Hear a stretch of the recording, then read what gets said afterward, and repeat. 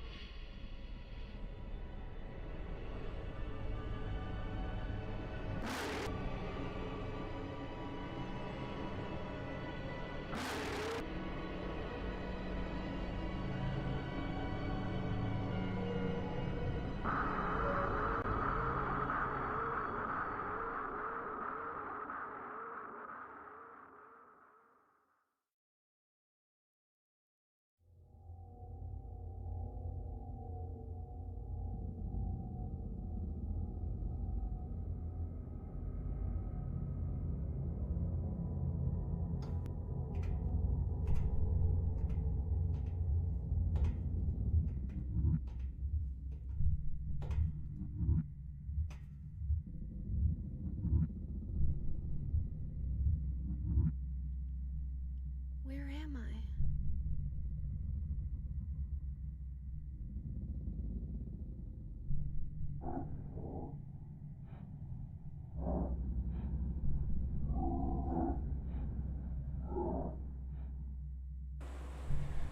Looking very handsome tonight. Thank you, Crow. You're too kind.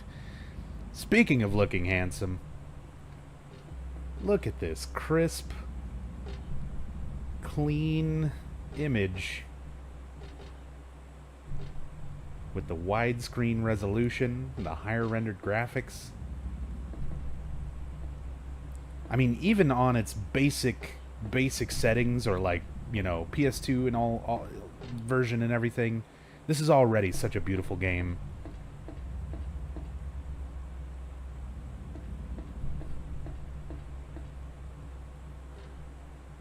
But it looks nice. As I said, this is my first time doing a playthrough of this game using these mods and stuff for the PC, so we'll see how it goes, but it should look nice.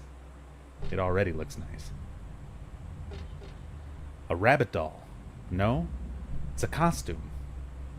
Is there someone in there? It looks like there is, but I don't feel like making sure.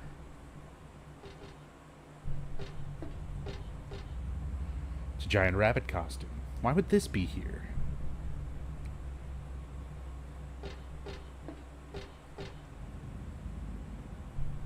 And what's this? Something strange in a cagey box thing. A person? Not quite. I don't really want to stare at it for very long, whatever it is.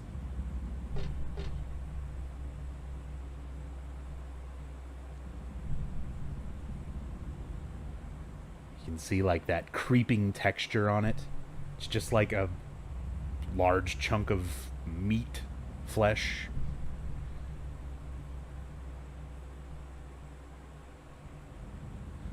And again, that's one of the things that I feel this game does even better than Silent Hill 2. I feel like the visuals, the textures, the animated textures of like creeping sort of surfaces, and the way it's all used, the lighting, the fog, everything in this game is so well done. Tell me the story now. That's the whole point of tonight. We got all night.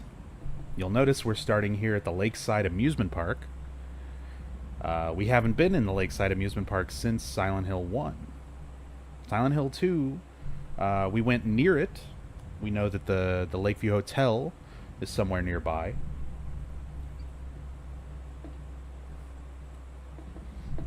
But we haven't been to the amusement park since Silent Hill 1. And the layout and everything of the amusement park itself is different from Silent Hill 1. But there are some familiar things that I'll point out a little bit later. Hello, pupper. Goodbye.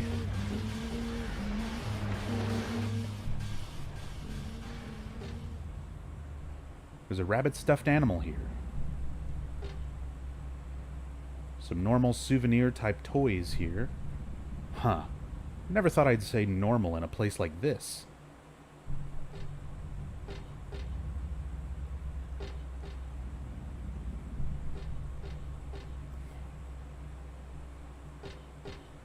Plenty of Robbie merchandise. Lots of different styles, but I don't really want any of them. I'm getting out of this nasty place. If they had any tools, now that'd be a different story.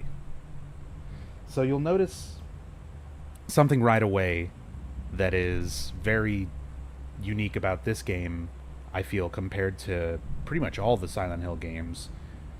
There is a lot of dialogue that Heather will give when examining things. A lot more than your typical Silent Hill protagonist, you know. Most of the time it's just like, this is not useful to me, or they might do like a quick kind of throwaway line of, you know, this is what I'm looking at. Whereas Heather, like, she comments on, you know, there's a whole bunch of things here, but she doesn't want them. She's on the lookout for tools. She's looking for things to get out of this place.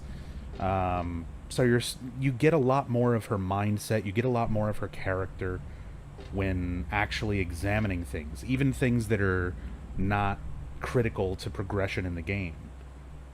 Row of shirts for sale. Don't think they'd help me at all. Rabbit stuffed animal here. The mouth part is stained red, almost like blood stains. Disgusting.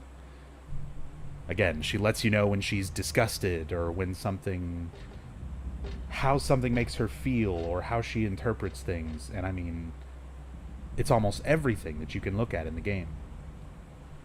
There are boxes of cookies and chocolates on display. I love this kind of stuff, but I don't feel like eating it here and now.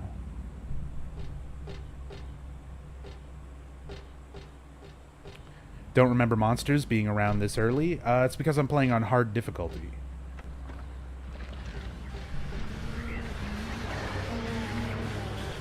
There are significantly more monsters even during this segment.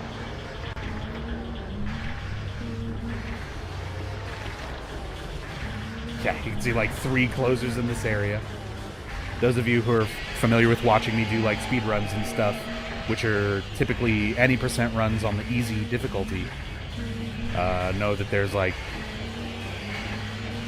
running up to that room, there's only 2 enemies. There's 1 dog and 1 closer.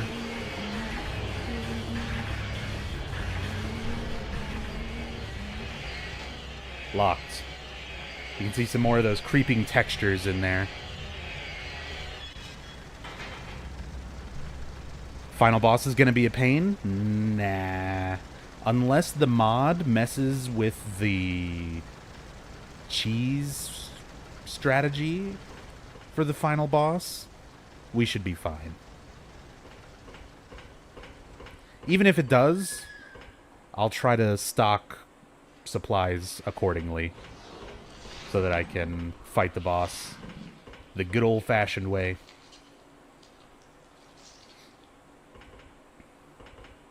All those unique sounds, just like Silent Hill 2, when you're running in that path directly down to the actual town, like where the graveyard is. You hear a bunch of unique noises that are only in that part of the game. It's the same thing here, where you get a lot of really creepy ambient tones and sounds that you don't hear anywhere else in the game, just during this.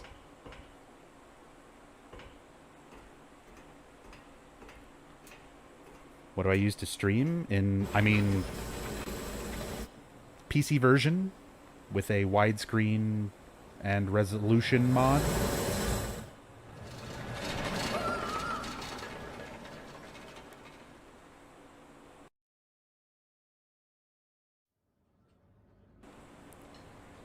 And just like Silent Hill 1, the game starts with a nightmare sequence and our protagonist, with the initials HM, waking up in a diner.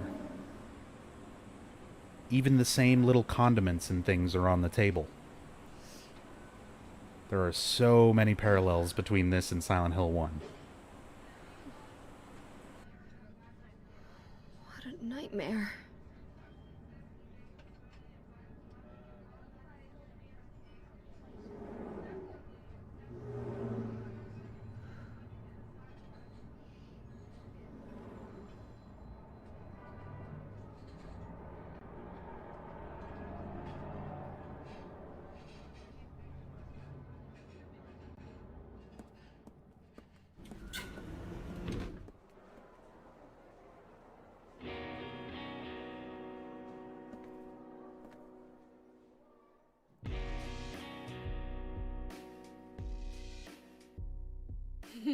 Dad, it's me.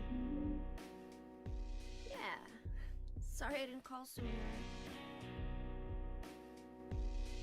Yeah, I guess I was. Anyway, I'm coming home now. Oh, I didn't get that thing you asked me to. Okay. Okay, I will. I love you too, Dad.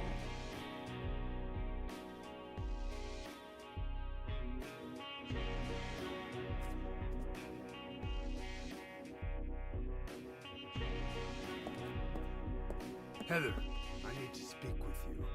My name is Douglas Cartland. I'm a detective. A detective? Really? Well, nice talking to you.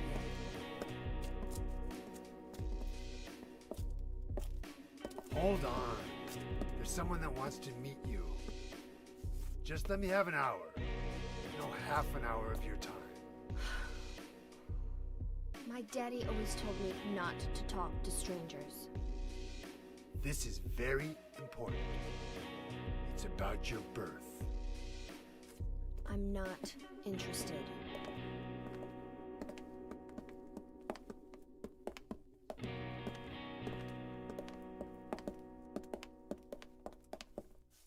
Are you still following me? Do I have to scream? Sorry. I'll wait here.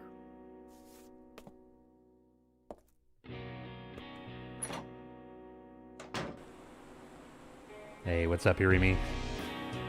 50-something years old.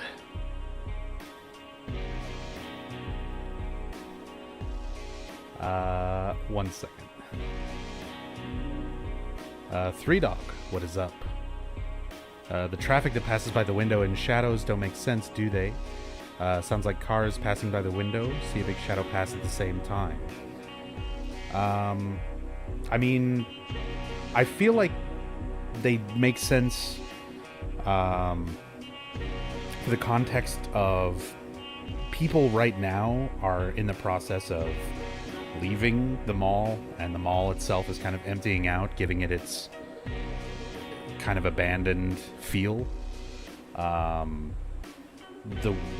If you think about the layout of the mall, you can go back into that diner. It's a Happy Burger that's right before you get to the lobby area when you're exiting the mall, and you have that conversation with Douglas before the subway.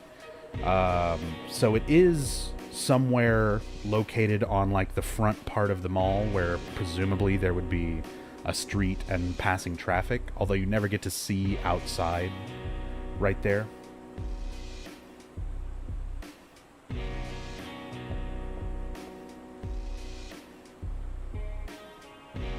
The the mark on this mirror. It looks so familiar somehow. Where do I know it from? Where did I once see it? And why does my head hurt so much when I try to remember it?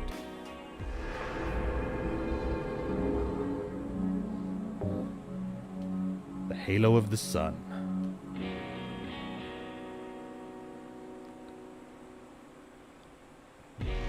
So already, we've got our main character here, Heather.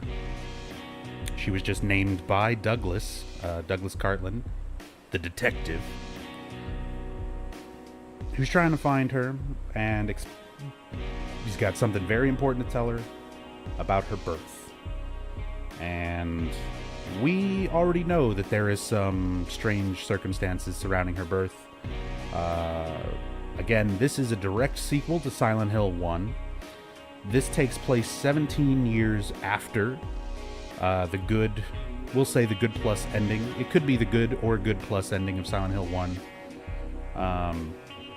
But this takes place 17 years later.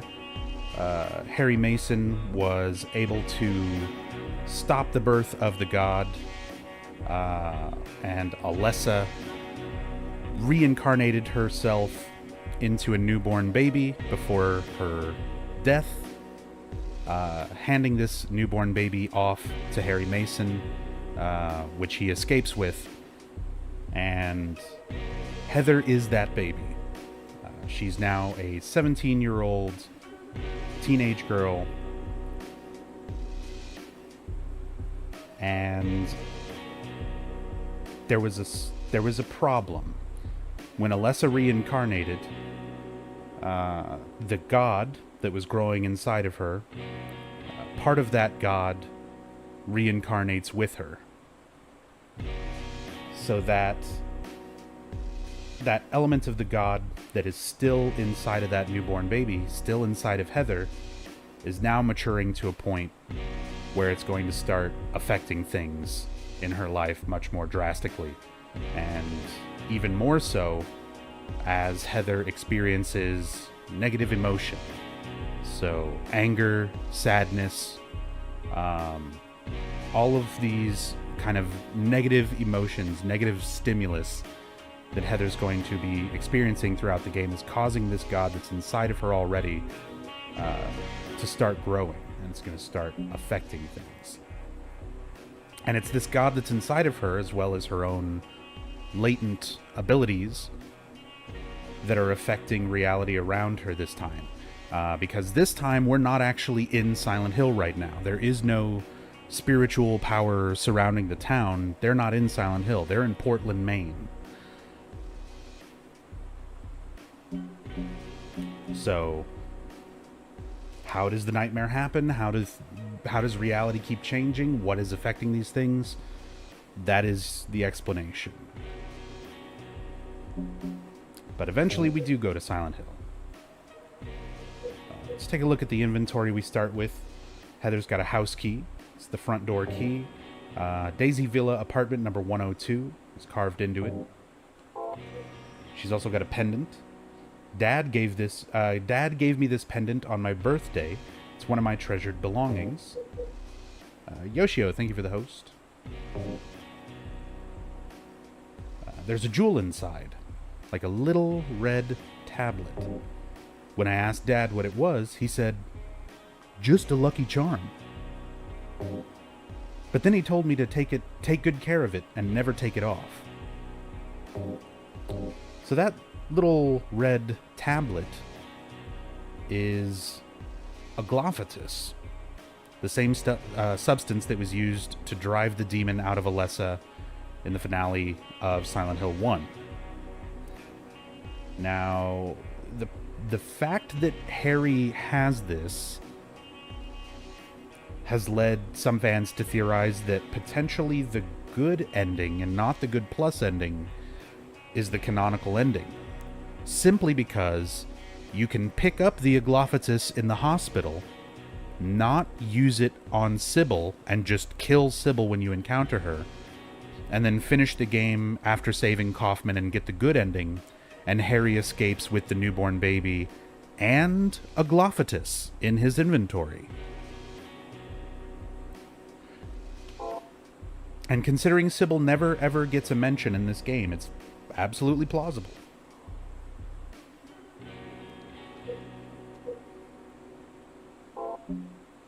She's also got a weapon, a knife. It's a switchblade for self-defense. Never used it, but just in case.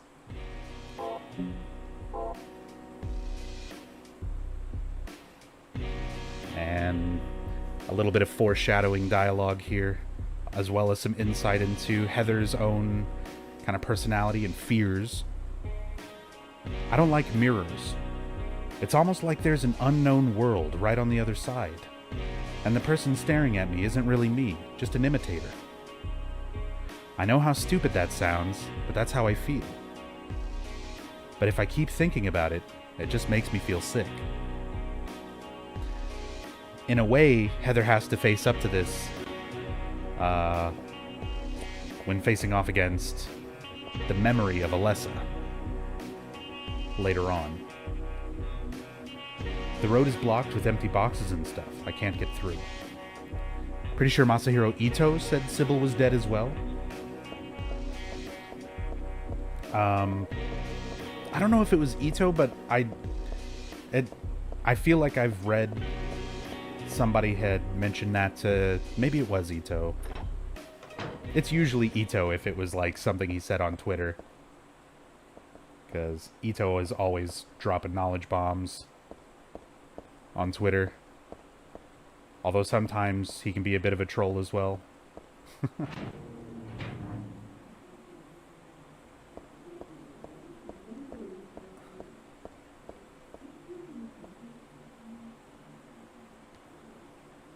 Some creepy audio there. I don't know how well that's picking up. Hopefully you can hear it. But there's like murmuring in the background, as though there's kind of like people distantly talking, but it sounds really distorted. I've actually tried analyzing that audio before to see if I could make out what the actual words, like conversation or anything, is supposed to be, but it was always way too muffled and distorted to really make anything out. And you can see the mall is starting to already not quite look right. It's just supposed to be abandoned, and I mean, yeah, the floors are dirty, you know, whatever, busy day in the mall, and people track mud and dirt and stuff, but there's like cracks and stuff in the wall, kind of like reddish textures, almost already looking like blood or rust, kind of like just underneath the surface.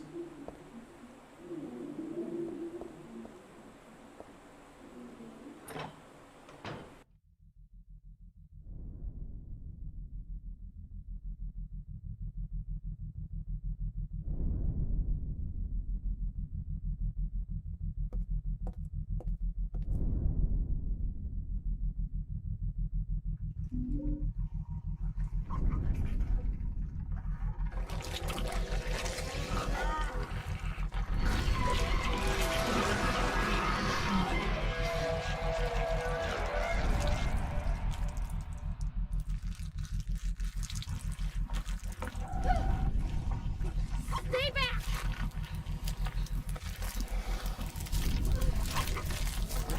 Get the hell away from me!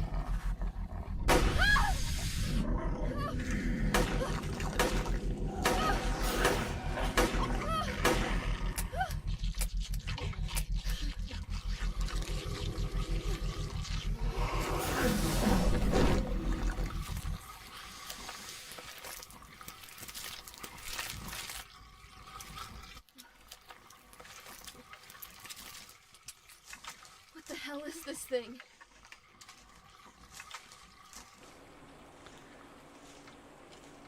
Even in the so-called normal world, there's nobody else around. Yep. Even if there was nothing supernatural going on, we're still supposed to be in like essentially a mall after it's already closed and emptied out. I don't know if anyone's ever been inside of like a large building like a mall or something like that, kind of after closing hours and stuff like that, but it is kind of eerie and quiet when you're in such a large place with no one else around.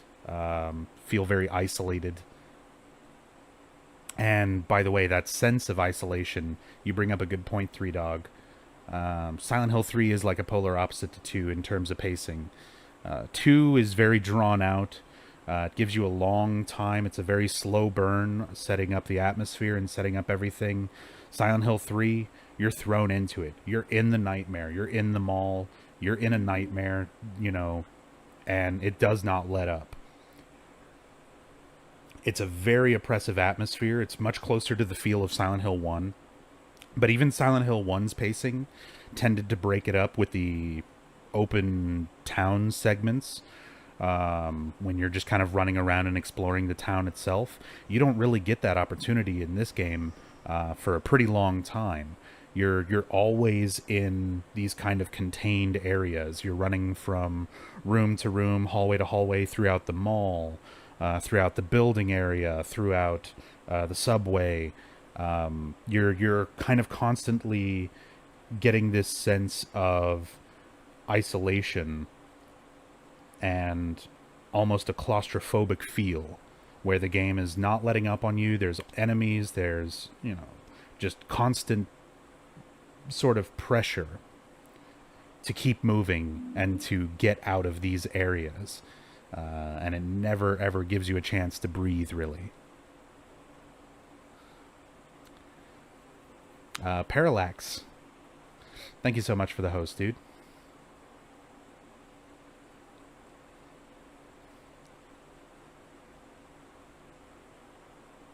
It's definitely not human. I've never heard of such an animal. No way is it a costume. It sounds crazy when you say it, but monster's the only word for it. But I don't think I'm crazy. So this monster, in this game, is known as a closer. And it's actually a very, very similar enemy design to a creature called the Mandarin that we saw in Silent Hill 2. The Mandarin was usually underneath chain link grates and would swing around hanging on to the bottoms of the grates by their arms, and they had these tentacles that would extend from their arms upwards to sort of grab out at James's feet as he'd run across above them. Whereas in this, the closers are a bit taller, a bit more elongated, slight redesign, and with their arms, the appendages, which, by the way, is part of the design that is most disturbing, something about that swollen, kind of cracked bag of flesh that it calls arms. And this time they have like a bone, like a large bone spike that extends out from their arm to attack you. Makes them a little bit more lumbering and definitely a really disturbing design. Speaking of Silent Hill 2,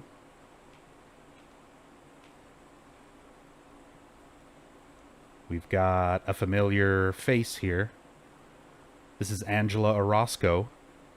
I don't think it's supposed to actually be the character of Angela in this context. It's just a reused model from Silent Hill 2. Playing the part of this victim of the closer. Just kind of a cool observation.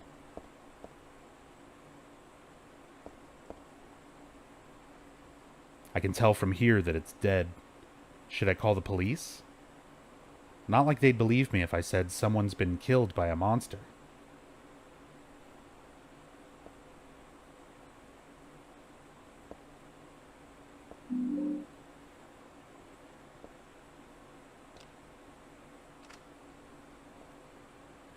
Time up. I'm so late. You're not. It's uptime, by the way.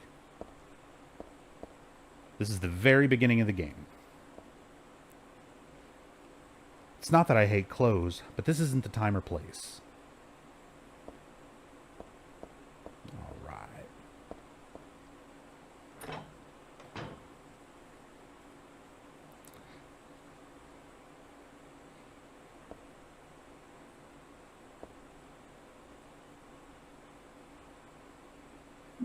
So we're in the Central Square Shopping Center.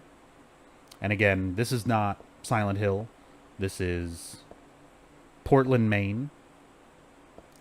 We're still in Maine. And I'm not honestly sure. It's never really specified where in relation to the rest of Maine and like where Portland is from Silent Hill, but that's our current location. And that's a Silent Hill 2 poster. Another cool little Easter egg. You can see it's Angela's face on the poster, James in the bottom left, Laura in the bottom right.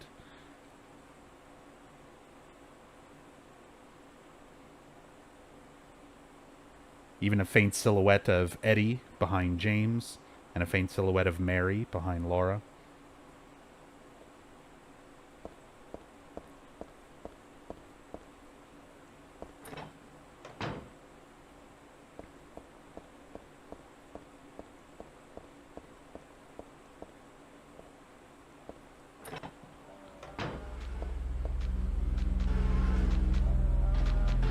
This is our next enemy. The Nubzombie.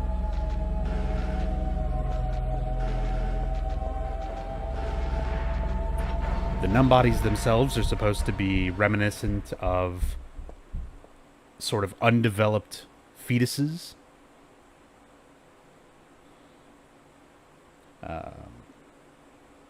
The kind of tadpole-like appearance of the main body is supposed to be somewhat reminiscent of sperm itself. A lot of the symbolism and a lot of the design and creature aspects and overall themes for this game revolve around impregnation, birth, rebirth.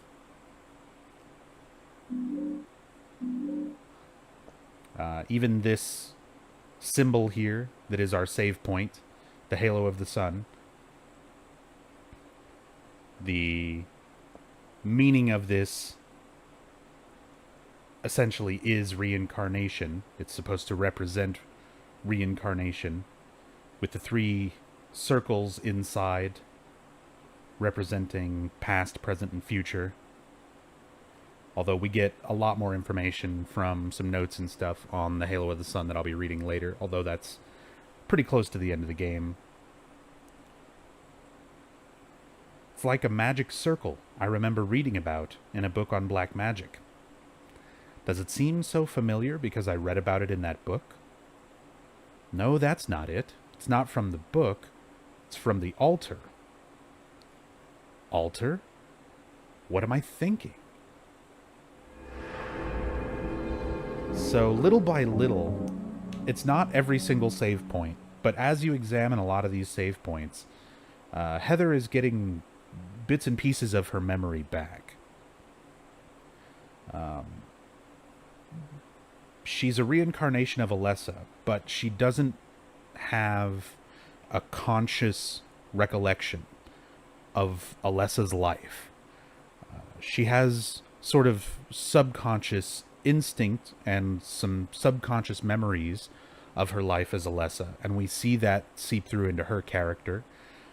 She has a fear of dogs, a fear of flame, all of these things that are elements of Alessa that have carried over into Heather herself. But we get to see this gradual progression of Heather kind of coming to terms with and realizing that she was Alessa, and gaining back all of those memories from her time as Alessa, as well as her time as Cheryl. Even though Cheryl wasn't like a reincarnation, she did have her own 7 years of life, of existence, even though she was essentially just a half of Alessa's soul. She was still a pretty significant aspect of that. So she has her own feelings, thoughts, memories as well. Something's fallen between the table and the floor. I think it might be a key. If my arms were a little longer, I might be able to reach it. There's a huge pile of cardboard boxes on the table, full of books. It's way too much of a pain to move something that heavy.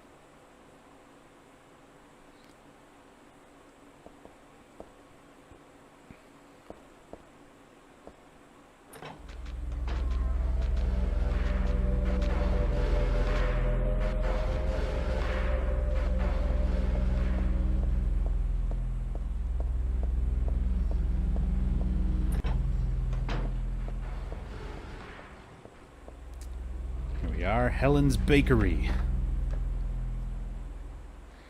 So, a little bit of trivia here about Helen's Bakery. They have crispy toasted bread right to your very door. Everything is on sale. And Helen was Heather's original name. When they were very first writing out the script and conceptualizing the characters and everything for the game, they didn't have anybody cast for the characters yet, and they knew immediately that they wanted to have a similar name to Harry Mason. Again, the name of the protagonist itself, Heather Mason or Helen Mason, being another parallel between this game and Silent Hill 1. And initially they were going to go with Helen, and then they cast Heather Morris, who is the voice of Heather and the motion cap actor or actress for Heather. And when they cast Heather Morris, they decided, to ask her about her name and kind of how common is it, and how often it's used in the United States and everything, especially for someone like a 17-year-old girl. And they decided that it was a bit more fitting to the character to go with Heather instead of Helen. But just as a little nod to the character's original first name, they decided to have Helen's Bakery.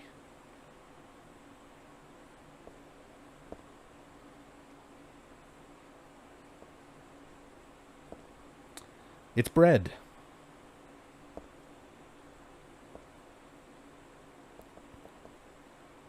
Turns out bakeries have bread. I told you these hard riddles were hard. But I'm not really hungry, so I guess I don't need to worry about it. Got a pair of tongs. So we can use that to grab the key.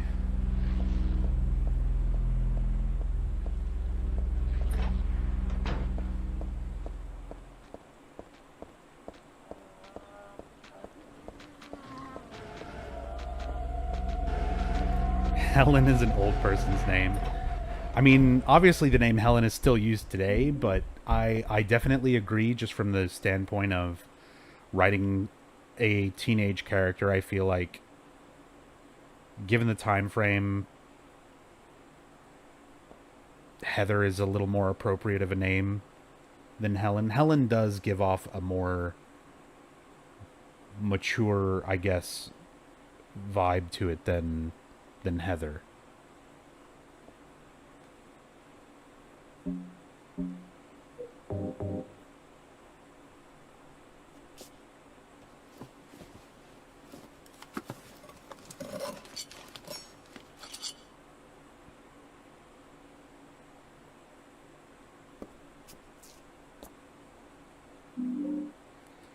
Got the key taken with tongs.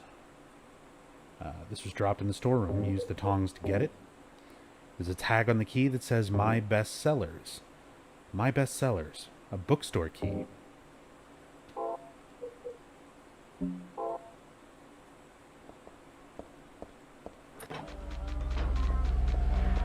Oh, there's so many.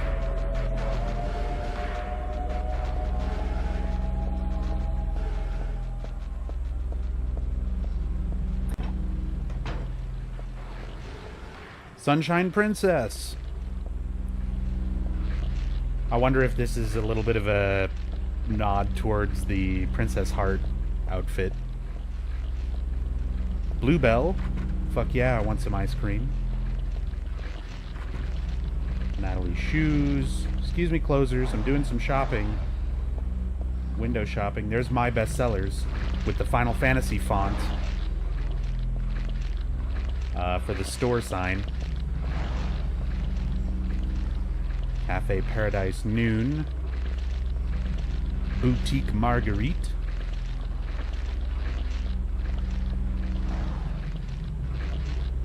Key of Beauty. And Helen's Bakery again.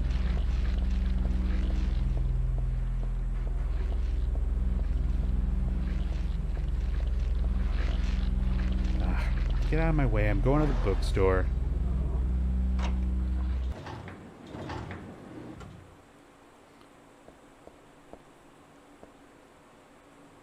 There are magazines on the shelf. Some of them look interesting, but it's really not the time for that.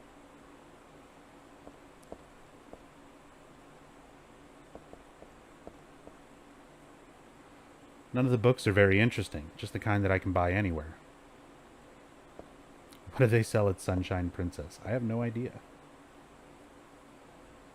There are magazines on the shelf. Yep, same thing. Bullets. None of the books are very interesting. Stuff I can buy anywhere. Locked.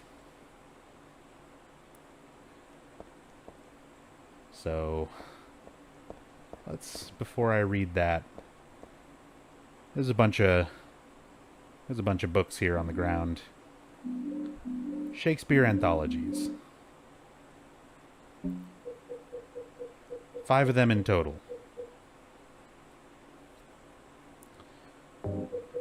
So this is our first real riddle of the game.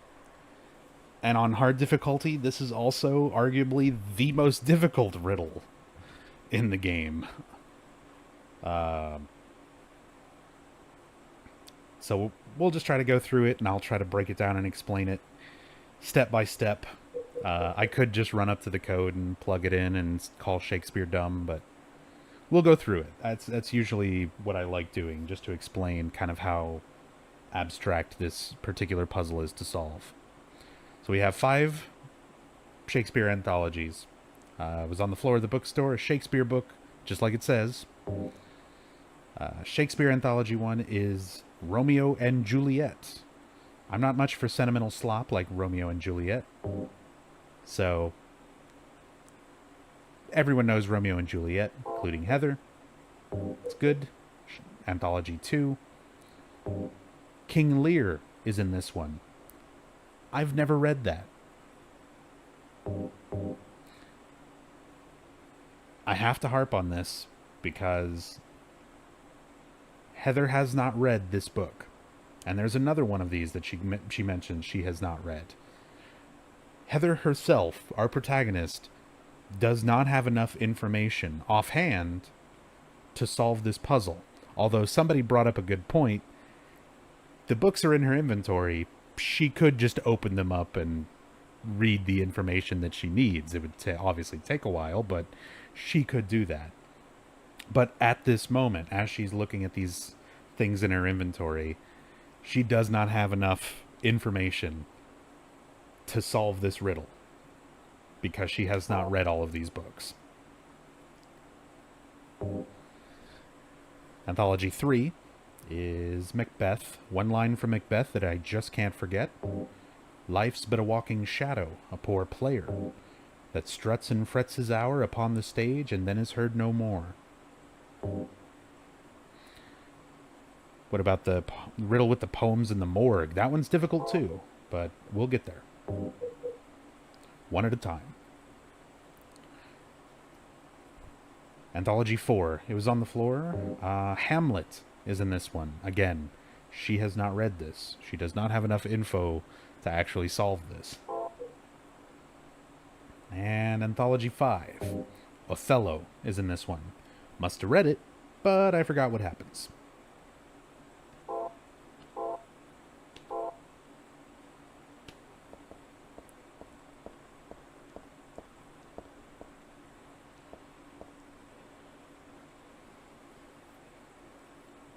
And then we have this.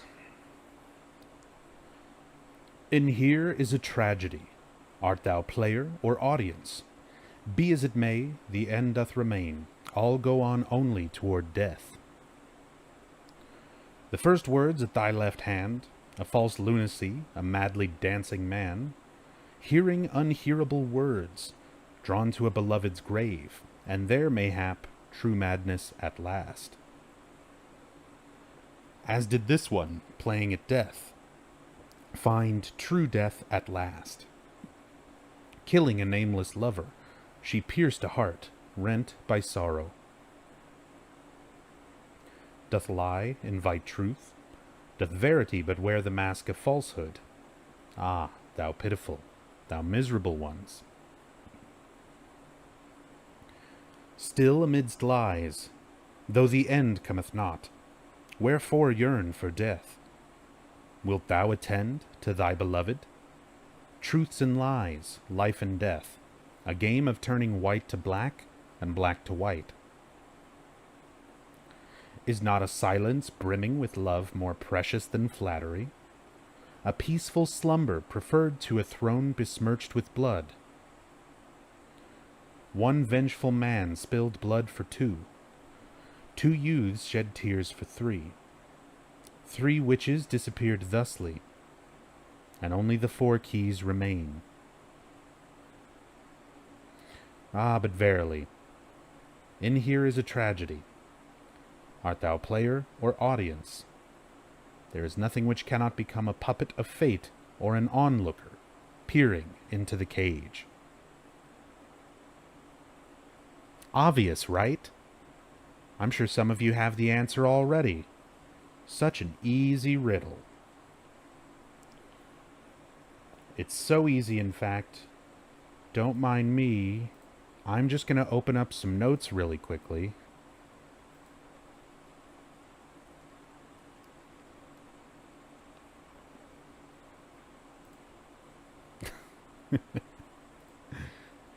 Just to make sure I don't misexplain something or forget something, because as many times as I've gone through and solved this and explained it, it's easy to kind of lose track, because there's a lot to this.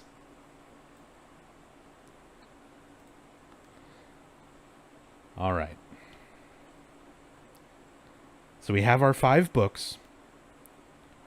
First part of the puzzle, we need to place these 5 books on that space in the shelf where we found them on the ground. And put them in the correct order. So the first verse that we read.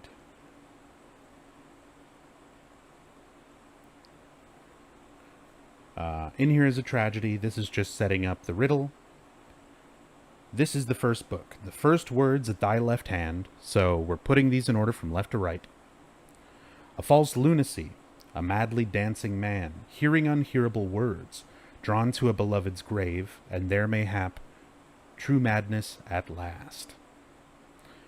So this first one is a reference to Hamlet. In the story of Hamlet, the titular character fakes insanity, and the idea of a false lunacy, a madly dancing man, fits Hamlet. Hearing unhearable words is the idea of Hamlet speaking to his deceased father, the ghost. Drawn to a beloved's grave, and there mayhap true madness at last, which was Hamlet at Ophelia's funeral, and the ensuing fight between him and Laertes. The true madness at last. So this is our first book, Hamlet.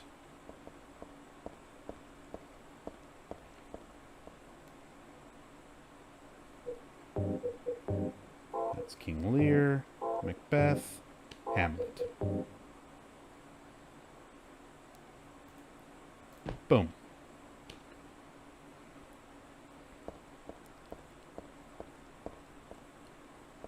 Second part, and I'm just going to go through them one by one so that we understand why the books are in this order.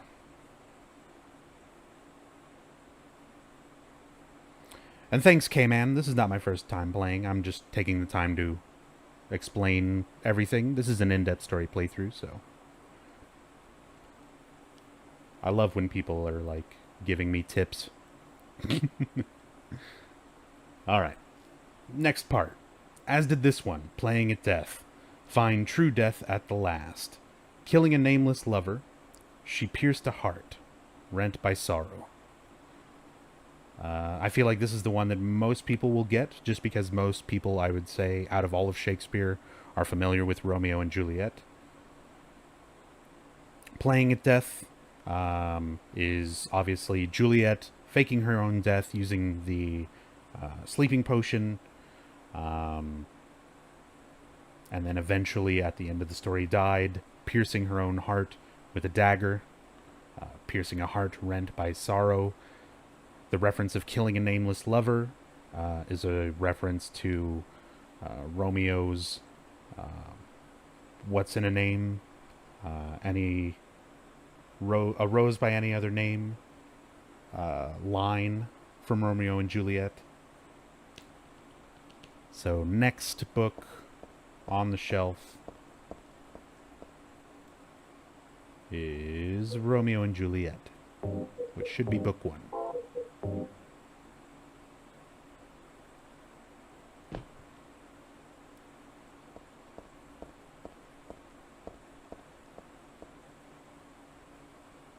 Third verse. Doth lie invite truth? Doth verity but wear the mask of falsehood? Ah, thou pitiful, thou miserable ones. So this is the one that is the most ambiguous out of all of these. Let's say, for the sake of assumption, this could apply to many of the Shakespeare stories that we have, several of the anthologies that we have. It could apply to multiple books. So let's say for the time being we don't know what the solution is already, and we don't know exactly which one this goes to, and we'll get back to it through process of elimination.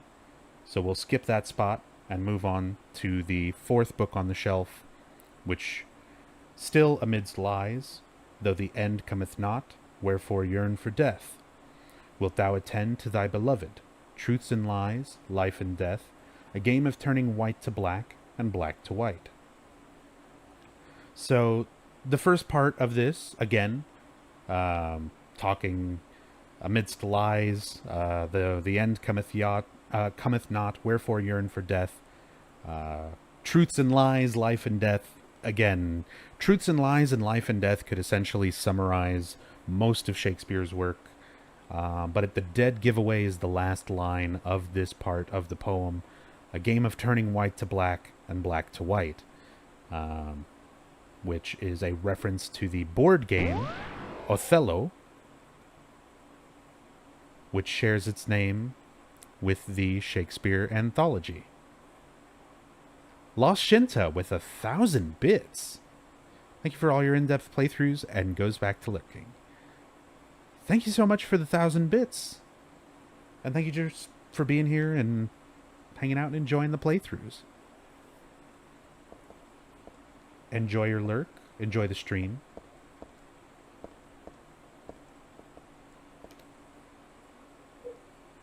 Alright, so Othello. So we're skipping the third spot. And we're going to place Othello.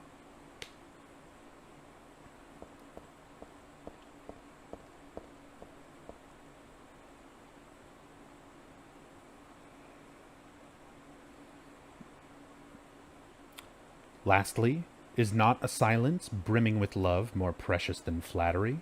A peaceful slumber preferred to a throne besmirched with blood.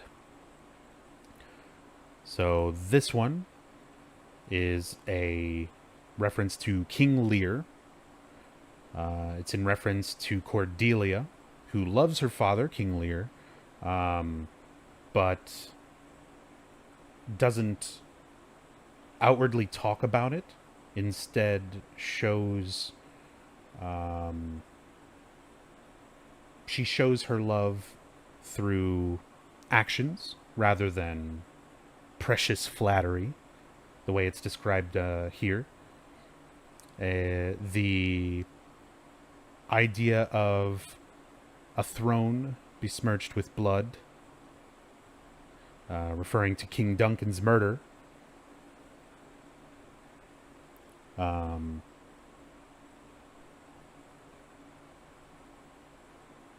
Or excuse me, it's one of the possible things that it could be interpreted as for that room for error, but it is not a reference to Macbeth. Sorry, I was misreading my note. This is why I pulled my note up, and I still got confused. But this is in reference to King Lear.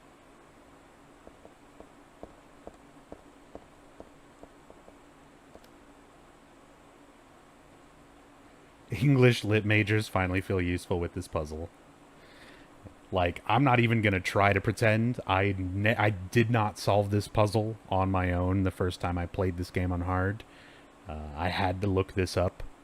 And I'm somewhat familiar with Shakespeare, enough to know the basic idea behind each of the anthologies mentioned here, but not with enough detail to where I could figure out all the aspects of this. And not to mention, even if you do figure this out, this is only the first half of the riddle.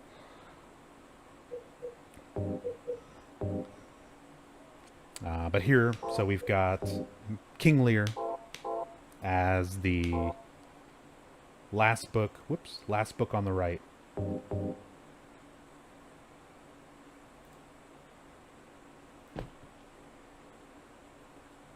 Wait.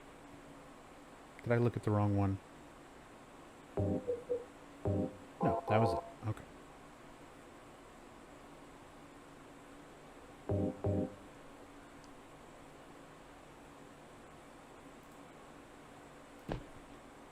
So that leaves us with the third book, the third verse, being a reference to Macbeth.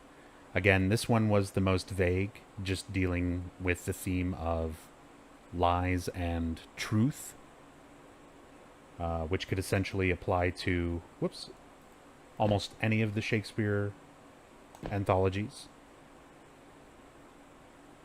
But through process of elimination, and the other verses being much more of a dead giveaway of which anthology they match up with.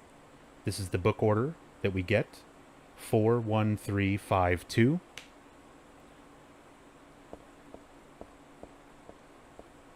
Cody, thank you for the host.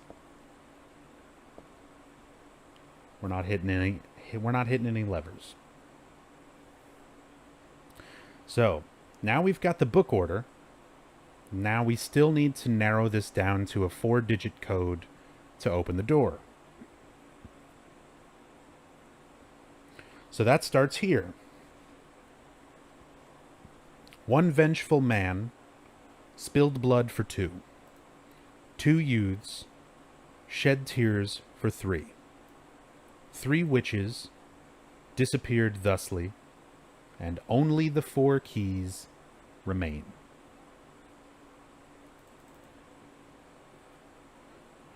So, we need to break down which book is in reference, and then we have to do a little bit of math. So first, one vengeful man spilled blood for 2. The vengeful man is a reference to Hamlet. And the idea behind spill blood for 2 means that the book will need to be multiplied by 2. So on the shelf, Hamlet is book number 4.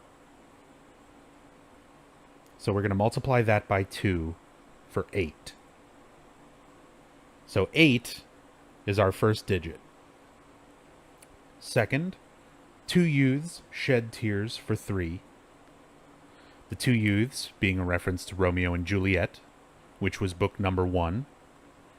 Shed tears for 3. We follow the same rule from the first part, and multiply by 3. So 1 times 3 for 3.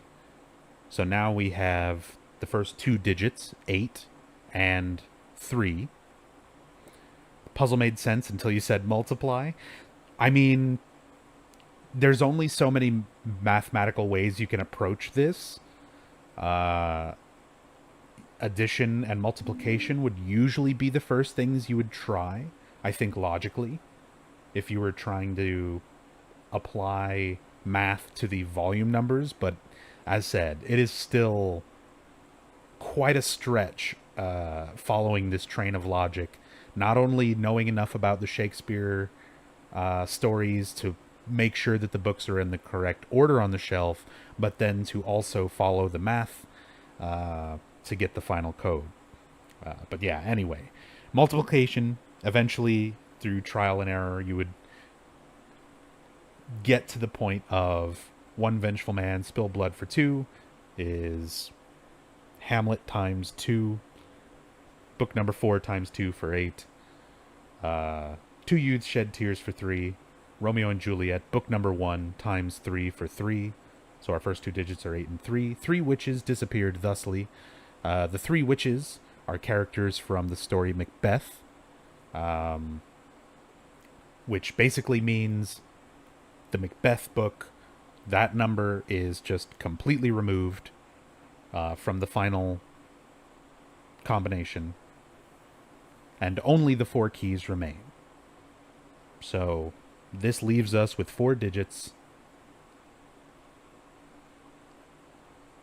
And just to go look at the shelf,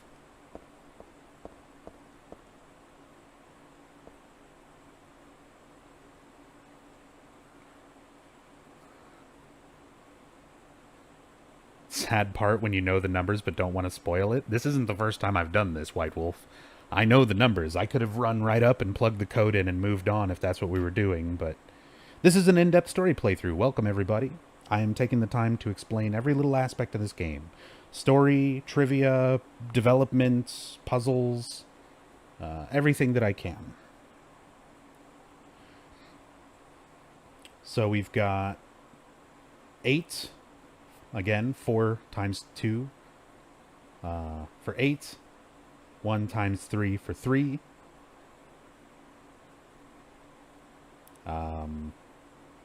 This would be Macbeth, which we just leave out. 3 witches disappear thusly. And only the 4 keys remain. So if we ignore this 3, in the middle, we have 8, 3, 5, and 2.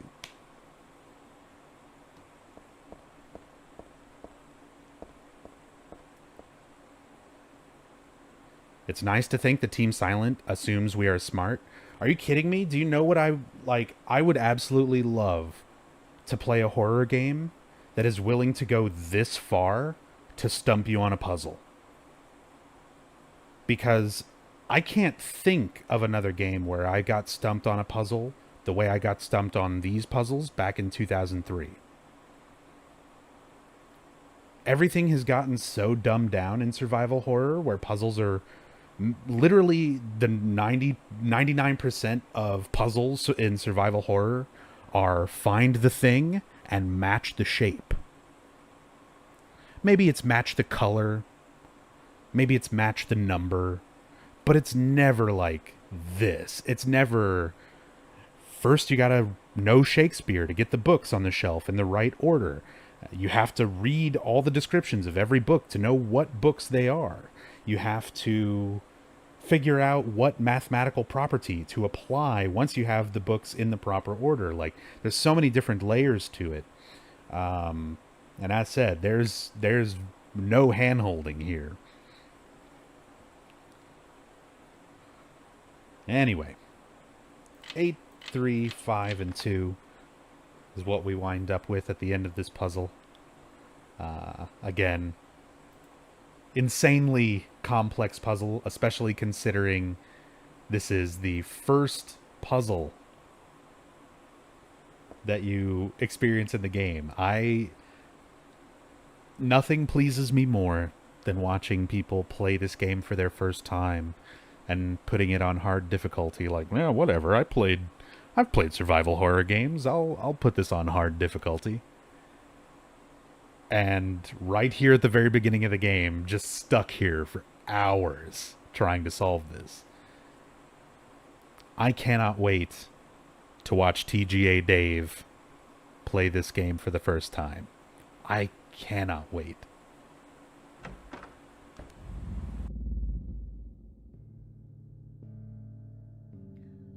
Hey, wait, what's going on? Where is everybody? Those weird monsters? They have come to witness the beginning.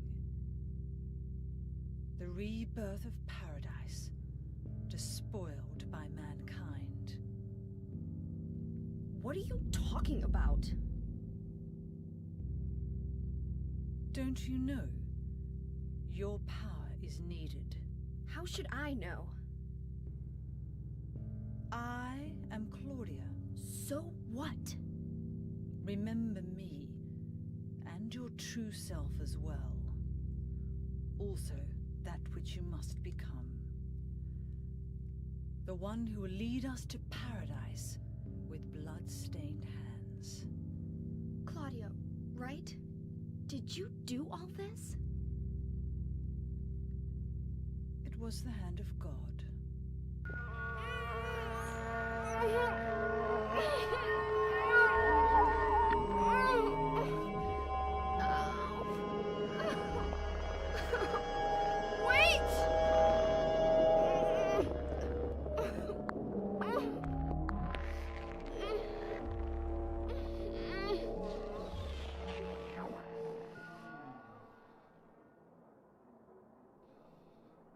I don't get it. What does she want me to remember?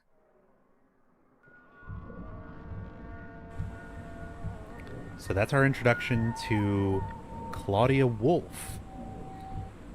Claudia Wolf is the new leader of the cult.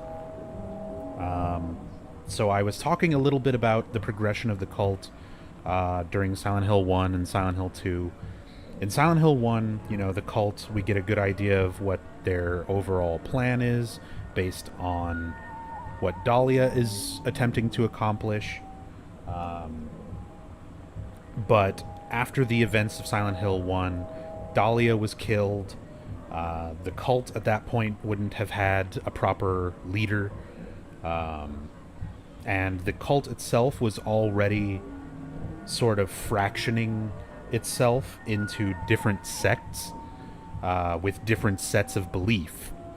Some people were strictly believers in Saint Alessa, that Alessa will come back one day and bring about the birth of a god and all of that, essentially what Dahlia was doing. Some people split off into a separate sect and had their own sets of beliefs, where they believed in their own separate ideas for rituals to perform and what gods to try to resurrect, how to go about it. And essentially the overall end goal still winds up being cleanse the world with fire. But for the sake of covering our Silent Hill 1 parallels as well at this point, now the cult has reformed. Claudia is leading this sect that believes in Saint Alessa and her grand return, and she essentially is our parallel to Dahlia for the sake of this game. And there's a lot of similarities between the two. The way of speaking. They don't wear shoes. I don't know if that's just a cult priestess thing. but neither Dahlia nor Claudia wear shoes. And she's leading Heather on with little bits of information, little bits of misinformation, but just enough to kind of lead her along. And ultimately, she's being lied to by Claudia so that Claudia can fulfill her own needs.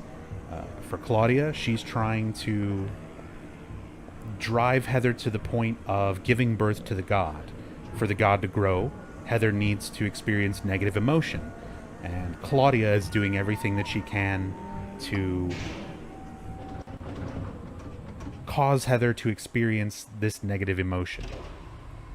Whether it's fear, confusion, sadness, anger.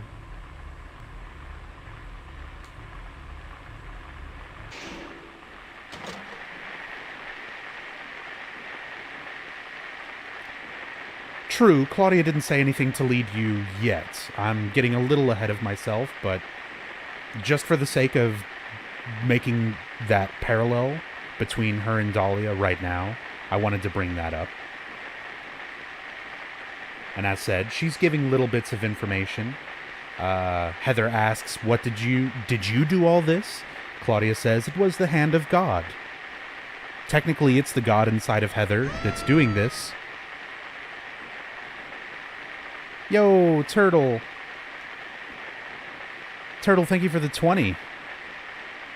$20.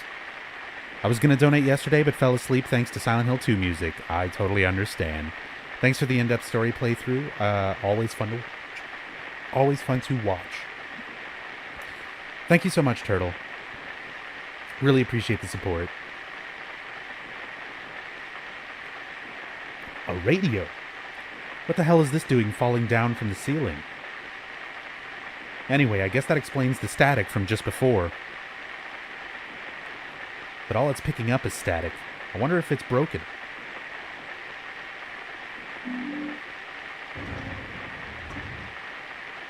So notice we're in an elevator now.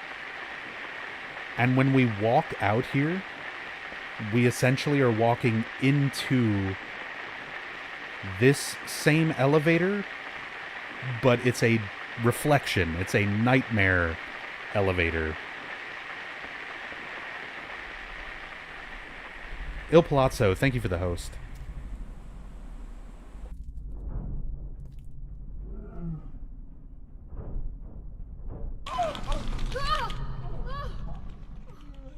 Is this a dream? It's gotta be.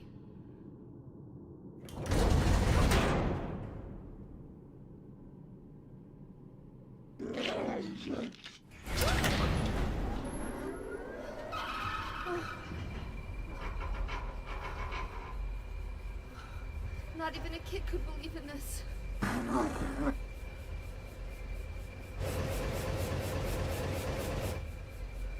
when am I going to let go?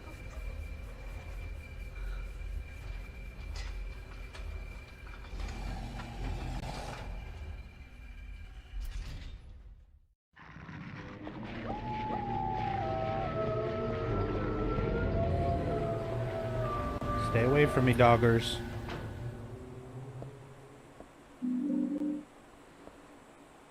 Doesn't look like there's anything useful on the shelf, except for those health drinks I already grabbed. I definitely want to stock up as many of these health items I can. I like that this gives you an ampule very early as well. The bed is stained dark red. Whose blood is this? Is there someone here apart from that woman? This again. Looking at it makes my head hurt, but at the same time, it's like so familiar. I know I've forgotten something really important, but I also have the feeling that I'd be better off not remembering it.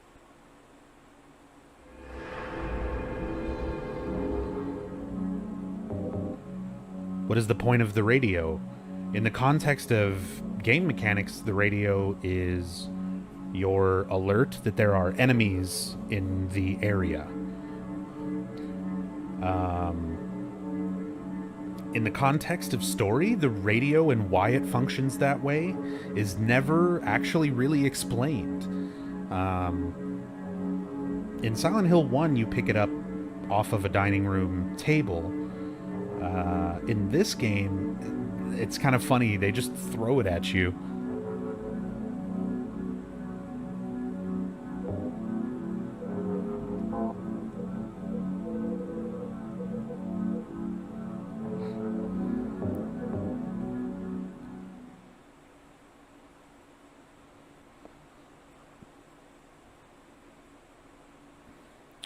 What was the creature in the elevator scene? Not Valtiel, the one that appears right as Heather enters the elevator. It's actually really hard to tell. Rodrigo, thank you for the 500 bits. Glad to be able to watch another awesome Silent Hill stream. Glad you can join me for another one. Thank you so much for the 500 bits, Rodrigo.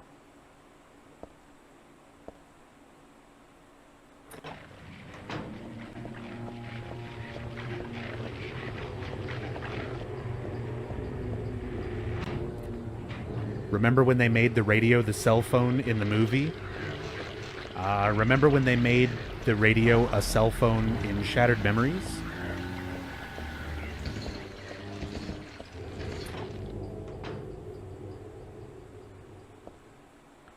Warning. When leaving the room, be sure to turn out the lights. It'll be obvious if they are not switched off.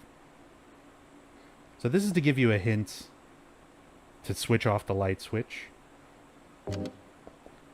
and reveal to you the location of the flashlight, which is needed to progress. But you don't actually have to flip the switch to be able to get it. You can actually see it's just sitting there stuck between two boxes.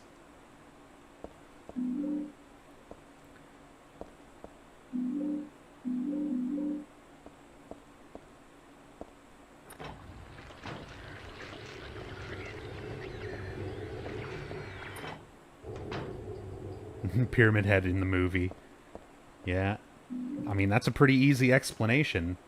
Fan pandering.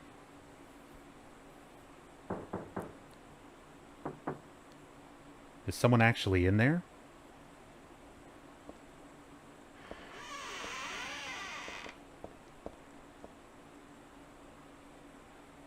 It's soaking with blood, but there's no one here. Did someone respond, or is it just me?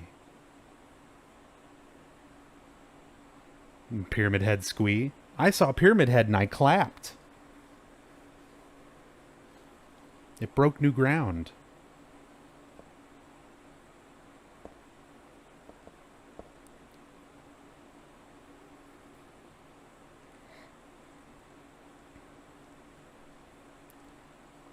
It's full of filthy, muddy water. Looks like something's stopping it up. Will you remove the blockage? This seems familiar. Yeah. Let's stick our hand in that toilet.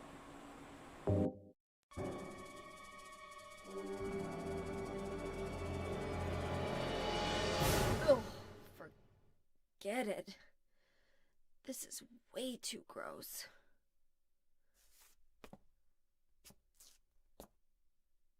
Who would even think of doing something so disgusting?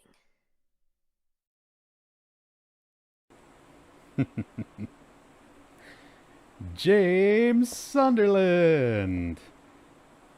He doesn't even roll up his sleeves.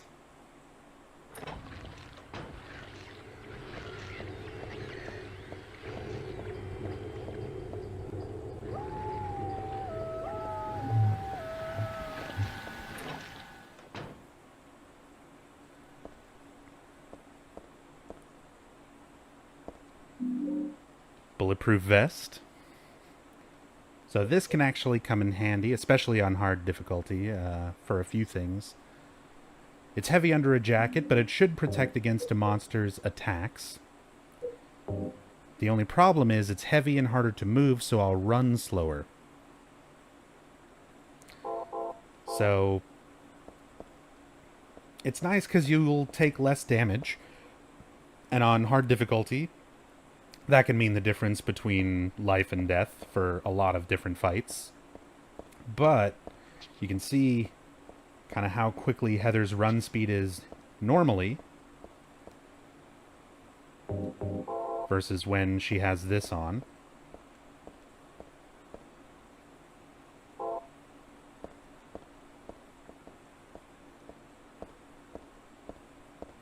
So, I mean, it's not too significant, but there's definitely a slowdown. You know what? Let's just keep it equipped. I'm not in a hurry.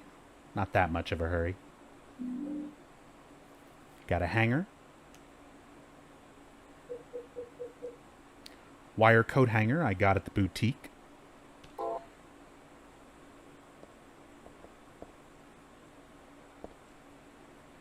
These clothes are awfully dirty. They're stained with blood spatters.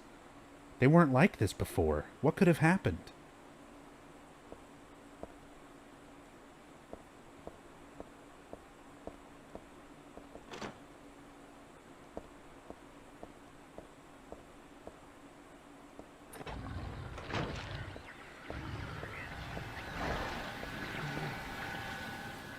Abortion reference? It's very possible, considering the, again, overall themes of this game.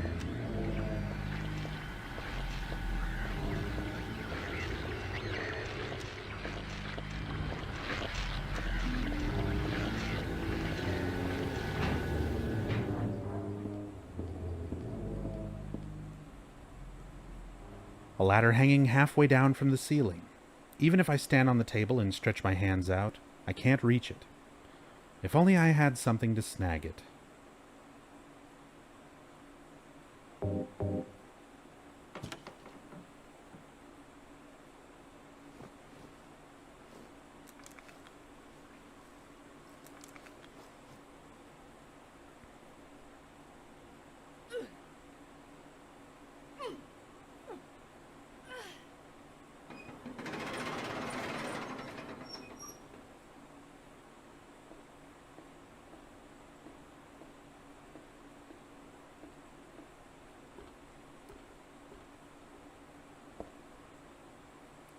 Why would something like this be here?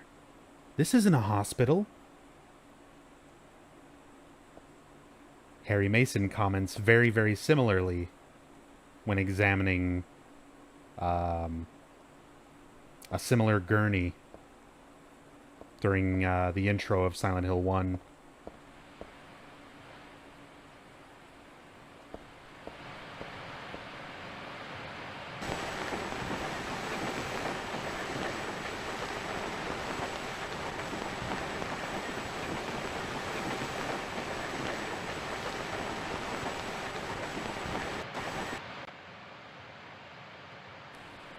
I can't see anything. I can't hear anything.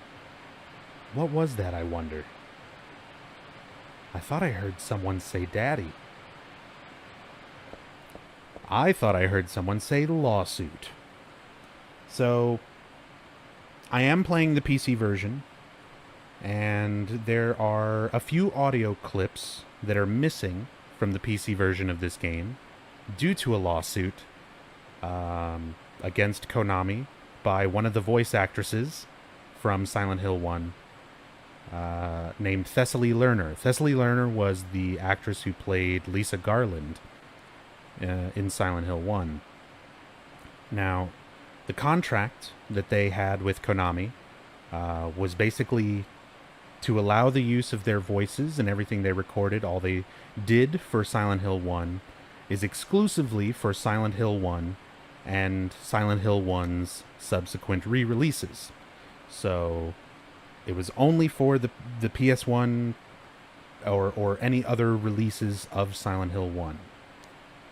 Konami broke that contract by including voice clips that were recorded for Silent Hill 1 in Silent Hill 3 without properly paying or contacting the voice actors and actresses to either get their permission or to re-sign a contract and be able to use those clips again. So Thessaly Lerner was well within her rights to go against Konami when she found out, basically when the PlayStation 2 version of this game came out, and Thessaly Lerner discovered that her voice was being used in this game outside of contract. So she went to sue Konami. Konami decided to settle out of court with her.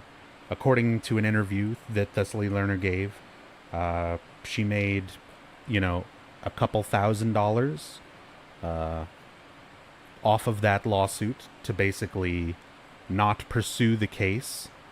And none of the other voice actors or actresses ever brought up any legal issues. And just to avoid any further possible legal action, Konami removed all of the Silent Hill 1 voice clips that were used for this game for the PC version. So when you, on the PS2 version, when you examine that little TV monitor, you hear Cheryl's voice say daddy. Later on, you hear Lisa's voice in a flashback. You hear Harry's voice in a flashback. Those voice clips are all removed from the PC version. So, way to go, Konami.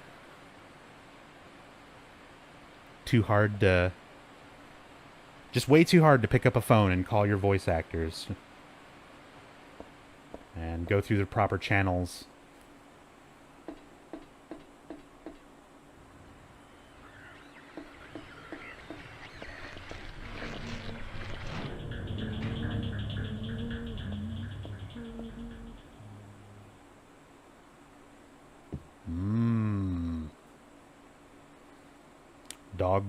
Roast dog. Or barbecue dog. What is this? Barbecue dog? Who the hell would make something like this? Furthermore, who the hell would eat it? There's something in the dog's stomach. Got a cooked key. There's something else. There's nothing else to worry about here. Other than who the hell is sick enough to do something like this, that is. And even that, I'd really just rather not know. It's just a roasted dog anyway. I shouldn't let that creep me out. When you say removed the old audio clips with new ones, there's absolutely no audio. There's no audio. Like, you do not hear any voices. There are subtitles, and like the background music and ambient noise is still there during those scenes, but the voices are removed.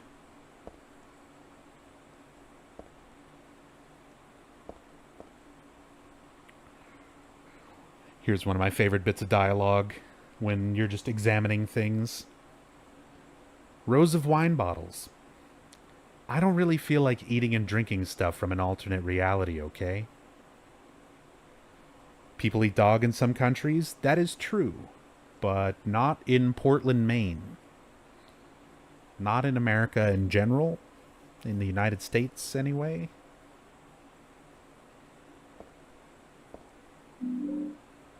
Some parts of South America.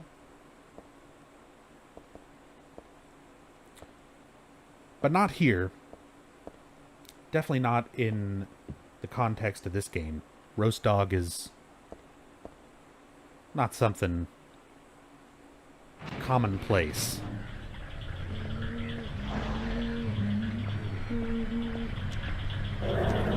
Let's see if I can read this before I get attacked. It's locked. Red crescent, round dent. Written here in the same color red. Piling up the 300th day and night from beyond the door. Ah, shit. Cries of pain can be heard. And the final destination has become real, though not a blessed beginning. Bye.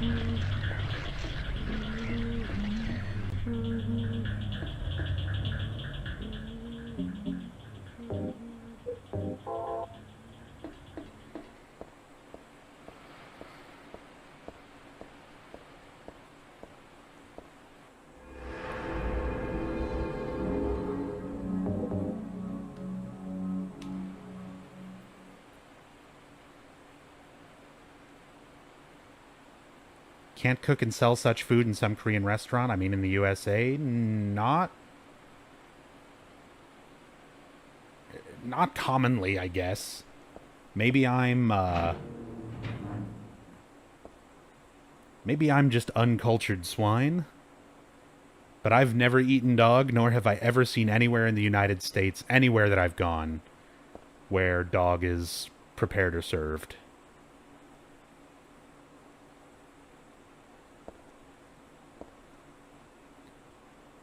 The glass is broken in the showcase and it's totally empty. That's too bad.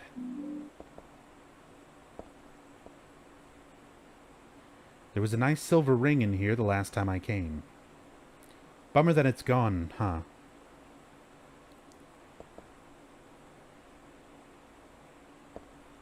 I like that line just because it gives you, again, a little bit of insight on kind of Heather's mindset. Like, if this ring would have still been here, I would have stolen it. She would have taken it. She has some klepto tendencies. Got a walnut. Got a nub nut. This is a good-sized walnut from the jeweler's showcase.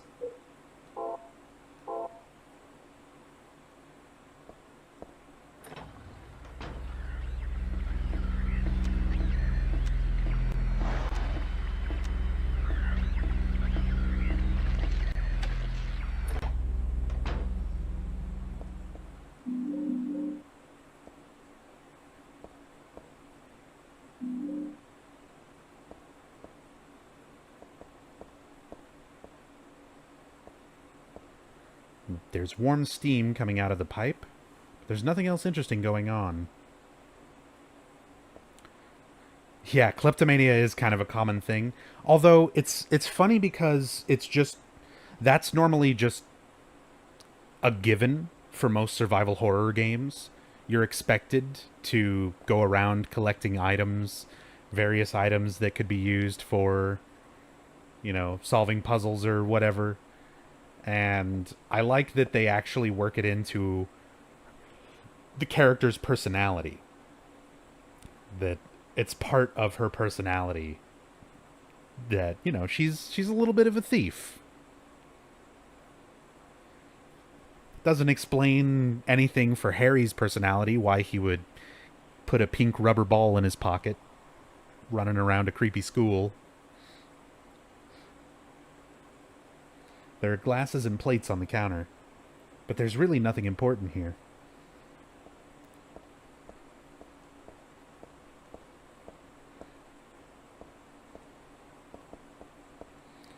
No, Heather is not a little angel, and that's, as said, that's one of the things that I'm glad they kind of go over in the game, is you get to know... I feel out of all of the Silent Hill characters, all of the protagonists especially, you get to know so much more about Heather. Like, you get so much insight into her personality and the way she reacts to things and, you know, all these little details into her character. It really, really fleshes her out as a character much more than you really get to know with Harry or James.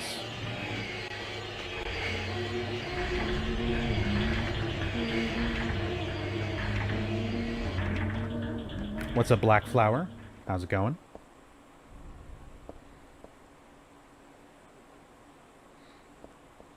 Alex was the worst protagonist? Alex? You think so, Nicole? I mean, don't get me wrong, I'm not a fan of Homecoming, but I like Alex as a character more than I like Henry. Henry is, like, probably my least favorite because he might as well be a walking sentient block of soy, like, tofu. I don't know. He's just... There's nothing to his character. There's nothing there. Henry is just... He's there for the player to experience the game through somebody else's eyes. But the game is also not about him at all. It is totally about Walter.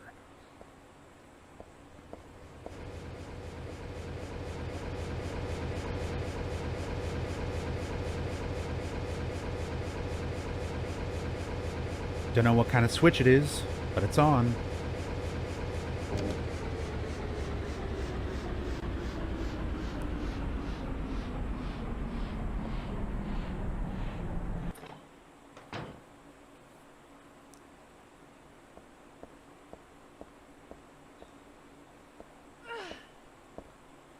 I'm not going any further. It's creepy and dangerous to boot. There's gotta be a way. I can't very well stab them one by one. Some insecticide would do the trick.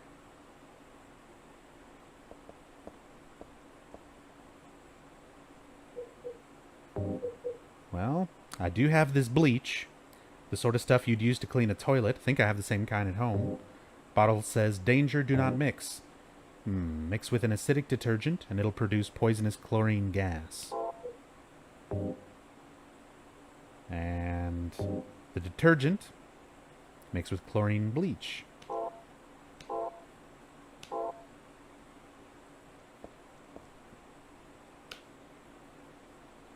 So we've got a bucket, and we turned off the fan so that it won't disrupt the gas forming and filling the hallway.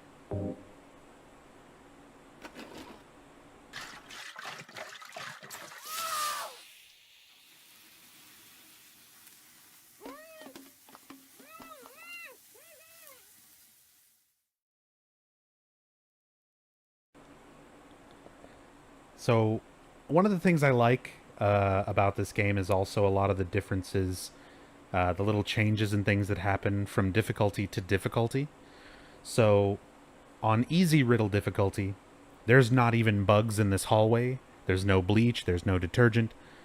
There's nothing wrong with this hallway. You just run right through this part. On normal, you have to get the bleach. You have to get the detergent. You have to make the gas, turn off the fan. But if you try to go back into the hallway without turning the fan back on, Heather will stop you and be like, I don't really feel like dying. There's probably still poison gas in there and who knows what else. On hard mode, no hand-holding. You can go into the poison gas and die. As far as the game cares.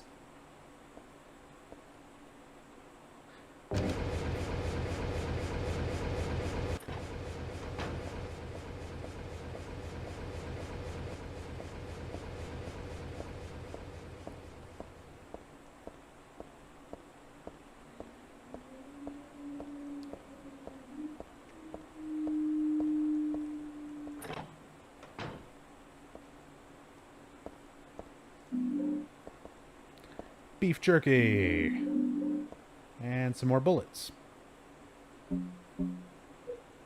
Alright, one of those, two of those, 5 of those. We got some beef jerky, processed dried meat. Sometimes it's just enough to distract monsters. It's meant for dogs, so I think I'll pass. It's also pretty limited in its use.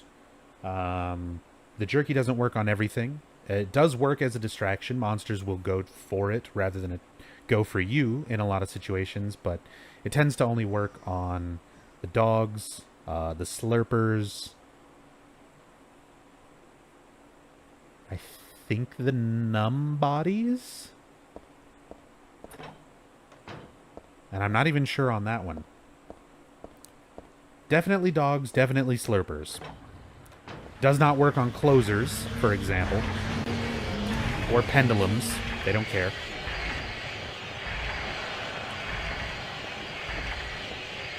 These things, by the way, up in the air, are pendulums. Easily identifiable by their ear-piercing shrieks.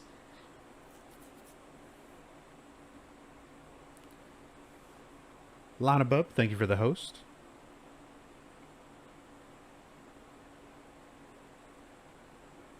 There's a sort of vice here. Perfect for busting nuts. In a moment, though. What is this? Trash? No, it smells different somehow. Like blood or rotting meat. So this might be... I'm just going to back away slowly.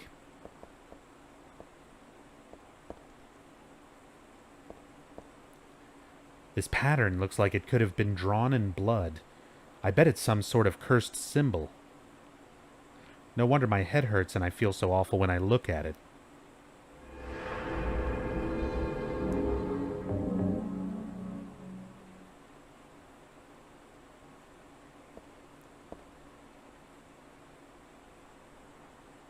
That stain on the restraint is shaped like a human. I don't want to even think about what this platform was used for. Do you have a lot of issues with 4, but Henry isn't one of them? I mean, to be fair, Henry is the least of my complaints with Silent Hill 4. I just don't necessarily like him as a protagonist compared to the others throughout the series. But again, I don't feel like having a bland protagonist in Silent Hill 4's story in that context is necessarily a problem, because again, that story is not about Henry or the protagonist in any way. He's the guy who's unfortunate enough to have moved into the apartment after Joseph Schreiber. Outside of that, he's not involved. The game is about Walter. It's just... Henry is just there as a vessel for the player to experience the story, so there doesn't need to be a whole lot to him. Whereas the other characters, I feel, were much more deeply involved with their scenarios and needed more characterization to kind of explain their motivations better.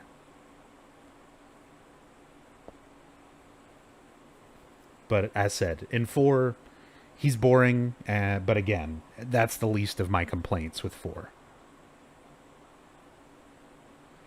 There are shackles here. They look pretty broken in. Gross. Now that's gross. Alright, let's bust that nut. Murphy's amazing acting.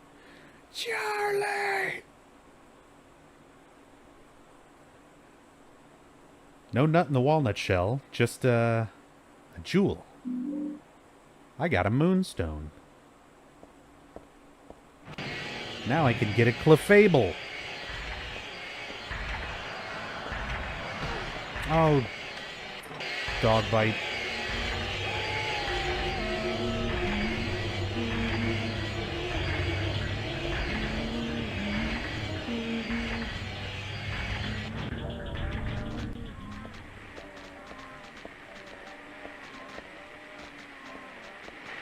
Oh. Oh. Last time I did this, I'm not sure what I did. I don't remember. But I remember, like, I was able to kind of push that, that Numbody out of the way. Oh, well. Do it. No, don't want it.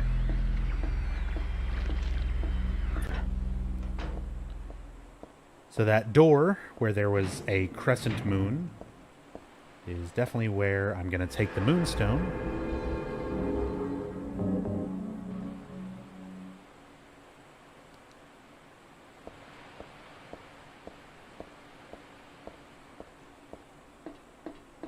I don't know if I would have necessarily wanted Walter as, like, a playable protagonist.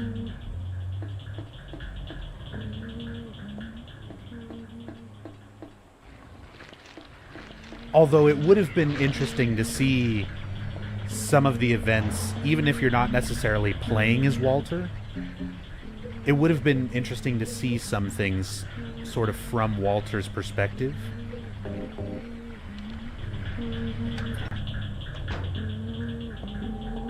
But anyway, we'll get more into Silent Hill 4 tomorrow, when I do that in-depth story playthrough.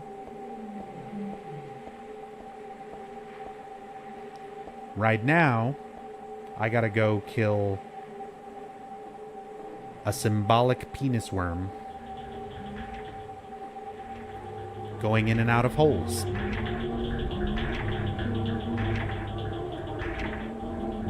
Yeah, I'm finishing this in one sitting, Hawk.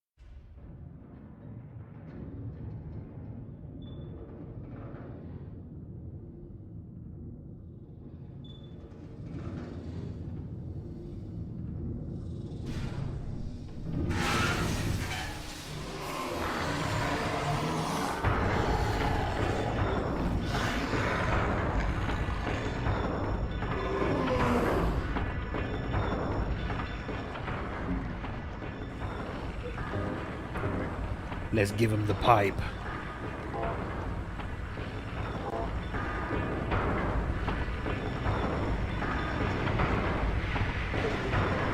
Or not.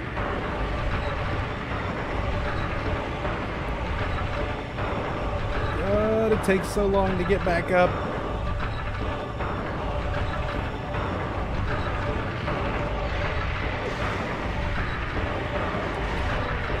Mistime my block. I blocked a little too early.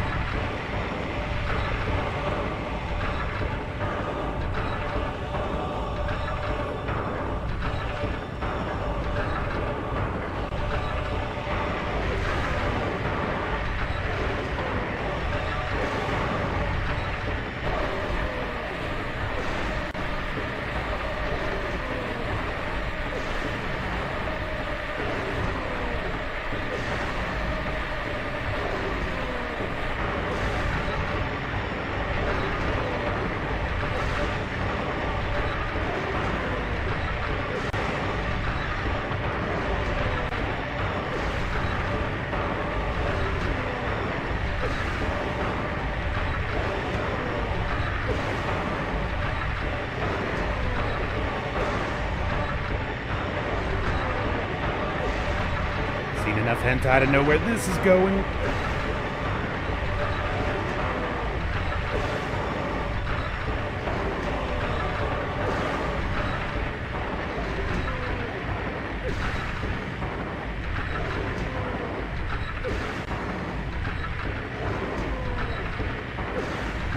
Of course blocking blocks that huge bite attack. How's he gonna bite me if I'm holding up a metal pipe? I mean, come on.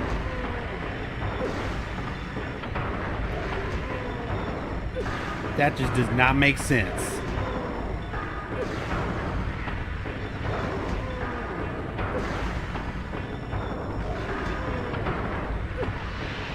Yeah. Who's the penis now?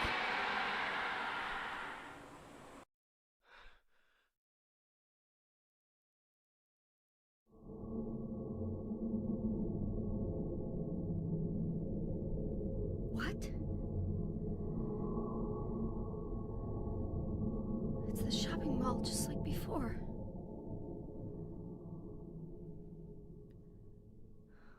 Am I back?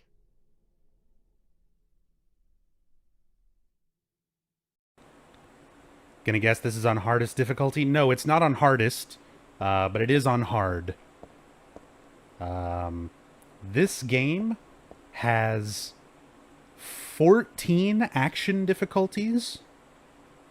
Beginner, easy, normal, hard, and extreme 1 through extreme 10.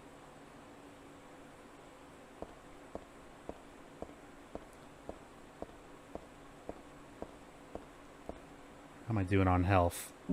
Not too bad. You do still take some damage when blocking, but it's significantly reduced, especially if you're using the bulletproof vest.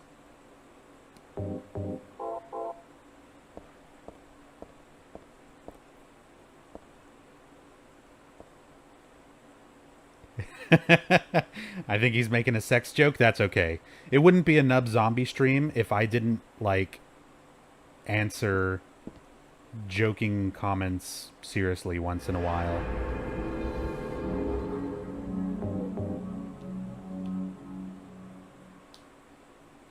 Extreme 10's like one hit KO. I mean, the damage is a lot more significant, but I don't think anything necessarily one-shots you. I think even on Extreme 10, you need at least 2 attacks to die. Because it's a similar HP system to Silent Hill 2, where no matter how much an attack does, it'll put you at 0 HP and you will still be alive. And then when you get hit at 0 HP is when you die.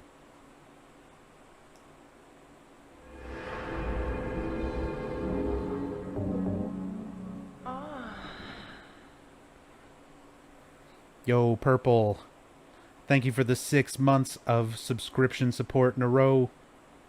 Best 6-month anniversary. Nub whacking that Willy with a steel pipe. Oh my. Don't get me banned. Don't tell the Twitch admins.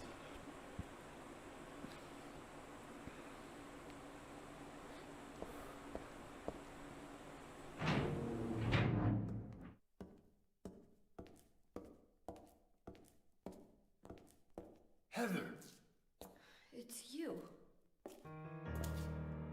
what just happened? You must be one of them. What did I do? And what do you mean by one of them? You're in on this with that Claudia, aren't you? Claudia? What about her?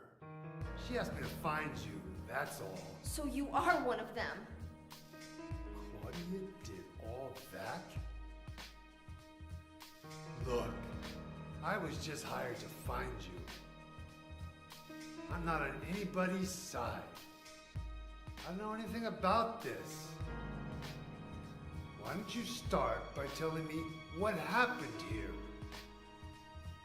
And that monster. What the hell was that? I don't know any more than you do. All I know is that things are getting really screwy around here, and I got a weird feeling it's got something to do with me. Maybe you're just an innocent bystander, but I can't feel sorry for you because you dragged me into this. You know, if you hadn't found me... What are you talking about? What's so special about you anyway? If I knew that, I wouldn't be so confused, would I? But I know there's something. Something I've been running from and forgot for a long time.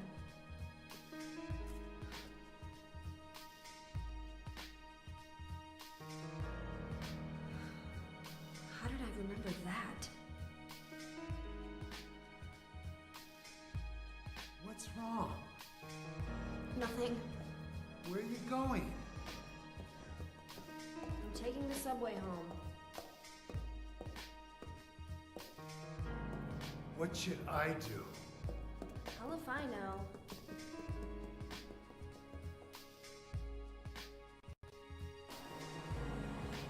I love that. Proper teenage girl response to a 50-year-old man asking, 50-something-year-old man asking, what should I do? How should I know?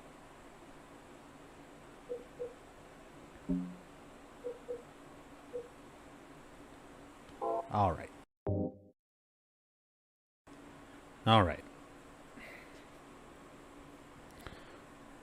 Subway time.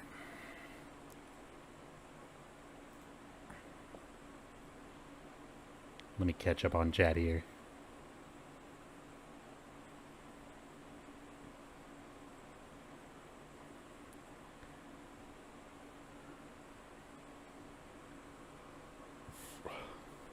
Yeah, night's going good so far, K-Man.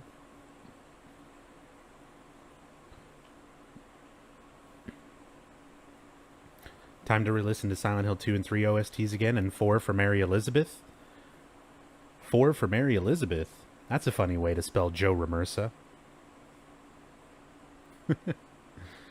Alright.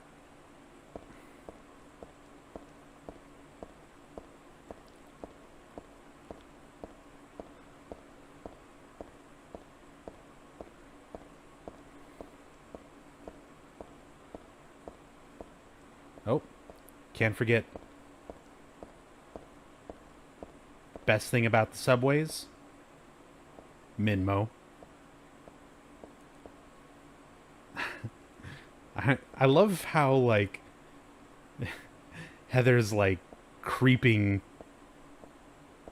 animation when she's wearing the bulletproof vest and strafing.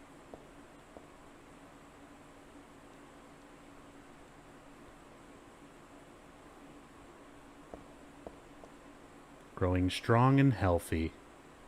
Minmo. The best cat food.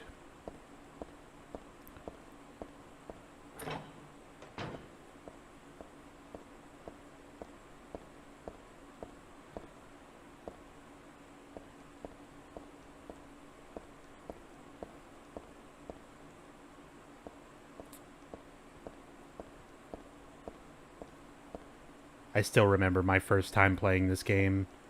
I was so hopelessly lost in the subway for such a long time.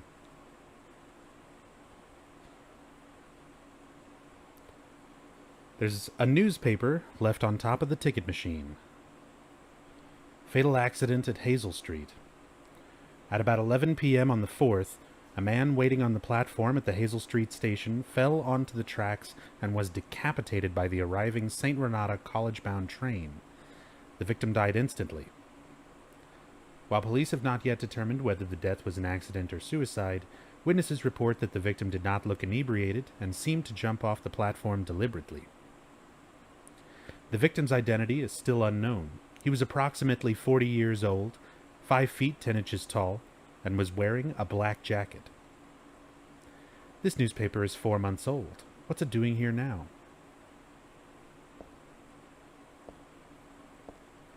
There's a subway map here, but even without looking at this, I still know my way home. I just need to get on the Bergen Street train at platform 3. Bergen Street. A reference to Jacob's Ladder, where Jacob's subway stop to get home is on Bergen Street.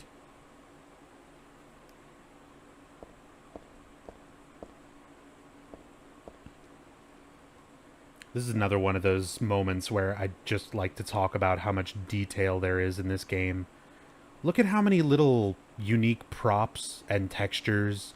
The little poster on the wall, the stereo, with like stacks of tapes above it. Like all these little things inside this room, you can't get in this room. Like, it's locked on both sides. There's no way to get in there. They could have easily just fogged over the glass to where you just can't see in there and have a completely unrendered room inside or whatever. But like, no, look at all those little details. There's pictures and stuff hanging there on the shelf. Little tiny TV, a calendar, and there's little markings and stuff like that on the calendar. So much attention to detail for things that you're going to run past for 2 seconds, you know?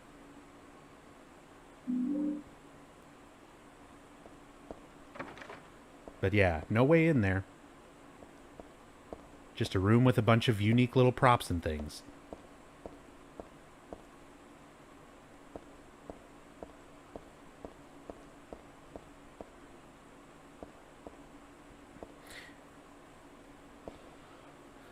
They do that later in the Otherworld office area? Yeah.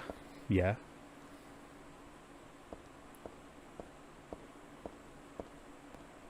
But even then, there is hidden shit. Yeah, exactly. It's not fogged over in the sense that it's completely obscured so that they don't have to put anything there. It's intentionally obscured so that you're left wondering what is in there.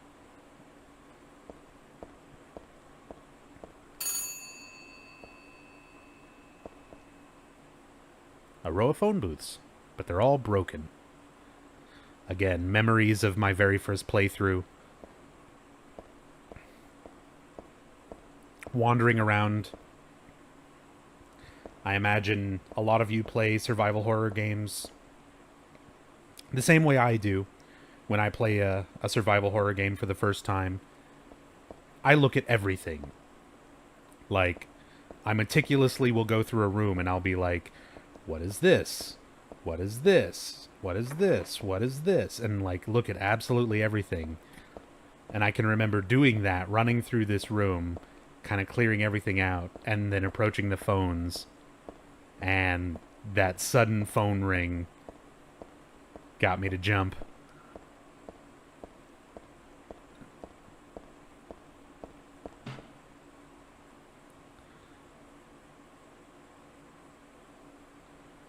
The chains holding the doors together are secured with a bolt and nut. The nut is screwed on tight. I can't turn it with my hands.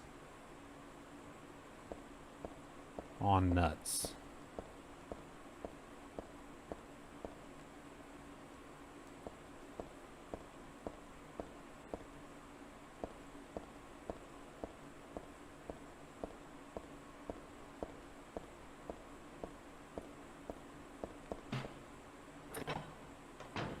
I love the wall bump animation.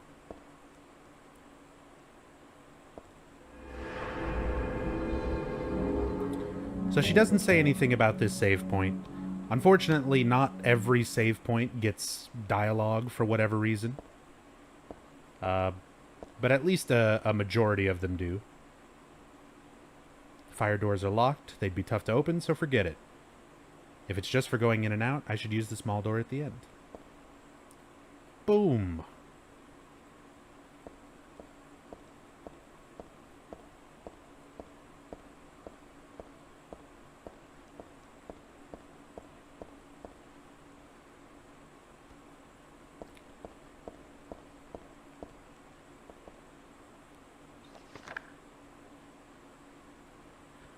I read this a long time ago. It's a nothing little occult magazine. Seemed like a bunch of crap to me.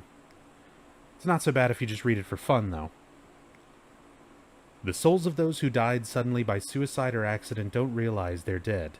Sometimes they stay put and haunt that particular place. These spirits have lost their human senses and memories and can only keep replaying the pain and sadness of the moment they died. The pain can get so bad that they turn to humans for salvation, or they begrudge humans their lives. At such times, they can possess humans. Places known as famous suicide spots or high accident areas are often to blame. You should be careful when approaching such locations, especially on the day or at the time the death occurred. That is, if you don't want it to happen to you too. So, there's an extra little sequence that can happen here. And in order to trigger this, you have to read that newspaper that was back up where I first came into the subway, and then this little occult magazine, and then come down here.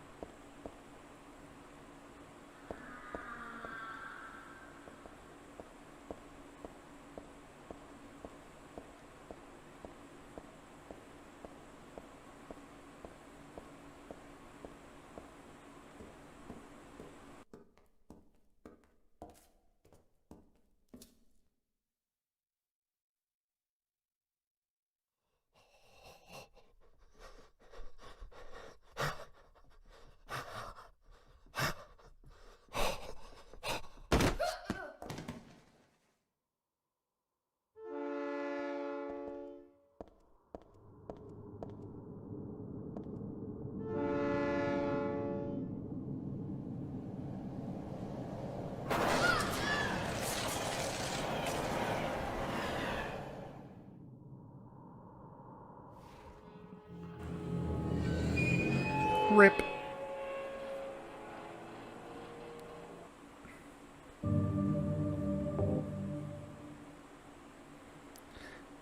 So you do have time to climb up there, but I like showing the death scene of getting hit by the train as well. It's another thing that this game has got quite a few of, is some unique death sequences. If you die in specific areas or by specific means.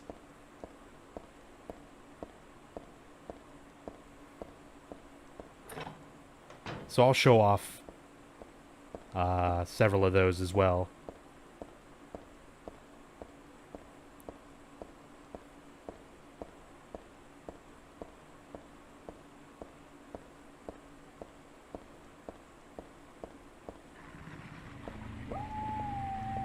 Yes, yes, you're a dog. Oh, oh.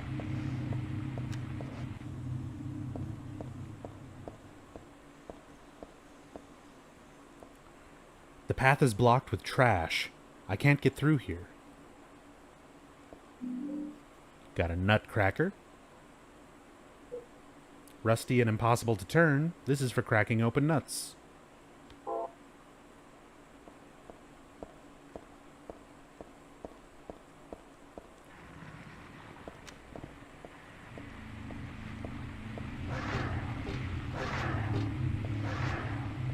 Oh crap, that's not where I need to be. Here we go. Some more stuff down here to look at. The path is blocked with trash, can't go through here. And there is...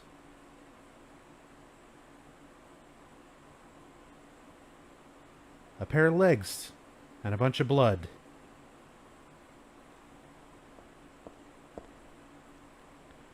Is someone sleeping here? All this red stuff around here is blood. This guy's not sleeping. Why am I not the least bit surprised? I think that nightmare's numbed my senses a little. CBT is allowed on Twitch now? The more you know. What is CBT?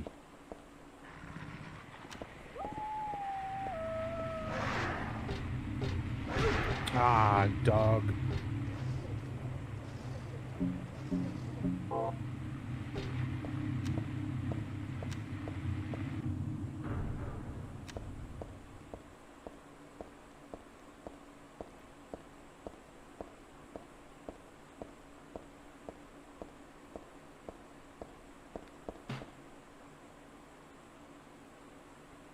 Fun fact, his top half is in the real world, bottom half is in this dimension. Fun fact, there are no separate dimensions in Silent Hill. Not in the first 4 games, anyway. I guess technically in the first 3, Silent Hill 4 kind of does that, even though it's, I don't know, a bit of a gray area.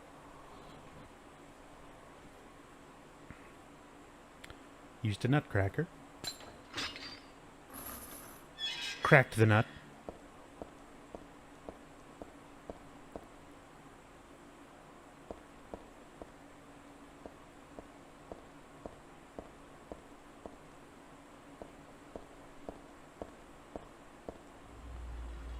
It's a gift wrap box. Could it be a birthday present? No, I guess not. Nobody I know would give me something this gross. Who calls a shotgun gross? But I'll take it anyway. It should come in handy against the monsters.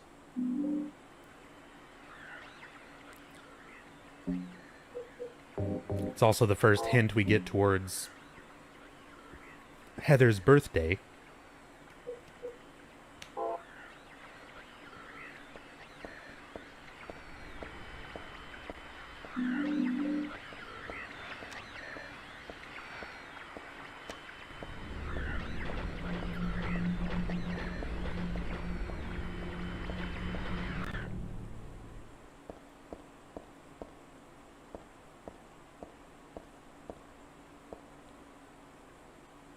There's stepladder and wheelbarrows blocking the way. I can't get through.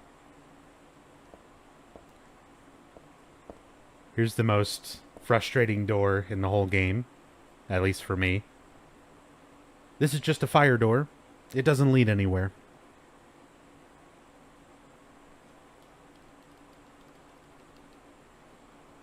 It's just a fire door. It doesn't lead anywhere. It's an emergency exit. It's not locked. It's not jammed. The door is open.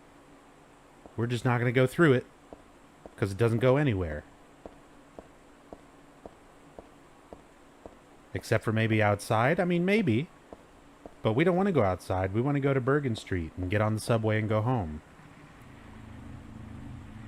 That doesn't mean we can't go explore, Heather.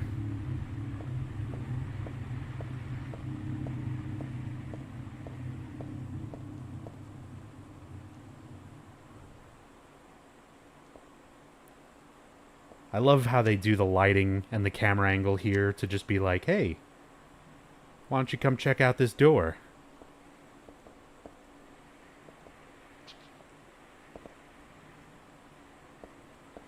The exits for fire only. Makes sense.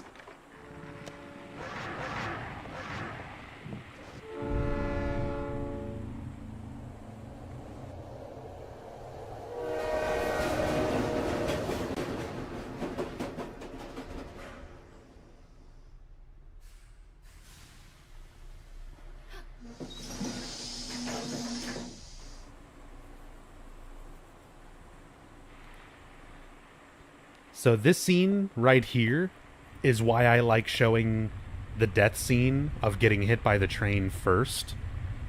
because they set it up in such a way that normally when you're exploring through the subway your first time, if you've never played the game before, at some point you're going to inevitably try dropping onto the tracks and running to another part of the station that way, and it will promptly send a train at you to kill you. So usually by this point of running around the subways, most new players have been hit by the train at least once and seen that sequence. So it's a little bit of a freak out to examine the door, avoid the dogs, know that the train is coming, and climb up onto the platform. And there's that moment where the scene starts and looks exactly the same as if you're about to get hit by the train. And then at the last second it cuts and shows Heather up on the platform. So it kind of fakes you out for a little bit. Like, did you get hit or did you make it up in time?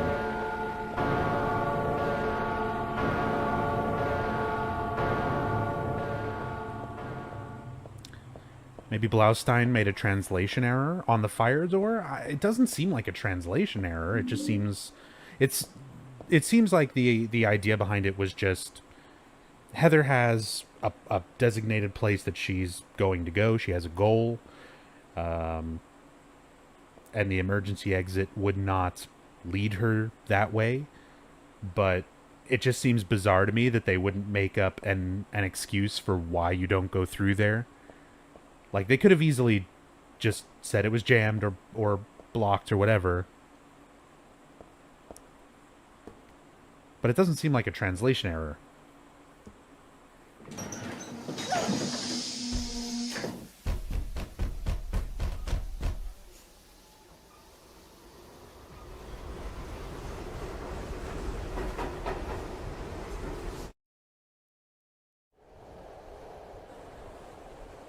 What a story, K-Man.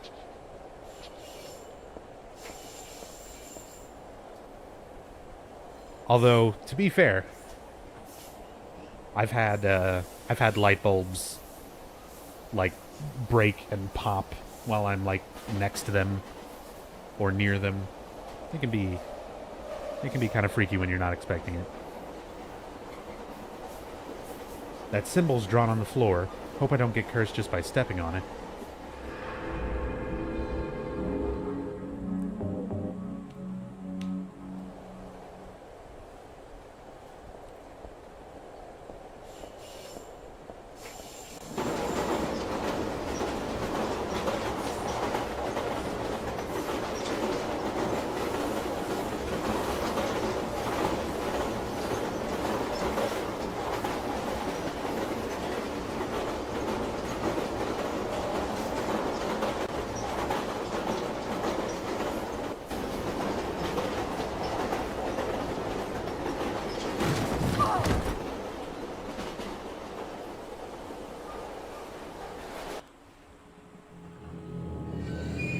Again, there are some cool, unique death sequences at certain parts of this game that I just want to show off. That's another one. Not a lot of people know you can even go to the back of the train and you can jump off and die.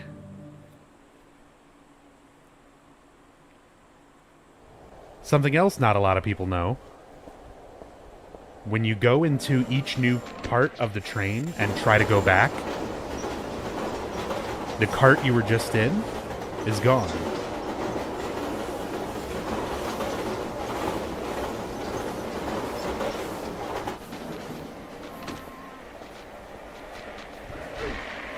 Oh, that's not good. Get out of my way. But like, literally as you go through the train, it's vanishing behind you.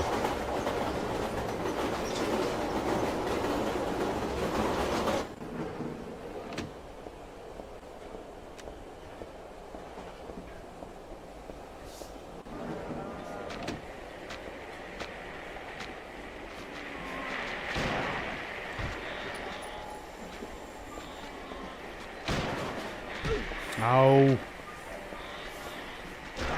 Just let me through. Why is your hitbox so wide?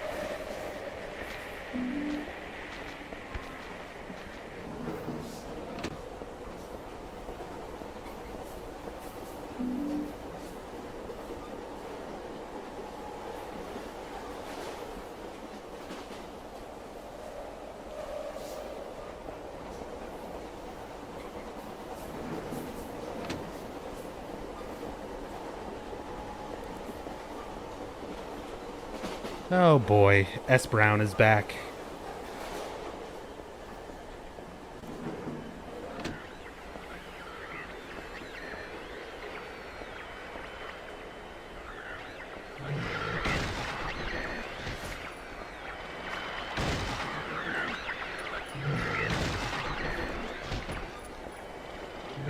Kicked in the dick.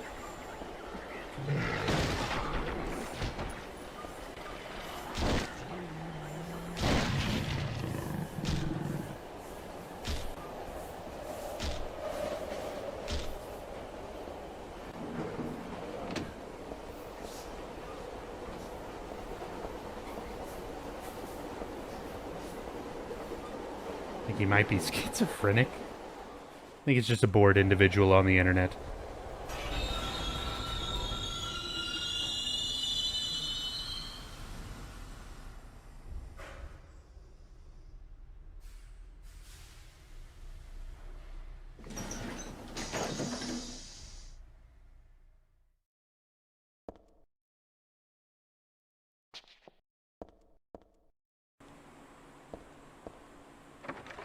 Doors are shut tightly. Can't pull them apart either.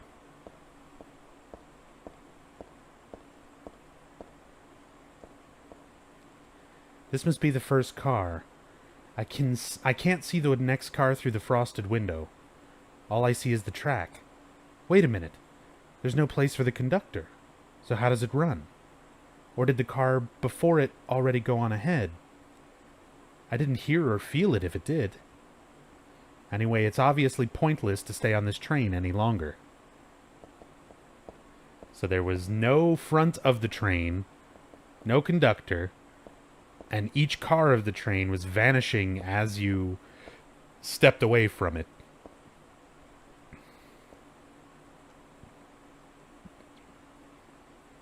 Obviously, it was the Dragon Gang.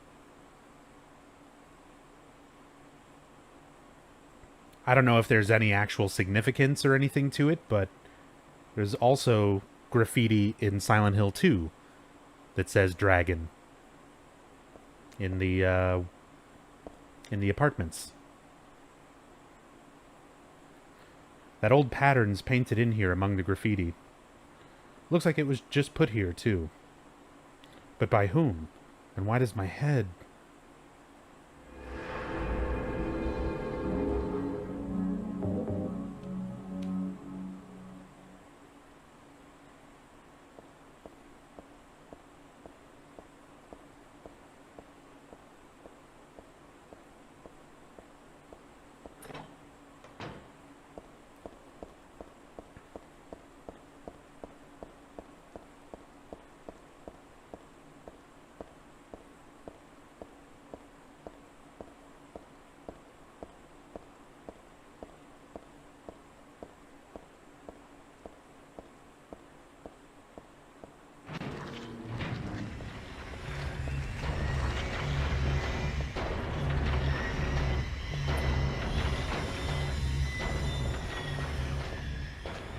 So much nope. Nope, nope. Open the door. Oh. Got hit because I bumped the wall.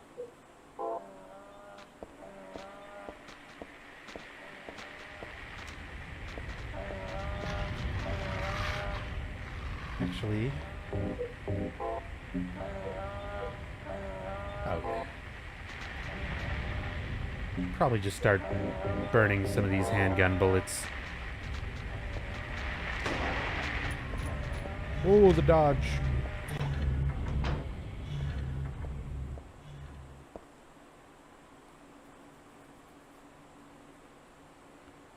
Here we go. So this is where we're at, the Underpass.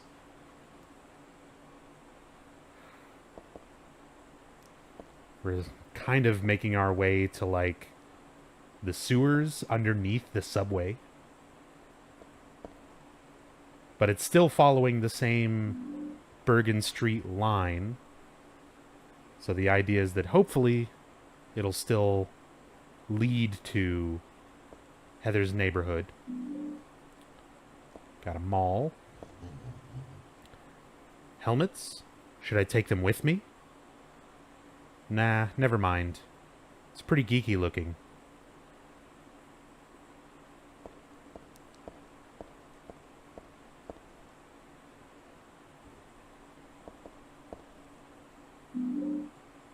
Does the underpass mentally represent anything? No.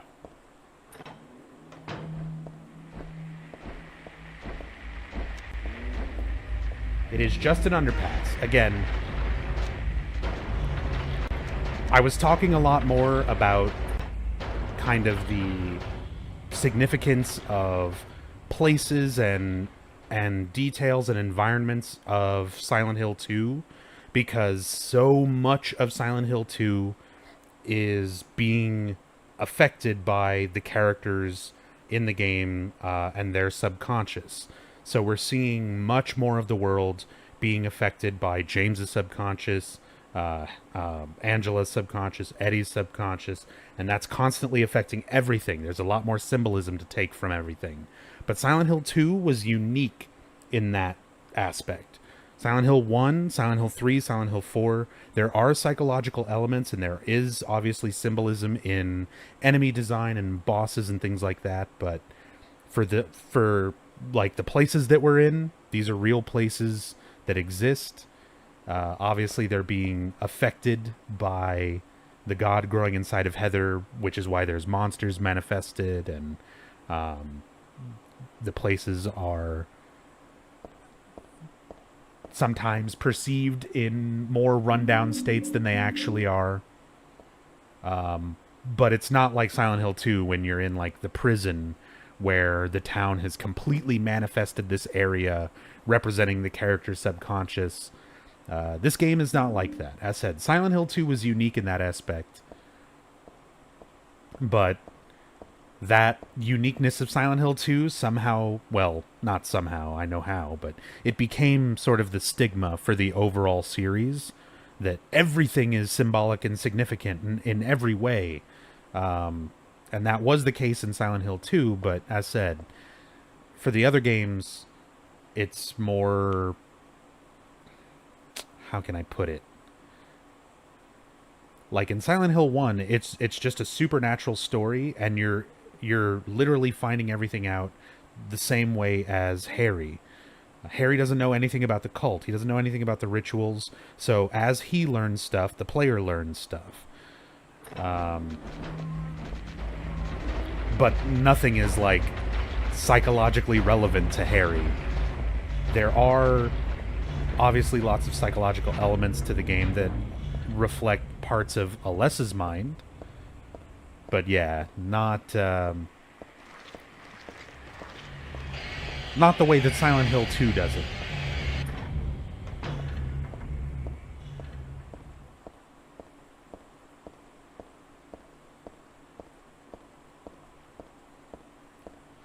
Yeah, exactly. Silent Hill 2, everyone is seeing things in different ways, perceiving things in different ways. In Silent Hill 1, everyone is experiencing the same nightmare. Kaufman is seeing the same things as Harry. They're seeing the same things as Sybil. In this game, we've already seen that Douglas is seeing the same nightmare as Heather after she leaves the mall. And Douglas is asking, like, what was all that? So these are people experiencing the same nightmare. They're not all experiencing their own unique, subconscious fears manifested around them that only they can see. As said, that idea and that aspect is fairly unique to Silent Hill 2. And then they copied that for everything after 4.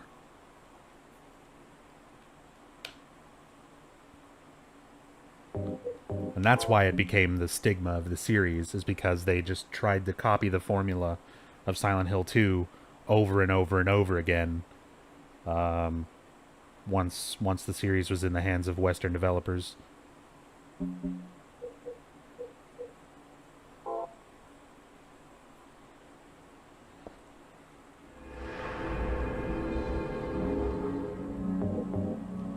Always like that there are baby versions of the monsters.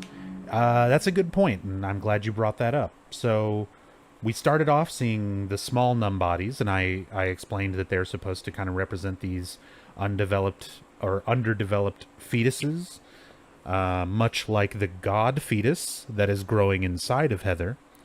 And keep in mind that as the game is progressing and Heather's going through these environments, the god is steadily growing inside of her. So, in that aspect, as we progress, we also start to see different variations on the monsters. The Nubzombies, representing those underdeveloped fetuses, are now growing in size the same way that the god is growing inside of Heather. Travis is like Silent Hill 2. This is the Silent Hill 2 formula that gets copied.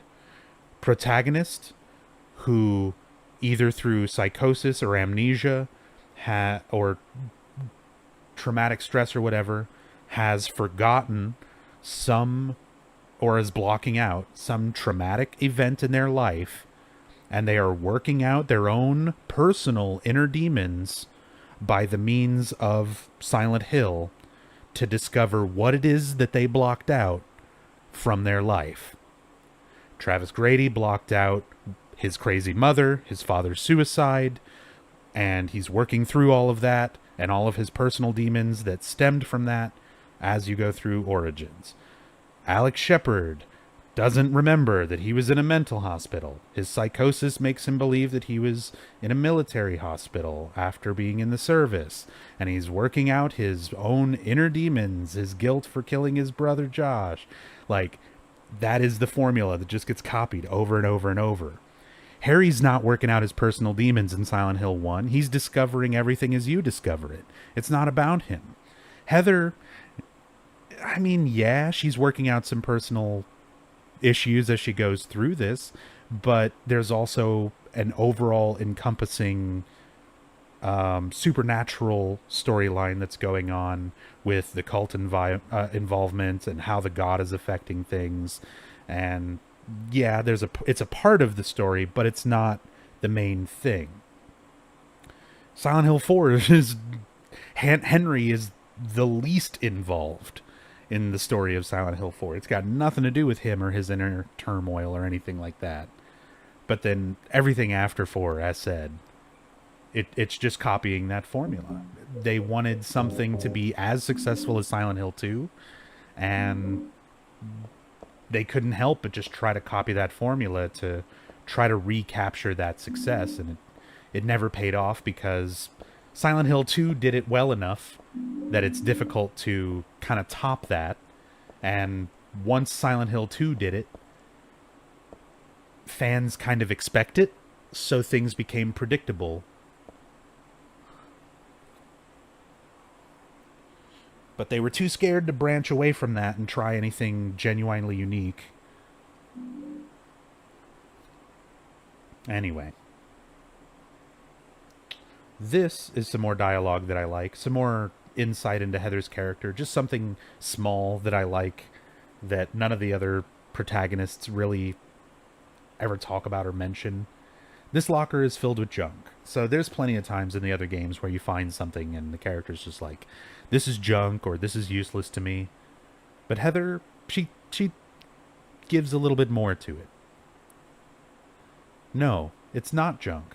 It looks like somebody's stuff. She actually has the time to be like, no, this is useless to me, but it's not just junk. This is somebody's stuff, even if I never see them, even in the midst of all this crazy stuff going on. She kind of still has the mindset of, respect for other people.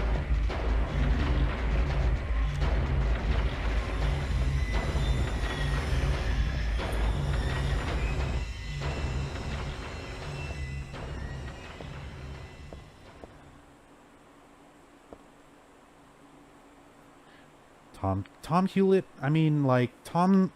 Honestly, I've seen a lot of stuff that Tom has, like, posted recently since he's parted ways with Konami and everything. And he seems like a really genuine, nice guy.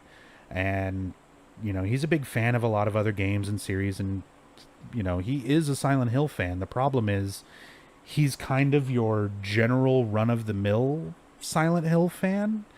Like, enough to recognize certain aspects of the games, but not enough to really understand them at a level that's necessary if you're trying to expand on that story. Like, he definitely has shown that he's a fan and that he understands the games to a certain aspect, but not at the level you need to understand them to be able to make another game, let alone several games in the series.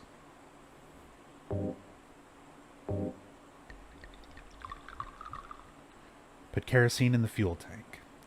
I'd forgotten there's tiers of fandom. There is. There absolutely is. Especially if you're talking about people who are going to be in charge for working on a series or continuing a series, and you're trying to get people who are fans, you know, to be involved in those projects.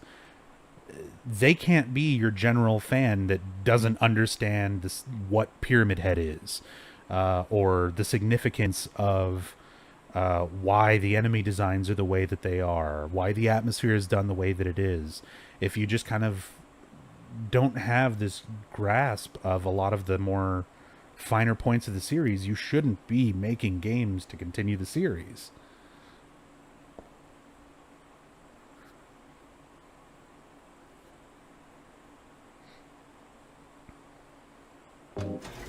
Oh yeah, best cutscene in the game. Let's watch this cable get pulled across this pulley.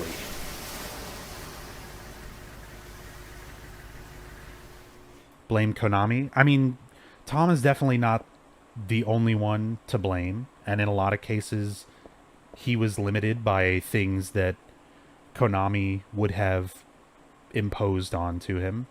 Konami has a lot of the blame as well. It was up to Konami to decide the staff and the teams who were going to be working on the games.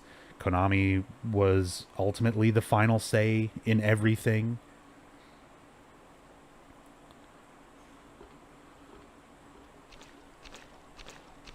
But, as said, he isn't blameless either. But as said, at this point, it's all said and done. He's not a part of the series anymore. The series is not a part of the series anymore.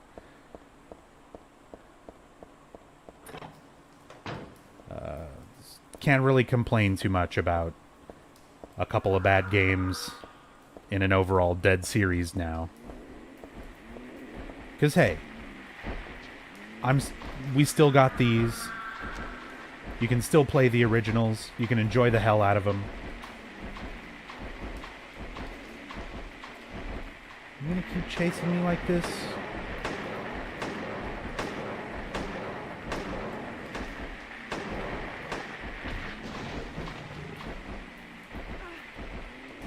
Alright, Hawk, enjoy your lurk.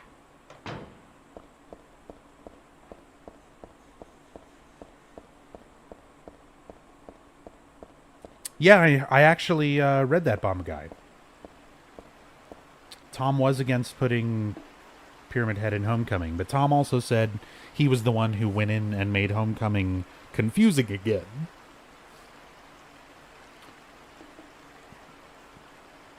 Which may have something to do with how nonsensical that game's... bits of that game's story became. So, like, yes, he was enough of a fan to, like, recognize one aspect, but not enough to, I guess, steer the game in enough of the correct direction. But again, I wasn't there. I don't know how much control he actually had, how much input anyone really had on each of the projects.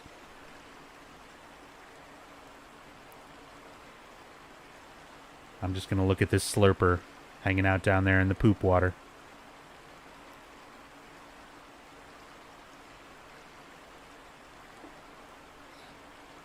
Yeah, Death Stranding's got nothing to do with Silent Hill.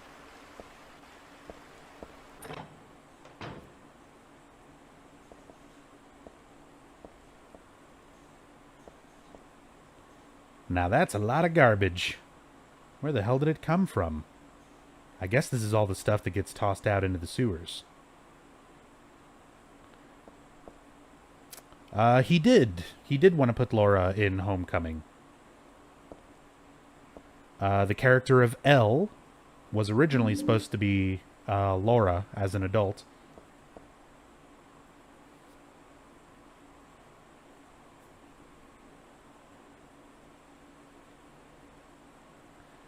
I'm just wasting my time looking around here. Better get going. Even so, it really stinks. It's going straight from my nose to my head.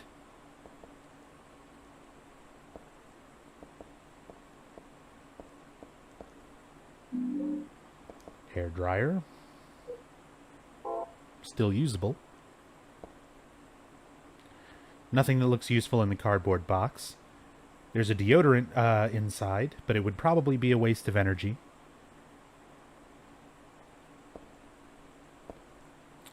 Heather does not wear deodorant, confirmed. A wheelchair? Why would a wheelchair be thrown out here?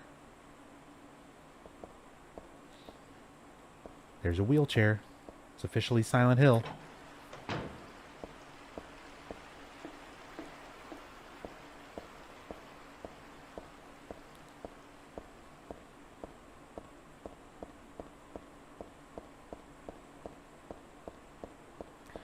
Just look at monsters like these and wonder if there's a more creative to overcome them, or creative way to overcome them than bullets being the ultimate problem solver. You could run away. Or you could shoot them with lasers out of your eyes. You can hit them with a lightsaber. You can stab them with a katana.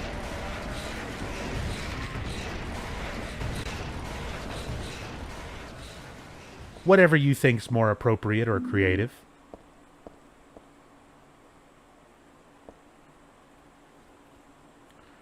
There's something written on the notebook.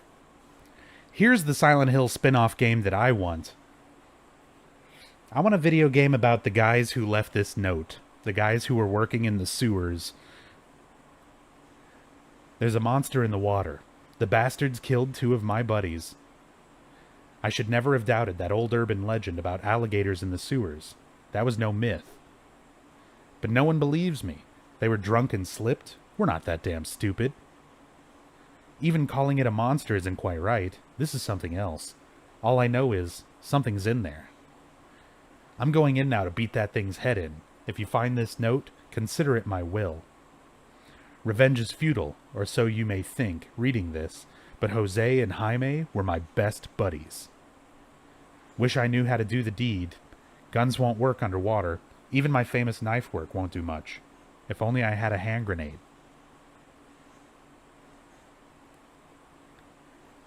How badass these guys are. Famous knife work and hand grenades. Fighting monsters in the sewers.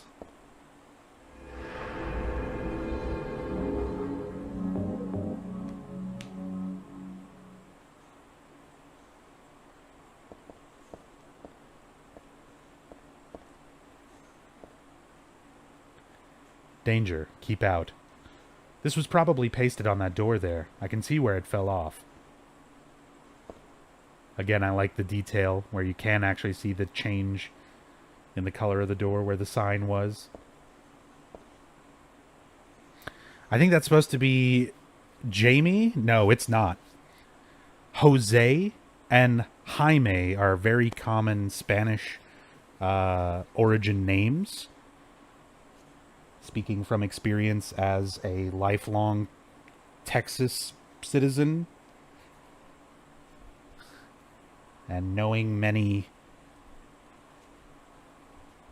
Jose's and Jaime's throughout my life, it is absolutely Jose and Jaime.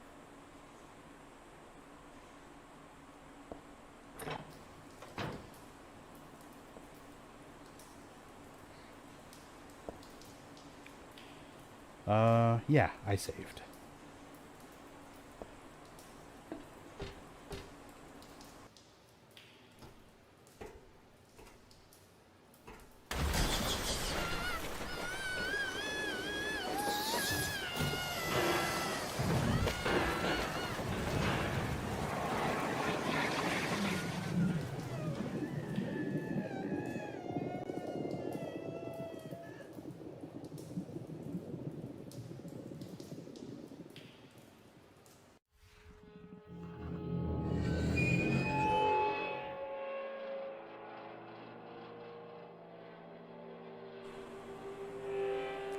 Tentacle monster. Again, some cool death sequences throughout this game that I just love to show off.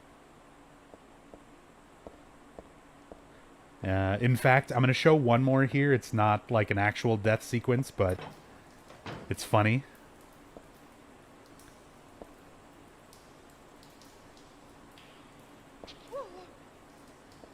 Oh, come on. Look at her just plank.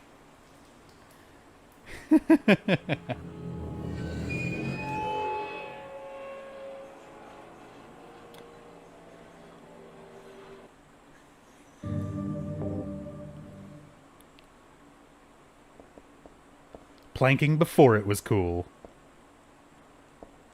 Planking was never cool.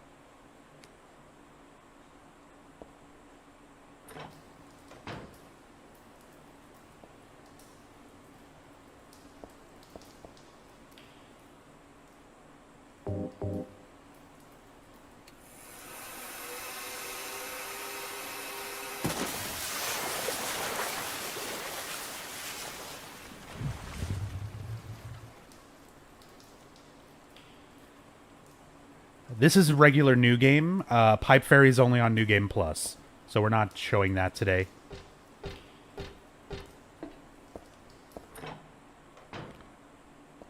Sometime probably in September, I'm going to go through and do New Game Plus playthroughs, story playthroughs of each of the games to show off UFO endings and extra endings, things like that.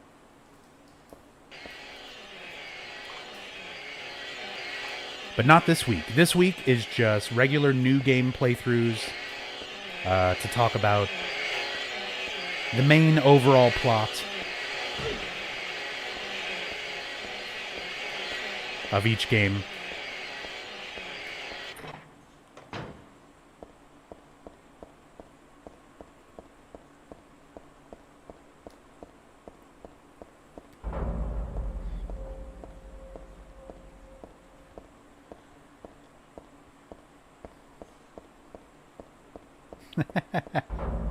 Gonzalez Mexican restaurant. You know, I think that restaurant is actually based on a real restaurant in the San Bruno, California area, if I'm not mistaken.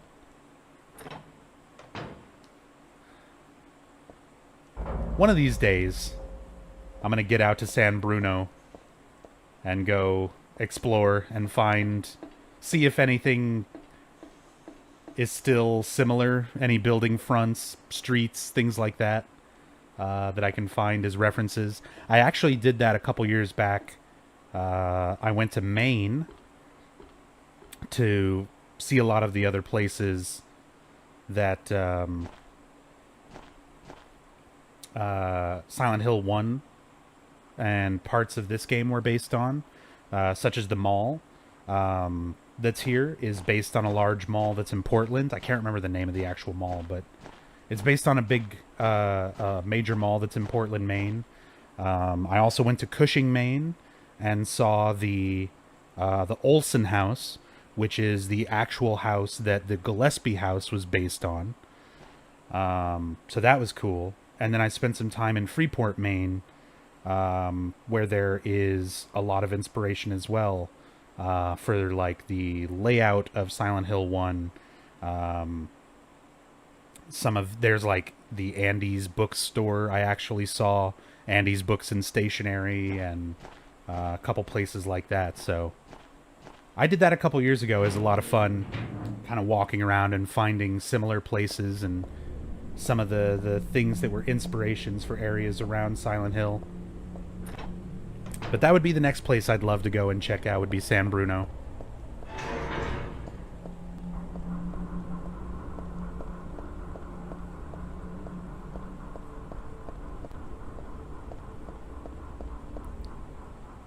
The main mall. I mean, that's probably it. The mall had gone... It had obviously been under a lot of changes since they probably took inspiration from it. But the like fountain area was very, very similar. The fountain area that you wind up in after you kill the split worm was a part of that mall. Again, it was obviously looked like it had all been like renovated and stuff, but you could see the similarities.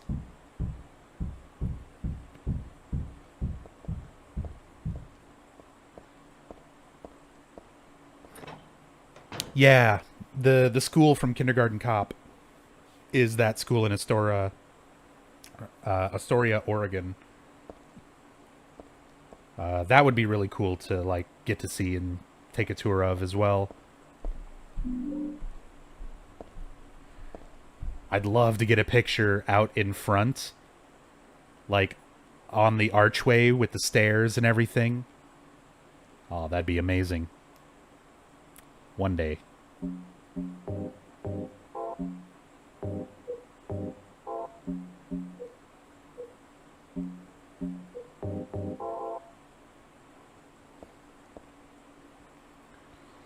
The wall color looks a little different here, and the material is different too. Might break if it's hit hard enough. Oops.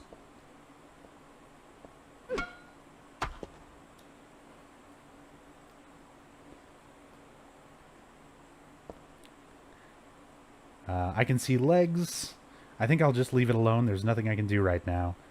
Normally I'd report it to the police or something, but I guess that's not possible. Even if it was, I've got bigger things to worry about right now. I skipped a little dialogue there on accident. It's because of the way this game works. Whenever there's text on the screen, any button will advance the text. So if you're still like holding up to move, sometimes text will just like flash on the screen and then be gone, and you're not able to bring it up again. But she mentions the legs behind the wall in that dialogue that I accidentally missed. And she mentions that it reminds her of the movie Black Cat, The Black Cat, which is based on, originally I believe it was an Edgar Allan Poe story, which is what this is a reference to. Although for a long time, even still, this has been mistakenly referred to as a mention of Solid Snake, because this is where you pick up the silencer. And obviously it's a reference to Solid Snake and his trademark yellow pants. The whole reason we have, I think that was Sam Barlow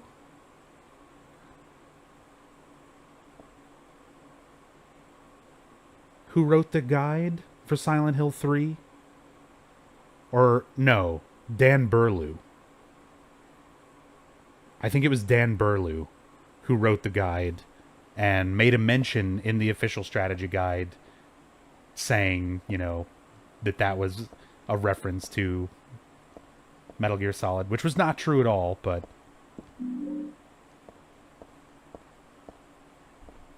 it gets put in a guide and then, you know, everyone believes it. Cask of Amontillado. I think it's just called the Black Cat. But honestly, I'm not as well versed. Ugh, a filthy mattress. Drop it into that hole.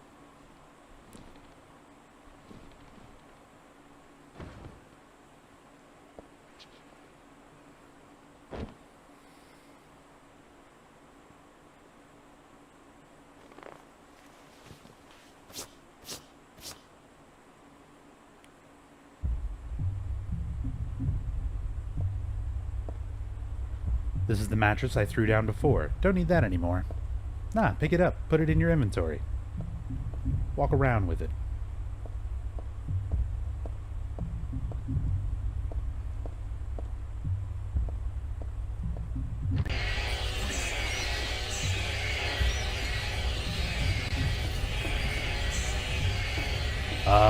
What? That was a weird bump animation. I, like, managed to bump something there, but keep moving forward.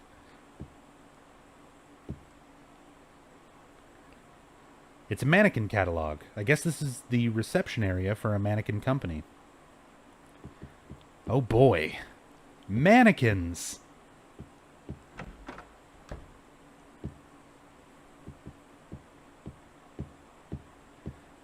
Because mannequins in Silent Hill games are always a good time.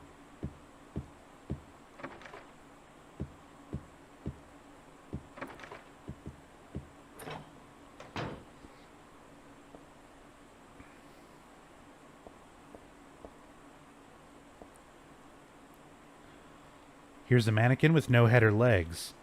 I know it's just an inanimate object, but I'm still a little nervous. Afraid, maybe. Here's a mannequin with no head or legs. The cardboard box is filled with arms and legs for mannequins. This is the only mannequin with a head. There's something weird about the headless ones. Like they can still see me or something. Ugh.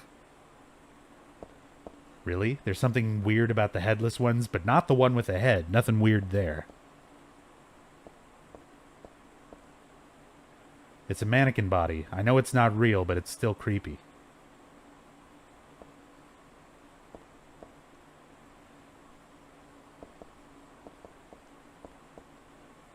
This box is filled with mannequin heads. I think I'll pass on this one.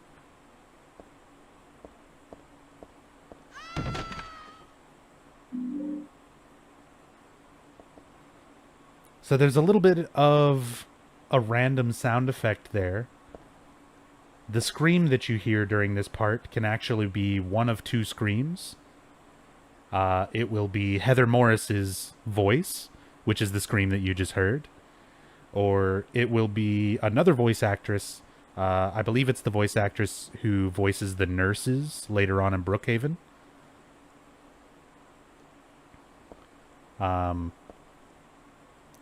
But it's randomized, which scream you'll hear. This is blood.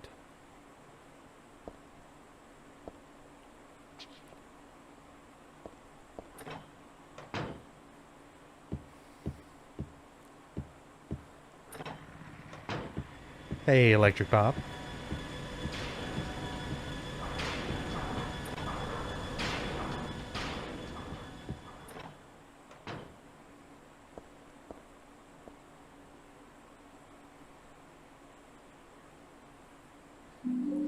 There we go. So we're in the office building, formerly known as Hilltop Center.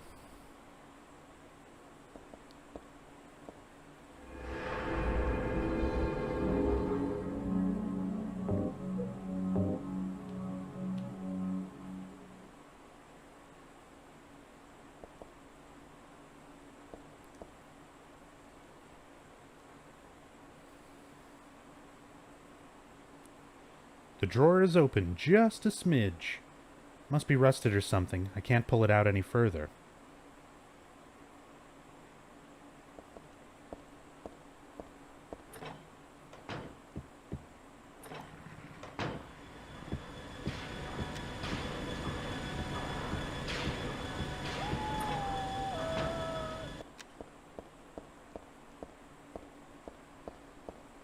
Poe really liked that idea of bodies or body parts in walls and floors.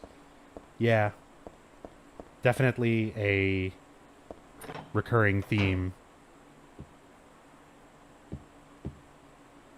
in several of his stories. There are cleaning goods here. There's not much I can do with them. What are you talking about? This place is filthy. There's plenty you can do with cleaning supplies. It's not worth it.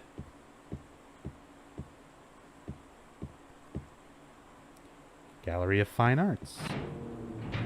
Let's go get cultured and shit. Its title is Repressor of Memories.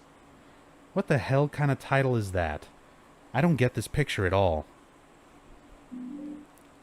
Little bit of a tongue-in-cheek joke there, considering Heather herself is suffering from repressed memories from her life, or lives, as Alessa and Cheryl. Hey, Orpheus.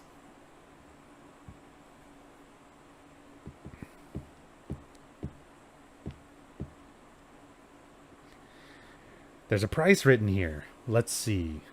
5,000? 5 whole thousand? Dollars? Euros? Pounds? Simoleons? Yen? Man, what a world. Now this is a calm, relaxing picture. Mountain. Nice and simple. I think it's a quiet mountain. 5,000 bitcoins. A ceramic pot. Not really my style. It's too big to use as a vase.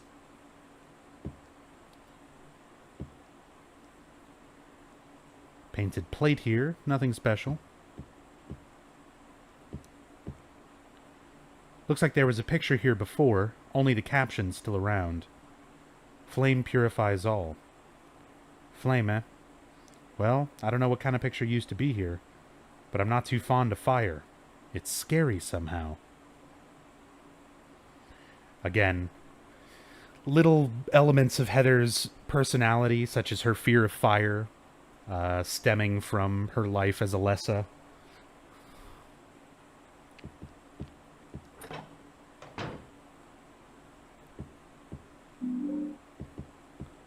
Got the screwdriver, so we can go back and open up that drawer.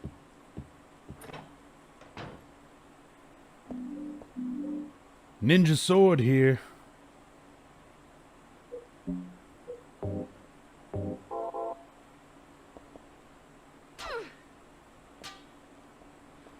Awesome. Katana's actually a decent weapon. It definitely works really well. I'm curious to see if I can cheese out the final boss with it.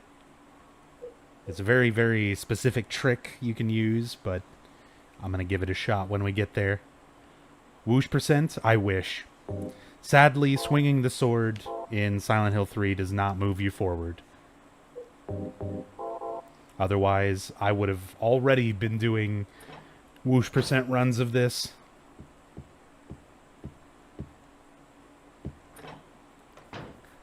What time zone am I on? I'm on Central Daylight Time. I usually try to start my streams... I'm a night owl, though, so I usually start my streams around 11 p.m. Central Daylight Time.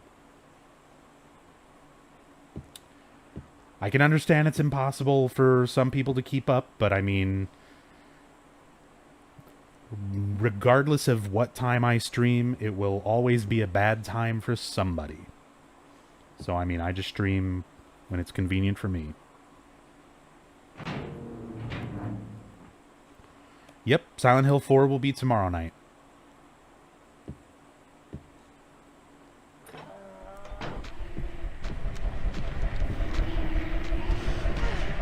Oh, come on.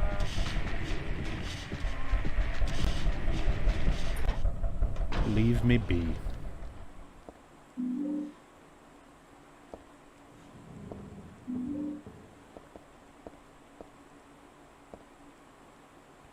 Been searching for something like this on YouTube for years.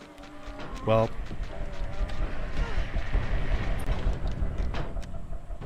there definitely are some story playthroughs and things like that on YouTube, and there's some other people on Twitch that do in-depth story playthroughs as well. 3Dog does that on his solo channel. Every once in a while, he does the Silent Hill games, and 3Dog is every bit as knowledgeable, if not more so, on a lot of these games than I am, and does really, really great analysis and commentary. And Eternal Enigma does story playthroughs and stuff like that as well. Maxi Lobes does some really good in-depth story playthroughs and stuff, so I feel like there's more of it on Twitch than there is on YouTube, but then again, I don't necessarily go out of my way looking for story playthroughs on YouTube, really. So maybe there are some out there that I'm just not really aware of. I have a YouTube, and I've got story playthroughs of 1, 2, 3, 4, and Shattered Memories on there.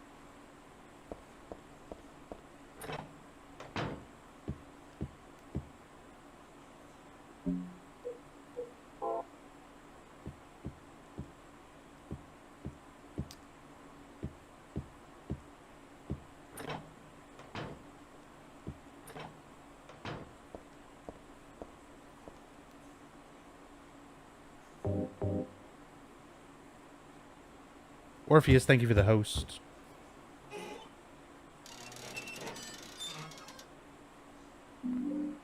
Alright, so I picked up, got a jack, and got a rope.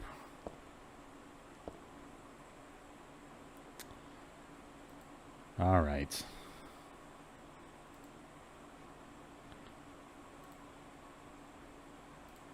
I'm just gonna give you like 20 minutes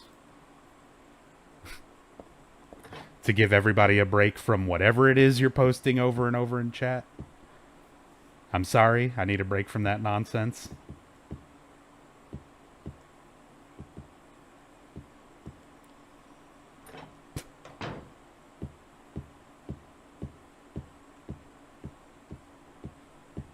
I mean, I was trying to be really patient. I had considered doing the same thing last night during the Silent Hill 2 playthrough, but I had faith that maybe this person was just trolling and would eventually start, you know, contributing something more to chat other than nonsense.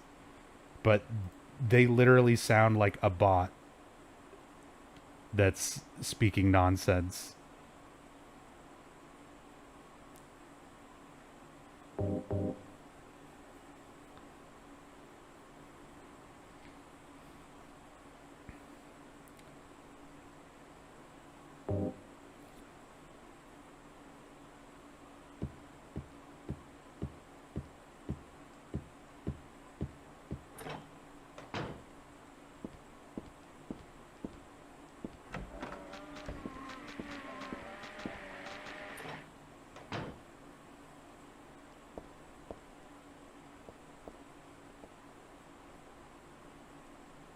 Probably a foreigner or something. I don't know. I said it's hard to tell. There are plenty of foreigners who are regulars in the chat that I know for a fact. We've had people who are not native English speakers who use like auto translate and stuff like that to try to communicate, and it still makes more sense than everything S. Brown was saying. Anyway, moving on. Let's not focus on it. I talked earlier about a lawsuit between Thessaly Learner and Konami that resulted in the Silent Hill 1 audio clips that are in this game being removed from the PC version, which is what I'm playing here. And this is another one of those missing audio clips. Normally, you would hear Harry Mason's voice during this talking about the other world. It's being invaded by the other world. But again, because of that lawsuit, all of those voice clips were taken out of the PC version, so it'll be missing. I'll do it myself.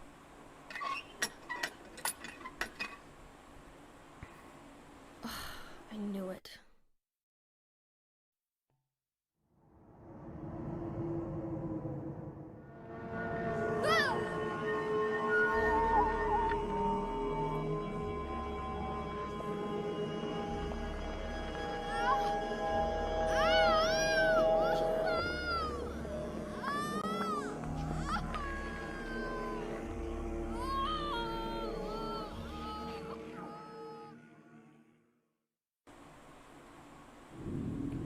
It's being invaded by the other world.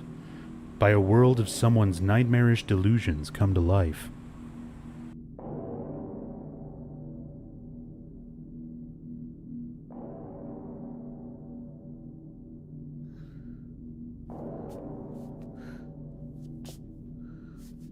Oh no, not again.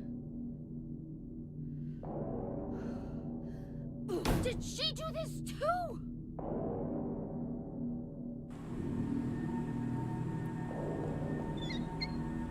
I'm twisting the handle, but nothing's coming out.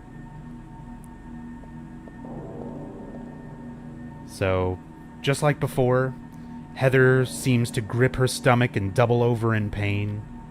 And that pain, that feeling she's getting is that God inside of her growing, becoming ever more real.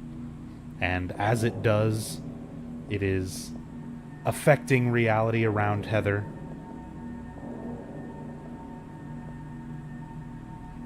Which is how we keep winding up in these nightmare segments. The demon fetus.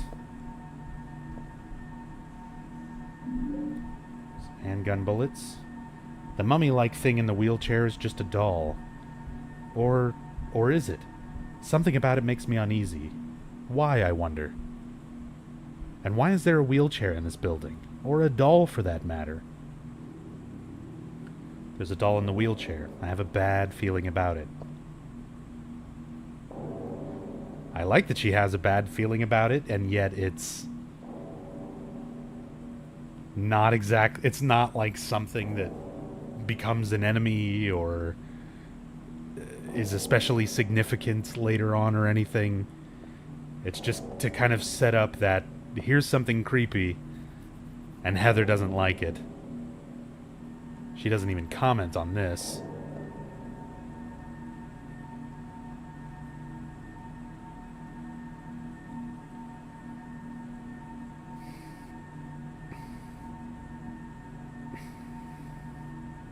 And this itself, we see these people, things around fairly often. They actually also showed up in Silent Hill 1, mounted to walls. And I never actually knew, I never understood what specifically they are supposed to represent. They look similar in their body appearance to Valtiel, but they are not Valtiel. I don't think they're supposed to be similar deities either.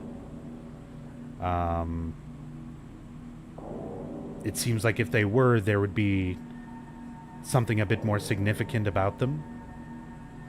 But again, it's hard to say. And it's one of those things that I feel is left to be something disturbing that you can sort of think about and speculate on. Cult members? Yeah, that's what I used to think as well, Eriku. If it was references to members of the cult who have been sacrificed or something else. Yeah, the fact that it's helping a child, or that it seems to be helping this child. Is it really, though? I mean, that's one way to interpret it.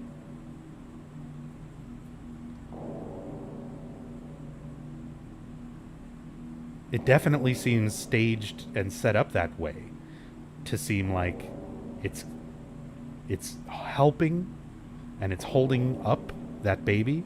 Maybe the same way that Valtiel is essentially trying to help tend to Heather and the birth of the god.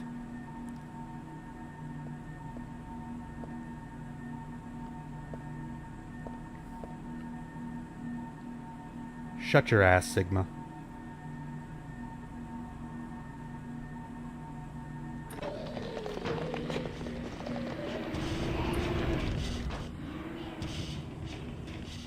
Yellow herb.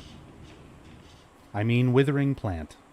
I don't know what kind of plant this is, but it's withering away. Poor thing.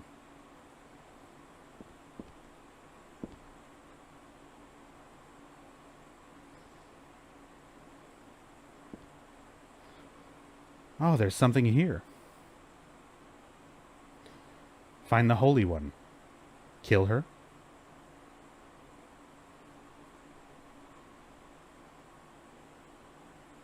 That's me. Who could have taken this photo? Considering the background looks like that's still the mall, one would assume that this photo was taken by Douglas, who was hired to find Heather. He's a detective. Find the Holy One, kill her, question mark. So that brings up an interesting question. Who wrote that on the back of the photograph? Did Douglas? Douglas even does make an attempt later on. He points a gun at Heather and implies maybe killing her is the only way to end all of this, but he's only driven to that point after everything that they've already learned and experienced. Douglas is still fairly unaware of a lot of the greater picture that's going on at this point. So, could stand to reason that it was written by Claudia, who hired Douglas, or maybe even Vincent, who we're about to meet.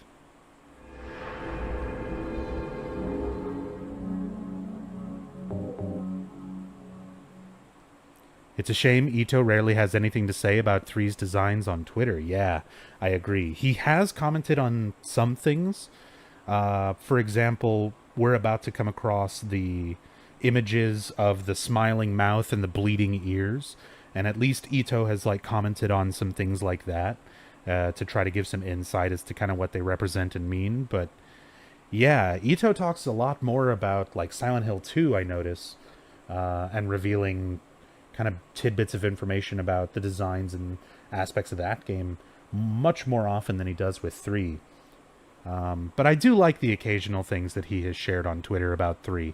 I think my personal favorite is the origin of the Raijin, the God of Lightning, extra costume that you can get in this game for New Game Plus. And apparently that design stemmed from a concept art image where they were working out that design as and depicted Heather holding the katana while wearing that outfit, and that was inspired by the trailer for the first Kill Bill movie. So as I said, little bits of information every once in a while that Ito shares, and it's not necessarily something significant to the meaning of the game, but it's still interesting to know. All right.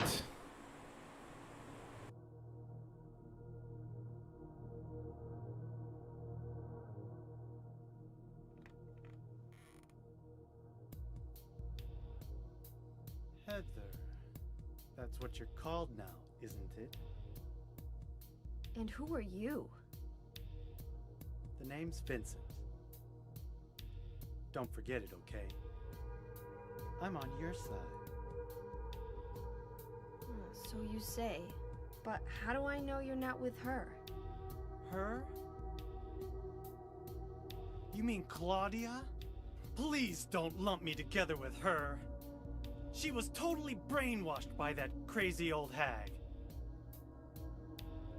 Well, I guess crazy old hag is a bit harsh. She is your mother, after all. My mother? What do you mean? You don't remember? So Harry didn't tell you anything. I guess he hid the truth to keep you on his side, eh? That figures. He's a pretty sneaky guy. Don't talk about my dad like that! Sorry.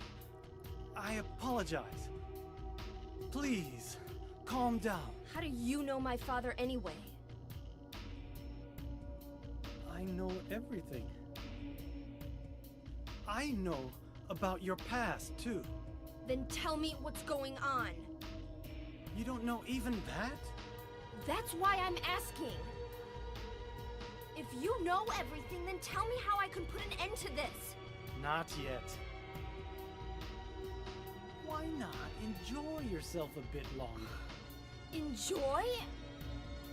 I feel like I'm going crazy. Doesn't this place get to you at all? Oh, it gets to me all right. I find it most fascinating. Wait! I'm not finished talking! I knew you were on her side. How do you figure? There's something wrong with you too.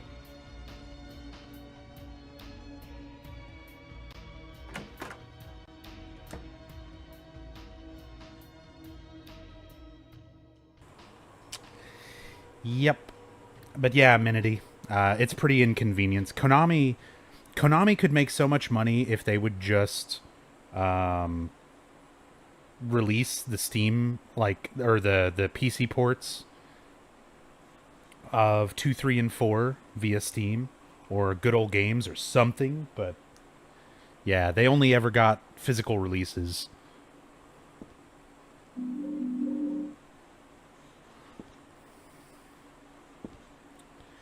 Ito wasn't the lead art director for 2, was he? Tsuboyama was the lead art director. Ito did monster design and Otherworld design.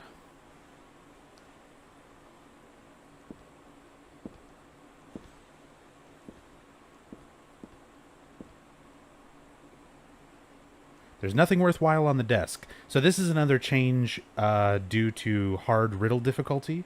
I just picked up Oxidol, which I'm going to need to mix later with meat and fire in order to make a bigger fire.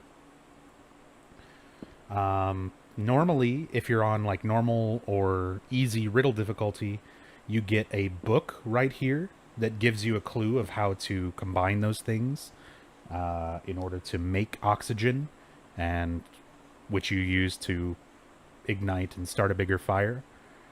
But on hard riddle, you don't get any hand-holding, no hint. Other than what's on the item descriptions.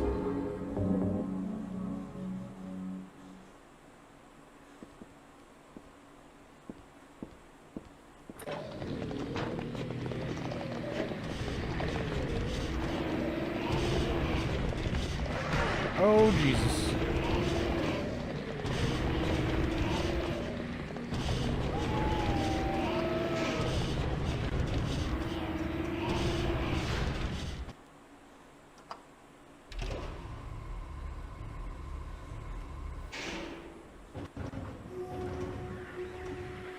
All right. So people fairly often ask me, what is your favorite monster in Silent Hill? This is it. This is my favorite monster. I mean, it doesn't attack you. It's not necessarily an enemy. But this cute little fella is known as the Glutton. And I feel like this enemy in particular just sort of encompasses everything I love about Silent Hill 3 and its enemy design. And the overall aesthetic of these games in general. The fact that you can have something semi-recognizable, it has human-like feet hanging out of the bottom, and like a human-like mouth on the circular part. But at the same time, what is that circular face part? The large swollen mouth, the swollen limbs, or whatever they are that's keeping it there. You have this sort of morbid curiosity of, what the hell is this thing? And also, I don't want to go anywhere near it. And I feel like this enemy design pretty much encapsulates that feeling perfectly. which is why I consider this my favorite enemy design. It's so freaky looking. So I'm going to turn my radio off for a bit, just to remove some of the background noise while I read this fairy tale. Kind of pity it for some reason. That's another thing that Silent Hill does, and this game in particular, where it puts creatures in situations where you do sort of feel sorry for them at times. There is the creature that's referred to as the pathetic thing that's like hanging upside down in a locker in Otherworld Brookhaven. And you have like the nurse, Fukuro, that's being strangled and abused, I guess, by Valtiel through various parts later on. Anyway. Once upon a time, there was a monster living at the gates of a village. It was a very scary and a very bad monster. It would catch people and crunch them up with its big teeth. The villagers were afraid of the monster, and no one would dare approach the gates. Everyone was stuck inside the village. When the king heard about this, he summoned his knights. The knights eagerly rode out to defeat the monster. Ha! Take that! Their swords slashed, and their spears flashed, but the monster wouldn't die. The monster tossed the knights into its mouth, one by one, horses and all. What was the king to do? He fretted and fussed and paced the floor, but could think of no solution. Soon after, the village priestess came to the castle. She was a very kind and good person. The king asked her to defeat the monster guarding the gates. The book's torn. The rest is missing. I remember reading this a long time ago. I think I borrowed it from someone. I don't remember how it ended, though. Didn't I read the story through to the end?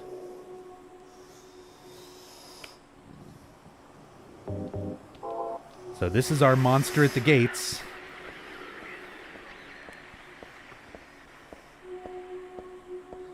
And the very idea of this fairy tale, this storybook, sort of influencing the nightmare around Heather, I feel like is a very intentional parallel to Silent Hill 1, where Alessa's favorite fairy tales and books would affect the way that things in the nightmare would appear.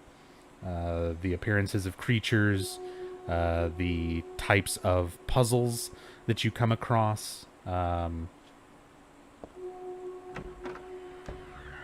So again, I feel like that's another good parallel worth pointing out between this and Silent Hill 1.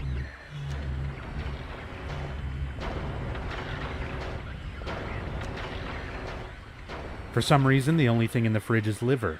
Hope it's not rotten. The fridge is empty, obviously. All that's left is a red blood stain and one god-awful bloody stench.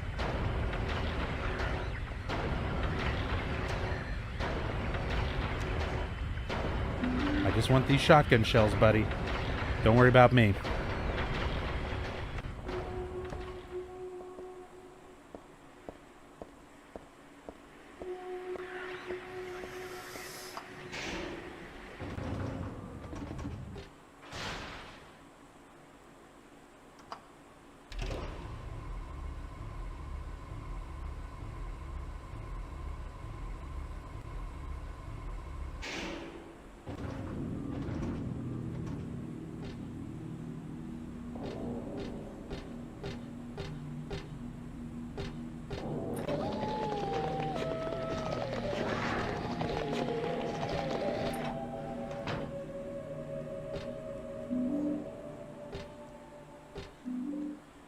Got the matchbook.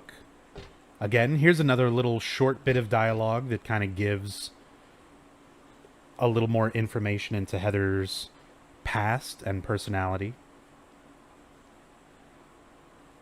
No more cigarettes for me. I quit for good. So, first off, it's odd that there's even a cigarette that's like in the ashtray still smoking. Like, who was here? Who was smoking? But more importantly, Heather's reaction to this. No more cigarettes for me, I quit for good. Heather's only 17, and yet she's already had, at some point in her life, been a smoker and quit. Just to give an idea of kind of her troubled youth. And again, talking about it earlier, that she's no angel.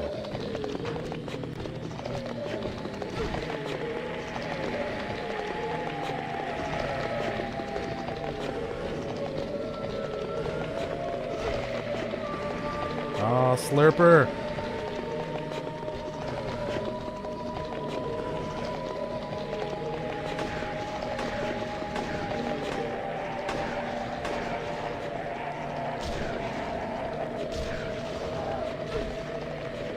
Slurpers! Get off. Oh my god. The Slurpers have the freakiest mouths if you view their model. If you're referring to, like, the snout, that's actually not part of them. At least, it doesn't look like it. If you look at the Slurper models really close, they have, like, a human... They look like men where their limbs have been amputated and then, like, sewn off at, like, the elbow and the knee. And the elongated part of the face, it looks like a mask that's been, like, stitched onto a human head. They're definitely really creepy when you look at them up close. And you never really get too much opportunity to do that in the game.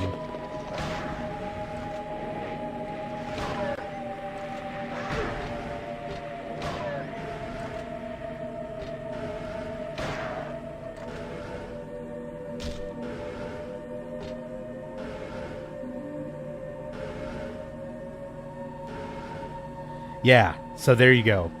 You can see there's, like, the tone of the flesh of the head, and there's, like, an ear. You can see it's got, like, what looks like a human ear kind of on it. And then the front part of it kind of looks like it was stuck onto the head. Even the lower half of it is, like, wearing pants. And now you can see the teeth at the end of the part on its head. Such a freaky looking creature.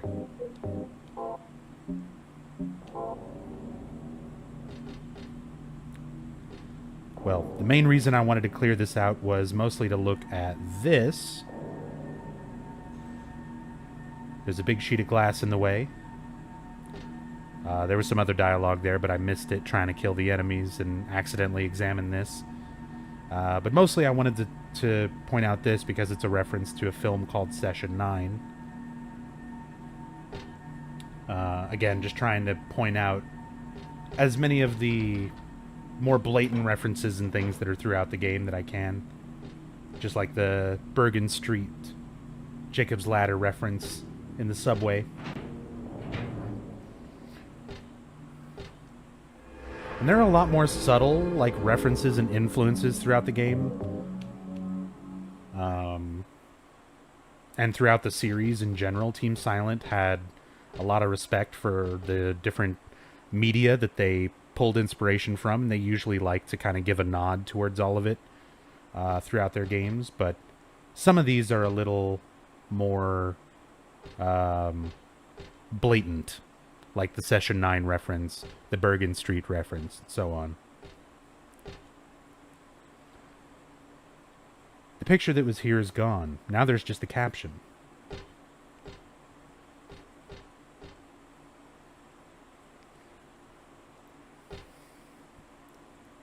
Vase here, nothing inside, and nothing interesting otherwise. A vase is broken here on the floor. Looks expensive too. What a waste.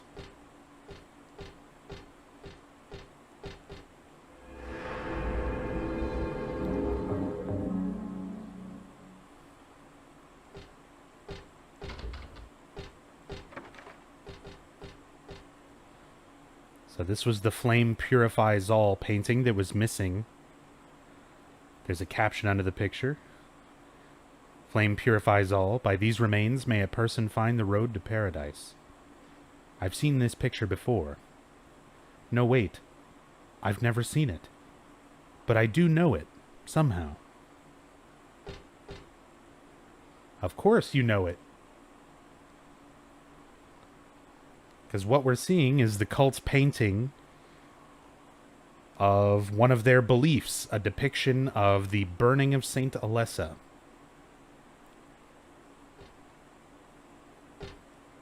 And again, the idea of this painting is triggering that subconscious memory that Heather has of her fear of fire from being burned as Alessa.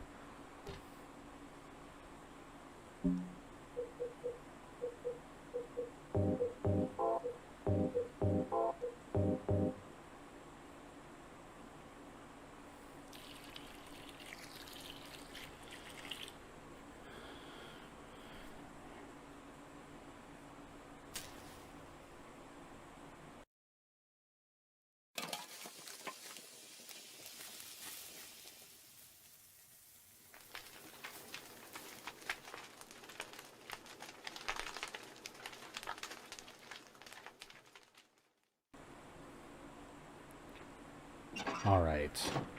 So I was talking a little bit about this a moment ago, how Masahiro Ito has commented on the significance of these images that we see recurring throughout the game at this point. There's the mouth seemingly open in laughter, and a series of images of bleeding ears. And Ito describes the meaning of these as being a reference to Alessa's shrieking insanity. The idea that the memory of Alessa and the aspect of Alessa that still remains through Heather, all that's left of Alessa, has gone mad at this point. That Alessa has essentially lost herself. Which makes sense. I mean, she does not physically exist anymore. She exists only as an aspect of Heather now, in this new sort of incarnation. And just as a little bit of additional trivia, yeah, they look like surgical clamps. Not necessarily scissors. But yeah, a little bit more kind of trivia on the mouth itself. That mouth is actually the mouth of Marilyn Monroe. It's been digitally edited. The most notable edit you can see, other than like the blood and stuff smeared on the chin, is the nose. There are no nostrils. But this is taken from a famous headshot or portrait of Marilyn Monroe and digitally altered. Initially, a lot of people thought that this was Lisa Garland's mouth or Sybil Bennett's mouth, similar to an image of Sybil laughing from the blooper reel of Silent Hill 1 and the cover of the soundtrack, which shows Lisa Garland with a similar open-mouth smile. But if you take the images and compare them, they are not exact, whereas if you compare this image to the photo of Marilyn Monroe that I'm referring to, you can see that they are nearly identical. You can obviously see where it's been altered, but you can tell that that was the original source that they used for the image. What might this be? The rest of that fairy tale I read earlier? 'Cause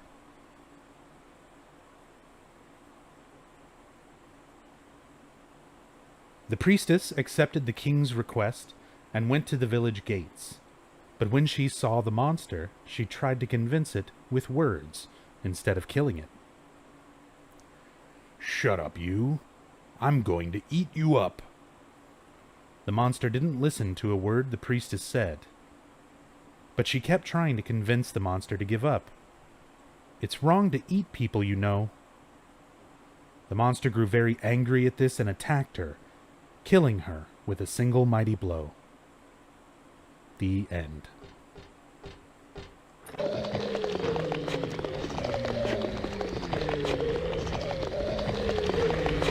Oh, the Nightmare Slurper hallway.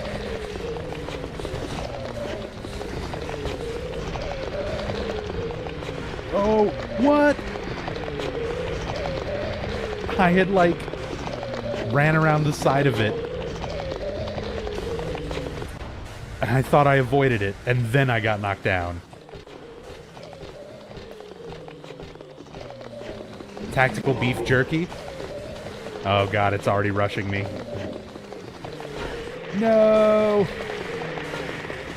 I just want to give you jerky.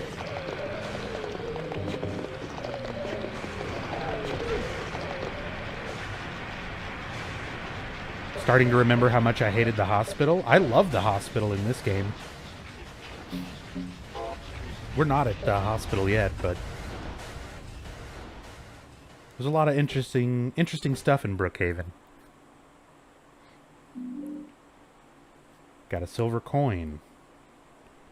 The lamp's shining on some old silver coins I know I've seen before. Got one earlier, so I shouldn't really take any more.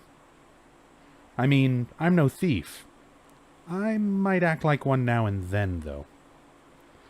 Again, kind of confirming that earlier bit where Heather commented on, if there was a ring still there in the mall, she might have considered taking it. And here she's flat out admitting, I might act like a thief once in a while. I like that they give her that sort of klepto tendency. And again, not a lot of survival horror games do that, where they bother giving you an in-character reason for why your protagonist is going around collecting all these random items. There are your standard coins and bills over here. Of course, it's not like money might not come in handy, and it goes without saying that it would be nice to have, but I think I'll pass on it anyway.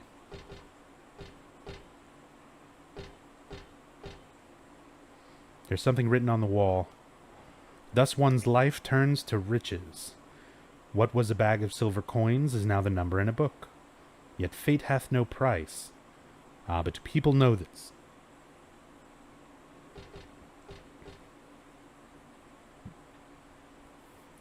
Just a plain old vending machine. This one is selling canned drinks.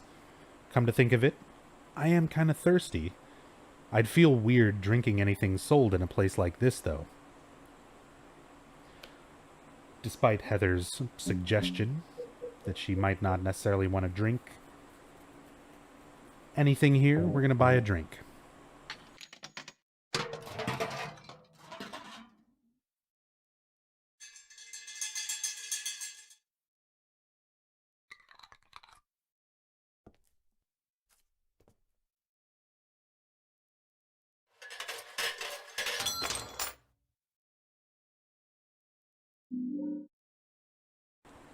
Got the life insurance key. Great camera angle. Oh, yeah.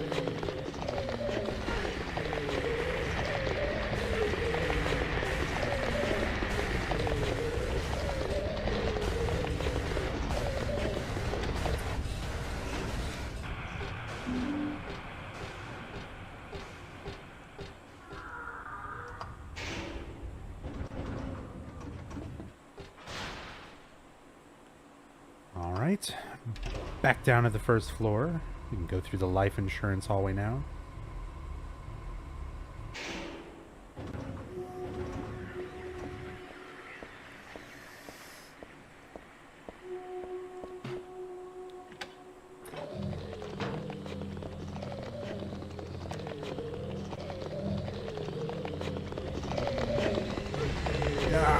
slurpers.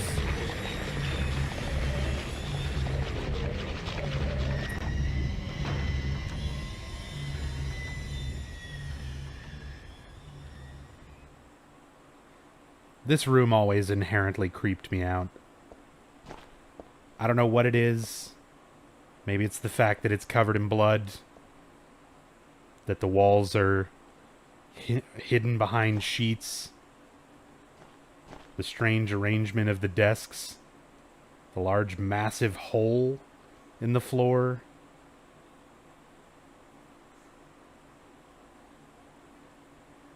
This room just always creeped me out, even though not much happens here.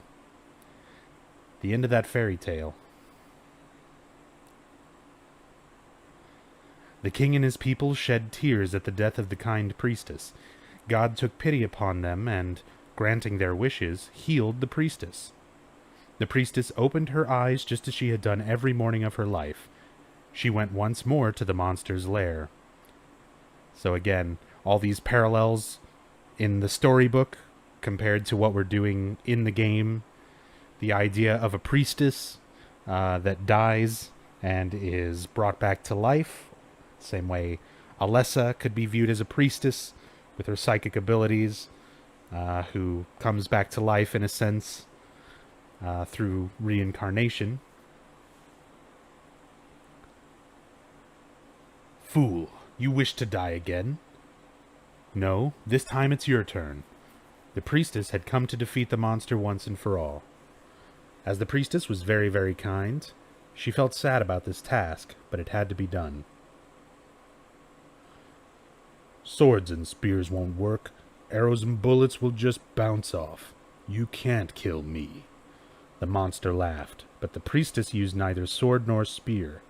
She chanted but a single spell. Tu fui, ego eris. Do you know what happened then?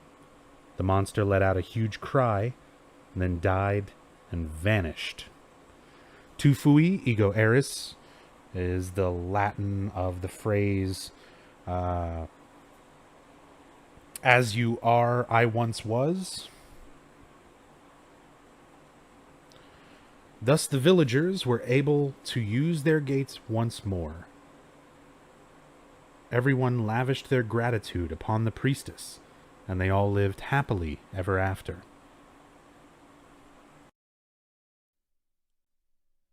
Tu fui, ego eris. Weird writing. What was that?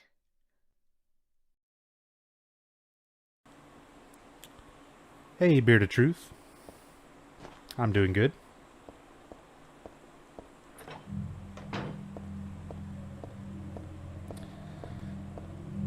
So, the priestess, aka Heather, reads the magic words, and just like that, the monster guarding the gates has vanished.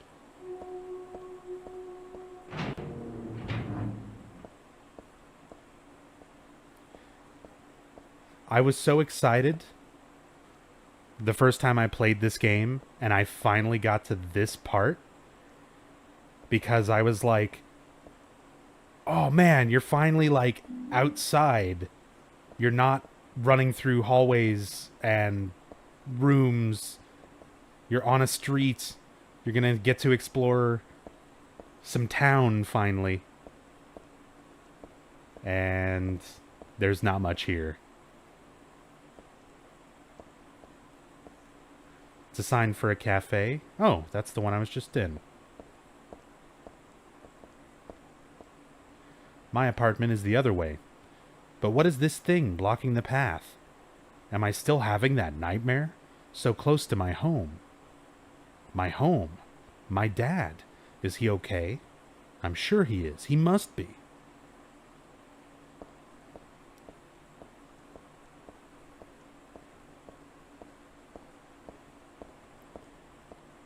There's Eddie's van again.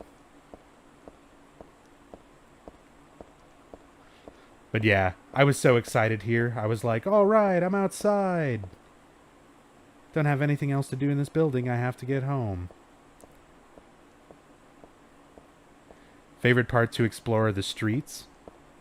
I mean, I definitely like exploring the streets and the outside. And again, I feel like in this game, because it's so rare, like in Silent Hill 1, you're outside pretty often. In Silent Hill 2, you're outside pretty often going from place to place. And you've got a pretty large chunk of the town to explore in either case.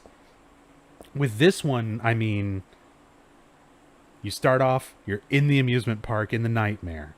You wake up from the dream sequence, and then you're in the mall, and the nightmare starts taking over. And you manage to go from the mall to the subway, and the subway to the underpass. And, like, it's just constant locations where you're indoors, narrow rooms, narrow hallways. Everything felt very claustrophobic. And this is the first moment where they kind of are like, oh, look, you're outside.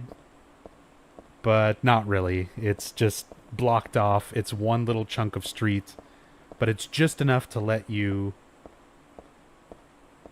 get over to the Daisy Villa apartments where Heather lives.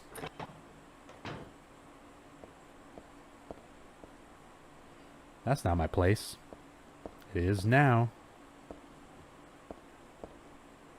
Don't know whose stuff this is, but I think I'll leave it alone. None of it's real. None of it is real. This is English. None of it is really can help me out right now.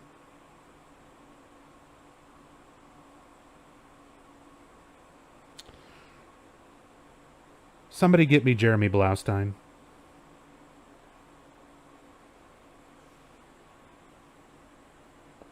What was he doing? There's a typo on this dialogue over here.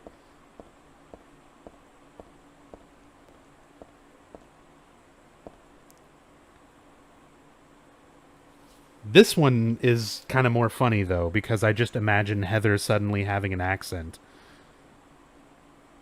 What's this doing here? That really pisses me off.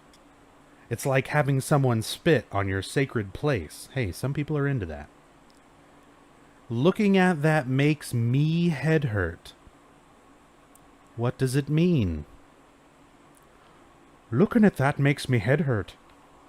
What does it mean?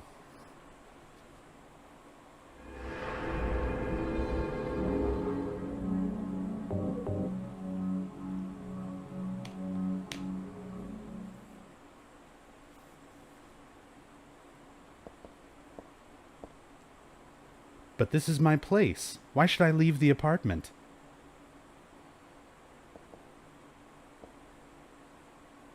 The mailbox is empty.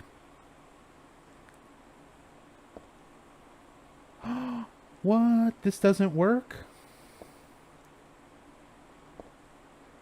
There's supposed to be another Silent Hill 2 Easter egg here.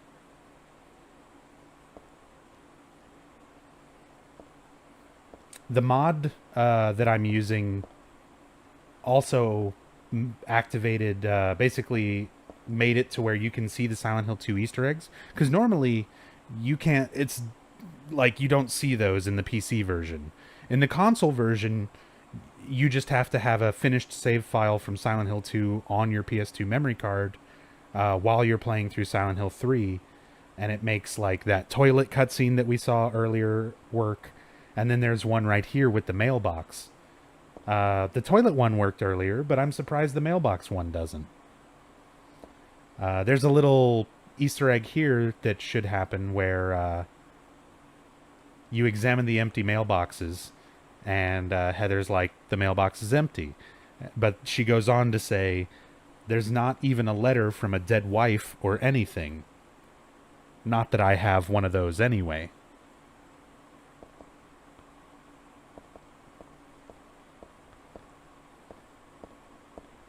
Maybe it's New Game Plus only? I'll have to mess around with that. This is the stairway. I don't need that. My apartment is number 102 on the ground floor.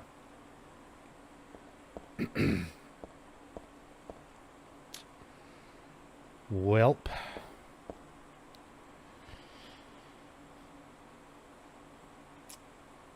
Prepare your feels.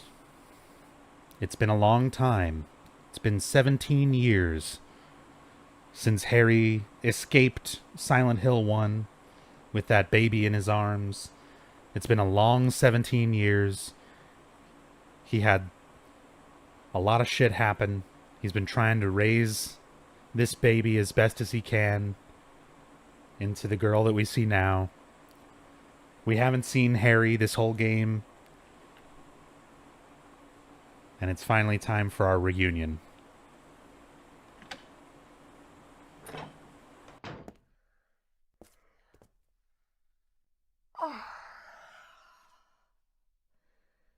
Dad, I'm home. Listen, something really crazy's going on. I think we should... Dad? Dad?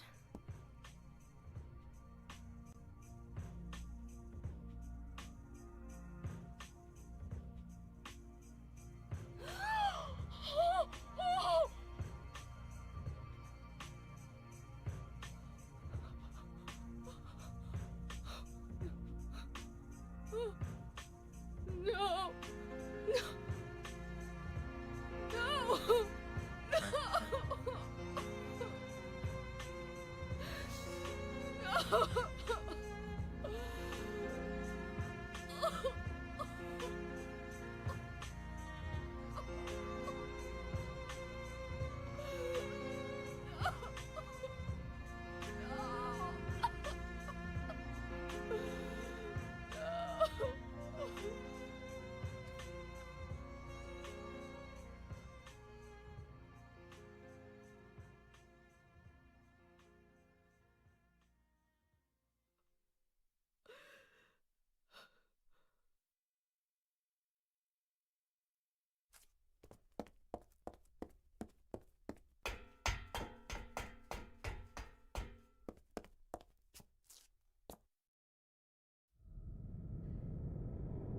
Did you do this?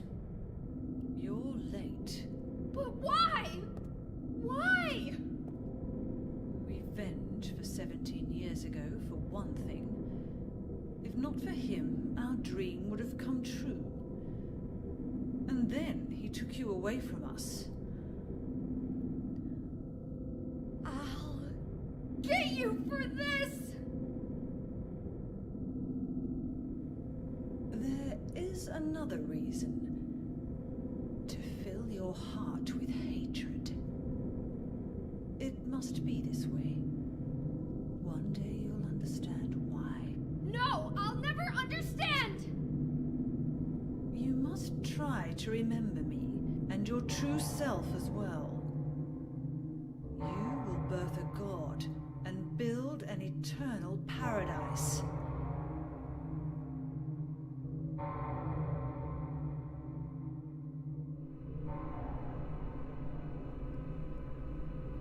He's the one who killed your father.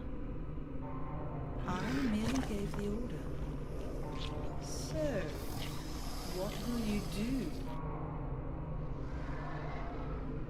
I'll be waiting where all begins. In the town of Silent Hill.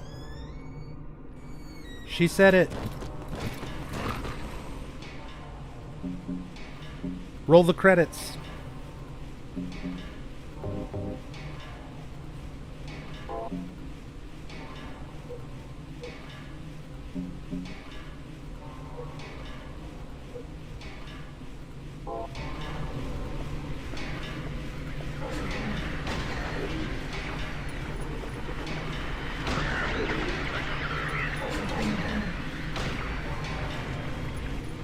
Turbo Missionary.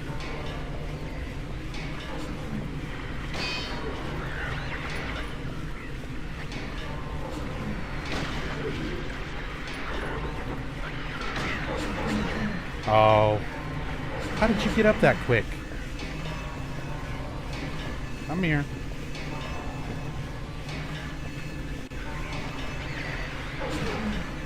Bad time to reload. Okay.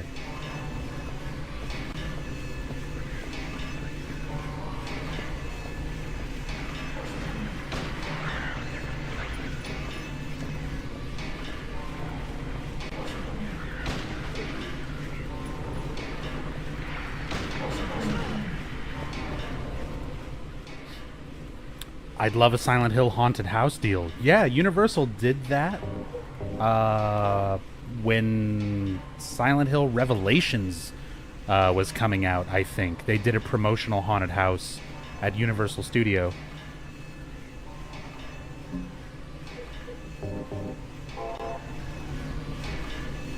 Of course, it was based on the movies, but, you know, it kind of happened.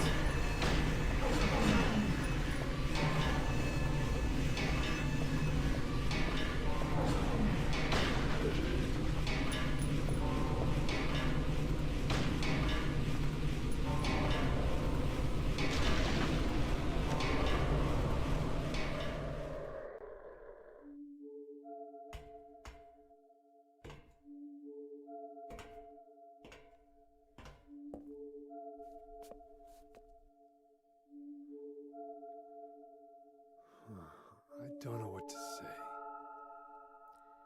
Then don't say anything.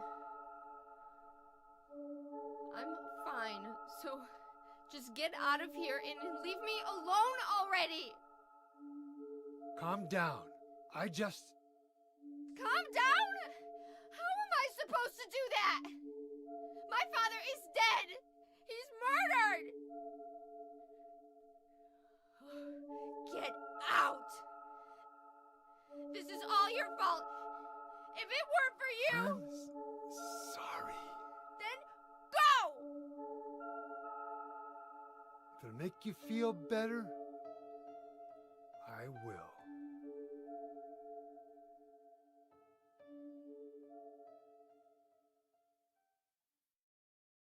But moving a dead body is hard work, so Douglas stayed. What else can I do? There's no one here to give him a decent burial.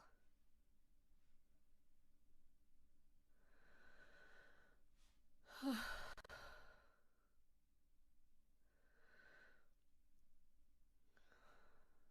sorry, Dad.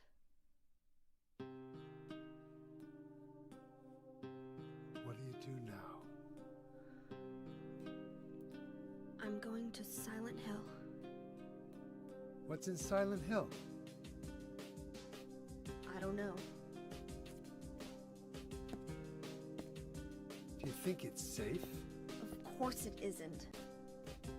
I don't know what kind of hell is waiting for me there, but I've got no other choice. I don't care about God or paradise. If that's what she believes, then fine. But she won't get away with what she did.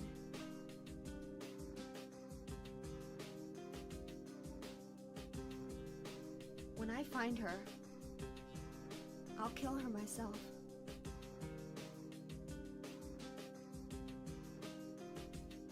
Revenge doesn't solve anything. Maybe not, but that's what I'm going to do. How are you gonna get there? None of your business. I'll give you a ride. I don't need your help. Yeah, but it's too far to walk. Besides, I'm partly responsible for this. I'll bring the car around back. Come by and we'll finish saying goodbye. You know, you might die too. That's fine. Nobody's gonna cry over my grave.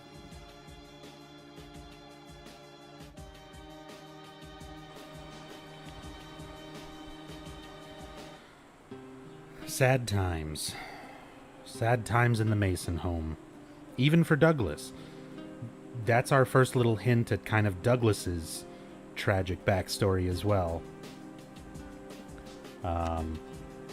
We'll talk more about that when we get to that scene later on in Lakeside Amusement Park. Dad's bookshelf. There's nothing unusual about it. Nothing odd about the TV or VCR.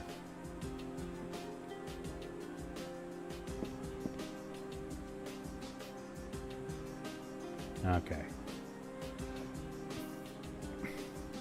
I just noticed the notepad next to the phone, and I wanted to see if it was a recolor of the Silent Hill 1 notepads, but it's like a totally different type of notepad.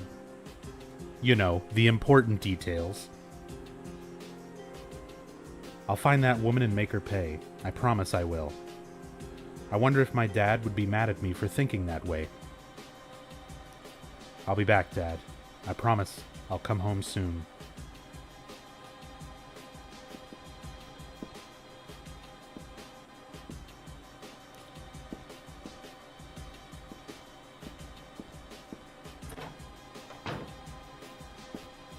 So there's a lot of great little details here in the apartment.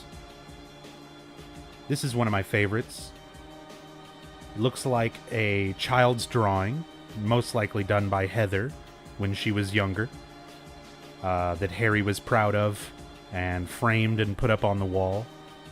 And if you look at what the picture is actually of, you can see that's Alessa in the center, the young dark-haired girl to her right representing Cheryl, and the young blonde girl to her left representing Heather.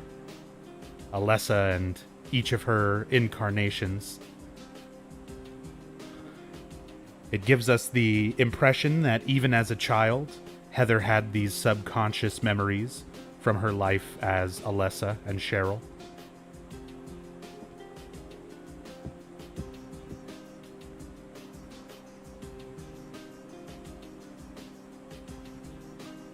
There's also an albino otter sitting on the shelf.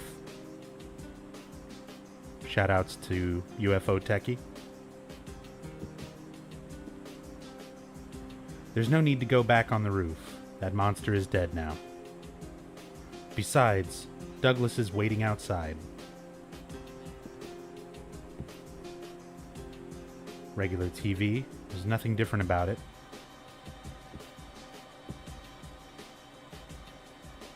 Dad, why did you have to die? You told me you were the strongest man in the world. Liar.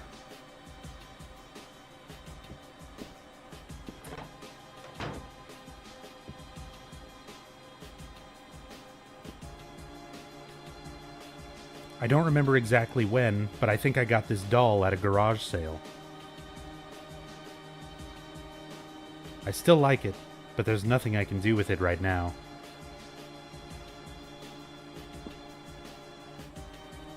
Techie55, that's the old name.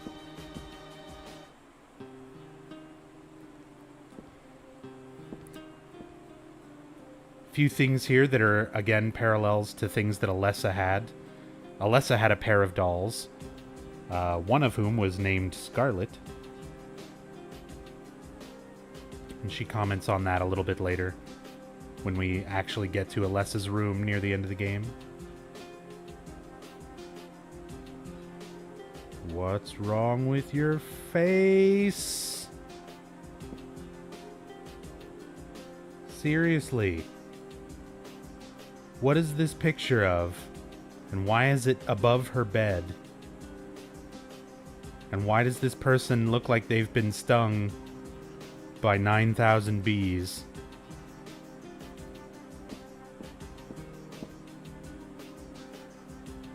Morning always comes. It's corny, but it's true. But if your eyes are closed, it always feels like night. That's the hero's line from this movie. I always liked that line, but now it just seems stupid.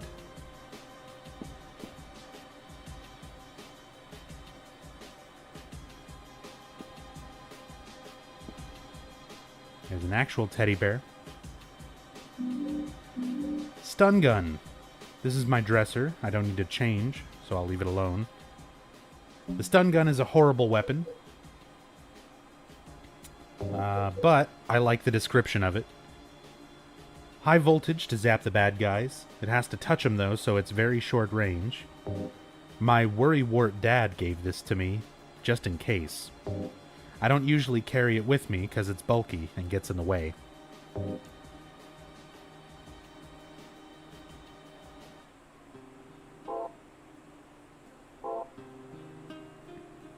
Is the line, "Why did you have to die," referenced in Shattered Memories, or is it just a coincidence? No, that was an intentional reference to this game. Shattered Memories does that pretty often throughout its dialogue. A lot of the characters have lines and things that are very similar to their original game counterparts. So that line is supposed intentionally kind of reference this. And there's several other lines from a lot of the characters that are, as I said, kind of similar. Sometimes it's like exactly what they said. But that's, again, Shattered Memories. It was made to be reference fodder. Nothing to do in the kitchen. I'm not hungry at all. Who could eat something in a situation like this?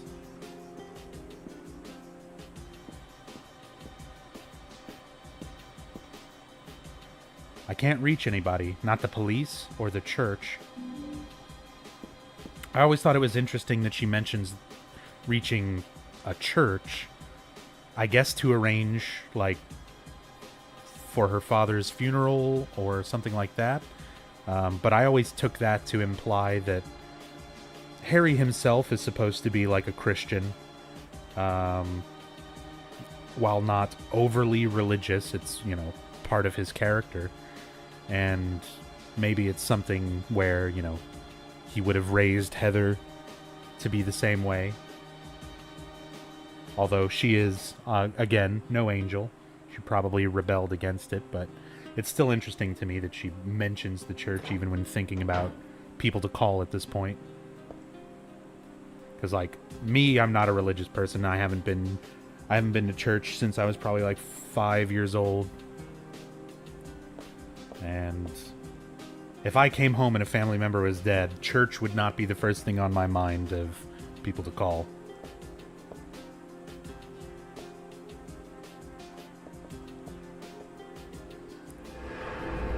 When is this game supposed to take place anyway?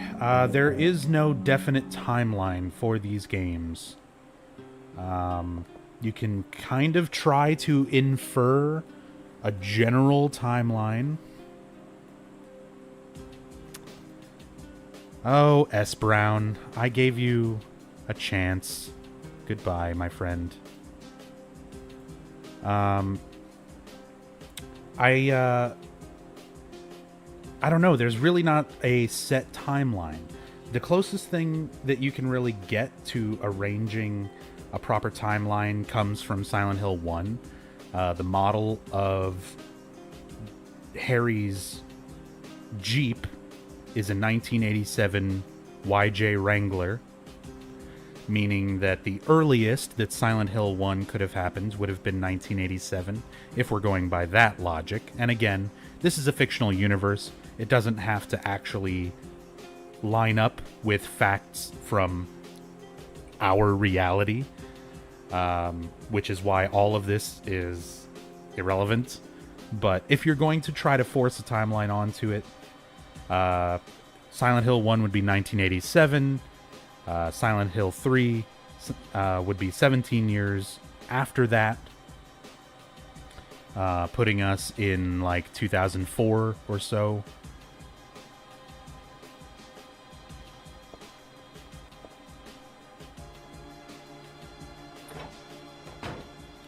And now we actually begin the trek towards Silent Hill.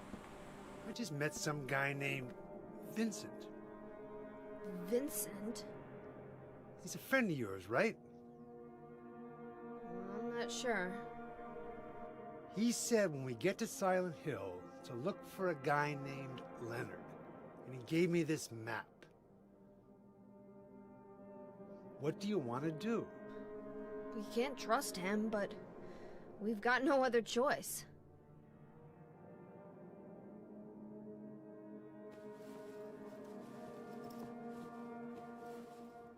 Here, take this too. What's this? Your father was holding it.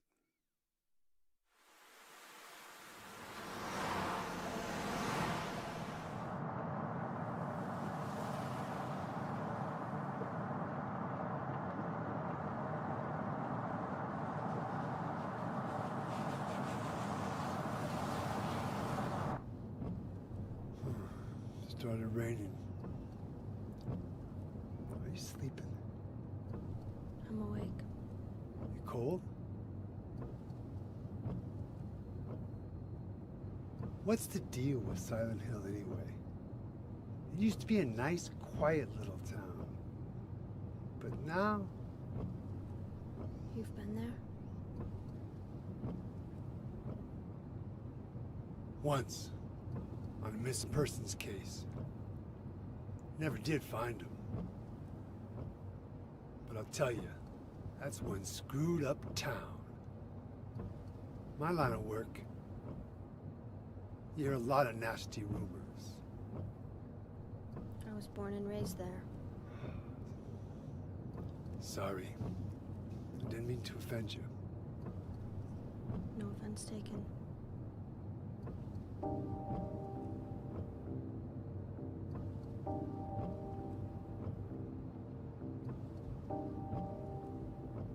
Anyway, I thought you grew up in Portland. What's wrong? Feeling sick? My head's pounding like the worst hangover ever. Maybe you're car sick. No. I'm just trying to remember. My childhood. Something terrible happened in Silent Hill 17 years ago. A woman named Dahlia. She tried to summon the ancient god of the town.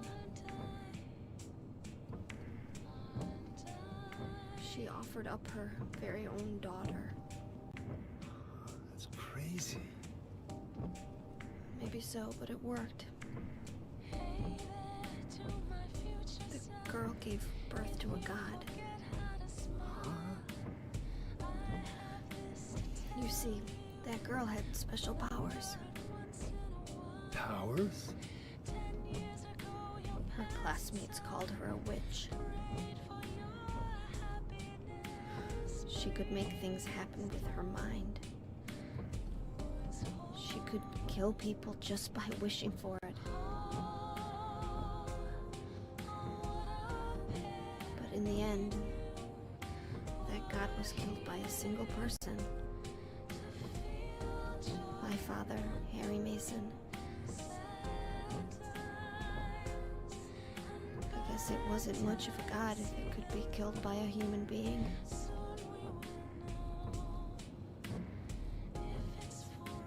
But I think Claudia's trying to do the same thing again. And I've been chosen as the sacrifice. You've got some kind of power in you too? After the god was killed, the girl reappeared. She was holding a baby in her arms.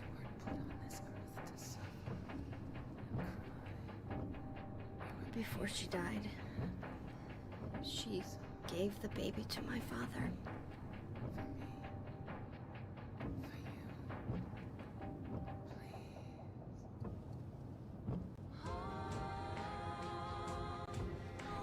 He loved me just like I was his very own daughter. Even though he didn't know who or what I was.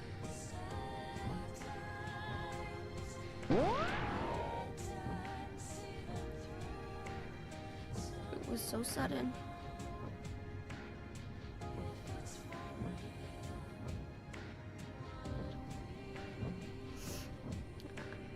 I never had a chance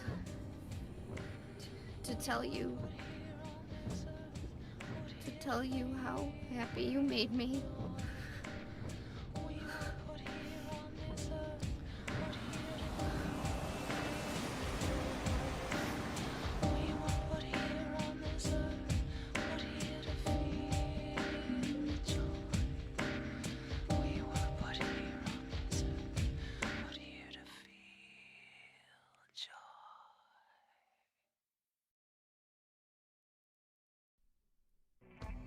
I'm gonna head for that Leonard guy's house. you check out the hospital. You got the map, right? Yeah. You gonna be okay alone? I'm not a child, you know. Are you sure it's not you who's afraid to be alone? You're right. I am afraid. I'm 50-something years old. I ain't never seen nothing like this. I still feel like I'm dreaming. More like a nightmare, I'd say. Yeah. I want to wake up and have a smoke already. Meet me back here when you're finished looking around the hospital. Okay? Roger.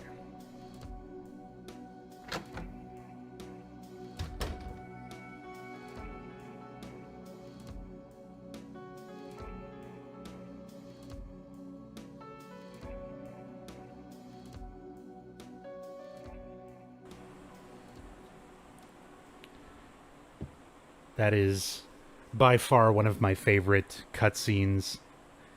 Just, it's such a good music track.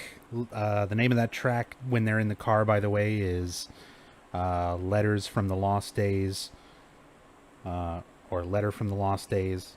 And that is such a good, like, setup of a scene. Just everything about it. The rain sound effect, the music sound effect, and really, really beautiful. It's also Heather somewhat summing up a little bit of the plot of Silent Hill 1 in kind of a brief manner, at least as much of it as she's aware of at this point. And Enigma, thank you so much for the 399 bits, by the way. Much appreciated.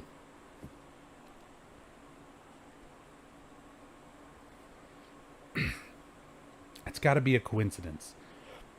Oh, excuse me. But still, that's pretty weird. Who could have done this?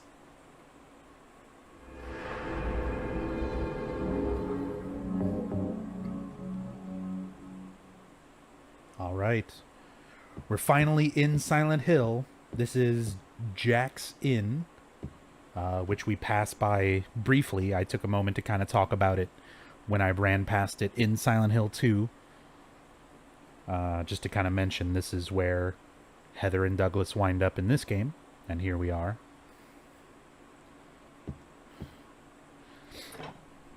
So, as I said, we are here in Silent Hill. The rest of the game, up until this point, has been taking place in Portland. And now we're actually in Silent Hill. This is the same southeastern section of Silent Hill that you're in Silent Hill 2. As said, you do run past this area. It's not like an area you need to really be in Silent Hill 2, but the layout of everything here is pretty much exactly the same. I can understand from a technical standpoint why you're in this part of Silent Hill. I kind of wish, seeing as this is a sequel, direct sequel to Silent Hill 1, I kind of wish it had taken place in old Silent Hill, the same areas that Silent Hill 1 did, but they would have had to completely remake it in the PS2 engine that they use for this, whereas copying over the assets from Silent Hill 2 for this section of the town was obviously, you know, something easier to do. Andy's Pizza, free delivery. It's a good deal. Easy to remember phone number as well, 0000000. Call it, get some pizza.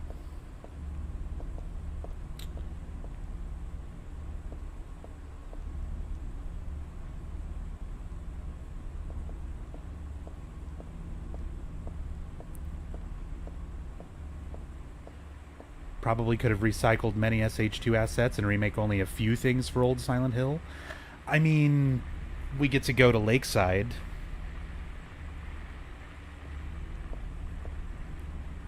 There's no area code, because phone numbers back then didn't use area codes.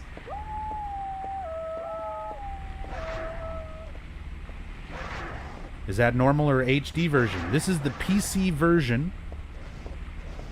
This is the official PC port of Silent Hill 3. I'm currently using a widescreen mod, a higher resolution mod, to make it widescreen and to make it higher res.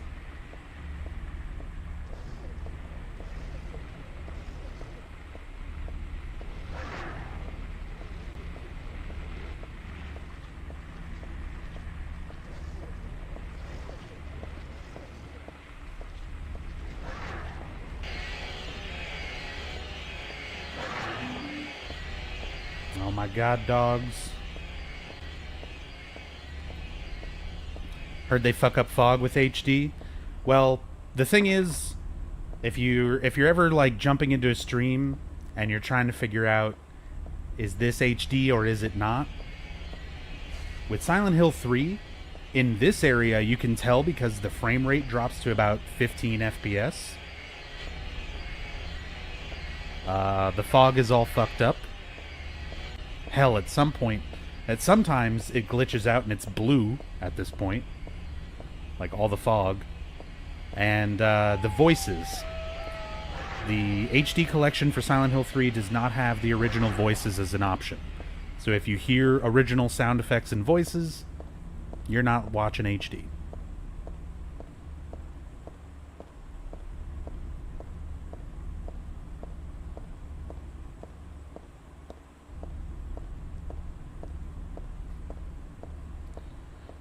So there's not a whole lot of these areas you can get into. Pete's Bolorama is all locked up. Most of the town, actually, you can't even get around to. A lot of it is blocked off. You only get this one little chunk of Silent Hill to go through. But it does let you into Heaven's Night.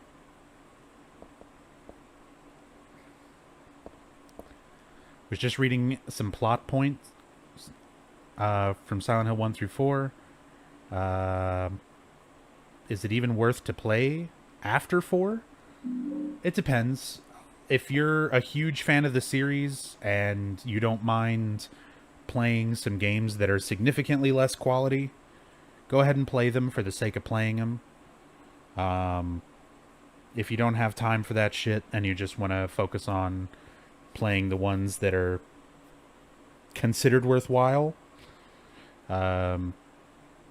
you're pretty good sticking with 1 through 4. It's a tourism pamphlet. I had forgotten it, but it's true. Silent Hill was originally a resort town. And this is the exact same Roger Widmark tourism pamphlet that you find in the apartments in Silent Hill 2. Silent Hill, a quiet little lakeside resort town. We're happy to have you. Take some time out of your busy schedules and enjoy a nice, restful vacation here. Row after row of quaint old houses, a gorgeous mountain landscape, and a lake which shows different sides of its beauty with the passing of the day, from sunrise to late afternoons to sunset. Silent Hill will move you and fill you with a feeling of deep peace. I hope your time here will be pleasant and your memories will last forever. Editor, Roger Widmark. Ironically, I would say if you're a huge fan, then no. The problem there is then you don't have any basis of comparison for discussion with other fans. You have to play a game and form your own opinion about it. Like, if you're a big enough fan to play the first 4 Silent Hill games and say, man, I love this series, you have to at least experience the other games, I would say. If you're a casual fan and you don't care about playing every game that's available for the series, then yeah, there's better ones to focus on and ones that are not worth your time, I would say. But you can't tell if it's going to be worth your time or not worth your time until you play it and form your own opinion. Some people really enjoy some of the Western games. I've got a soft spot for Shattered Memories myself, I would say Shattered Memories is worth playing. It's not a masterpiece by any stretch of the imagination, nowhere near as good as like the first 4 games in my opinion, but is it worth a play? I would say so. It's got some interesting aspects to it. The fact that they removed combat and put a huge focus on detailed environments and exploration, and how you explore and look at those environments affects your gameplay.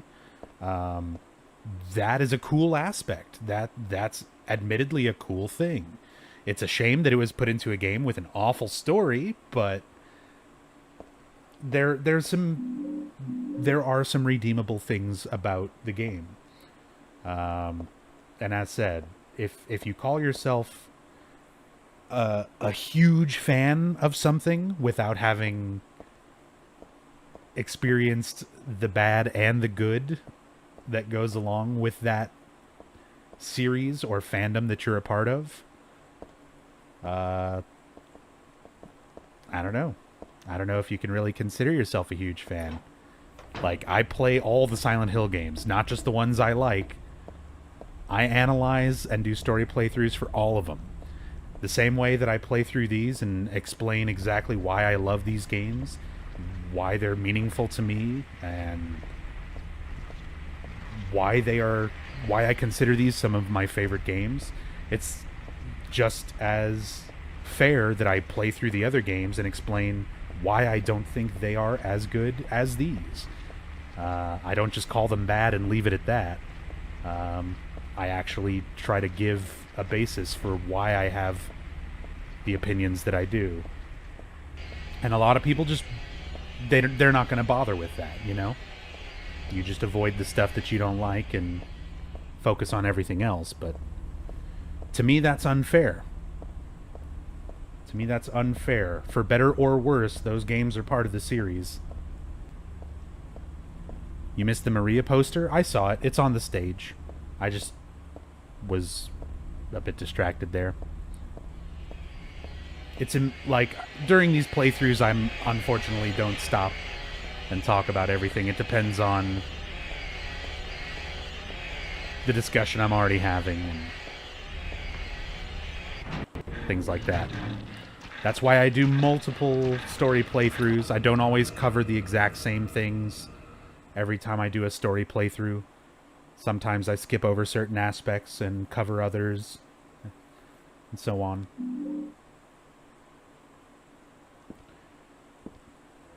Just kind of depends.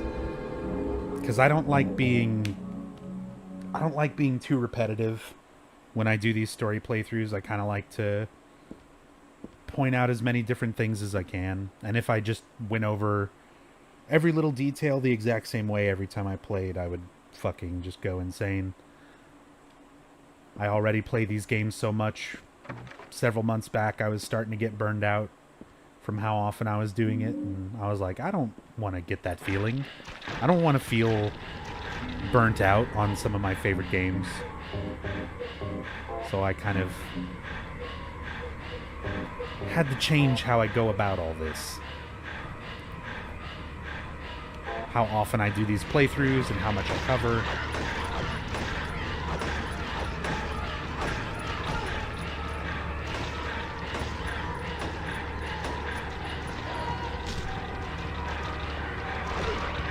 You left one out, Silent Hill Pachinko. Tell you what, you buy me the machine and I will rank it with the others. Until then, shut your ass.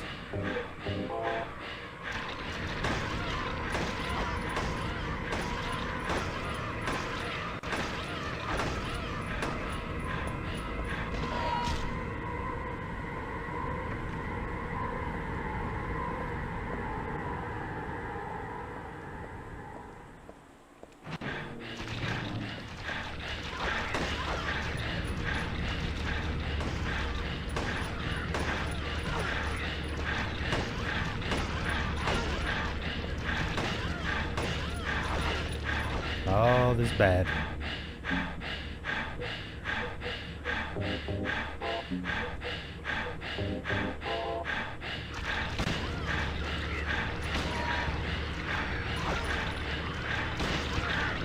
Why are you just, like, immune to stun? What? Oh, did I just get shot from the other nurse? Yeah. You bitch.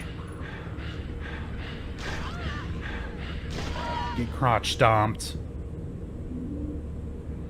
Yep, this is hard difficulty. Hard action, hard riddle.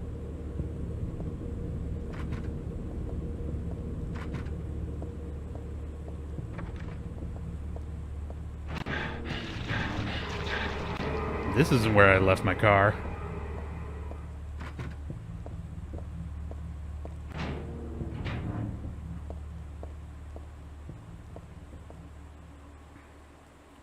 There's a lot of things stuck to the wall. A cookie, a toothbrush, a spoon, a Christmas card, a clock. Whoever it was probably used glue, but why do this in the first place?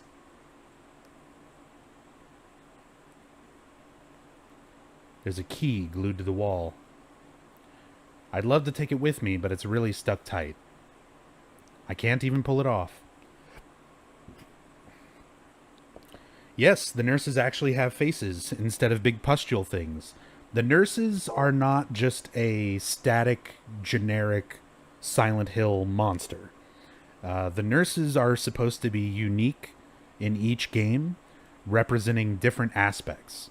So, for instance, in Silent Hill 2, the nurses were faceless and overly sexualized to represent James's sexual desire, possibly for some of the attractive nurses when he went to visit Mary in the hospital.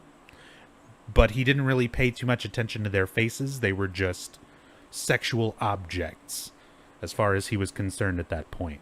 And so the nurses are manifested as such because that is being pulled from James's subconscious.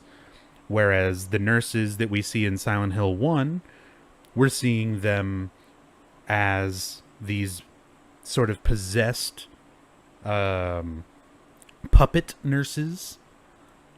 And that was to reflect the nurses that Alessa disliked while she was being cared for in Alchemilla Hospital. The ones who were being puppeted by Dr. Michael Kaufman.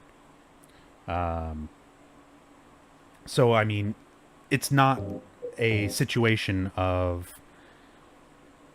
nurses are just nurses and they're in the Silent Hill games to be a generic monster. Like, they have specific designs that are relative and significant to each individual game. Like, they are specific to certain characters. And that's reflected in their designs.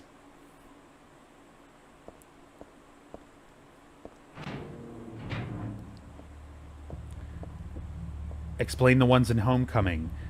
I saw the nurses from the movie and I clapped. It broke new ground.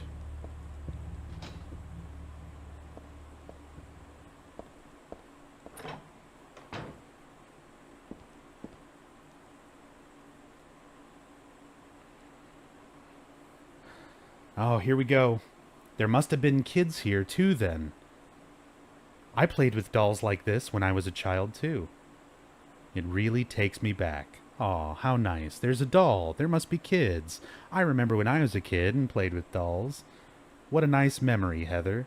Now let's read this diary. This day has finally come. That's right. The day when you and I will meet. I was always thinking of you here in this gloomy cell. I never even knew your name or face until today. But now I know. I know you're the one I've been waiting for.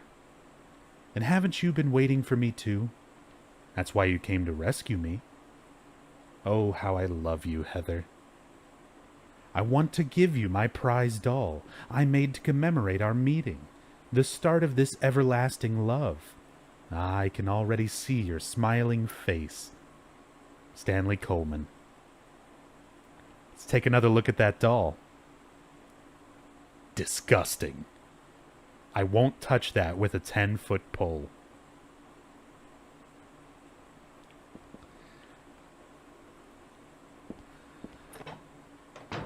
Oh, and once you read that, it's gone.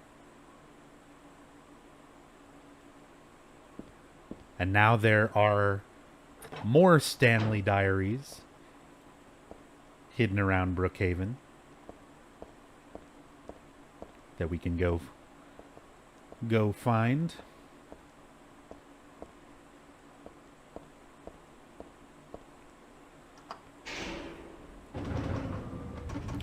Who is Stanley Coleman? Apparently he's a patient here at Brookhaven who has an obsession with Heather and knows who she is somehow. Now, keep in mind, there are people who are involved with the cult, like Claudia and some others, who would know about Alessa, her reincarnation, that she exists as someone else, but it's never explicitly talked about who Stanley Coleman is supposed to be in the context of this game.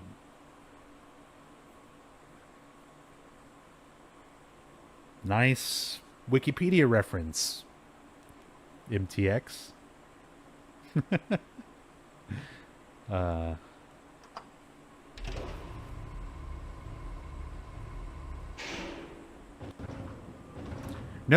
I believe you. What I want to know is, why do you think that there is a relation or a relevance just because they share the name?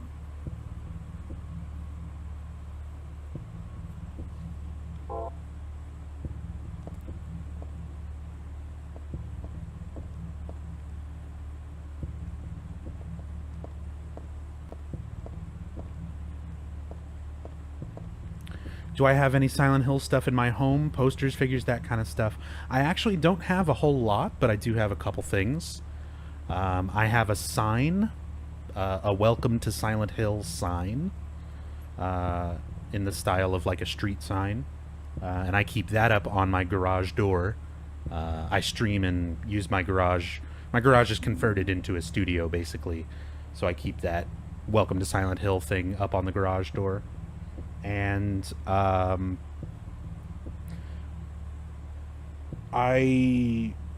at one point, many years back, cosplayed as Pyramid Head at a bunch of conventions and things like that. And a friend of mine made me a solid wood, full-scale replica of the Great Knife from Silent Hill 2. And I don't have anything left of that costume except for the Great Knife. So I've got that Great Knife replica and I've got the sign. That's really about it. I don't have figures, I don't have posters. I've got soundtracks and stuff like that, but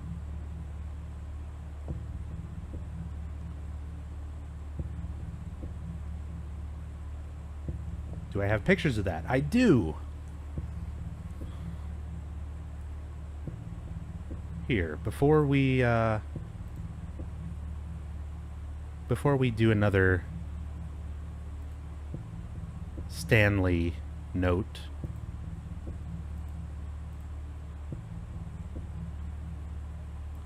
let me see if I can find a picture real quick. I should have one saved on this computer because I know I've showed it on stream before.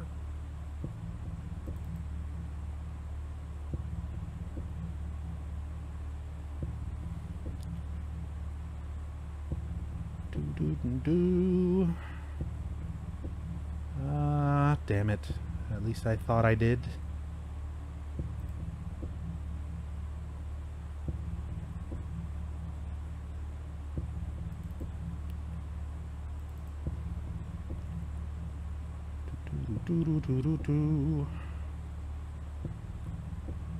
Sorry, I have a shit ton of photos.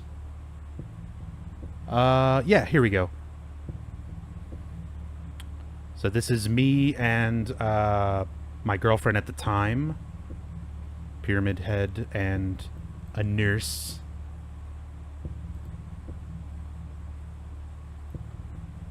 So there you go. Not really the best shot to show the Great Knife, but you can kind of see it there.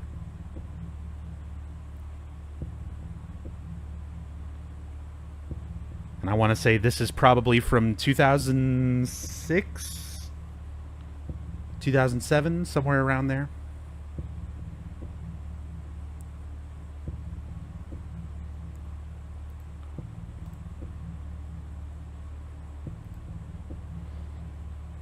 Anyway.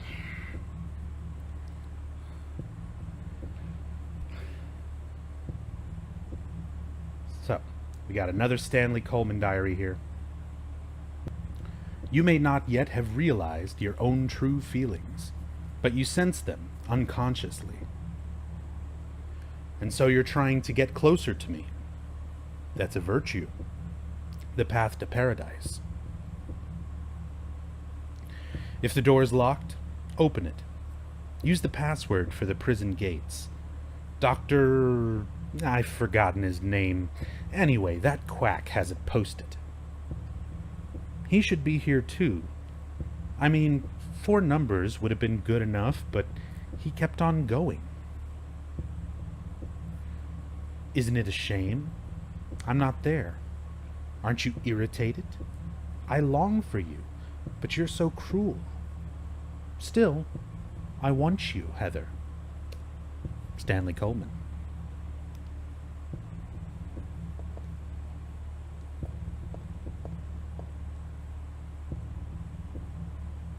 There's a typewritten memo posted here. What's this supposed to mean? So this is a clue to open up this locked door to Heather's left. See if you can figure it out just from this. Pure eyes, blue like a glassy bead.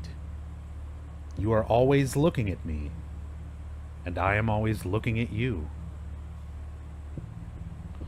Ah, but you're too meek, beautiful, unspoiled. Thus I'm so sad, I suffer, and so happy, it hurts. I want to hurt you and destroy myself. What you would think if you knew how I felt. Would you simply smile, not saying a word? Even curses from your mouth would be as beautiful as pearls. I place my left hand on your face, as though we were to kiss. Then I suddenly shove my thumb deep into your eye socket, abruptly, decisively, like drilling a hole. And what would it feel like? Like jelly? Trembling with ecstasy, I obscenely mix it around and around. I must taste the warmth of your blood. How would you scream? Would you shriek? It hurts, as cinnabar red tears stream from your crushed eye. You can't know the maddening hunger I felt in the midst of our kisses. So many of them, I've lost count. As though drinking in your cries, I bring my hopes to fruition, biting your tongue, shredding it, biting at your lips, as if tasting your lipstick. Oh, what euphoric heights I would reach, having my desires fulfilled like a greedy, gluttonous cur. I longed, too, for your cherry-tinted cheeks, tasty enough to bewitch my tongue. I would surely be healed, and would cry like a child. And how is your tender ear? It brushes against my cheek. I want it to creep up to my lips so I can sink my teeth into its flesh. Your left ear, always hearing words whispered sweet as pie. I wanted to hear my true feelings. I never lied, no, but I did have my secrets. Ah, but what must you think of me? Do you hate me? Are you afraid? As though inviting you to the agony at the play's end, if you wish, you could destroy me. I wouldn't care. As you wish, you may destroy me. I wouldn't care.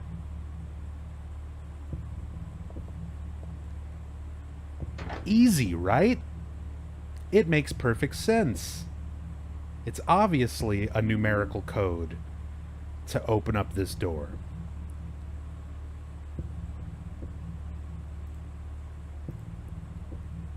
But just for the sake of explanation, let's just go ahead and pull up some notes real quick. Alright, so for this puzzle, this is another somewhat abstract one.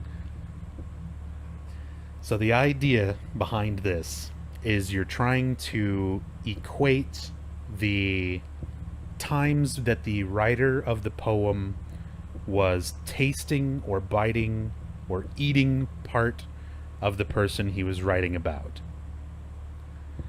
And the keypad itself is supposed to be the face of the victim in the poem.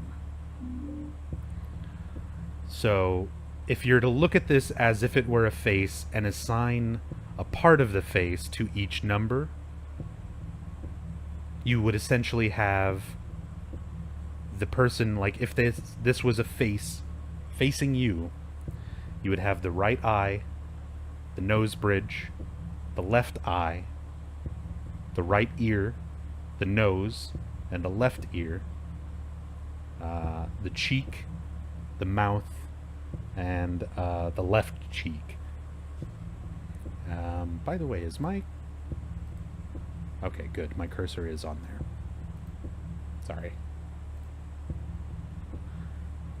So we start off, the writer places their hand, their left hand, on the person's face, which would mean it's on the right side of the person he's facing, sticks their thumb into her eye, and that would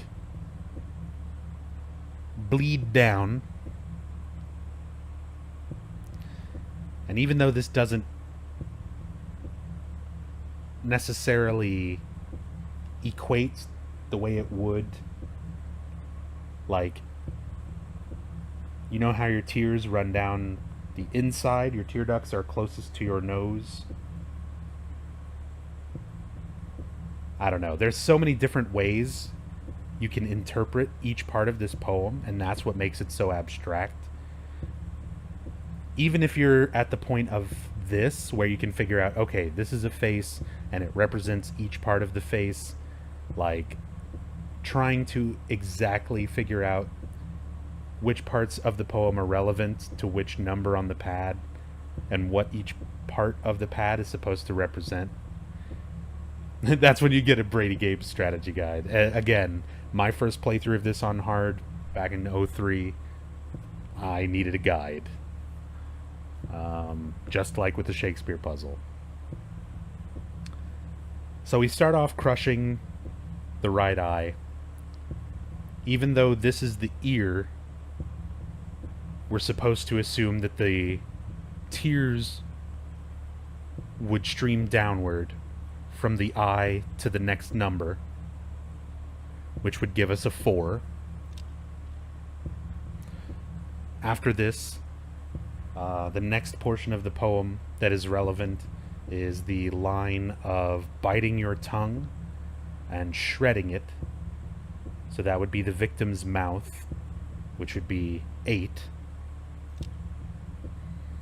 The next line of the poem, cheeks tasty enough to bewitch my tongue. So we don't know left cheek or right cheek, so the third number would be ambiguous.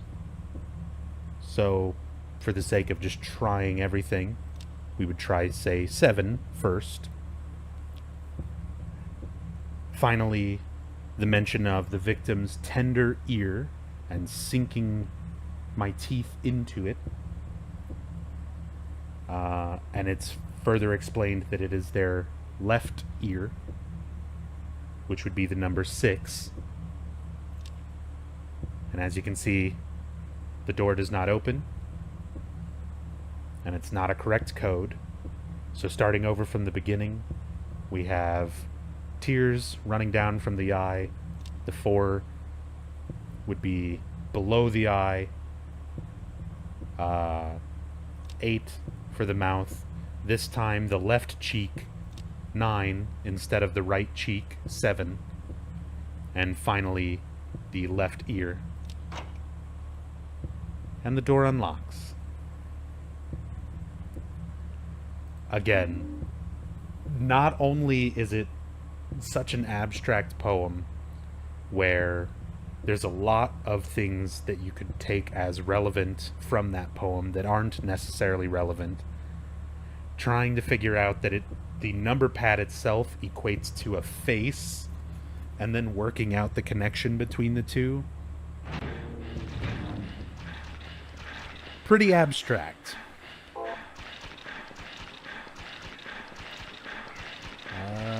Oh god. Sorry, I'm trying to fix... My notes were in front of my chat window.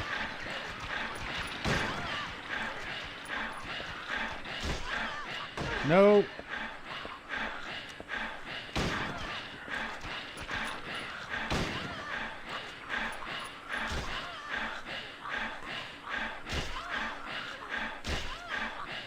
Wow, you're a tough one.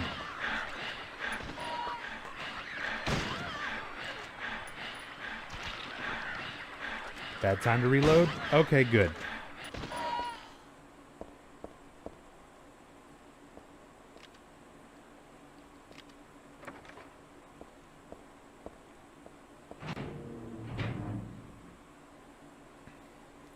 Feels like they might have gone just a little overboard for the hard puzzles. You know, I don't even care. Because, honestly, I would take a horror game with puzzles that are so difficult that they take me forever to solve, or I have to look them up. I would absolutely take that over a dumbed-down horror game with match the moon-shaped piece into the moon-shaped hole, match the star piece into the star hole, match the red gem under the red light. Like, that's what horror games are now, for the most part. And, I mean, as said, I would much rather have something that forces me to think, even if it's super abstract. I would much rather take that over something dumbed down and just immediately you know the solution. There's a medical record here. Could this be for this dead guy? Background unknown, name and age unknown, not admitted patient. Found in poor mental state on hospital grounds. And temporarily installed in room M4 at Chief's discretion. Died late tonight from blood loss due to severed carotid artery. Was grasping own kitchen knife in right hand. Assumed this was cause of neck wound. Possible suicide, but wound angle suspicious. Sent to second floor treatment room for further investigation. Have received no proof or corroboration of event from patient residing in same room. Have not notified police. However, for future necessity, leave victim's bed and effects intact. Room M4.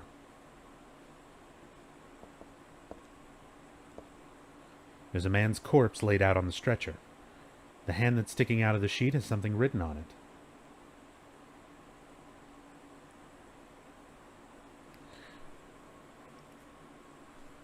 I would say you're not wrong, Three Dog. Like, it's definitely a more of a middle ground. Silent Hill 2 on hard or on extra. I feel like the puzzles are good. They definitely make you think. And there's a lot of twisted logic that you can kind of go on to throw yourself off. Again, going back to like TGA Dave's playthrough, watching him solve the coin puzzle and trying to work out, you know, the proper meanings behind every part of the poem and how it actually applies to the puzzle logistically. So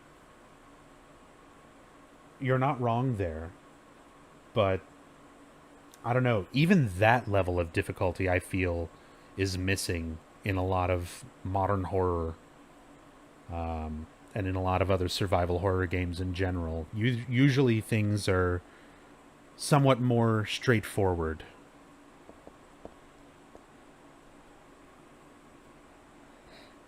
There's a tattoo on its foot. Margaret, let's swear our love until death do us part. Aw. Well, you're dead now, so... You're free, Margaret.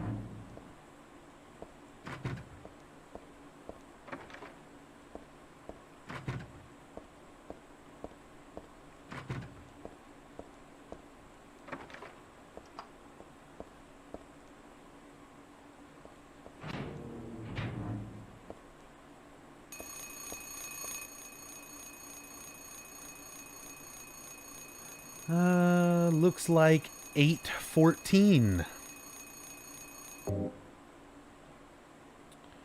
So since we're on hard difficulty, what you have to do with the clock is take the time given, 8:14, convert it into standard or military time, and assume that it is PM. So 8:14 would become 20:14.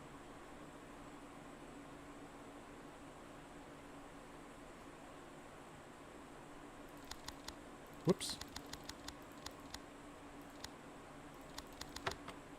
There you are. That's why you have options. If you play Silent Hill on easy combat, easy puzzles, it's very casual. Very true. But, like, even the games now, and a lot of other survival horror games, like, Silent Hill is not unique in having variable puzzles and things that change on differing difficulties or subsequent playthroughs and things like that. And that's still something that, as said, a general difficulty level overall in puzzle solving and the way that puzzles are implemented in games seems to be fairly dumbed down. Like, there's not many other survival horror games I can think of where I was really sitting around solving, like, really thinking about puzzles, trying to solve them. Like, I can't think of any puzzle that stumped me that bad in, like, any Resident Evil game. Most of those are find the gear, put the gear in, and then figure out what order the gears go in. And it's usually not very layered in the way, or clever in the way that it's solved. It's just find the thing and figure out how to use it.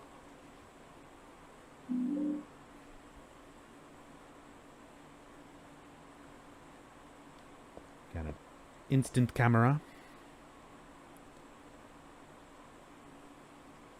Water puzzle in Resident Evil 3, hands down.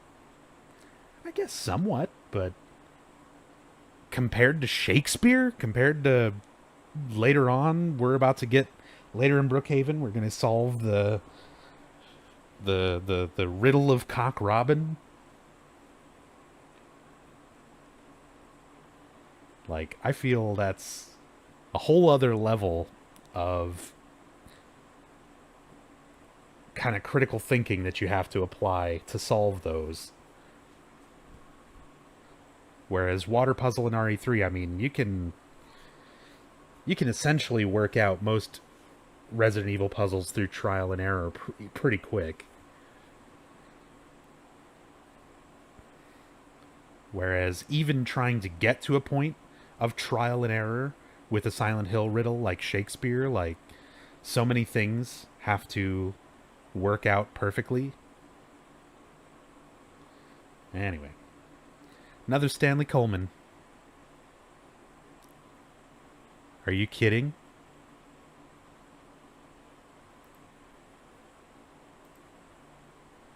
Alright.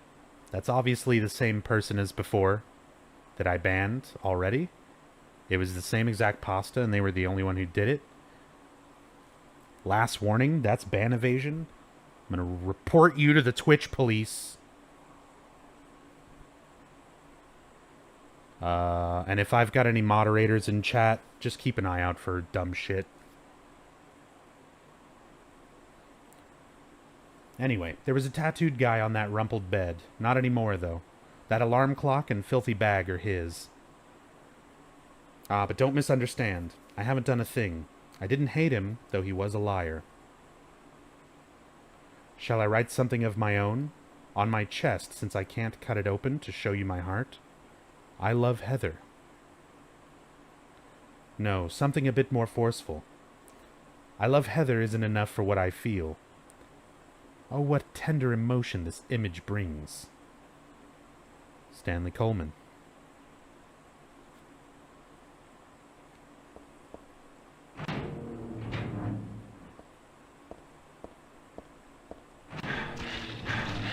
Nope.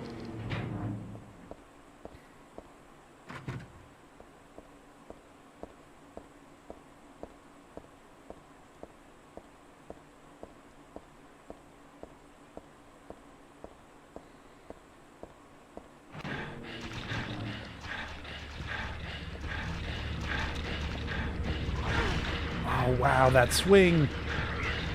I thought I was going to be far enough.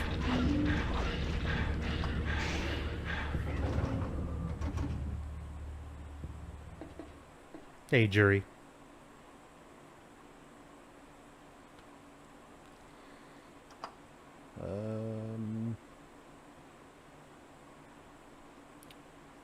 Oh, I didn't get everything here yet.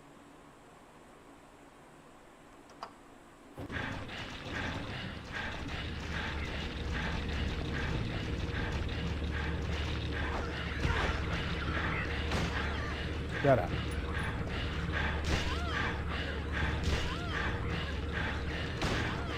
Oh my god, why don't you die?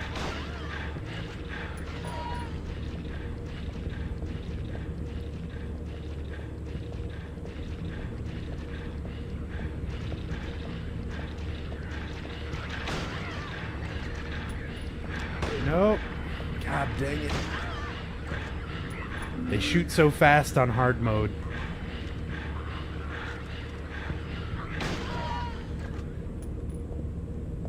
On easier difficulties, the nurses with the guns will, it takes them a little bit, like, they'll aim, and they'll hold the gun up for a little while, and then shoot.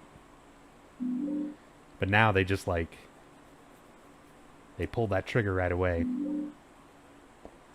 Alright, so I got nail polish remover, and I got the perfume. Perfume is kind of a strange item. It gives you the option to use it, but there's nowhere in the game where you can ever actually use it. But it's also equipable. The description says the stuff smells a little strange. Equipping the perfume actually makes enemies notice you more. Like, they are more aggressive towards you.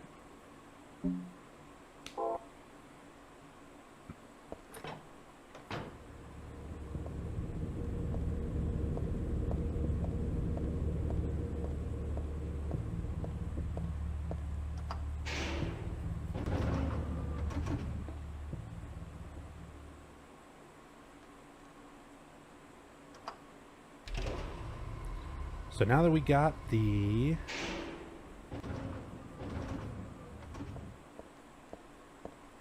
nail polish remover, we can follow Stanley's advice. We can use that junk those nasty wenches are always using. Oh, and he left us another book, another diary.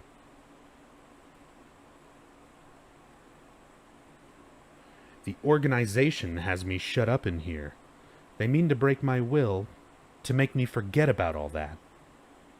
But I'll stay sane, even if they throw me in here with lunatics. How about if I stick this to the wall? That would be worthless. You can peel it off, can't you? With that junk those nasty wenches won't stop using. If a thing has no meaning, there's no reason for it to exist at all. Just as you exist for me. But why haven't you taken my doll with you? Ah, my gift must have embarrassed you. How cute you are, Heather. Stanley Coleman.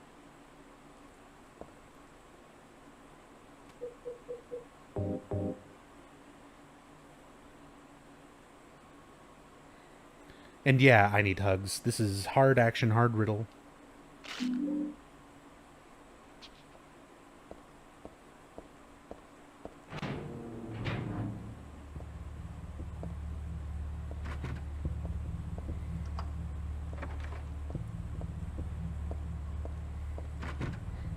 No, it won't, Gaestra. Maybe something similar or something inspired by, but PT as it is, Silent Hills as it was supposed to be, cannot come to exist.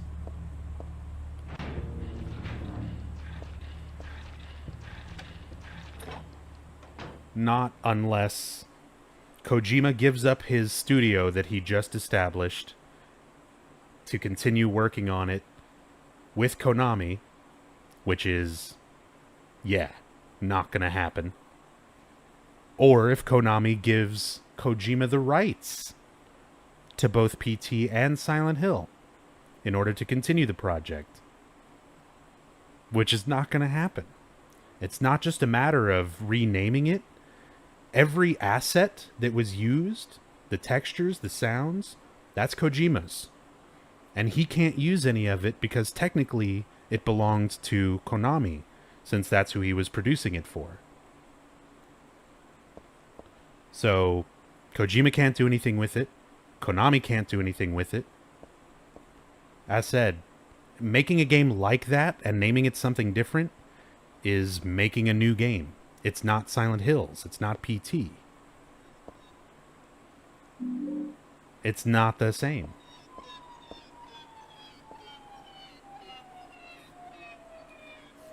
It's a wheelchair. Where's the person that was using it?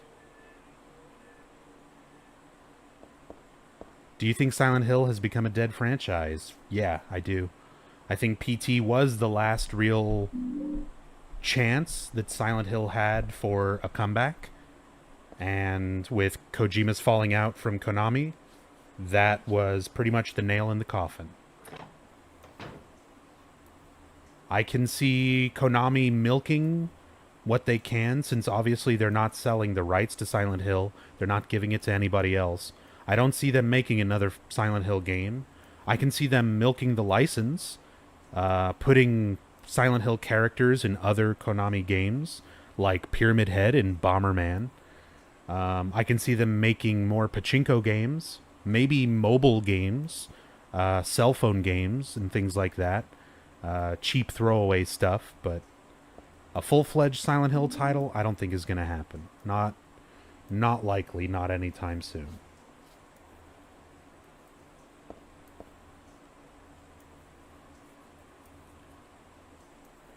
There's a suspicious space between the shelf and the wall. But I can't squeeze into there, and there's no way I can move the shelf either.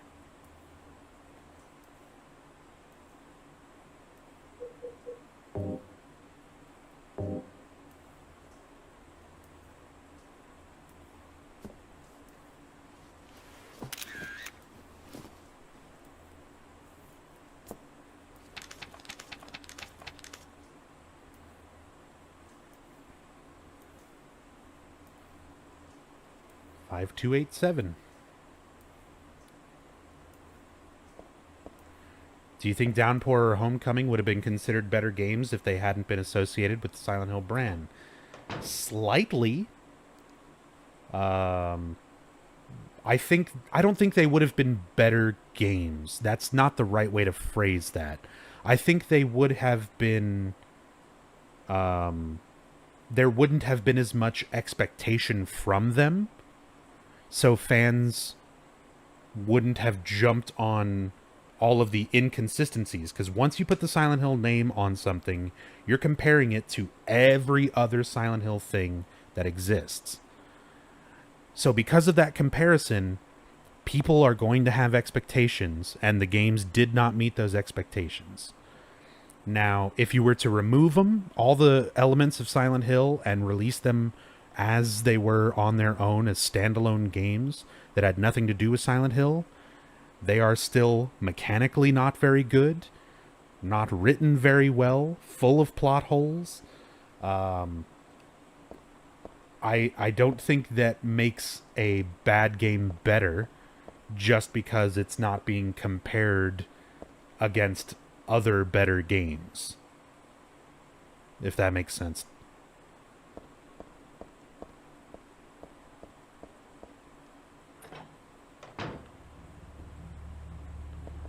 Oh, wait. 3rd floor. I've got the thing.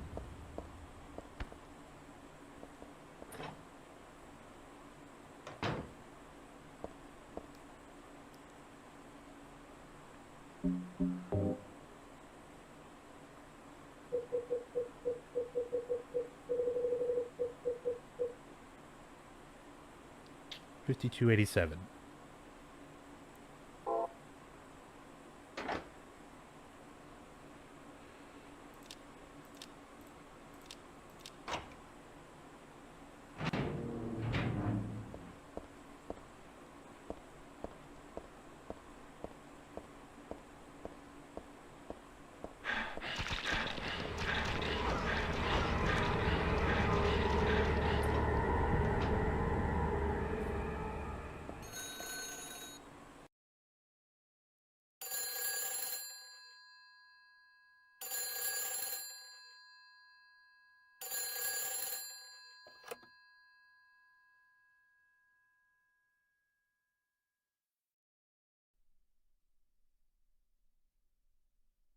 Hello? Claudia. No, I'm not. Don't lie to me, Claudia. You're always trying to run from your responsibilities. Have you come to apologize? Or maybe you still don't realize how foolish you've been. The salvation of all mankind. Ah, what a ridiculous dream. Wait, just listen to me for a second. I've heard enough from you already. How did you turn out this way? Where did I go wrong? Listen to me already. I'm not Claudia. You're not Claudia. My name is Heather. Heather. Who are you? Leonard Wolf. I'm sorry. I thought you were my daughter.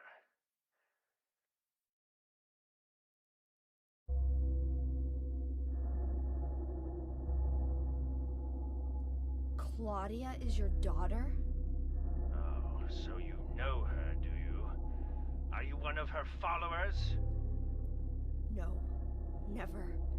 When I find her, I can feel the hatred. What? Behind your words. The anger. You plan to kill her, don't you? I'm sorry, but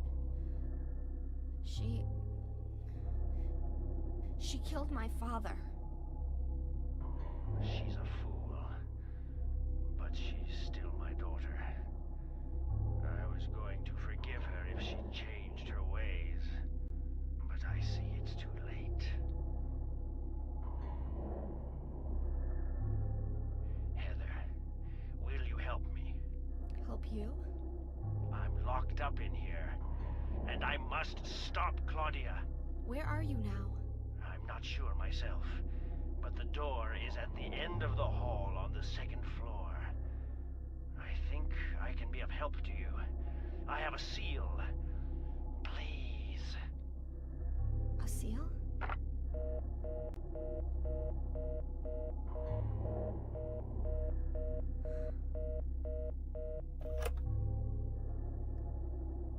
The end of the hall on the 2nd floor.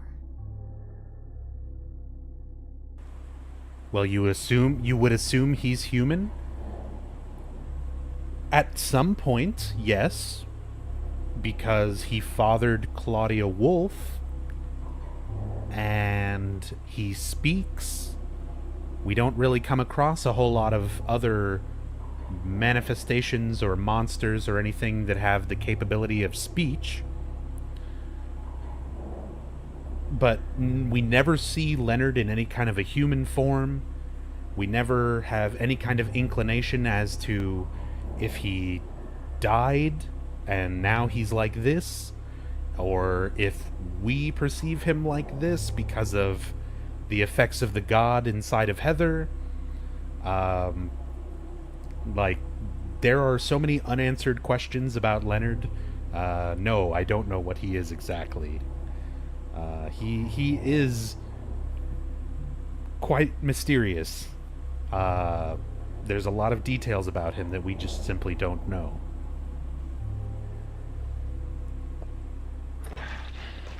In the movie, he was human. I hate to break it to you, but stuff in the movies has no bearing on the games.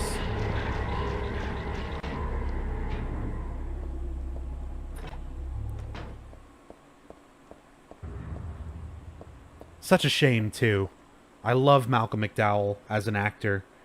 I would have loved to see Malcolm McDowell as, like, a proper representation of Leonard. I would have liked to have seen just a good film adaptation of Silent Hill. We didn't really get that in either movie. The first one was at least a little bit closer to the mark than Revelations. Revelations was utter garbage.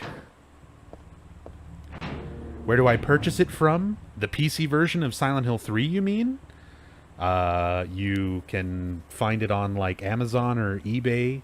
It only ever got physical releases. It's not anywhere digitally, so you can't get it on Steam or Good Old Games. It's the same for Silent Hill 2, Silent Hill 3, and Silent Hill 4 PC. They only had physical releases, so some of them are actually pretty rare now. If you go to track them down, they can get kind of pricey. Just as a heads up.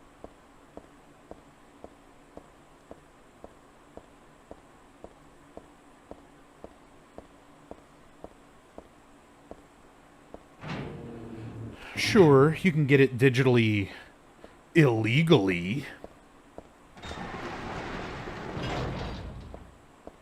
But if you're looking to legitimately buy the game, you've got to get a physical copy from a collector.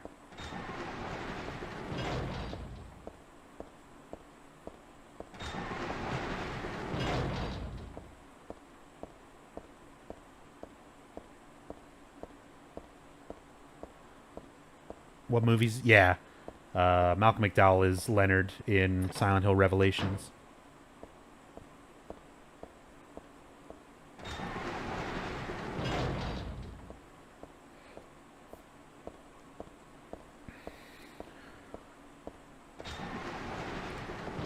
Or on PlayStation Network? Not even on PlayStation Network. On North American PlayStation Network, the only Silent Hill games you can get are Silent Hill 1, and I think maybe Homecoming? I don't even know if there's a digital version of that on PSN. On Japanese PlayStation Network, there's Silent Hill 4. But no, these are not, like, 2 and 3. They're not available on PSN. Unless you're talking about the HD collection, and then... Shut up. Get out.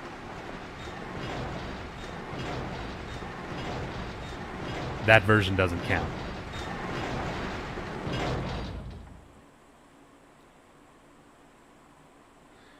This picture. This one doesn't make my head hurt when I look at it. But I know this one. It must be... This is our first viewing of the Seal of the Metatron in this game. The HD versions are garbage. Swift. There you go. There's some info.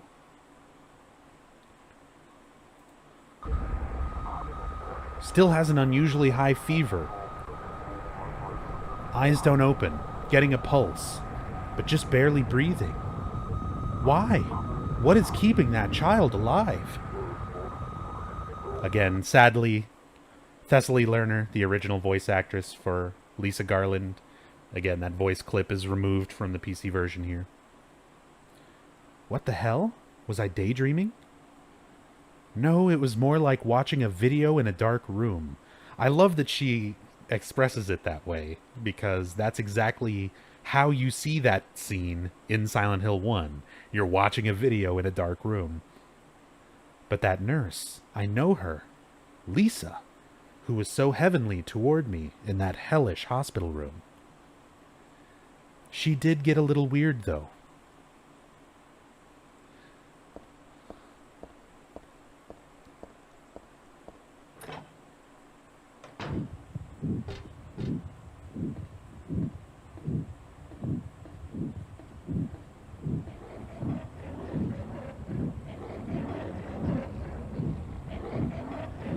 see some writing in blood there on the wall. Again, we have the open mouth, Alessa's shrieking insanity reference, and some writing there that says, "What a wonderful world." And yes, Bloomlight, this is Valtiel.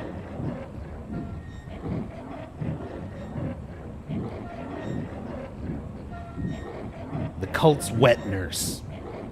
I guess not really a wet nurse, but he's somewhat of an attendant to the reincarnation of Alessa, trying to ensure the birth of the god. And the tortured nurse, Fukuro. We get another shot of Valtiel with that nurse right out here.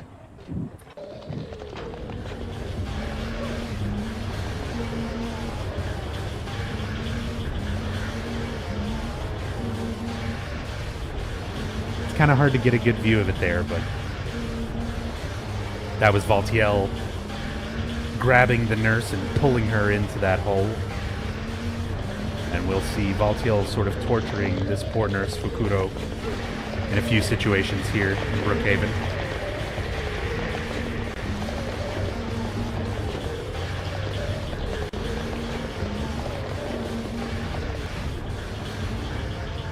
Never saw that before.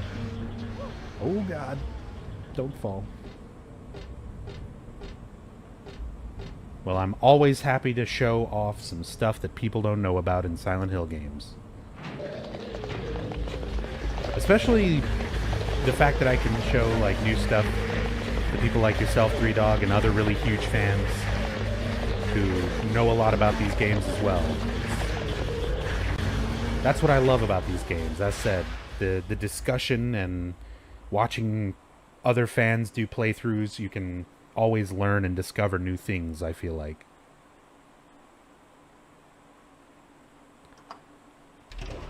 Oh boy.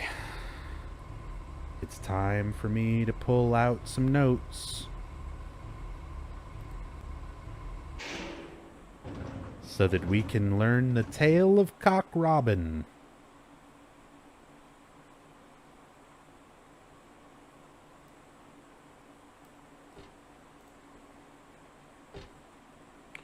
So this is another puzzle that my first time playing this on hard difficulty, I absolutely could not solve. And actually, I'm going to come back to this.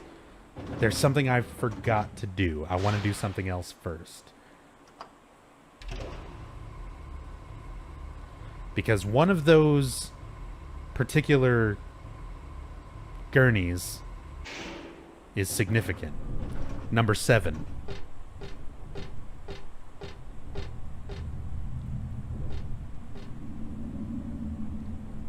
But we need a certain person to tell us why it's significant.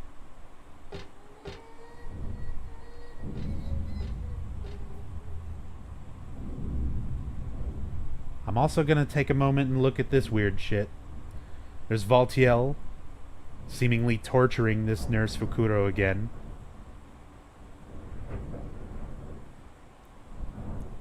In whatever this is supposed to be. It looks like something's on the other side of the glass. It kind of looks like a person. But the smoky stuff makes it hard to tell for sure. What even is this?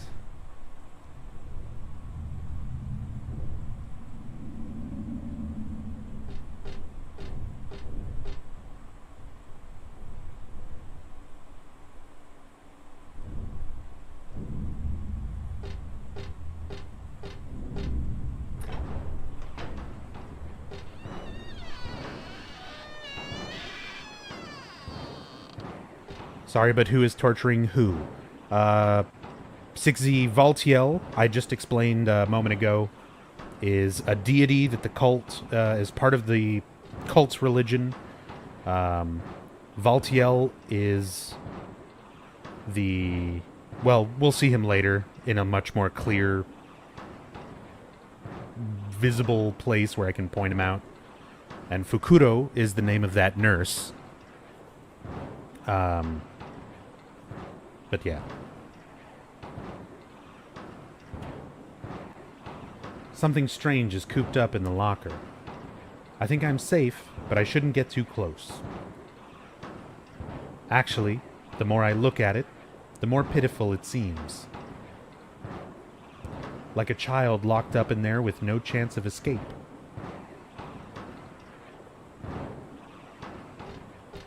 When was the last time I streamed the first Silent Hill? Like 3 or 4 days ago. Check my past broadcasts.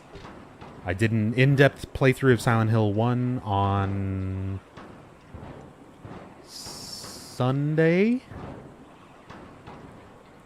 No, that is not Valtiel in the locker. And then I did a Silent Hill 2 in-depth playthrough last night.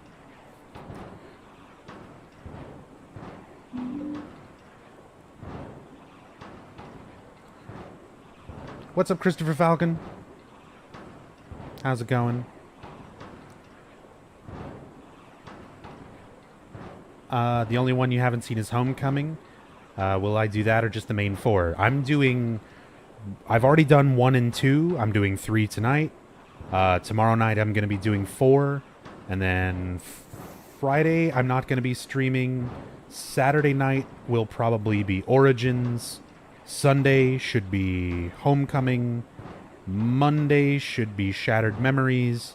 And then Tuesday should be Downpour.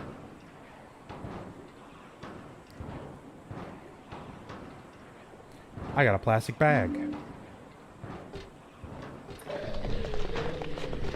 Okay. So like I said, one of those gurneys down there in the basement where we were is significant. We've been reading these notes about Stanley. And it's time to find out a little more of Stanley's fate.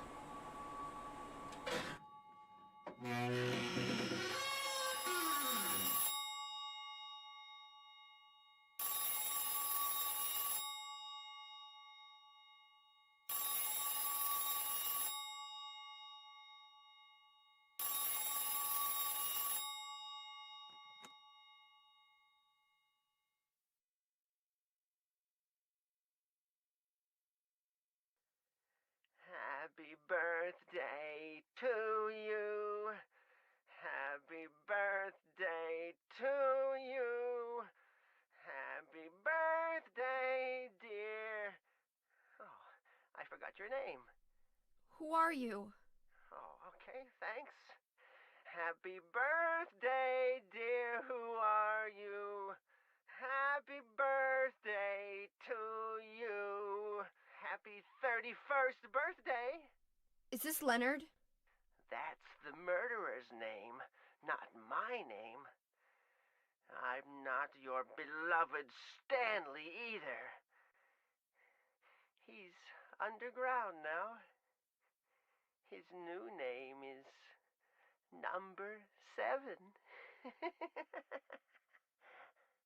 But don't worry about that now. It's time to celebrate your birthday. You've got me mistaken for someone else. Today's not my... I'm not mistaken. Today is your 24th birthday. And I have a present for you. Which do you prefer?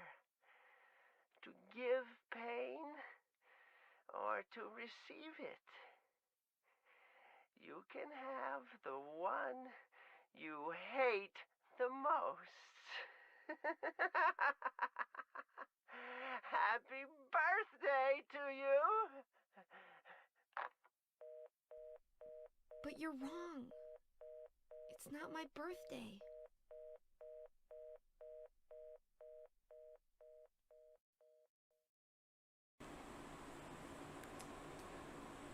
So he gave us some info on Stanley there.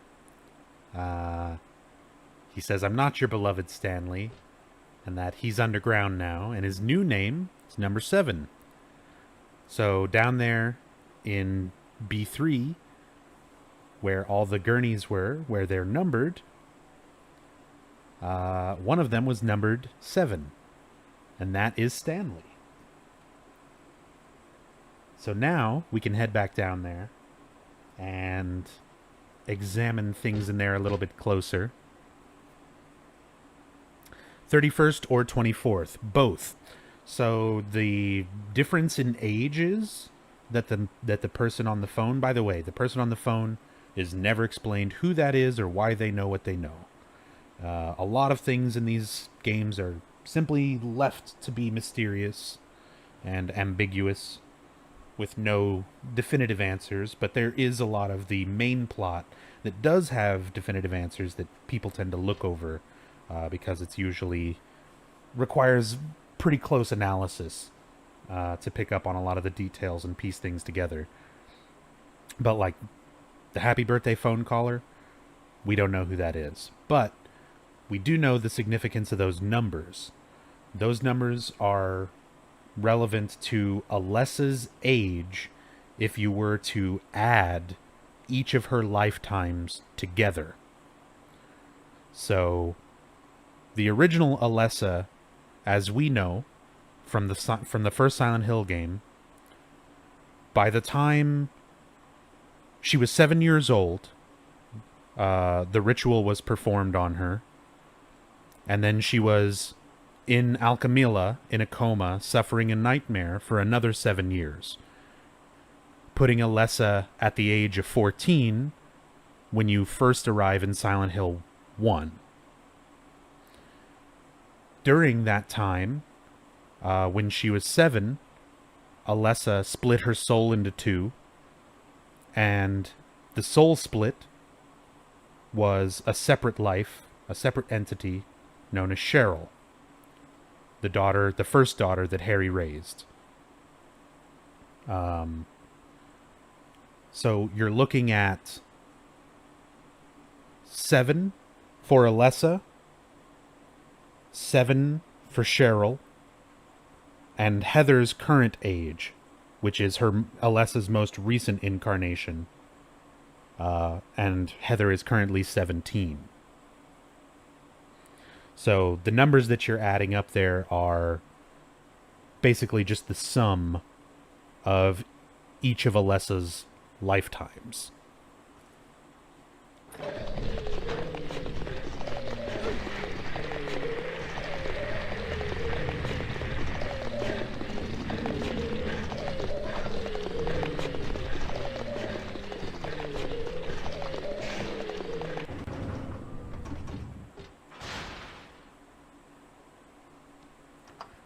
So now, let's return to B3.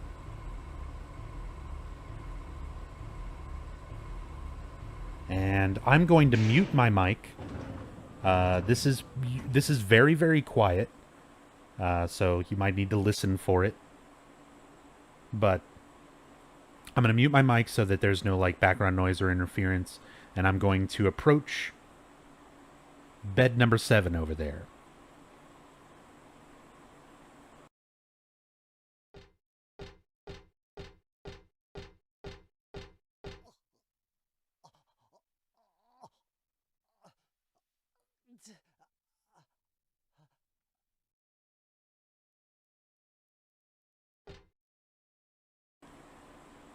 Did you hear him?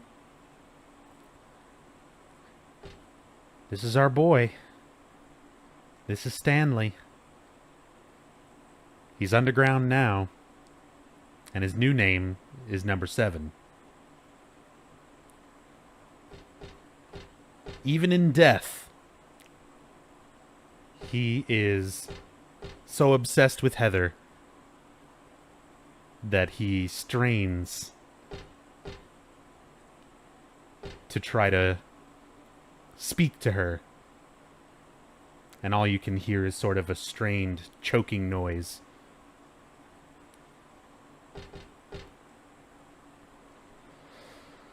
But now, we also have to solve this puzzle. Let me pull my notes back up.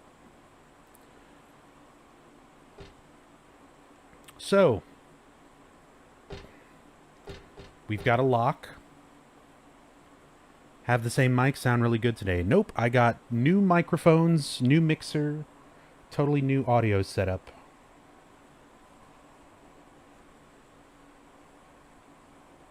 So we need a 4-digit combo to get this.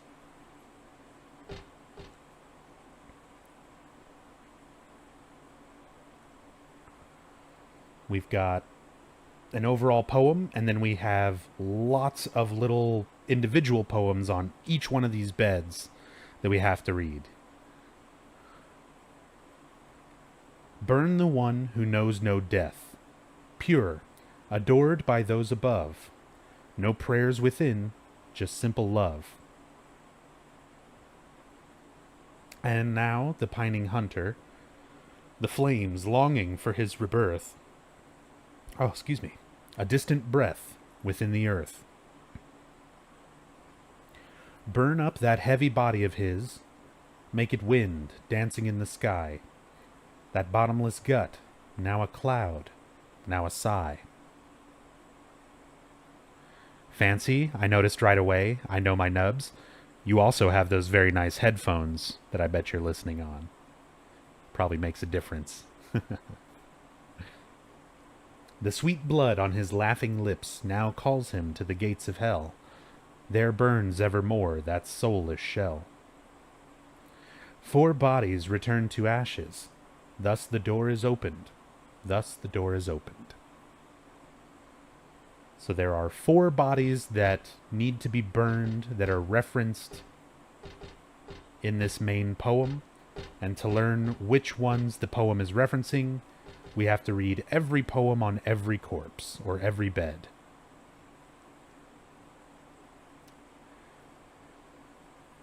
Who killed Cock Robin? The sparrow, they said. He wants them all dead. To him, honey sweet is their sobbin'. So that's number 1.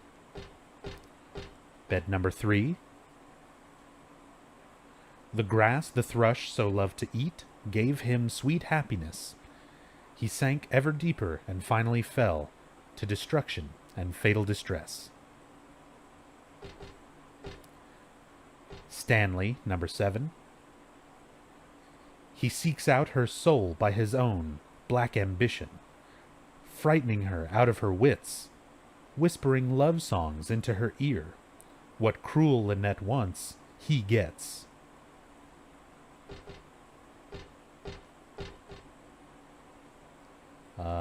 Number 4. Cock Robin, who hid the key away, is ash in the oven, all right. The place he held is empty now, and the doors remain shut tight.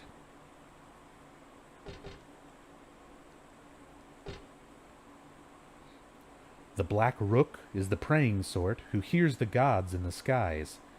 His whispered petitions go on without end, and glassy and dim are his eyes.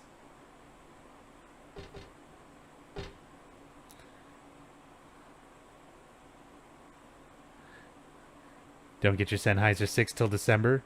But yeah, the 598s are still fucking amazingly good headphones.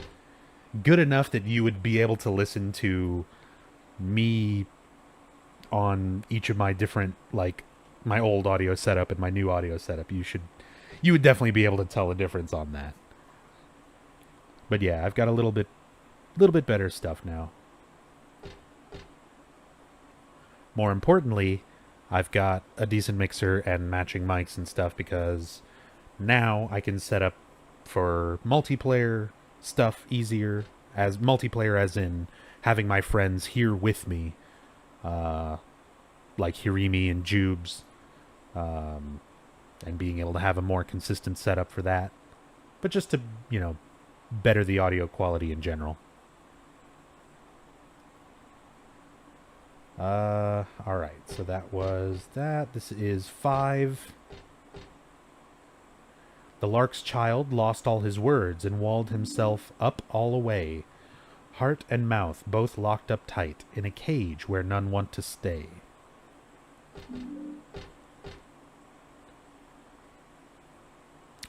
Number 9. Number 9. The wren, with pure heart as yet unrefined, makes us laugh with his feeble lip smacking. But still we all know he shall never grow old, and he knows not how much he is lacking. Number 2. The owl who forgot the sky, resigned to his poor earthbound state. Hungry or full didn't matter at all. He ate and he ate and he ate.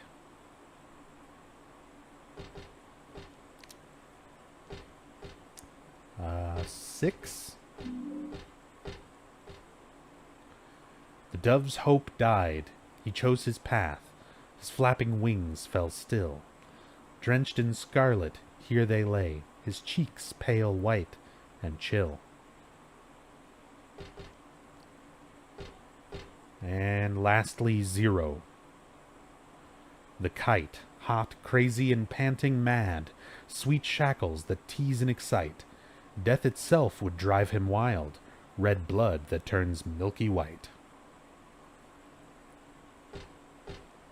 So the hardest part about solving this puzzle is trying to remember each of these damn poems, just because there's so many of them, and the way that they are related to this main poem to figure out which 4 are the ones we need for the code. Sometimes it's literally just this and the poem that it lines up with share like a single word or a word or two. So, first, burn the one who knows no death, pure adored by those above, no prayers within, just simple love. So, this is a reference to the Song of the Wren. And I'm, again, just like with the Shakespeare puzzle, I'm just going to do these one at a time. This should be the Song of the Wren here. The wren with pure heart, as yet unrefined. But still we all know he shall never grow old. So the line from the main poem, knows no death, is a parallel to this line about never growing old. And it mentions the word pure.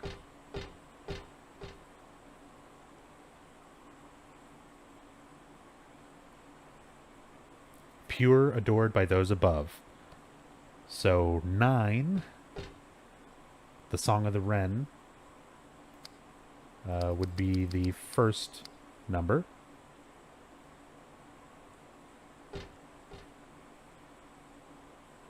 The second verse, and now the pining hunter, the flames longing for his rebirth, a distant breath within the earth. So, out of all of the birds, which ones would be considered hunters, and which poem has a reference to Earth? And that should be number 2 over here, the owl. The owl is a predatory bird and resigned to his poor earth-bound state. There's our reference to Earth and our hunter bird.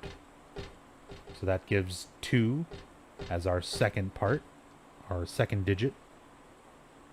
Whoops.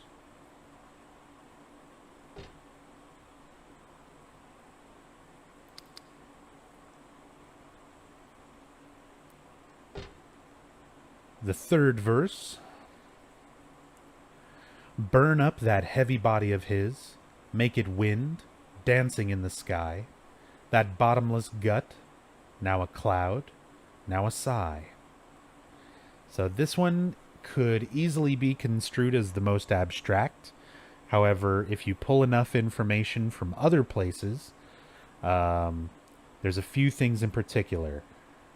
Knowing that number 7 is Stanley, and when you approach him, you can hear a sort of strained sigh, a choking sigh, and the idea that you would burn him up, make him wind, dancing in the sky. There is one of the diaries that I have not gotten to yet. It's up on near the roof, where Stanley talks about he likes going up to the roof because he feels like he could fly. So this is a reference to Stanley, who is number 7.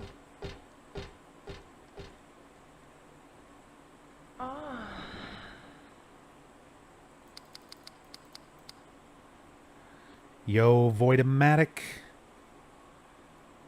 Void, thank you for the 6 months of continued support. Really appreciate that, dude. Thank you so very, very much for the support.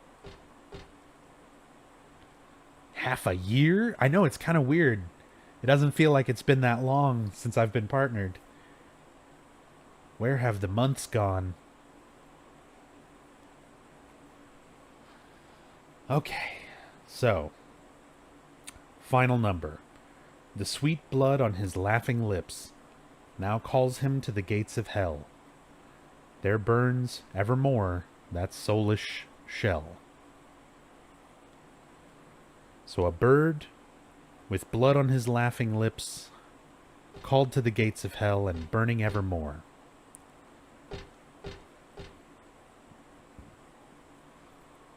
So which of the birds sounds like a crazy murderer? The sparrow. The one who killed Cock Robin. He wants them all dead. To him, honey sweet is their sobbin'. So that would be our last bird and our last number, number 1.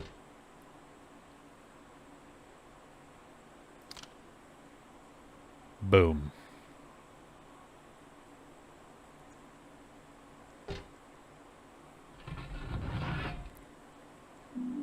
That gives us the cremated key.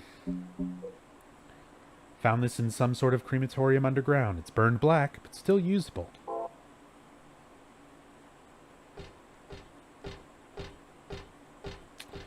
Thanks for whooping me in Ultra Street Fighter 4 and giving me the stream link. Yeah, that was seriously like 2 years ago. That was a long time ago. Good times. Maybe one of these days I'll do like some fighting games, more fighting game streams and stuff. I've just been so out of fighting games for such a long time now. Mostly I just got real disinterested with the fighting games that are available right now. Like I was pretty disappointed with Street Fighter 5. Couldn't really get into KOF 14. I've never been much of like a 3D fighter, so like Tekken and stuff like that. Yeah. There's just not enough that grabs my interest. And you have to sink so much time into fighting games to really get good, but it's a bit of a commitment, and nothing has appealed to me enough to want to sink that much commitment into it.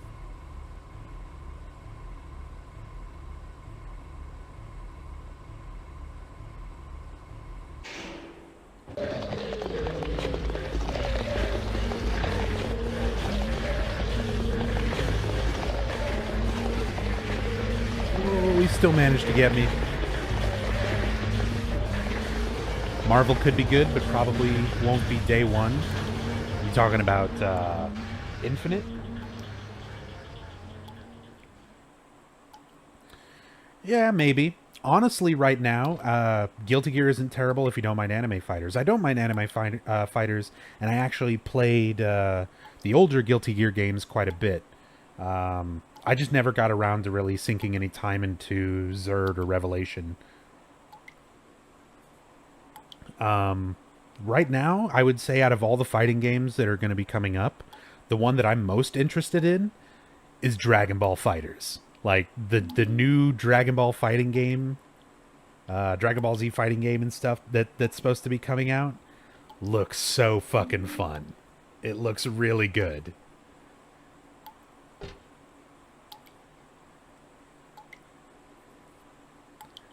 There's a dead body hanging from the ceiling.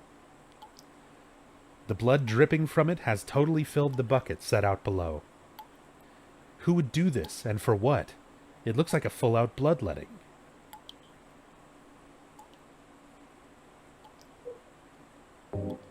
Well, let's very neatly scoop up some blood into this bag without getting it all over Heather's or everything. I mean, very, very carefully, I guess. Without any kind of funnel or anything. You ever try to pour, like, liquid into a Ziploc bag and not spill it everywhere?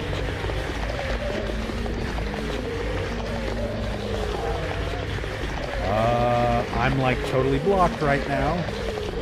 This is not good. Yeah, I mean, it's been asked all night, Stellar. No worries, though. This is the official PC version of Silent Hill 3.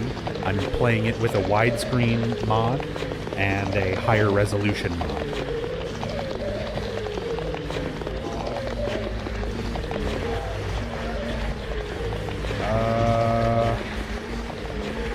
Oh good, they cleared an opening.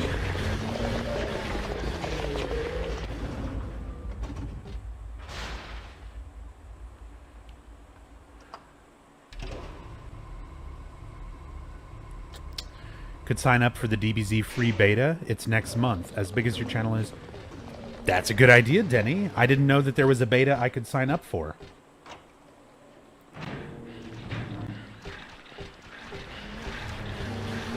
I'm totally going to do that.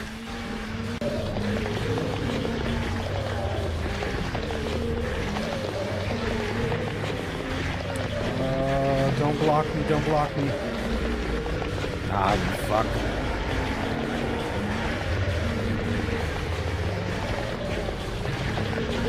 Oh, why is your hitbox so wide? Fuck you.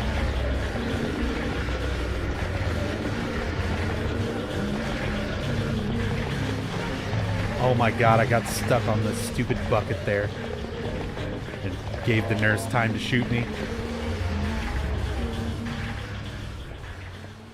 Oh boy. Yeah, and I missed the text. I was trying very carefully not to move or do anything else when I examined that, and I still managed to fucking skip it. Whatever. That's one thing that is kind of frustrating about doing story playthroughs in this game, is when you examine something in the environment, every button will advance the text. So if you're still, like, barely holding, like, a movement key or anything like that, it'll just completely skip text. And there's a lot of text in this game that you can only examine it once. And then if you re-examine it, it'll give you different text or no text at all. So there's a lot of dialogue and text in this game where you pretty much have one shot, and if you accidentally skip it, which is super easy to do, that's it. Yeah, movement keys, anything will get rid of the text and not bring it back. So, whoops.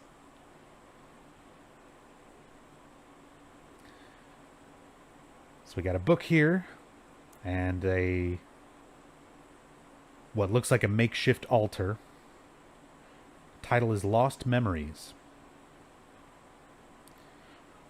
One characteristic, mentioned only in rare documents and dying out in the modern age, is that of the ritual sacrifice. Offering prayers, pierce a man's chest with a copper stake.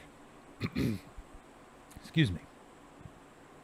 Drench the altar in the blood, which spouts red from the heart, to praise and to show loyalty unto God.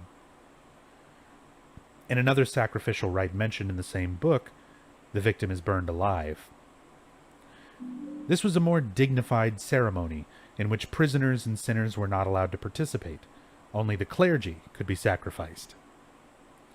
Similar to burning at the stake, no comparable rite can be found in religions practiced nearby.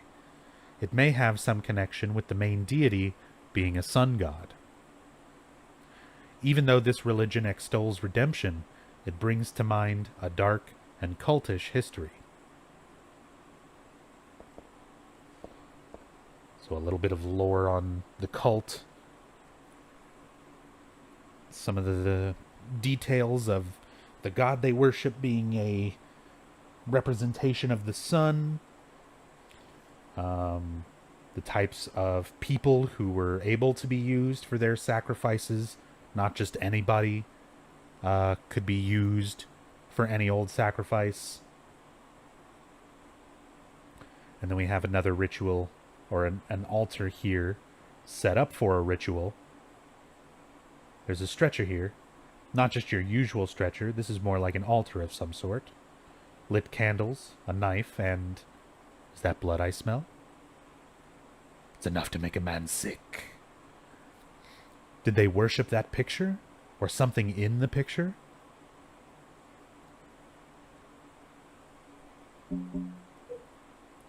Luckily, I've got some blood with me.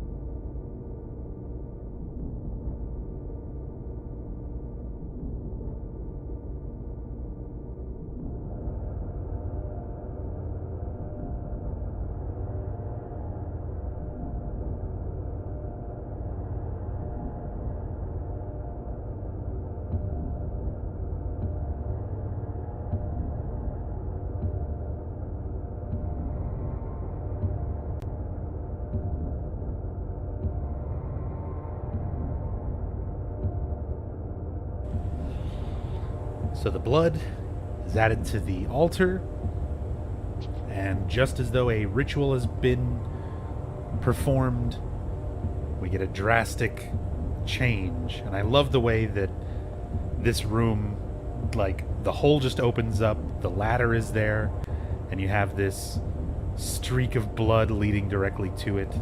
Very ominous.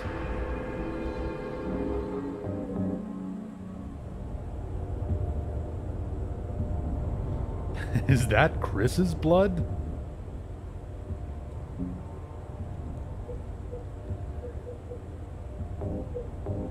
Oh boy.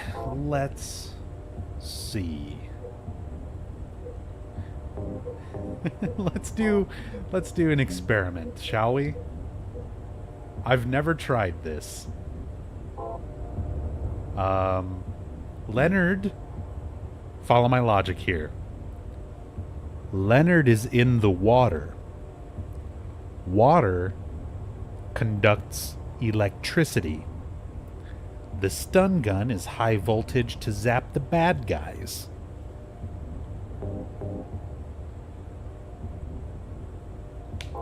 Obviously, this is the best weapon to fight him with.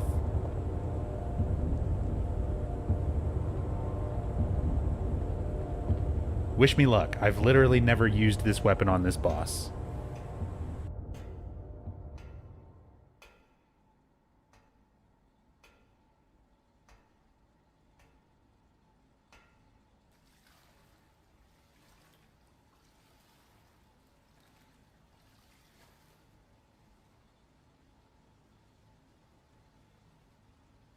Heather? Yeah? Leonard, where are you? Thank you. Now I can finally leave here. Now Claudia's ridiculous dream is over.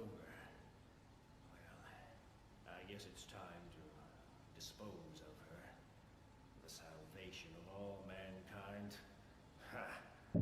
Why must we reward even the unbelievers? What are you talking about? About our plans, of course. It's true that God is merciful, but first, one must be chosen. Only we, who hearken to the voice of God, will be given the keys to paradise. Don't you think so, Heather? Yeah, sure. Go ahead and think whatever you want. What do you mean by that? I mean that I don't think the way you guys do. I don't want any part of that kind of paradise. You're an unbeliever. You deceived me. I didn't deceive you. We were both just wrong about each other. I thought you were a normal person. So you tried to trick me so you can run off with my seal, eh? Heretic! You plan to destroy God! I told you I wasn't trying to trick anyone. What is this seal thing anyway? Don't play innocent. You can't fool me anymore. The seal is mine! I was appointed by God to be its guardian! The only thing you'll get from me is a gruesome death.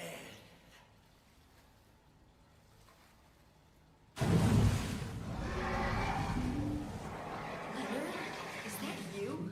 Death to all who turn their backs on God! Is every person here a mental case? Well, I guess you're not a person anyway.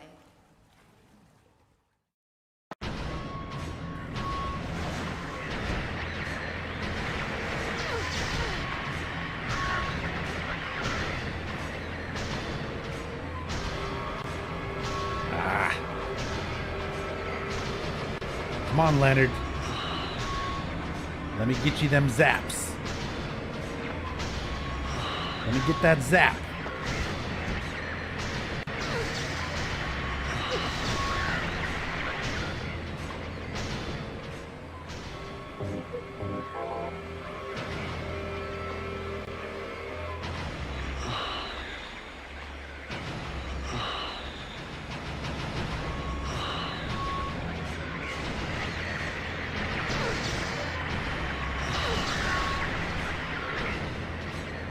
I mean, it does like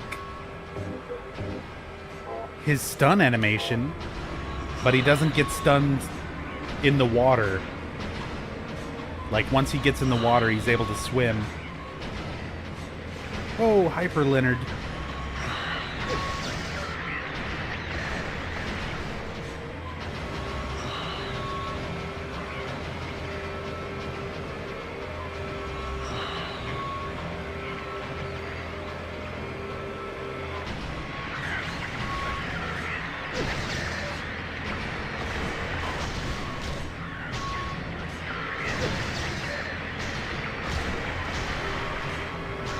Oh, I can get a kick in.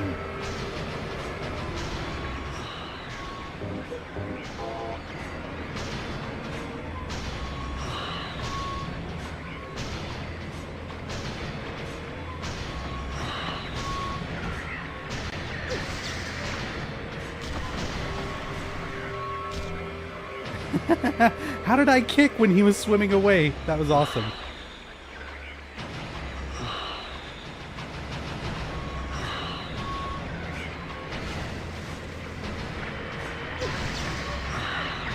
Kick.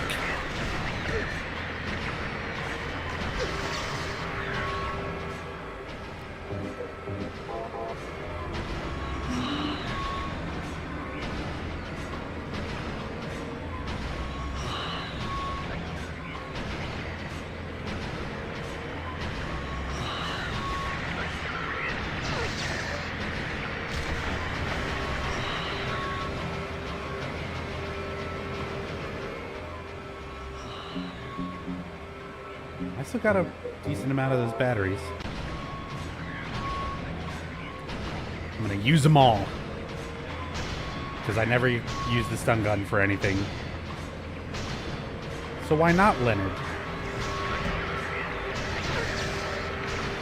Kick.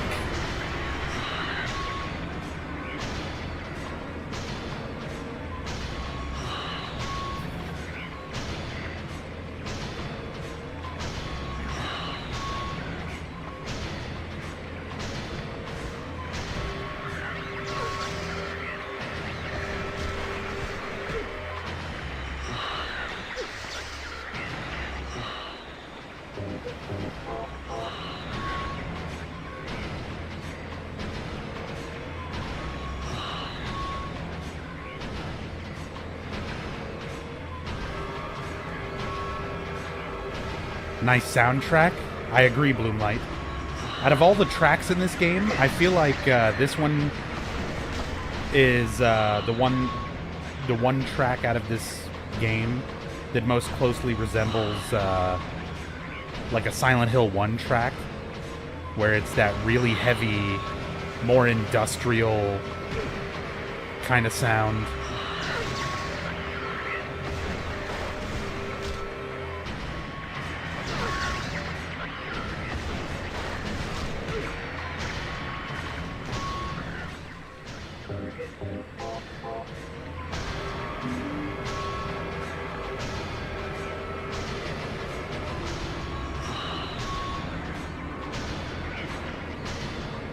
If you equip a healing item in the game, it functions like in Metal Gear Solid. No. If you mean like it auto-uses, that's not how it works.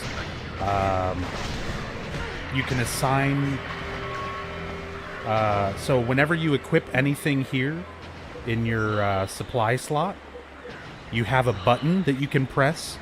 On the PS2 version, I believe it's the right stick. You click in the right stick to use what's equipped on your supplies. So if you have ammo equipped and you press the button, you reload. If you have health equipped and you press the button, you use the health item, etc.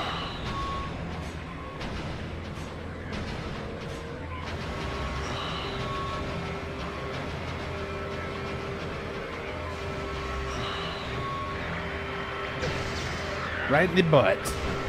Get kicked. Get kicked. I don't know why Heather stopped kicking.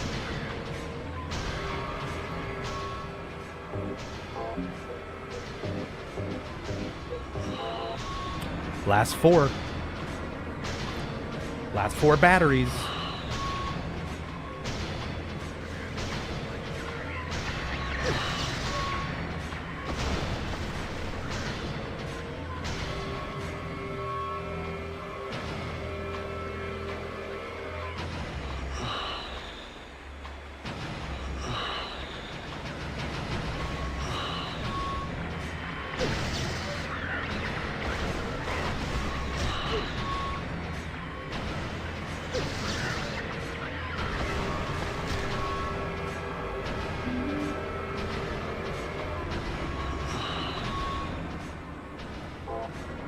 One more good shock.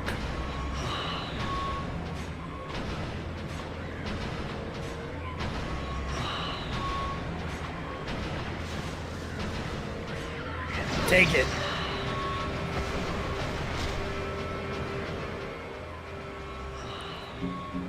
Okay, well, that was that. Katana.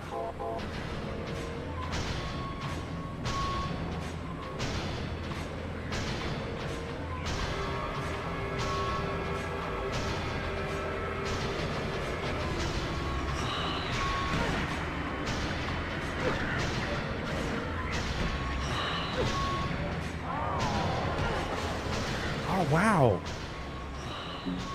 I even blocked it. I am running low on health.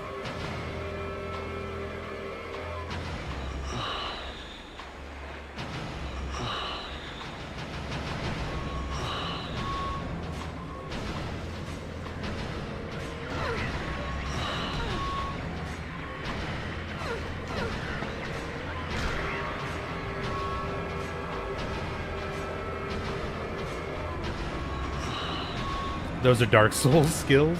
The block in this kind of reminds me of parrying in Dark Souls. It's not quite as precise timing, but like there is a timing to it. You can't just, oh, you jerk.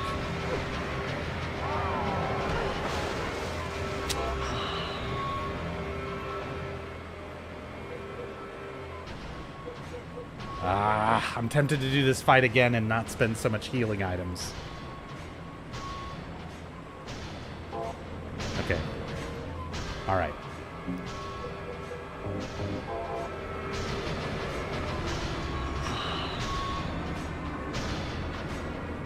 If I die, I die. If I live, I'll use 1 ampule and continue on.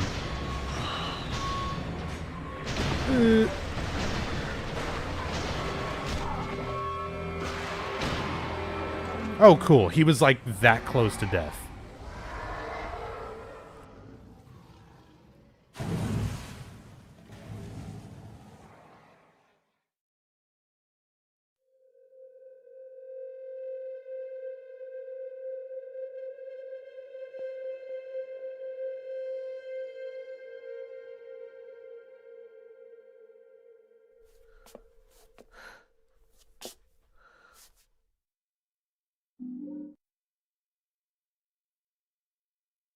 Leonard's not here anymore. I guess I should head back to the motel now. I hope Douglas is okay. Huh?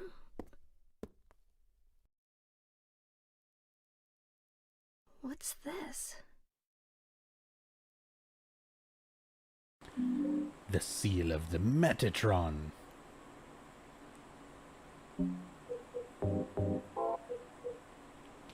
Oof.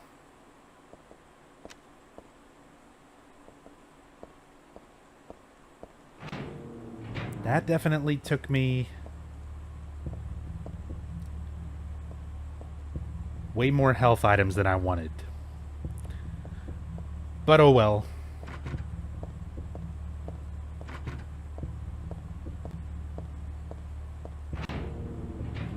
Here's hoping the cheese strategy on the last boss works.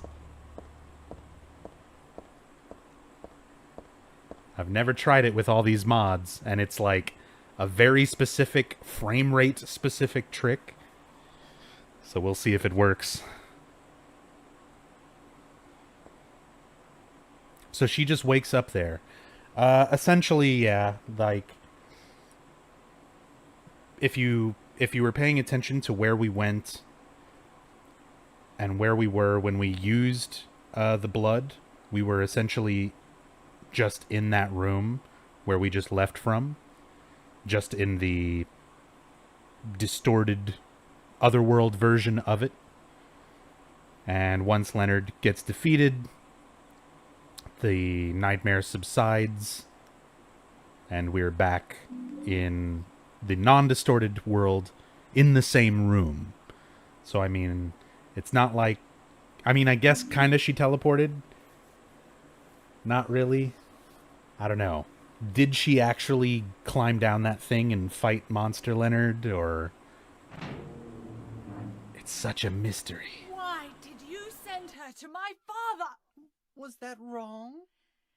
It's your fault that he... But surely it's a good thing. It means he was one of God's beloved, no? Those who mock God will never receive salvation. You'll go to hell, Vincent. You'll never feel the joy of God's everlasting paradise. And you think God is going to save you? Ha! What do you know anyway? I know about the pleasures of this world. And I want to find my happiness while I'm still here.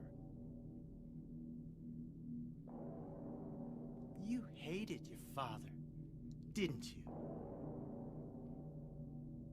I saw the way he hit you,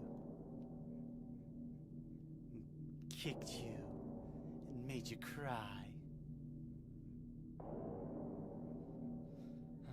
The memory of his cruelty is forever burned into my mind. Yes, and that's why we need God. What you call faith is nothing more than a child crying out for love. That's why you're all alone. You don't understand. None of you do. So we get a little sequence there, and if you look at the background, you can see that Vincent is talking to Dahlia, talking to Claudia in Heather's hotel room.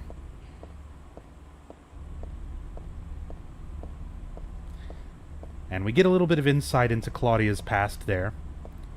You can see that she was abused as a child by her father, Leonard. We also see a little bit more about Vincent's relationship. Vincent's not just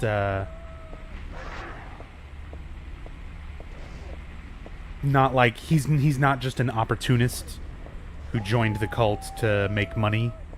He's been a part of it long enough to know Claudia's history and her relationship with Leonard.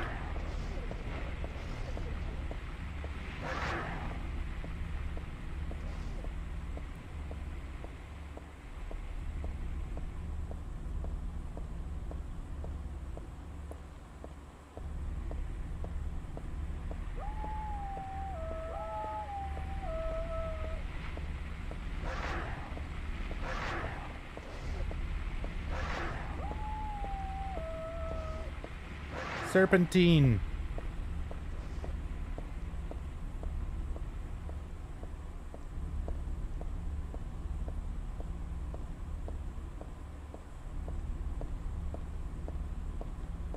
Get out of my room, Vincent.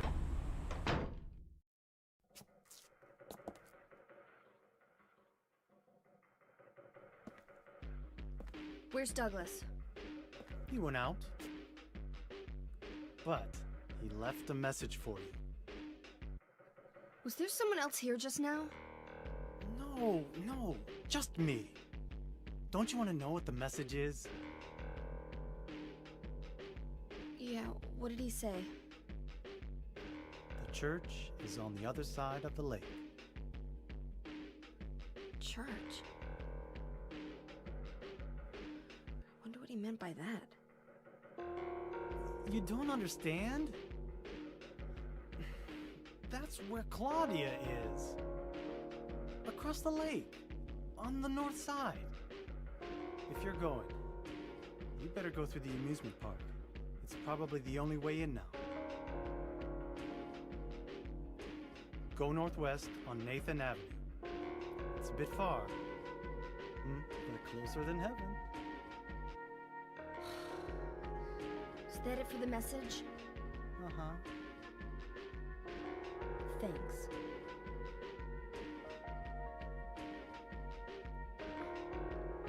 Douglas really said that? What's wrong? You don't trust me?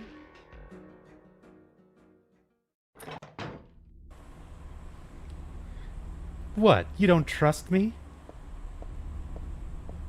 The character who just blatantly lied to your face when you asked if someone else was here? Oh, but sure. Let's all collectively believe him when he makes one offhand comment about monsters. They look like monsters to you? That always surprised me how many fans took that line at face value. From Vincent. Come on, Silent Hill fan base. Come on.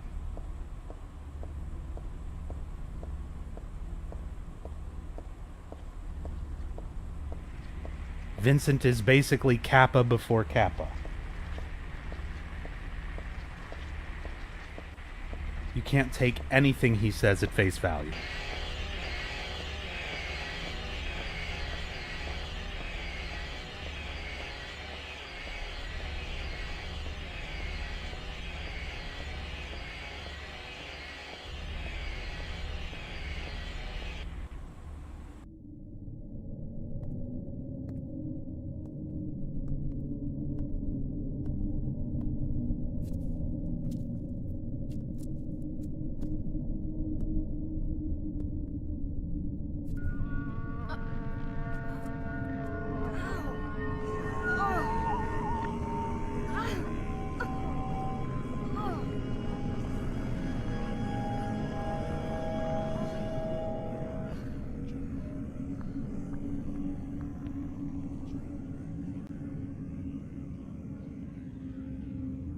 Oh, hell.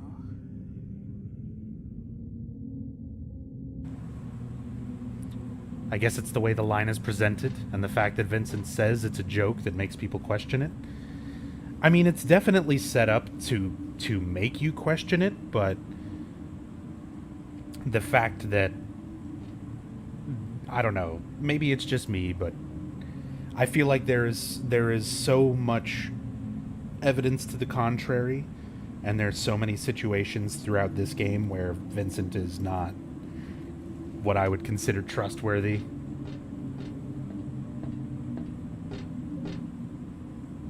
And again, so many people just they don't look into anything deeper beyond the surface level. And on the surface, they're like, yeah, sure, whatever. You've been going around killing people.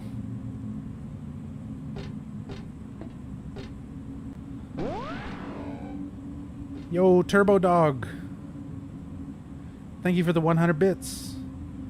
In search of something that isn't ambiguous in Silent Hill, growing strong and healthy, Minmo. You damn right. Thank you so much, Turbo.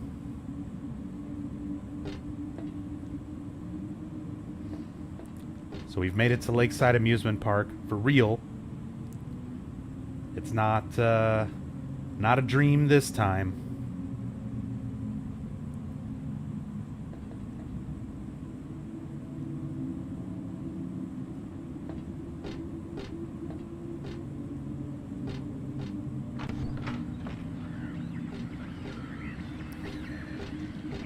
Are the director versions of Silent Hill worth playing?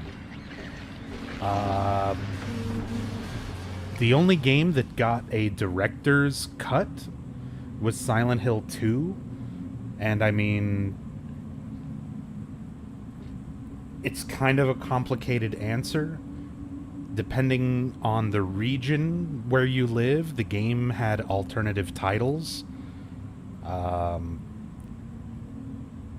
But the general rule of thumb for Silent Hill 2 is this. The original Black Label PlayStation 2 very first release of Silent Hill 2 does not have the Born from a Wish sub-scenario, and it does not have, I believe it's either the dog ending and the rebirth ending, and I think it still has UFO, or it's UFO and rebirth, but either way, it doesn't have some of the New Game Plus endings, and it doesn't have the Born from a Wish sub-scenario where you play as Maria. Every other version of Silent Hill 2 that was released after that original PS2 Black Label are all the same, regardless of what they're called, whether that's Director's Cut or whatever. It's got a couple different titles depending on the region where you bought the game and what platform you got the game for. All the other versions, every other game in the series, they don't have director's versions or director's cuts or re-releases, anything like that.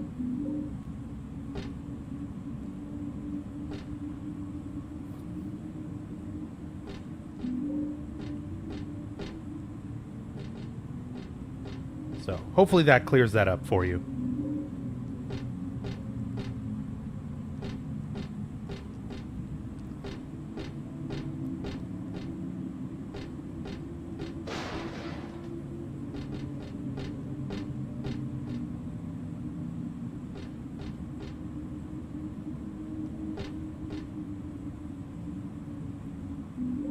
Got a roller coaster key.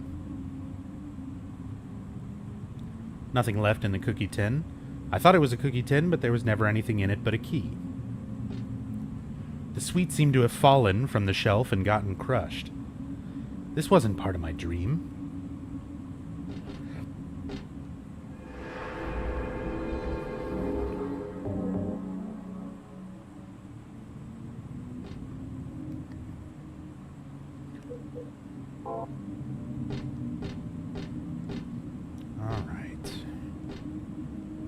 Sure, that's all the supplies it gives me in here, which 2 first aid kits and an ampule. I will gladly take.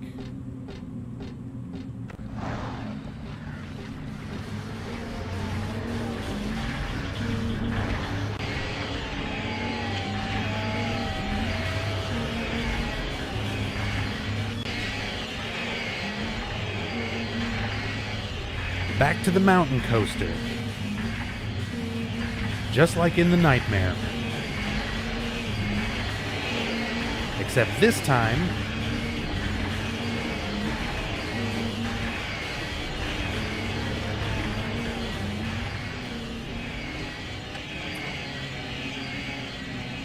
we can turn it off. Looks like a roller coaster control panel. It's been left on.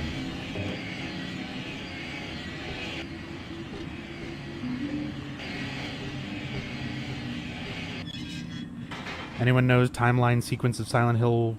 Yeah, okie dokie. It is just like, as far as a continual story, the only ones you have to play in a particular order are 1 and 3. 3 takes place 17 years after the good or good plus ending of Silent Hill 1. But otherwise, 2 is a standalone story. 4 is a standalone story. There's little references to the other games and things like that in 2 and 4, but they're not linked in their overall plot.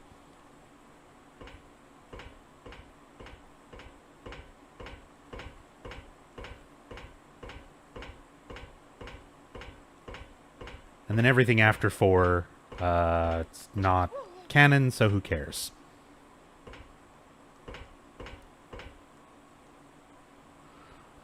Origins, if you want to count... No, I don't count Origins because Origins is not canon.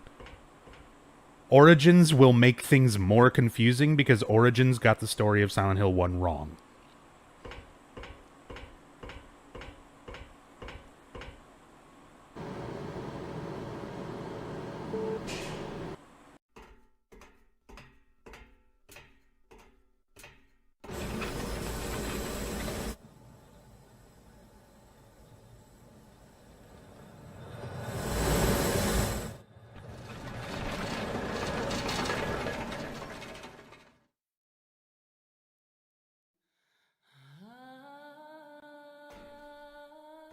Hired you to find the girl, and you performed serviceably. What is it now? You lied to me about Heather, lady. I don't like being used. Lie? What lie? That Heather was kidnapped from you. But it's true. She was originally one of us. That man, Harry Mason, stole her away and kept her hidden from us. Yeah, but she says she was happy. She was brainwashed by him, deceived, because her true self had not yet awoken. She carries God within her.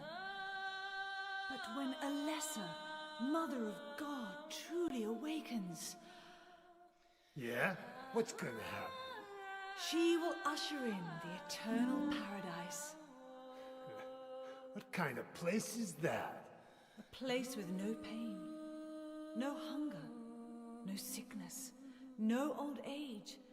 There will be no greed or war, and all will live by God's grace alone. No this, no that, no nothing. A paradise? For castrated sheep, maybe.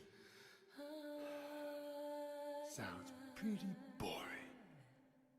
I pity you. You still don't understand.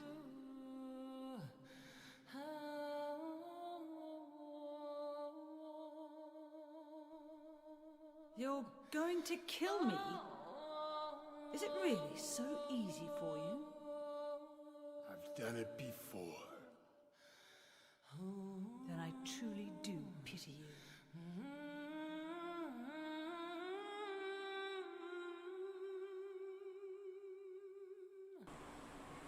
So little by little here, we're getting more info on Douglas's history.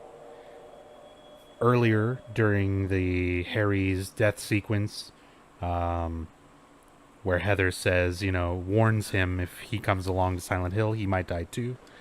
And Douglas comments, that's okay, nobody's around to cry for him anyway. And now we have Douglas confronting Claudia. And we learn that he has shot and killed somebody before.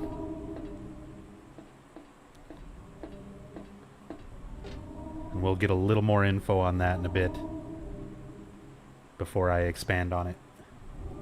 Nothing written on it. Probably supposed to have the ride's wait time or something.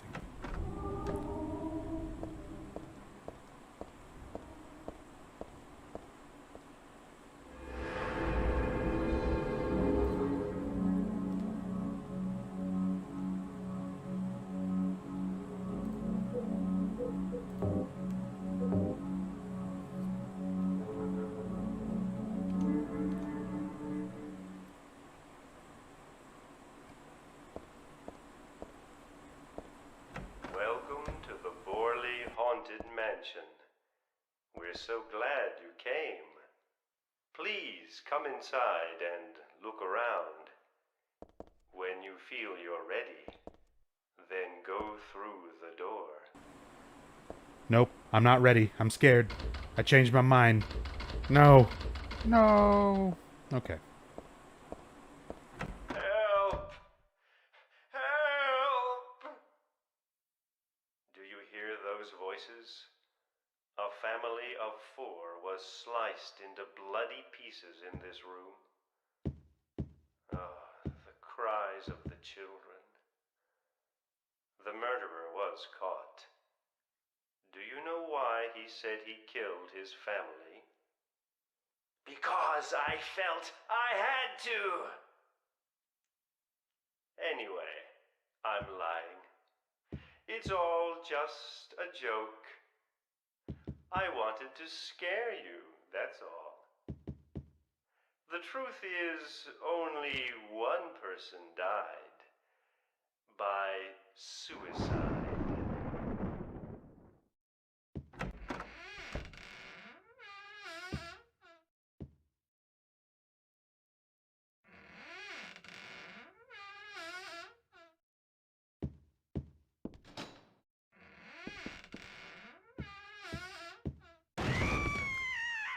That's Danny, a quiet young man, but quite friendly as you can see. He was so eager to meet you. His hometown is New Orleans, but he came here after first losing his way. Oh, maybe you might know. Where is the path to heaven? This mansion is quite old, so please watch your step. Sometimes the floor suddenly gives way, and beneath the Twerk floor, Team Mason. there's nothing. Can you die to the falling ceiling? I've never seen the death of that. Sure, it's underwhelming, but yeah. So since I'm playing on hard difficulty, if you don't walk through this part in a specific way, these spikes fall down and kill you, like so.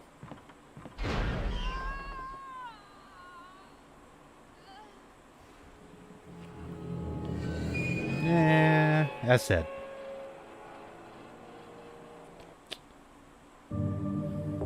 Nothing too special. Just for you, Gaystra. Welcome to the Borley Haunted Mansion. Help! Help!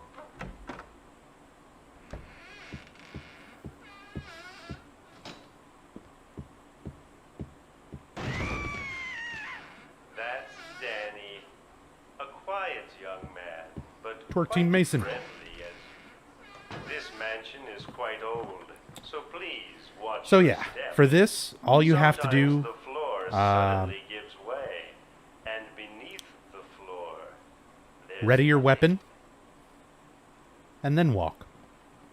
I'm so sorry. This place is just falling apart. The mechanism is broken, you see. It wasn't supposed to stop there, I assure you.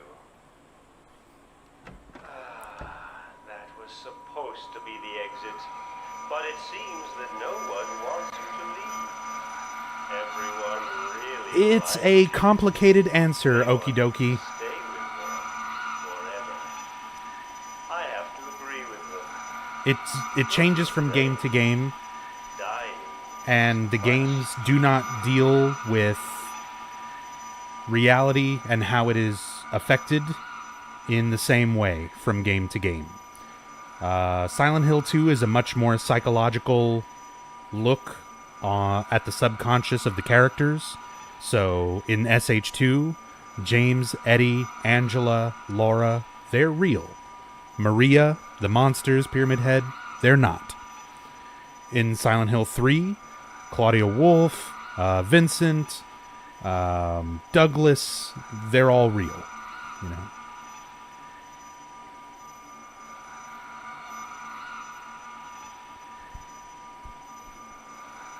But as said, it's a complex answer that changes from game to game, scenario to scenario, character to character.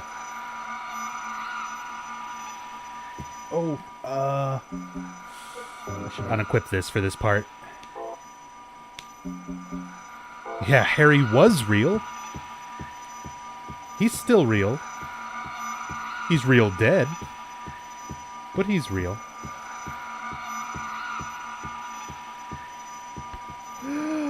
The wall bump.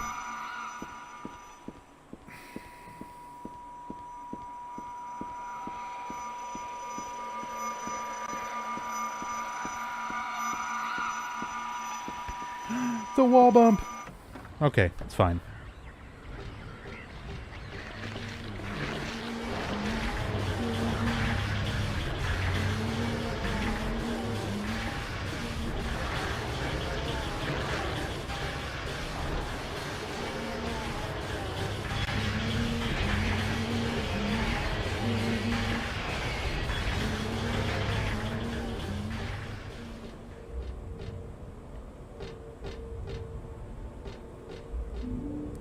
So really quickly, I want to point something out. There are 4 mascots total for Lakeside Amusement Park.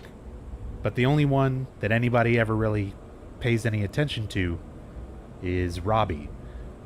I guess just the image of the bloodied Robbie mascots became a favorite among fans, which is why the Robbie became a recurring reference throughout the series. But despite Robbie getting all the attention and focus, there's 3 other mascots that never get any love. There's Huey the horse, Kathy the kitty,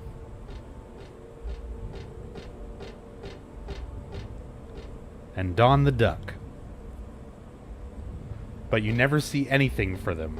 You never see a bloody duck mascot, anything like that.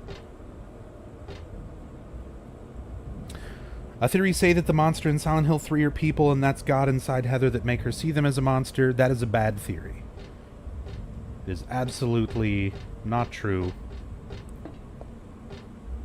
The creatures and monsters you see are manifestations that are being created by the God that is inside of Heather and growing. They are not human beings.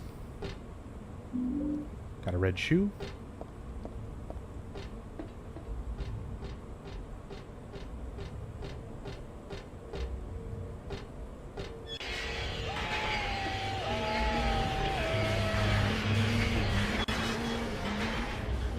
Would you have liked the idea if there was a Silent Hill game telling the story of Douglas going to Silent Hill? Absolutely.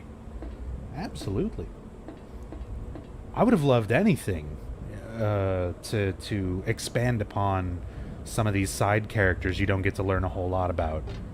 I would have loved to know more about Douglas. I would have loved to know more about, in Silent Hill 2, more about Angela and Eddie, Laura.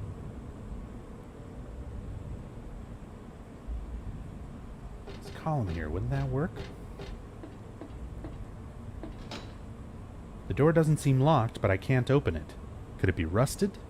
I'm not strong enough to budge it no matter how much I pull. There's gotta be a way.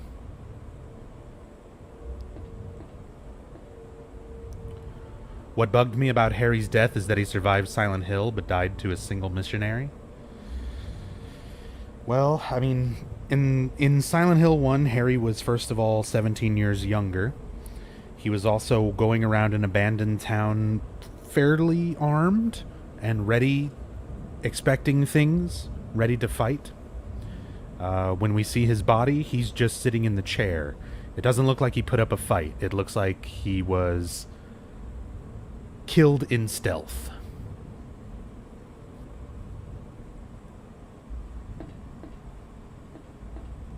Oh.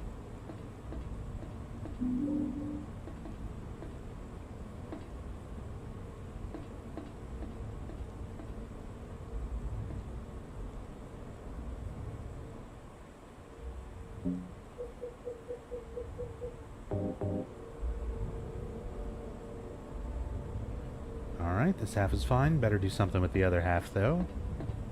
Let's put that here. And start the ride.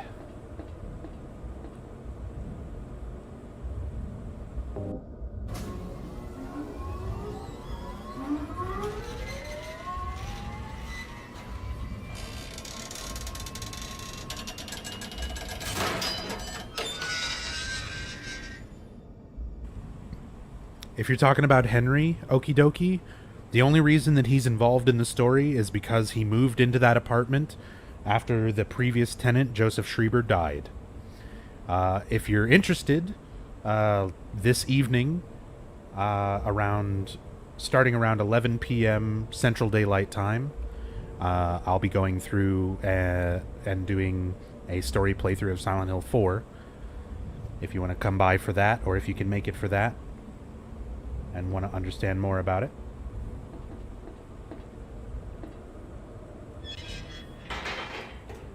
Douglas, You're late.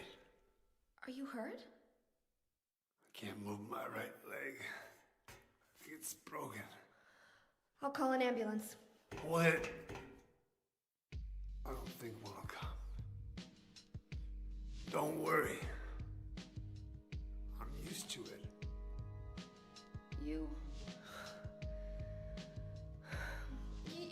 You old fool!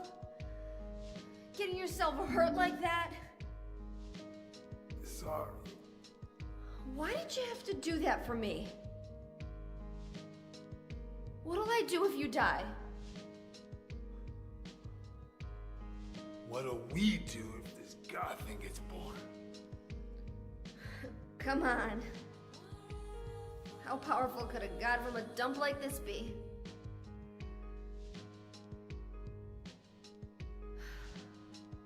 I'm sure it'll be no big deal. Yeah, but anyway, something's gonna happen. Who knows? Maybe we'd all be better off if it did. But if this is how God of Mercy acts, I don't want to see any more of him. That's a pretty good reason to risk my life, don't you think? Plus, I'm just an old fool, right? You think you're Superman or something? You know, I always wanted to be him. Besides, Yeah. I want to help you out. You don't have to feel responsible. I know it's not your fault. You remind me of my son. You said nobody was going to cry for you. Dead people don't cry. Stupid kid got himself shot robbing a bank. But why? Maybe because his pop was a penniless good-for-nothing. Who knows? Anyway, now I guess I'll never find out. Sorry. I shouldn't have said you reminded me of a guy like you. Well, maybe if you had compared me to your daughter. Listen, I'll take care of the rest. You stay here and I'll be back when it's over. You'll be okay by yourself. Hey, no problem.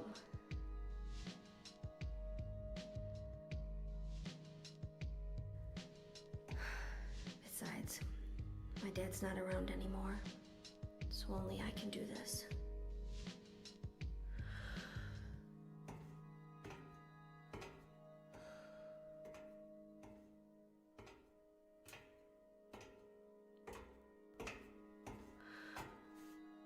What are you doing?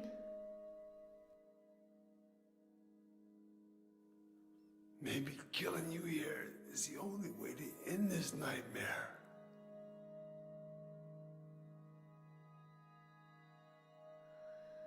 Yeah, you might be right.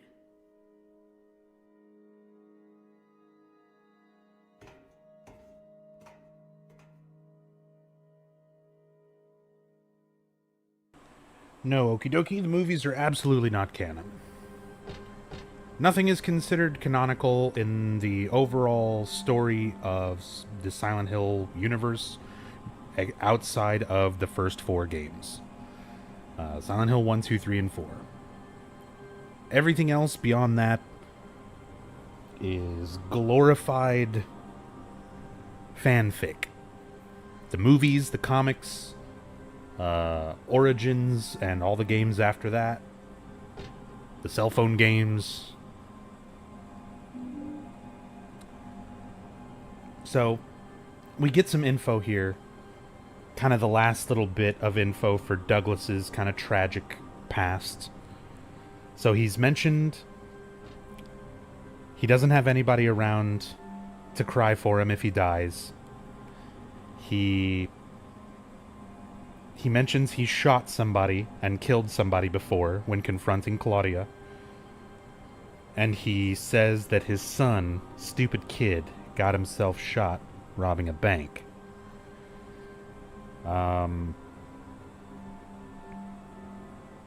The idea and the way that Douglas seems to be telling the story and how emotional he gets while talking about it seems to insinuate the idea that Douglas was maybe a cop at that point and was called to the bank robbery and was shooting to stop one of the bank robbers, and it turned out to be his son. Now, again, this is not anything that is explained in any more detail than what we've just seen in those progression of scenes. But given, again, the way Douglas reacts, the way he tells that story, the way his emotions kind of change as he's talking about it, it definitely seems to be the strongest implication that the game is setting us up for. And there's also that matter of him pointing the gun at Heather and wondering if killing her is the only way to end this. And I cannot help but agree. It might not be a permanent solution, considering Alessa or Heather could continue reincarnating, but it would at least delay the current birth of the god significantly if Heather were to die here. So I kind of understand his train of thought. You can get a little more scene with Douglas here if you interact with him again. How did Claudia overpower him? With magic. We don't know. We don't see the scene. It's never mentioned. It's not talked about. Speculate all you want. Vincent says later on, I don't have powers like you two, referring to Heather and Claudia. So Claudia must have some type of psychic ability, the same way Heather does. So it's very possible that Claudia used some form of that psychic ability to overpower him. We've also seen that she can command monsters, such as the missionary. It's possible she could have summoned or used a creature to fight Douglas and put him in this state. But as said, speculate all you like. Why Silent Hill Origins is not canon? Because it was made by an entirely different team of people, and the story of it does not match up with the story that was established in Silent Hill 1. There are a lot of plot holes, more than I'm going to go over right now, but come back Saturday night around 11 p.m. Central Daylight Time, and I'll be doing the in-depth playthrough of Origins. If you want to know exactly why it's not canon, I'll be going over it in great detail, discussing all of the plot holes. As said, these first 4 games, Silent Hill 1 through 4, I love playing through these and talking about them because they connect to each other in a lot of interesting ways. There's a lot of room for open discussion, but they have a cohesive, canonical, continuous storyline that's well written and good to discuss. And these are some of my favorite games. But Origins and onward, when I do those playthroughs, I'll be explaining the story and going into great depth. But because those games are not as well written, because they are full of plot holes, it's usually a bit more of me tearing them down rather than... It's a different kind of analysis, basically. I go through... Basically, I try to be fair as I can to explain why I feel about these games the way I do, what I consider canon and not canon, everything like that. And I try to back up why I think these games are good and why I think the ones like the Western games are bad. And I try to be as thorough as I can for explaining my reasoning. So, hook up the PSP or use emulator. I can't hook up the PSP, my capture card's broken.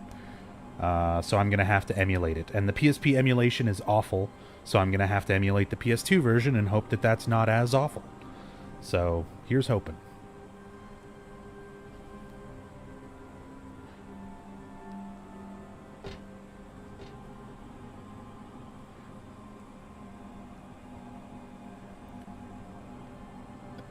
I think Silent Hill Origins is a terrible origin story, but a best story with Trevor and his family.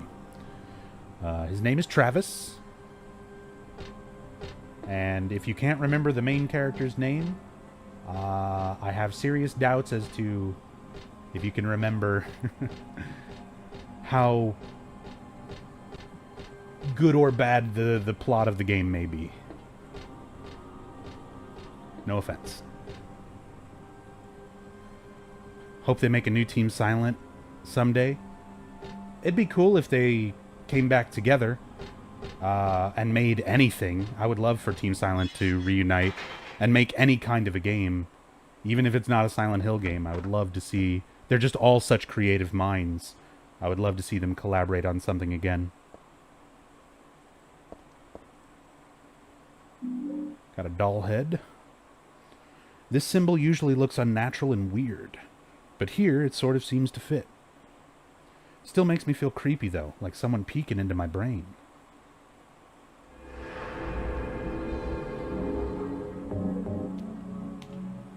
You find the story of Travis good? What's your favorite part?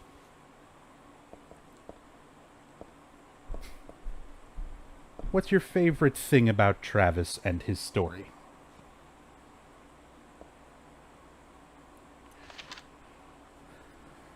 In the meantime, I'm going to pick this up.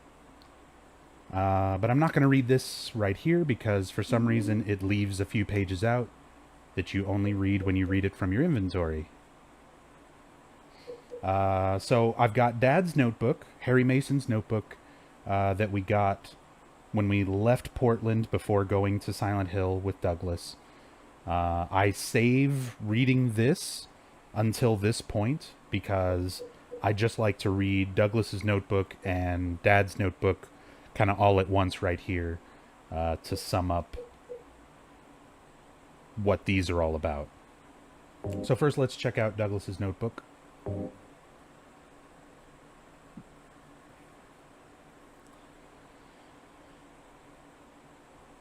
Client, Claudia Wolf. Request, searching for then-infant Alessa Gillespie, kidnapped by a man named Harry Mason. No word from police. Kidnap location unknown. Old Silent Hill newspaper article. Alessa Gillespie, 7, dead in fire. Links to current case, to be investigated. Priority, low. Using alias Heather. Neighbors do not know real name. What is she hiding? According to records, 24 years old. Client says, look 17. Plausible? Again, we had the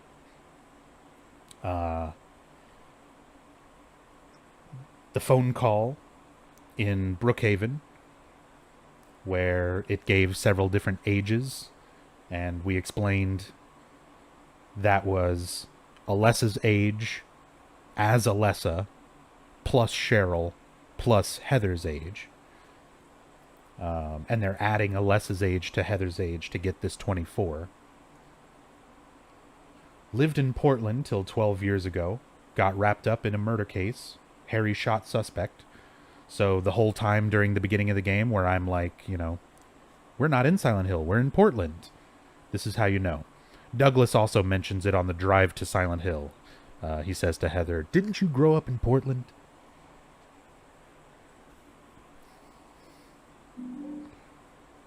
Justifiable self-defense, so no punishment. Moved away immediately after. Started to use alias. So we had somebody from the cult at some point showing up to try and take Heather. And Harry shot the suspect. It was justifiable self-defense. They moved away. Started to use an alias, or at least Heather did. Previously, she was going by Cheryl. Although she was not the same Cheryl, obviously. Well, she was, and she wasn't. She was Cheryl number 2. Same soul, different body.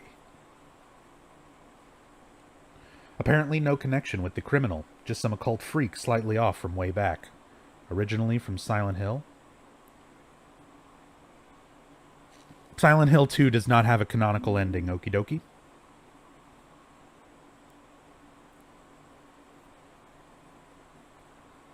It also doesn't have a good ending plus.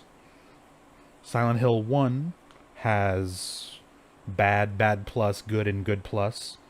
Silent Hill 2 has named endings because it's up to you to determine whether they're necessarily bad or good. But none of the endings from 2 are canon. For 1, it's either the good or the good plus ending.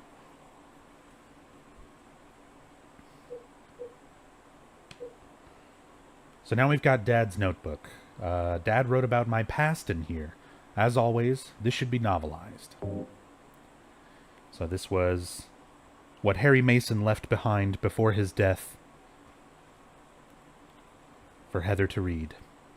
A little bit of history, how he felt and what he went through. And I'll do this reading as Harry Mason. I hope this will never come to any use. Maybe it's better if you never know. More than anything else, I fear the possibility of your going away far from me. But sometimes we have to tell the truth. That's why I'm writing this, before I'm lost in death and oblivion. What happened back then? That has something to do with who you are. It all started 24 years ago. Coming back from a vacation, my wife and I found a baby on the side of the highway. Since we were childless, we thanked God for letting us meet this child, this girl. We took her home, 3 years later, my wife died. And another 4 years later, 17 years ago, I came to Silent Hill. I heard the girl's pleas and took her with me, not knowing why she wanted us to go there. And it was there that the girl went away. Not that she actually went anywhere, nor did she die. Returned to her original self. That's what Dahlia Gillespie said. Original self. That was the young woman burned by her mother as a sacrifice to God. Alessa Gillespie. Half her soul escaped in those flames and went on to live in a baby. In that girl of mine. Of ours. 7 years passed before that half-a-girl returned to Silent Hill and made Alessa whole again. Newly strengthened, she vowed to kill God. God, a fetus nestled into this sacrificial girl's womb, was summoned with the usual rites. This was Alessa's wish, no matter what the outcome, even if her own existence were at stake. But that wish was not granted. My interruption meant she prayed instead for the girl's return. I alone couldn't bring her back. Dahlia did it. I only helped at the birthing ceremony, to bring God out of Alessa. Actually, that was Michael Kaufman, but, who's keeping track? The newly born God wailed once and was dead. All from that girl's, and probably Alessa's, conscious resistance. That's not the end. After God had vanished in a glow of light, Alessa reappeared and gave me a baby. She looked a lot like that girl so long ago. And then Alessa was gone, dead.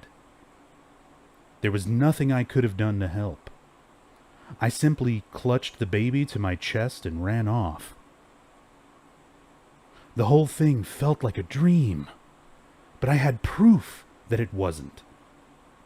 The girl was nowhere to be found, and in my arms, the baby.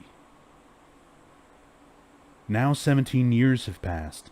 It feels like only yesterday, and again, it feels like a million years ago. I confess, I had reservations at first about raising that baby. Could I love her? Her existence was thoroughly unexplainable. I thought she could be that young woman who snatched away my beloved daughter. That led to sadness, anger. There were times when I put my hands around her tiny little throat. Several times I even considered abandoning her.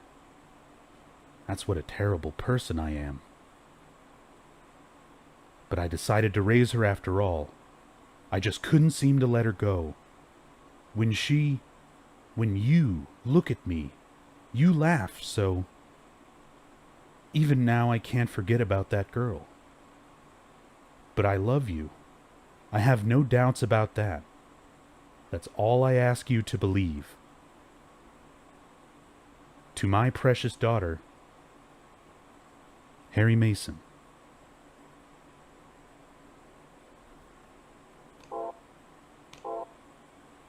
Konami, I'm willing to work for scale if you want to make a remake. I'll do it. I'll do it. I'm cheap. I'll do the work.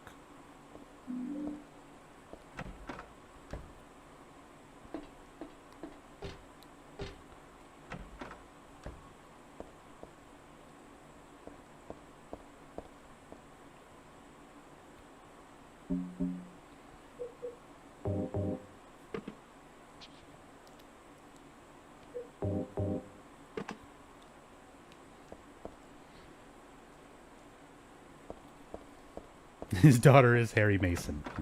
Yep. Harry Mason Jr. But she decided to go by Heather.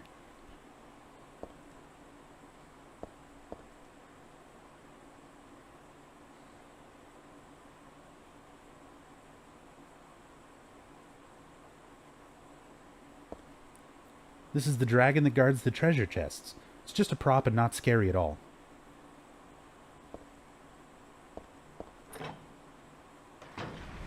Short for Harriet. Harriet Mason. Oh, I need to kill these. I need to kill everything here. So that I can read another note. Oh my god, there's so much shit on hard. Please stop. Oh. Pendulum. Stop reloading, Heather.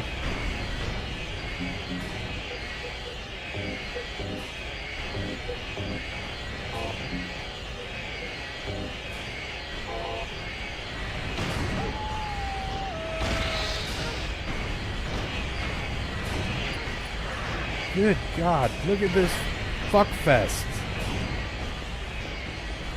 God damn it. Gonna drain all my fucking health supplies again.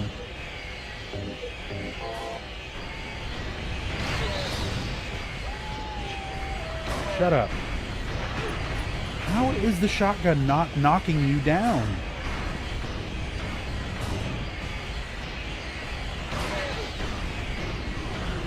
Got you that time.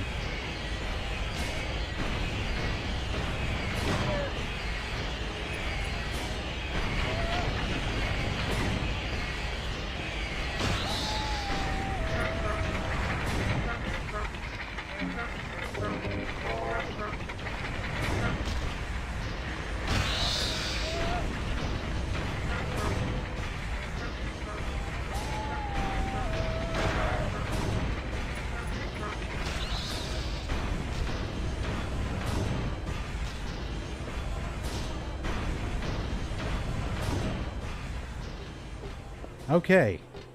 Yes? We're all dead? Everything? Wonderful. Great. God. I forgot how annoying this part is. That's why normally when I do story playthroughs, I don't play on hard. But, whatever. It's fine. We're here. And we've got a note.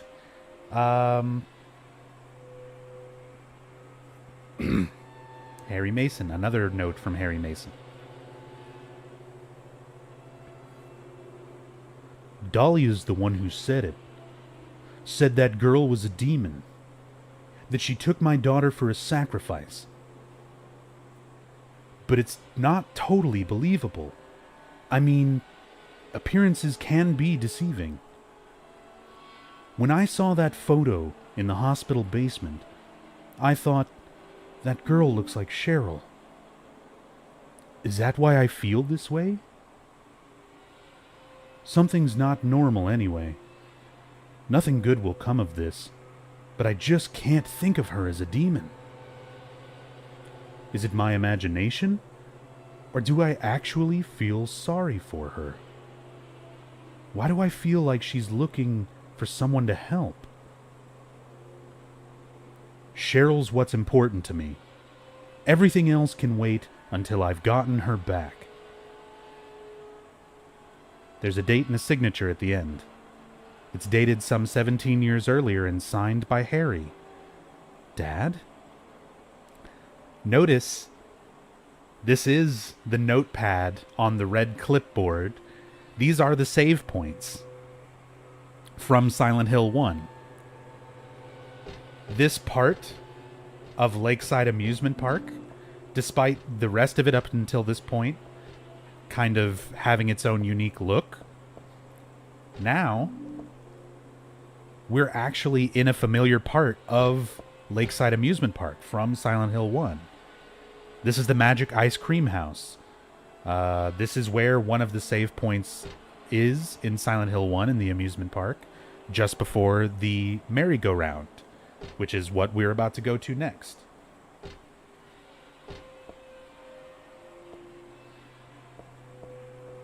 So, keep in mind, in Silent Hill 1, whenever you make a save, Harry explains in the very first save point that you examine that he's just writing down his experiences and thoughts as he goes along and finds these notepads, just in case anybody could ever find them and learn what he did and what he went through. So, in this case, like, you never get to read what Harry is writing down in Silent Hill 1, because when you interact with it, it just takes you to the save screen. Now in Silent Hill 3, when we start revisiting these areas that Harry was in and finding these notepads, we can actually read what Harry was writing down at these points. I love that connection.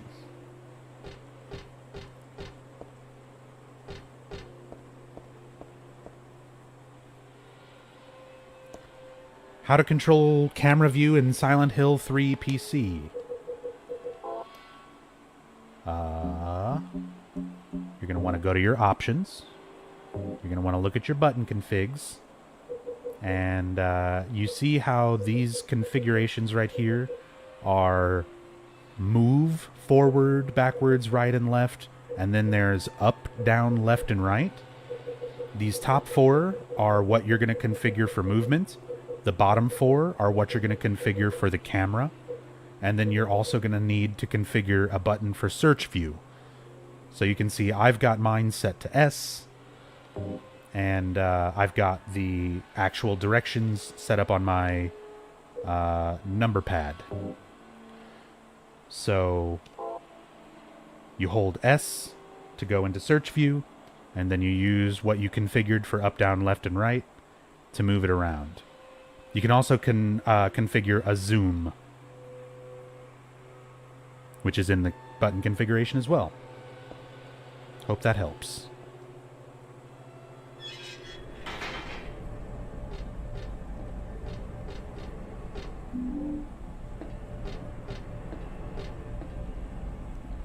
Popcorn wagon. Nothing interesting about it. Oh, I missed some more text. Movement. Can you use a pad? Absolutely. You can set up a controller and use it. You'll probably need to use something like Xpadder or Xinput to be able to configure most modern USB controllers.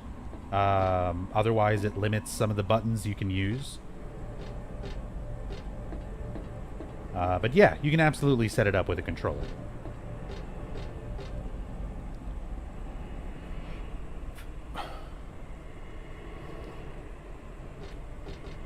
Would you read the sign, Heather?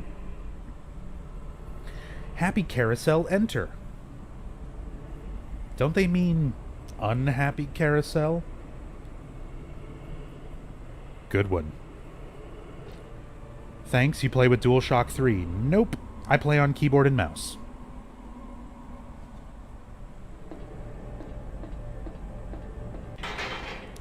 But if you want to use DualShock 3, you absolutely can. You'll probably need to download DS3 Tool, but you can totally do it. There's a memo pinned to the horse's side with a huge nail. When 13 turns count 4, you will die from their curse. If you wish to escape, there is but one way out. To kill before you are killed. You will be saved by the 12th death. So as said, these are familiar parts of Lakeside Amusement Park. This is the same merry-go-round that you fight Sybil on in Silent Hill 1. And there is a secret death here that not a lot of people know of. Notice the note gives you a bit of a warning. When 13 turns, count 4. So literally 13 times 4. That's how many times this whole thing has to go around. This takes a considerable amount of time. Like, it's like maybe 8 to 10 minutes to go that entire cycle. And if you don't, most people figure out, oh, you just have to kill the horses, and they have plenty of time to do it, and they never even realize that there's a death sequence that happens here if you don't do anything. So since a lot of people don't normally see that, and since I can just reload a save and come back and do all this, I don't show this too often, just because of how long it takes. But we're going to run around and enjoy the music, enjoy the merry-go-round, and wait for the sweet embrace of horse death. Or death by horses. Or death by horse breath. Whatever.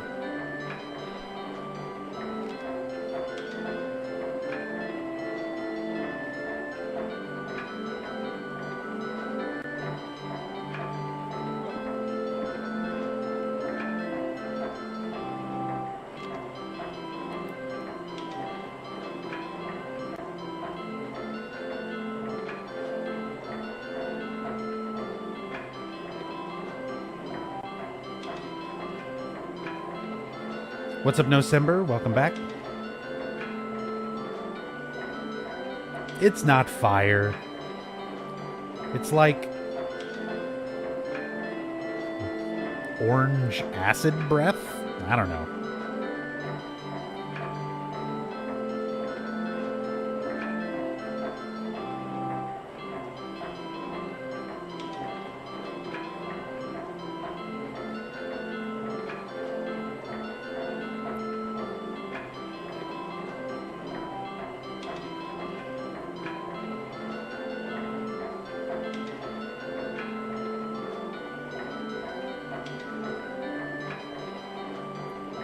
Na na na na na. Na na na na na.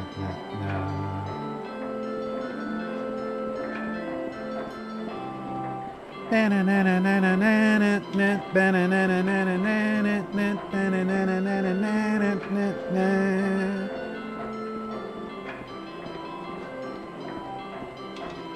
Isn't this song like really close to the merry-go-round music from Super Mario 64? I mean, like, it's pretty close, right? It's not just me.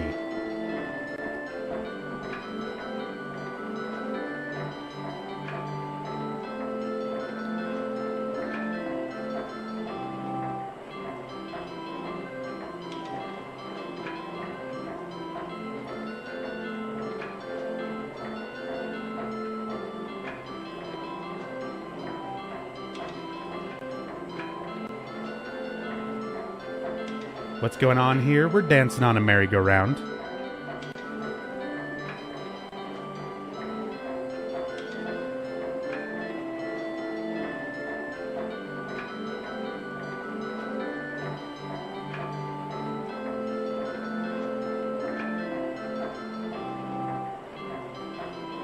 Real, I mean? Oh, that's as real as it gets.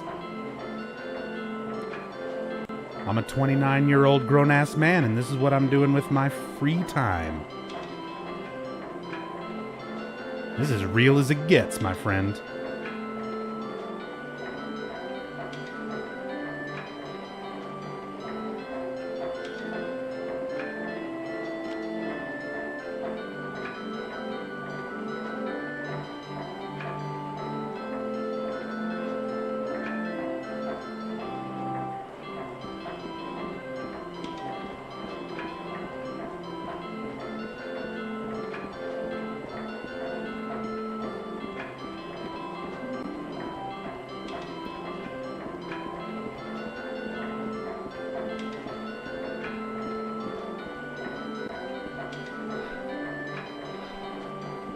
Was gonna ask if they're real horses or not real.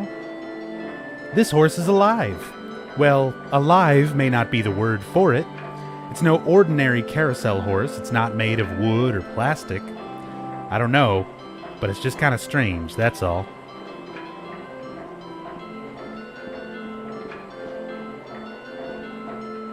This horse is the only one not moving. Is it because it was stabbed in the head?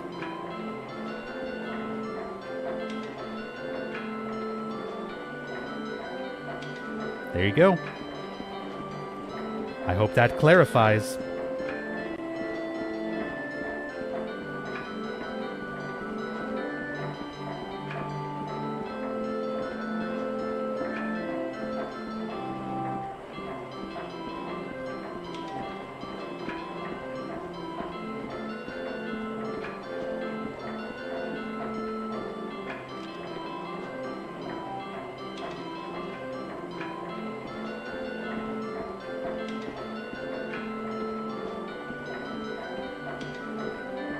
I wasn't joking when I said this takes a bit.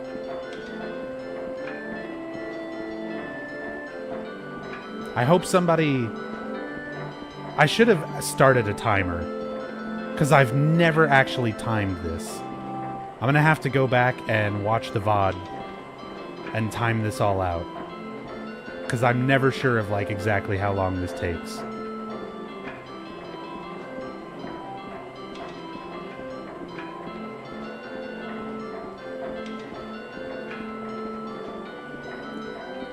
But it takes a good bit.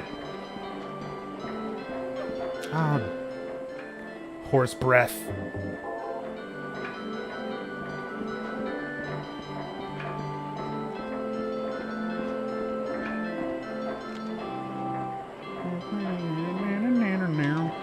Can imagine you'll barely have enough time if you were to use, oh, say, the knife.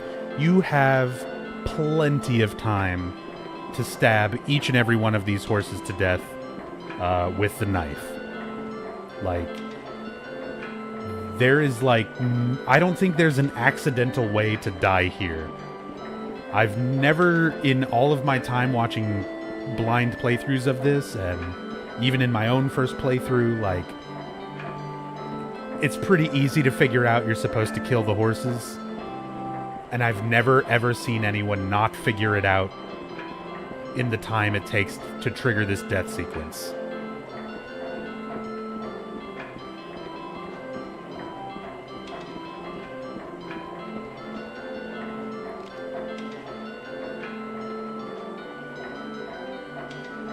I'm sure DSP died here. Well, nobody told him you kill the horses. How was he supposed to know?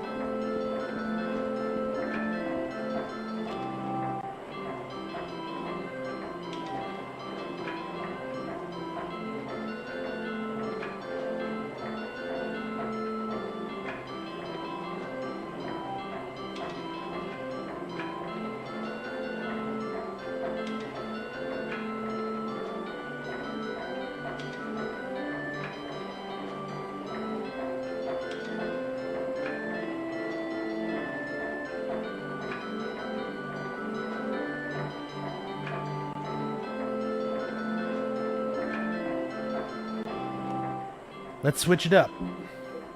Knife dance.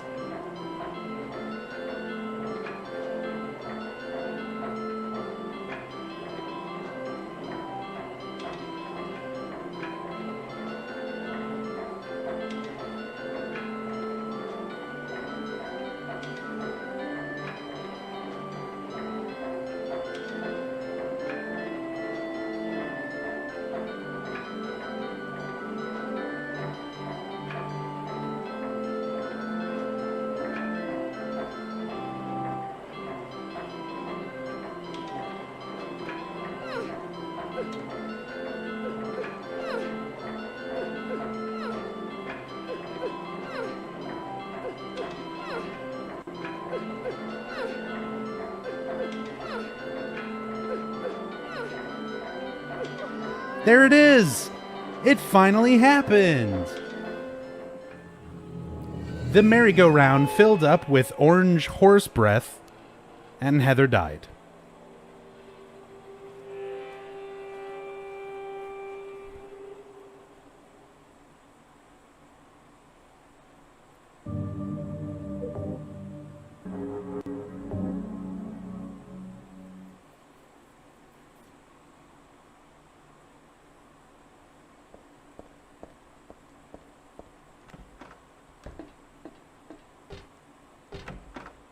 Secondhand smoke is bad. Don't do horse breath, kids.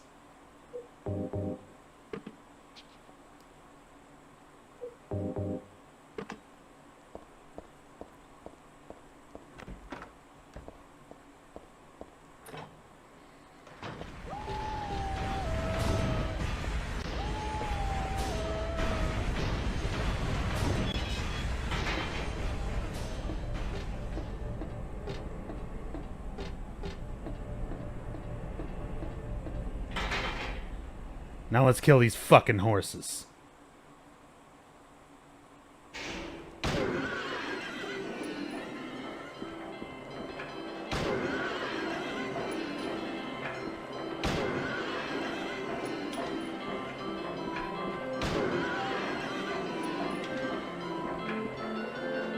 Oh, bad place to reload. You're gonna get horse breath. I'm surprised I didn't.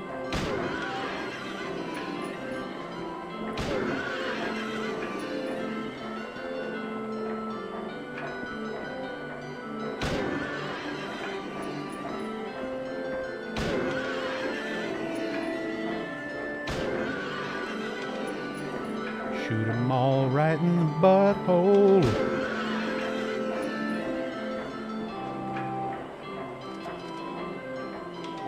Come on. There's no escape.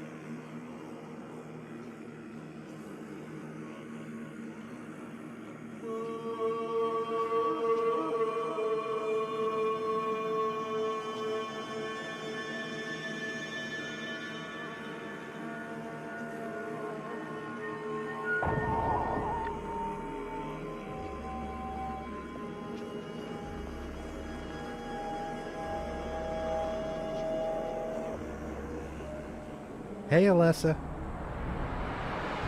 That's a nice knife.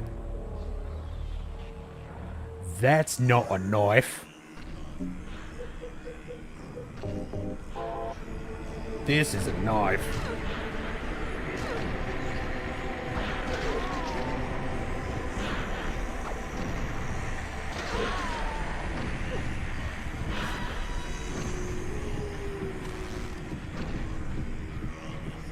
So, a little detail here I'm going to try to talk about while I'm doing this fight.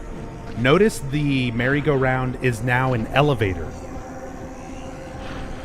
It's still spinning, but we're descending downwards.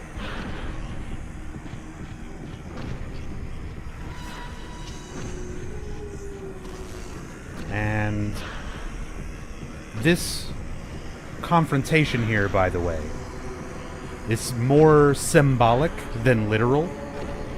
You're not actually fighting Alessa. This boss is known as the memory of Alessa. So this entire time that the game has been going, Heather's... Oh, look. She's trying to twerk. Yeah. Oh, come on. She was doing it. Anyway, the entire time throughout this game, Heather has been essentially slowly remembering, regaining her memories from her life as Alessa, her life as Cheryl. And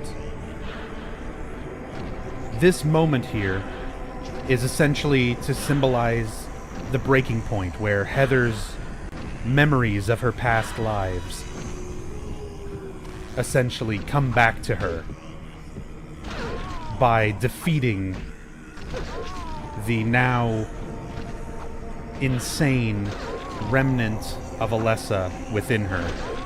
The memory of Alessa. These suppressed memories.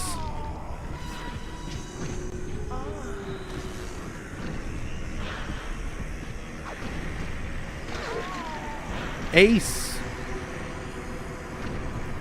Ace, thank you for the 6 months in a row. Appreciate the continued support. I don't know what that hashtag is all about. But thank you.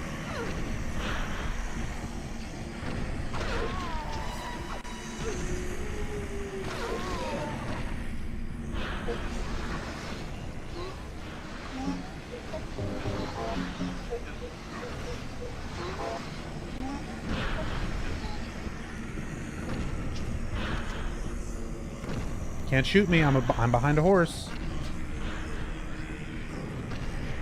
It's the rules.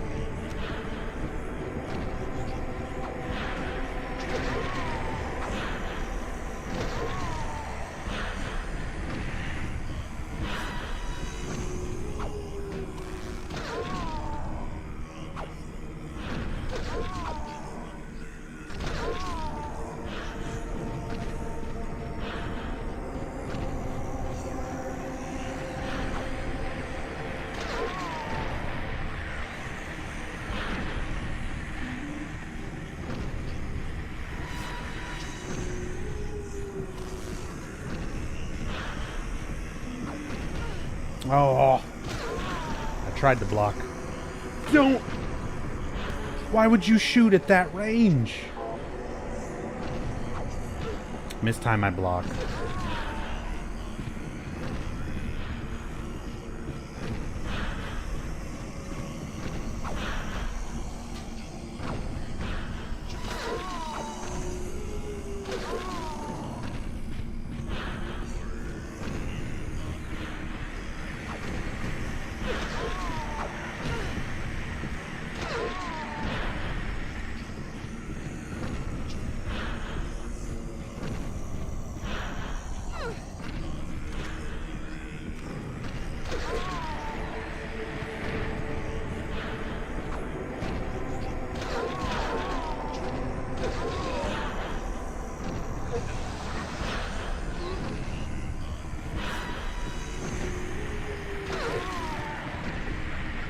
Fuck.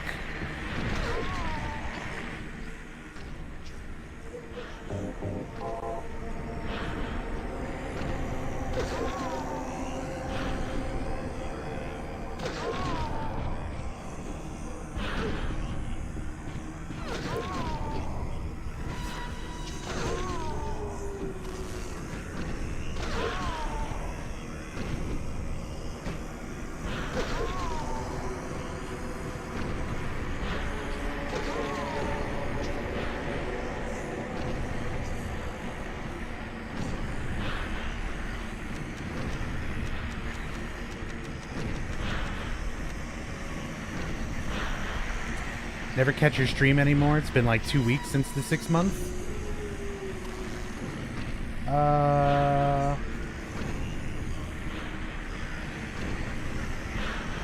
6 months was like 6 days ago.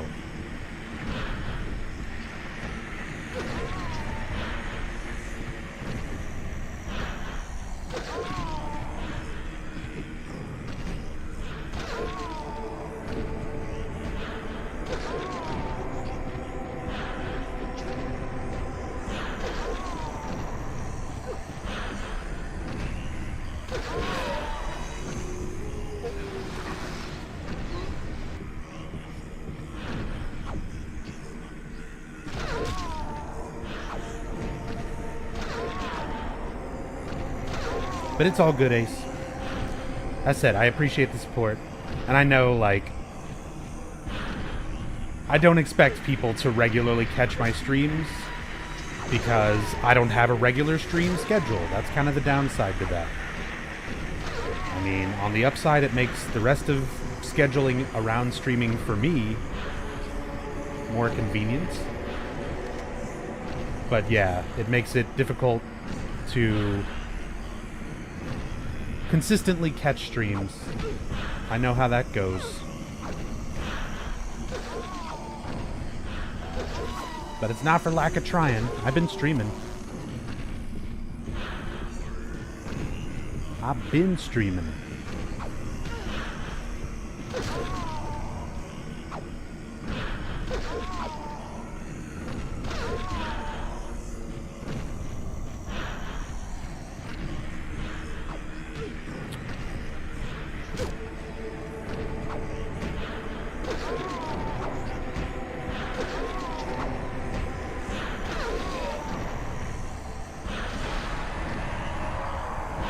She did. Finally. Man, I wasted so much of this. Someone tell me who is the final boss of Silent Hill 3? God. I mean, maybe not the god, but a god. Oh my god. So, the memory of Alessa has been overcome, and with that, Heather has regained all of her repressed memories. She can remember everything now. Her life as Alessa, her life as Cheryl. None of that is repressed or exclusive to her subconscious now. She is aware of her past and her previous lives. And this is a final message from herself as Alessa to her current self as Heather. It would be better for myself to die. After all, it's nothing to be afraid of. Alessa's not afraid of death. Death is nothing. You just reincarnate. DJ Rebirth, thank you for the host, by the way. That child, that demon. When I think of the endless pain it will bring when it is birthed, referring to the god that's in Heather right now. I decided that, instead of the suffering and cruelty I endured in that sick room, that I would like to bestow a more gentle and peaceful death on myself. Why do I resist? I never thought of myself as such a fool.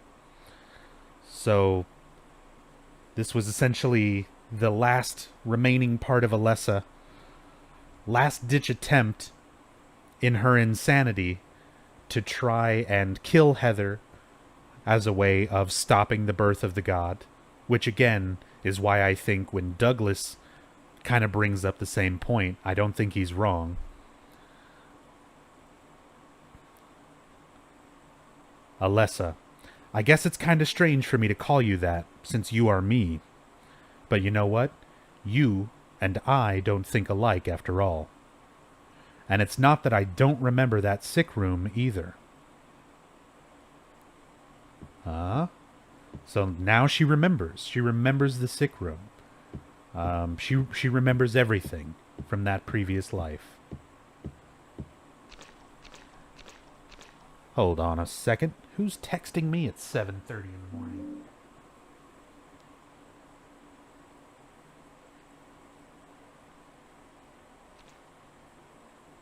Oh. Oh.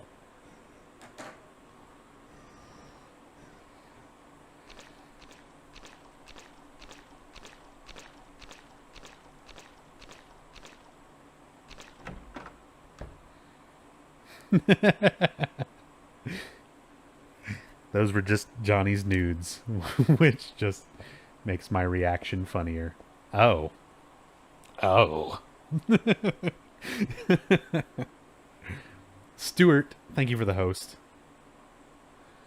Alright, so we get a little bit of insight into the beliefs of the cult, the current beliefs of the cult. They've got several of their scriptures written along the walls here as we proceed to the chapel, the final area of the game, by the way. Stained by the evils of this world, we hold our sorrows within us. Only you can heal us these wounds. Each morning, afternoon, evening, and night, we call out your name and pray for the day of the miraculous descent.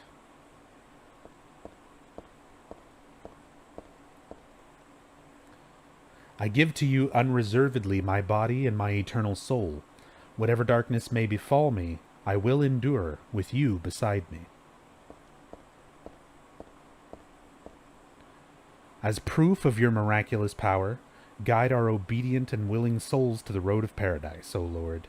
We will not give in to the power of temptation as long as we have you in our hearts.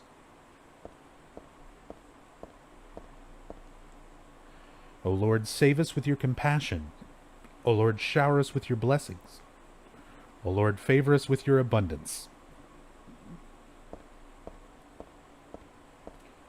O Lord, explain to me why this gate is here, and what the relevance is, and why I can see this door through this gate, because this is an area of the game that you can never, ever, ever access.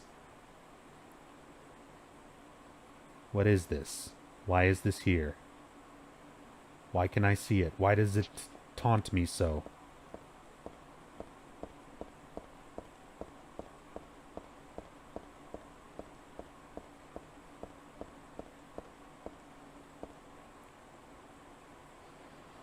This door is the gate which leads to the road of paradise. Embrace the bosom of the Holy Mother. Admit your sins and be forgiven. Eternal tranquility can be yours.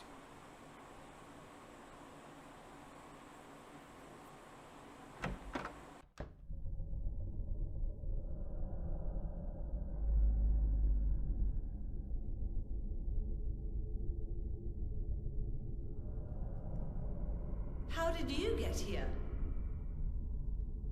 It was Vincent, wasn't it? He led you here. When will he cease his meddling? But it's just as well. Luring you here also serves my purposes. Checkmate. Not yet. The time is not yet at hand. The time when all will be forgiven their sins. When the paradise we have long dreamed for will arrive. After the judgment and atonement, an eternity of bliss. Oh, Alessa, the world you wanted is nearly here. That's not what I want. Not you. Alessa, your true self. But I am Alessa. My little Claudia, my dear sweet sister. Alessa, is it you? Oh, how I've missed you. I don't need another world. It's fine the way it is. But you said it yourself. The world must first be cleansed with fire. But that's not what I want now. Alessa, don't you want happiness? Have you become blind to all the hopeless suffering in the world? We all need God's salvation. Listen, suffering is a fact of life. Either you learn how to deal with that or you go under. You can stay in your own little dream world, but you can't keep hurting other people. Besides, I'll never forgive you for hurting my father. I wish only for the salvation of mankind. But for that to happen, the world must first be remade. And for that, we need God.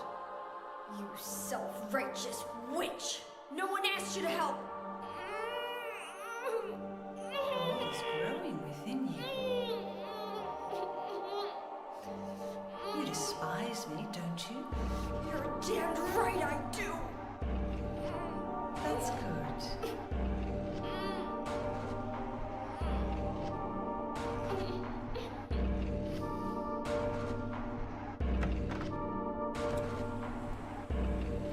So yeah, Johnny, to kind of expand a little bit on Alessa and Claudia's relationship, and we learn a bit more about that from some of the other dialogue and stuff that we find here.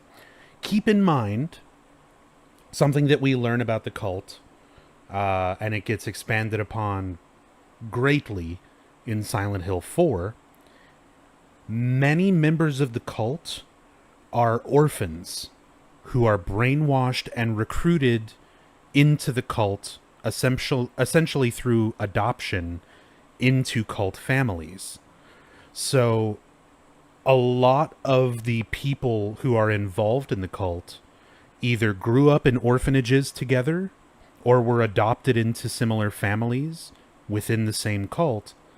So a lot of them refer to each other as brother and sister. It's also done in that sort of religious tone, the way that nuns refer to each other as sisters, priests are referred to as fathers. It's that same type of family through belief. And sure enough, we find a note later, a birthday card from Alessa to Claudia, where it says, "Here's to you, I love you as if you were my real sister."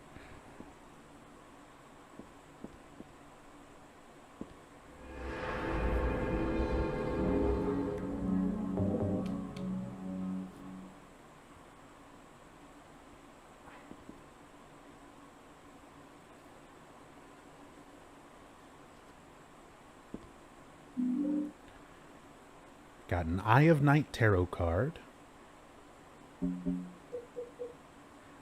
Found this in the chapel. Is this a real tarot card, though? Tarot doesn't go to 22. But there's even an explanation for that in a book later on.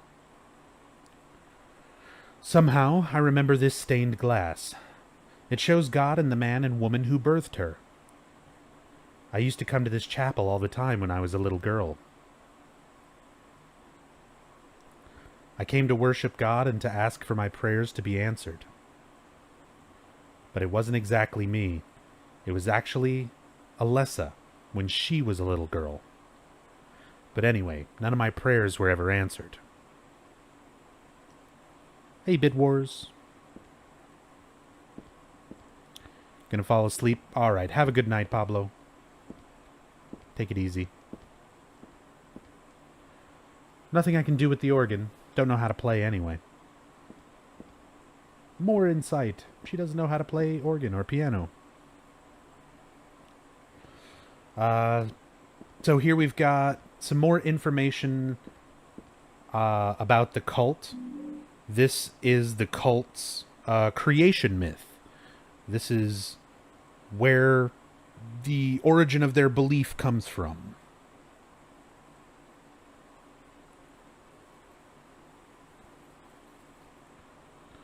One, origin.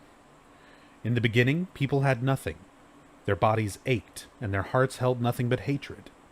They fought endlessly, but death never came. They despaired, stuck in the eternal quagmire.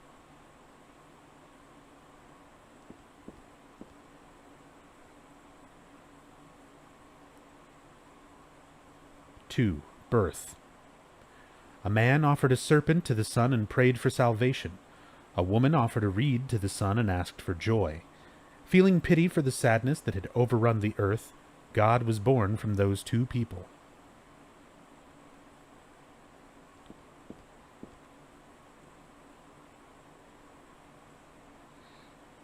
Three, salvation. God made time and divided it into day and night. God outlined the road to salvation and gave people joy. And God took endless time away from the people.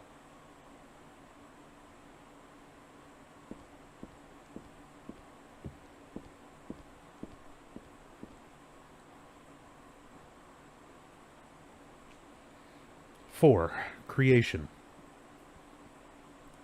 God created beings to lead people in obedience to her. Somebody asked earlier, who is the red god, who is the yellow god? And they mentioned Valtiel. Valtiel is not that high tier of a god. He's more like a attendant to the more major gods. But here is the explanation of who the red god is, who the yellow god is. God created beings to lead people in obedience to her. The red god, Zuchelbara, the yellow god, Lobsel Vith. Many gods and angels. Finally, God set out to create paradise, where people would be happy just by being there. Demigod would be a pretty good way. 5. Promise. But there God's strength ran out, and she collapsed. All the world's people grieved this unfortunate event, yet God breathed her last. She returned to the dust, promising to come again.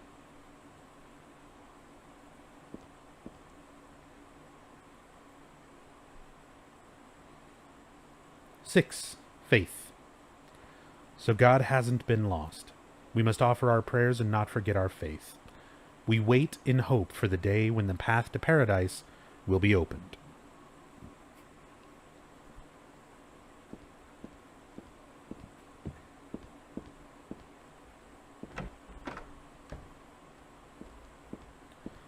Here is my favorite map in the whole series.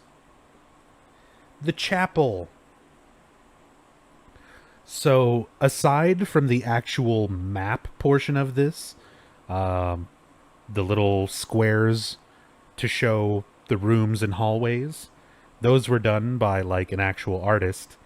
The rest of this art, the house, the bunny, everything else, the writing where it says chapel, all of this was done by a child of one of the friends of Team Silent. So this is a legitimate, real, authentic child's drawing. The fingerprints and smudges, the creases in the paper are authentic.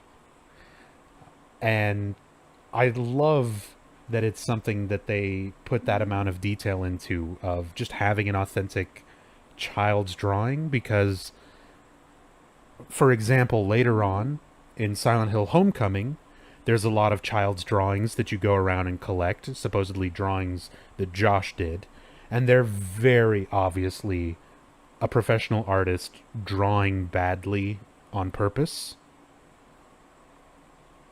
Whereas with this, I mean, it has so much charm just in the way that it's drawn, and again, because it has that level of authenticity to it.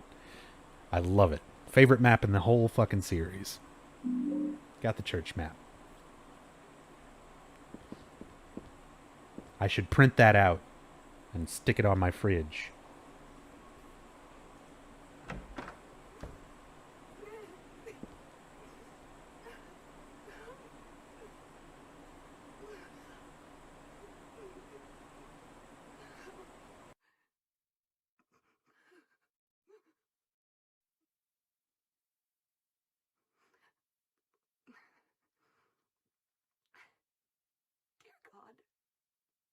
Please forgive me. I know I'll be put to death for the sins I've committed. And I'll go to my death gladly, and with a peaceful heart. But please, grant me just a small piece of your everlasting mercy. Let me see my child once within your golden gates. Deliver me not to hell, but to purgatory. Allow me to atone for my sins there. I'll stand within the very flames of redemption, no matter how they burn me. Forgive me for my wicked act of revenge. And deliver the soul of my poor murdered daughter. Please, also care for the soul of the girl whose life I have taken. God, I am a child, trembling with fear as I stare at death. Soothe my tortured soul with your infinite mercy. Please, forgive me.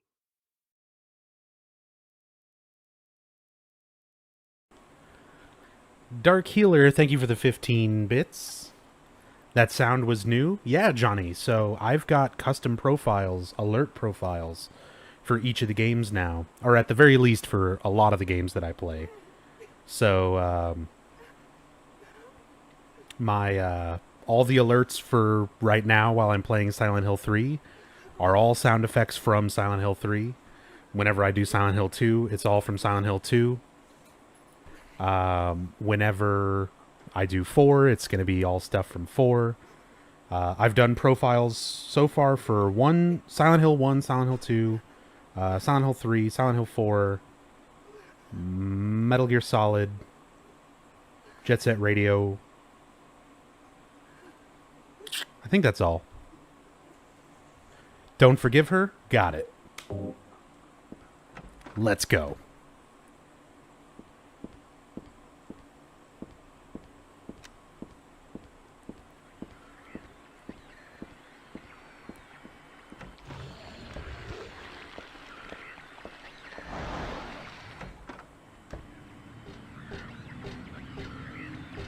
Is there a GGGG sound set up for Play Novel? Not yet. But I'm gonna go back and make one when I make those alerts. I'm gonna use the clip of Trina doing that noise from last Christmas's Play Novel playthrough. That would be amazing.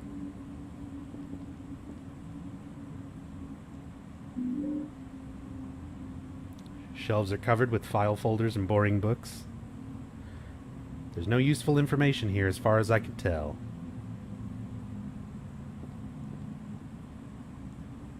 Can I pick up this? Thank you.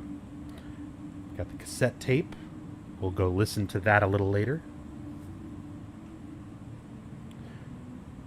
There are a bunch of papers in this file. So this is where we finally learn the meaning behind the halo of the sun, the save point, and the symbol that we've been seeing all throughout the game. I get the feeling it's a handwritten copy of some book.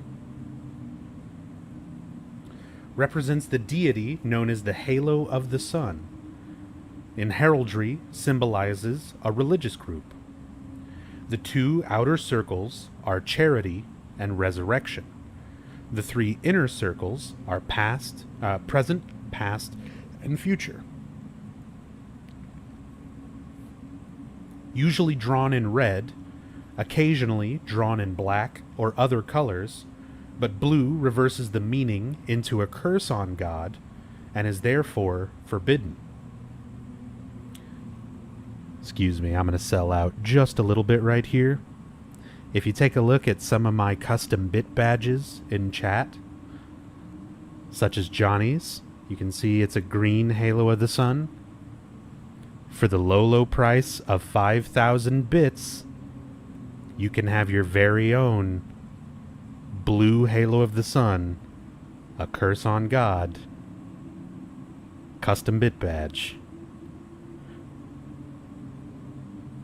Or for 10,000 bits, you could have that nice red one, like Fenn's got. Anyway.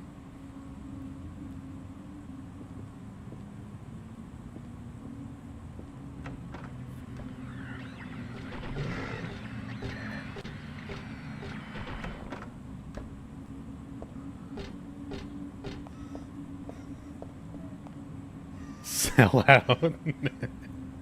Look, I'm just trying to tell you the things that I made that I'm proud of.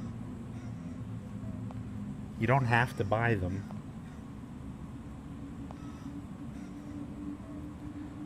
There's a wheelchair here. Just a plain old wheelchair. It's just being Silent Hill.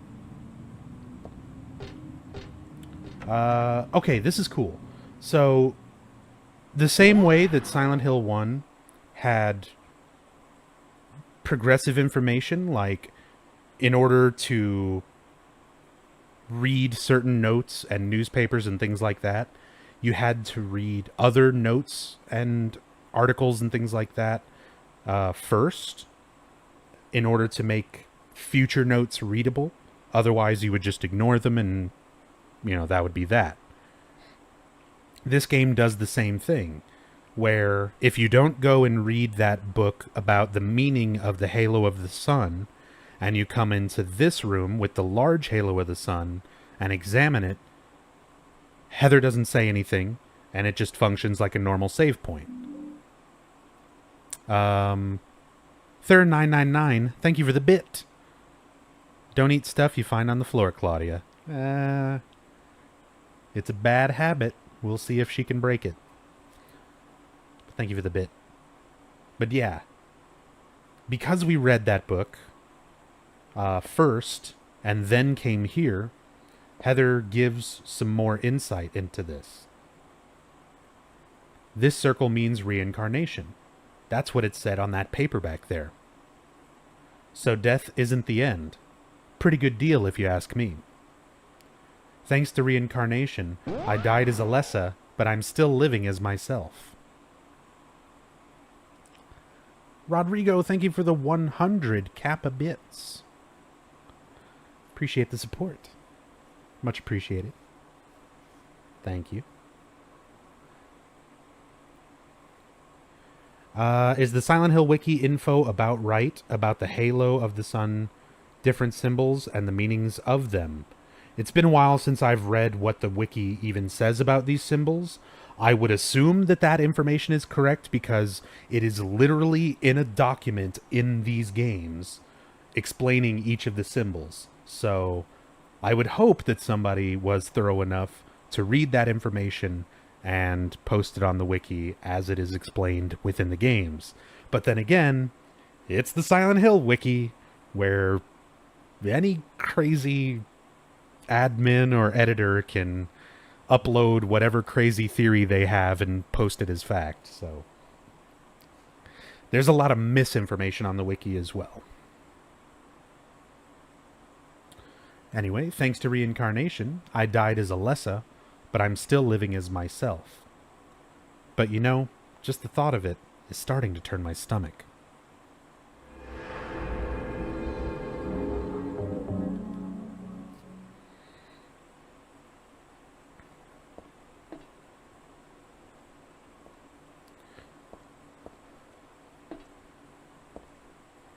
So we've got some significant figures to the church. Saint Nicholas, miraculous hands, a doctor of God. Good old Saint Nick. Saint Jennifer, unwavering faith under death's blade. But most importantly,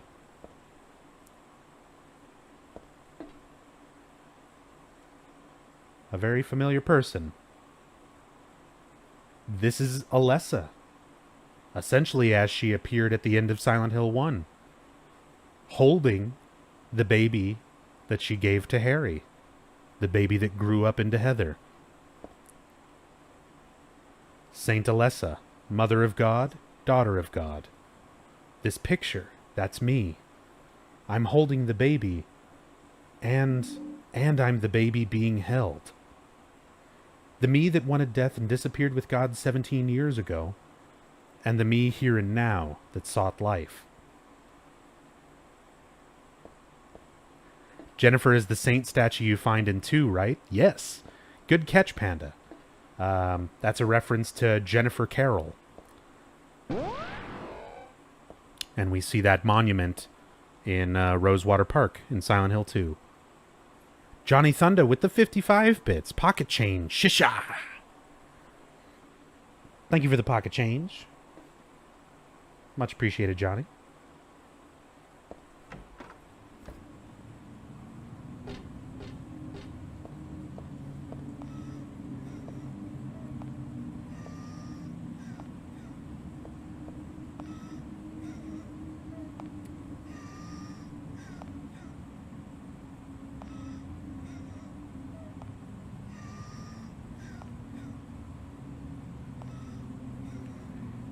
Trying to buy love? Johnny's a regular. Johnny don't gotta buy shit. Can't buy me love, as the Beatles said. In all seriousness, like, thank you. Everybody who has been here, who's been giving bits, donations, everyone who's subbed and resubbed, and everyone who's just, like, here, hanging out, enjoying the stream, like, nothing else attached. If there was no bits, nothing like that. I'm just happy to find such an amazing community. You know, when I started streaming, I didn't do this thinking it would become what it has become now after all this time. I started streaming regularly January of 2015.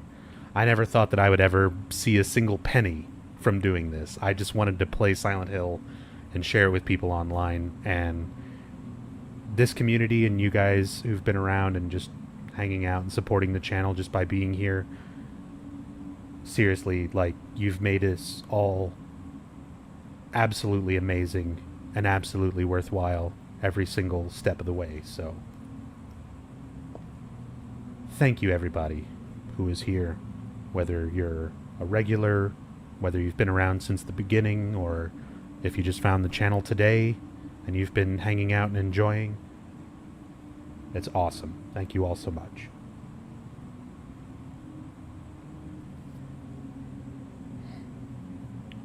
There's a picture here of an angel flying into the heavens. Nothing special. I get the feeling there's something behind this picture, though. That girl's cries and footsteps disappeared beyond it, after all. Will you move the picture? Yeah. It's a door. So we see some bloody footprints move towards the door first, and we can hear a girl's cries.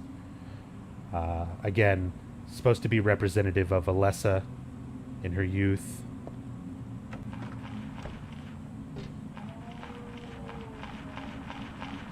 I need to learn how to produce less salt. Please teach me. I mean, I've always been a fairly patient person, and I mean, I still get salty over stuff, like...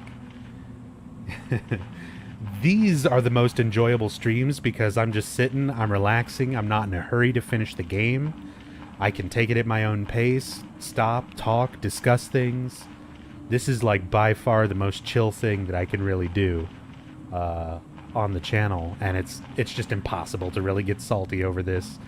Even fake salt is, like, with people asking dumb questions or saying downpour is #1. It's like, yeah, whatever. You should watch me speedrun stuff and get really mad. But even then, I don't know. Get older. I feel like the older I get, the less I care, and the less salt is produced.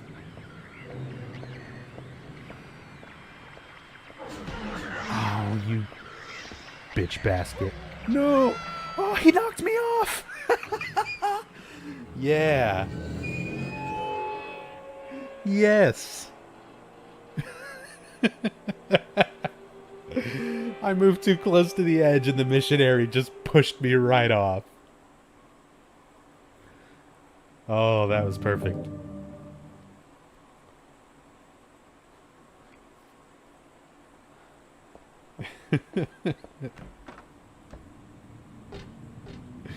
Alright. How about this? How about next time, I shoot your bitch ass, missionary. Oh, also I'm gonna quick save. Here's the speed strat. Quick save in front of the door, quick load. And then you don't have to wait for the footsteps and the cries. Only works on PC version, obviously. Shut up. Shut up. Asshole.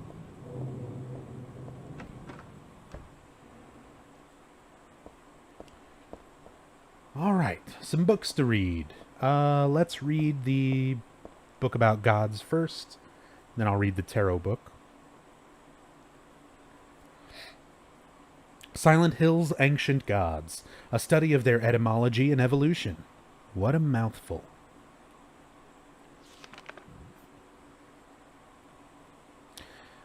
Hey, look at that. Saint Alessa, depicted in the bottom left. And Samael. Or Baphomet.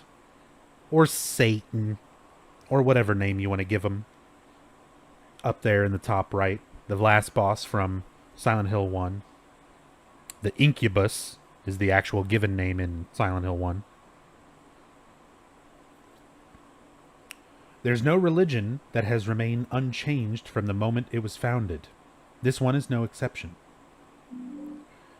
When this religion fell into the hands of immigrants, it was deeply influenced by their own original Christian beliefs.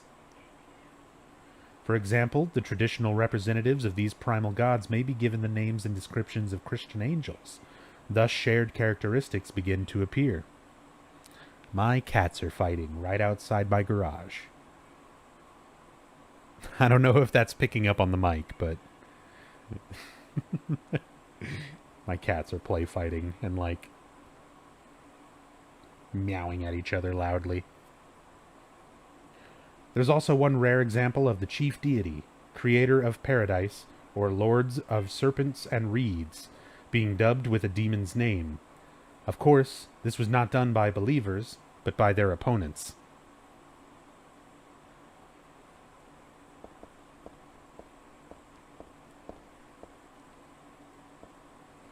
And a book on tarot.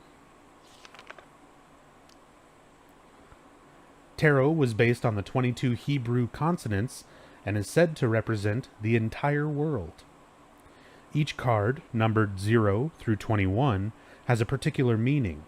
By reading these cards, fortune tellers predict the future. For example, the first card, the Magician, signifies creation, wisdom, beginnings, or destruction and fraud. The second card, the High Priestess, denotes intuition, harmony, faith, or dogmatism and arrogance. According to some texts, the Gardener deck had more than 22 cards. The Gardener deck does not exist today. It is mentioned only in the literature. It is said that these extra cards were based on lost Hebrew vowels and denoted an otherworldly, transcendental existence, i.e. God. So there were extra cards beyond 21 that denoted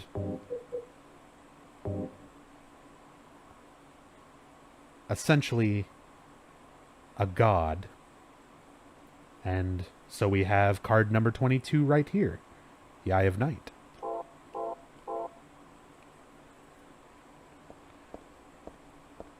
And another card here, as well as a great cutscene between Heather and Vincent. This is where the infamous "they look like monsters" line comes from, that so many fans are confused by. But again, let me reiterate, Vincent is Kappa before Kappa. He is the ultimate troll. He has his own personal needs first, and he loves pushing people's buttons. He doesn't care who they are. Claudia Wolf, you hated the way your father, treated you, kicked you, hit you, made you cry. That smile on his face. He takes pleasure in tormenting others and messing with them. He lies directly to Heather. Was there somebody else here in this hotel room? No, just me. He's very obviously not telling the truth, and you can see that same smile on his face when Heather reacts, and he's like, "Haha, gotcha." But yes, the monsters are monsters. Sorry, all of you wannabe serial murderers. We got the Moon Tarot card.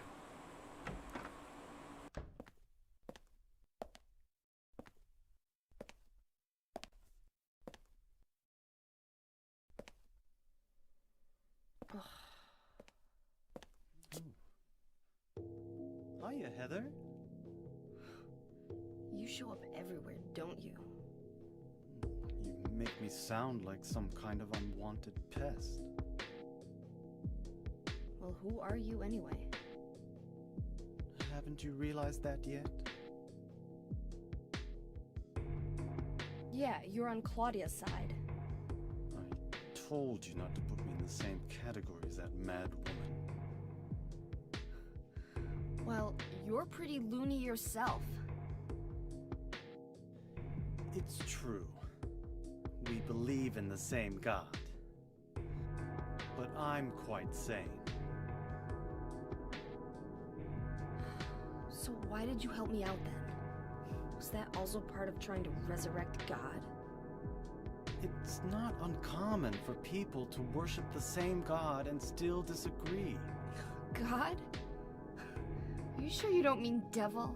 Whichever you like. The point is that now I really am on your side. I don't want God to be born. Wouldn't be convenient. Much too unpredictable. So you've been using me to stop Claudia, is that it? Do your own dirty work. My dirty work? I think we both had our own interests in mind. You hate her too, don't you? You're the only one who can get it done. I don't have powers like you two. Besides, I always hated getting all hot, sweaty.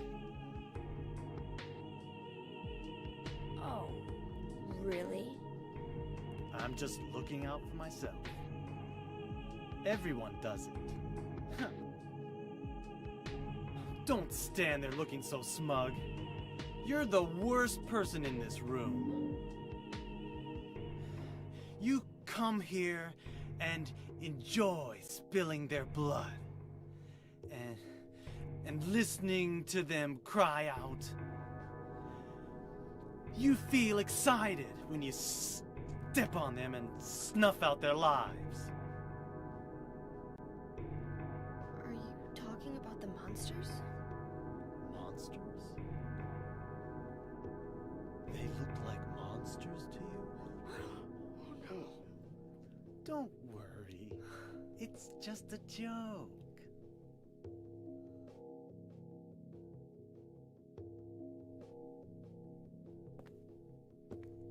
By the way, I forgot to ask you. Did you get the seal of Metatron? What's that? You don't have it? Leonard was carrying it. You mean this thing? Yes, that's it. As long as we have that, we're fine. Here, take this.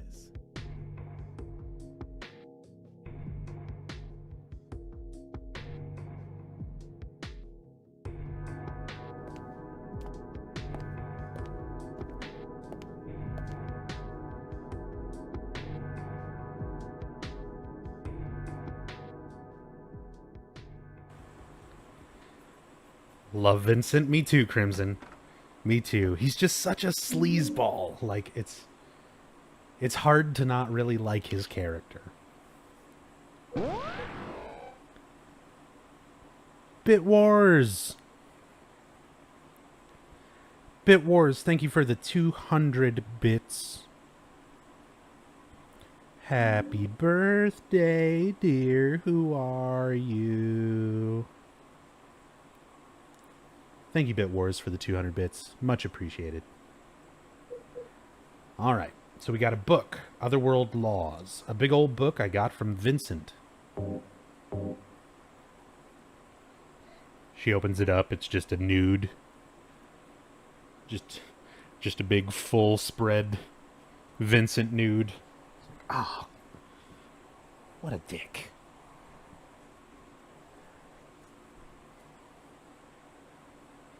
This magic square with strong protective and dispelling properties is called the Viren 7 Crest, or the Seal of Metatron.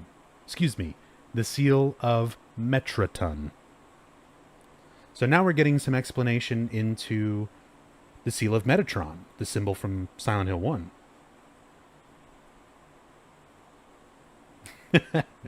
PB Combat gets it. It will bring results regardless of whether the target is good or evil. Its strength, therefore, places a very high burden on the caster. As it is also difficult to control, it is not usually used. This is why it bears the name Metraton, after the angel Metatron, or Metraton, also known as the Agent of God.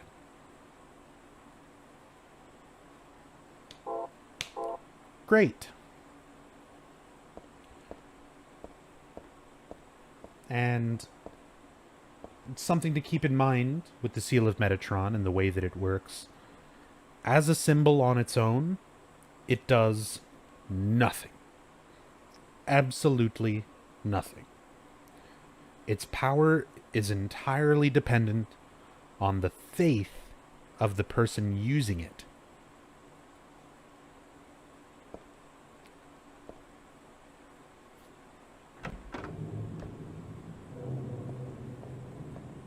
So in Silent Hill 1, Alessa was able to use it early with some success, but as time goes on, her faith wavers. She's more actively trying to stop the cult. Her beliefs change, and the nightmare becomes stronger, so the seal slowly loses its power over the course of Silent Hill 1. And at this point, Heather doesn't believe in this shit at all. She has no faith behind it. So, it's nothing. Hey Nub, I was curious if you might know, those in-game cutscenes, are the music and the voices mixed to one track regarding possible sampling? Yes. Unfortunately, the voices and the music from the actual game is mixed into a single track, which makes pulling dialogue by itself really, really difficult. You can get the soundtrack versions of the songs if that's what you're curious about sampling, and I would recommend going that route, or go to silenthillmedia.com. It's a site, a website that is hosted by Fungo. A lot of you Silent Hill fans are probably familiar with Fungo. He does a lot of Silent Hill related stuff on his YouTube channel. Does streams. Was formerly part of the Real Silent Hill experience with Twin Perfect. And he's got a website, Silent Hill Media, and he ripped a lot of the audio from the games and separated out a lot of the audio tracks himself, since he is an audio engineer and musician as well. So he's got a lot of really good audio stuff on that site. It's definitely worth checking out. Is Fungo even still active on YouTube these days? Yeah, he is. He mostly has been doing, like, I know he was doing a lot of Dark Souls and Bloodborne lore stuff. He's not nearly as active as he used to be, but he is still active.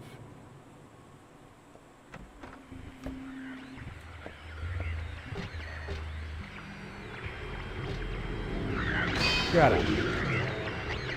Shut up.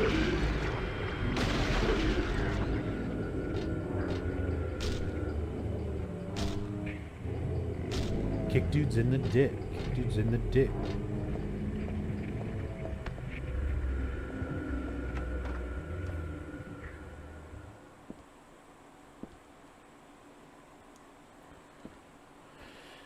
There's a musty diary on the bed. Harry Mason's diary. Time for my last Harry Mason impression. Ugh, let me drink some water. One second.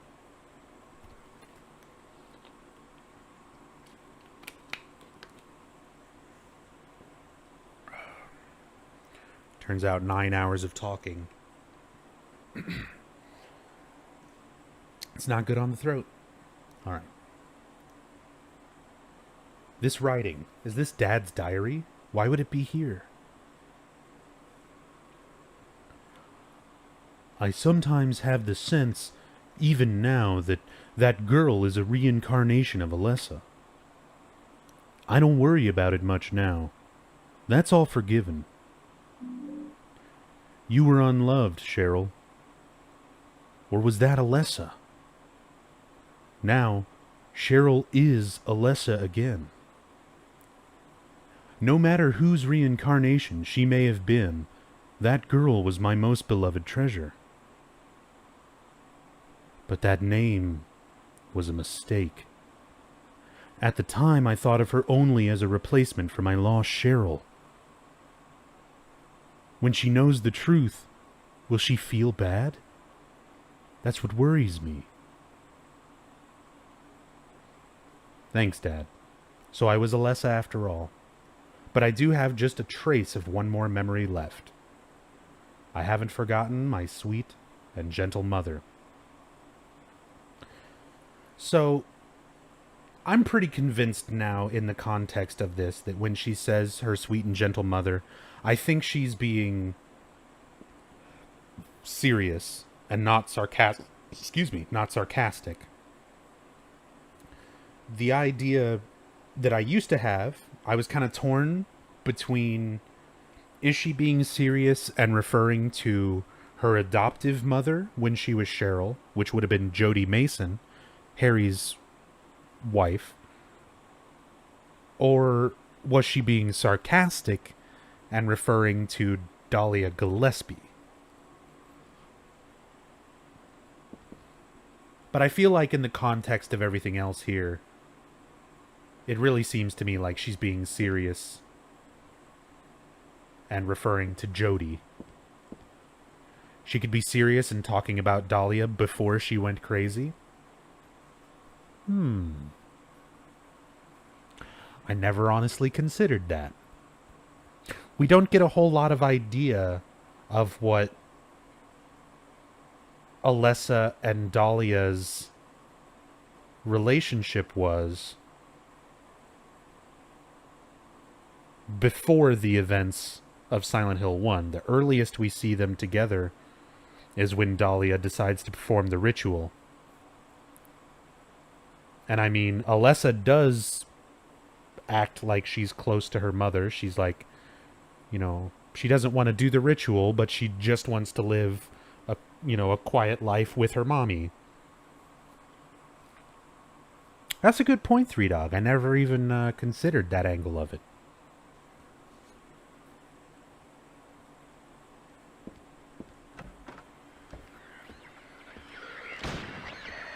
Has Heather even seen Jody? Herself? No, but Heather has Cheryl's and Alessa's memories. Her memories of those lifetimes are no longer repressed. That was what happened after the defeat of the memory of Alessa on the merry-go-round. It was essentially a symbolic fight showing Heather kind of becoming aware and remembering everything that she lived through and experienced as Alessa and as Cheryl. So she would have those memories. She would remember Jody.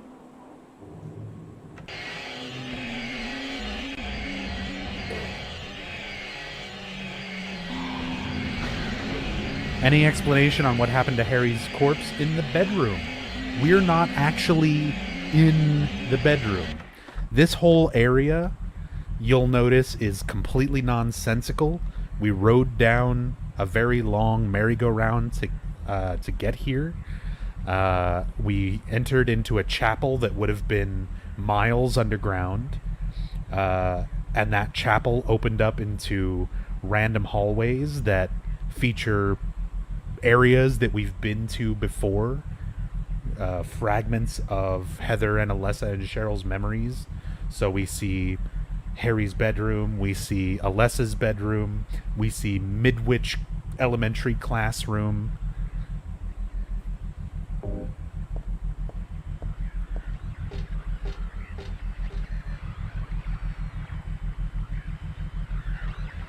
This is essentially like the end of Silent Hill 1 when you're in nowhere. We're not like in a very... We're not in a logical, physical place anymore.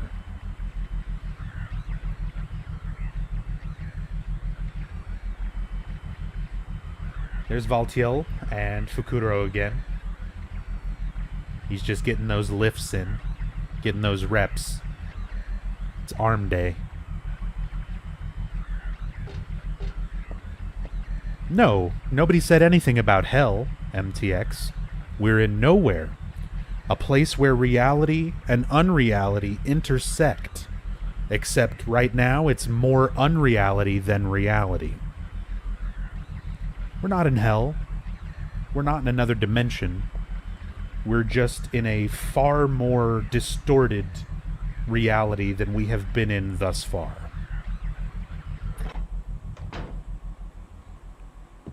So much so to the point that it is, again, kind of nonsensical from a logical standpoint.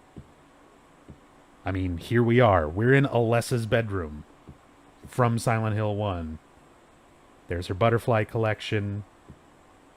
There's her dolls.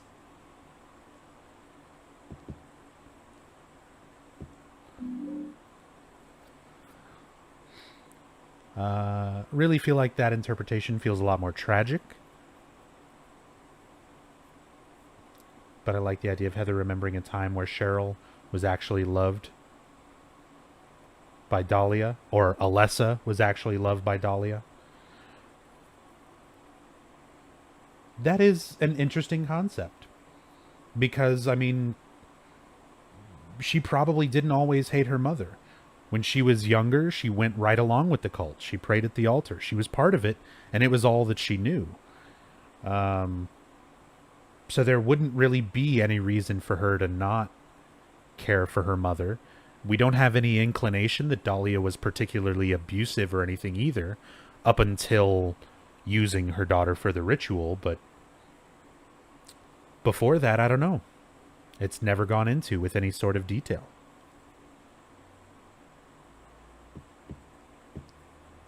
Honestly, I speculated for a long time that Dahlia adopted Alessa, that Alessa wasn't necessarily biologically related to Dahlia.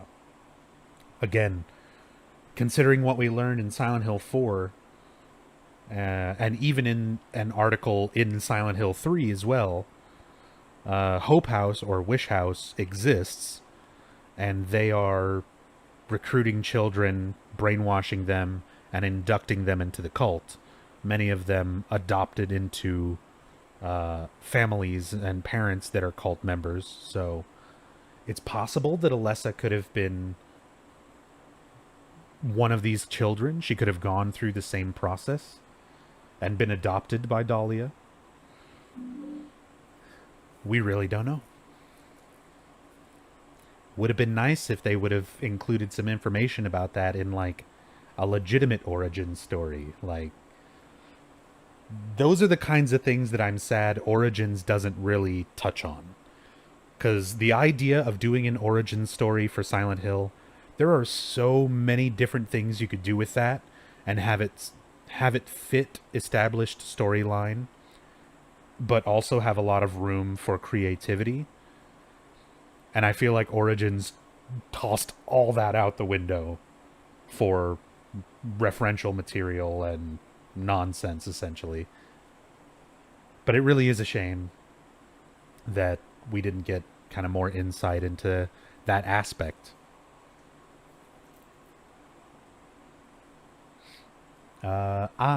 No, it wasn't me. Alessa wrote this a long time ago. That chapel altar.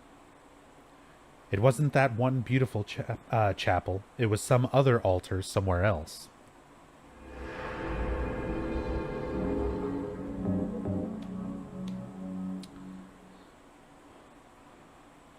Have we been to the library yet? Yes. We've already had the cutscene with Vincent. Oh yeah, this was intended to be a little bit of a reference.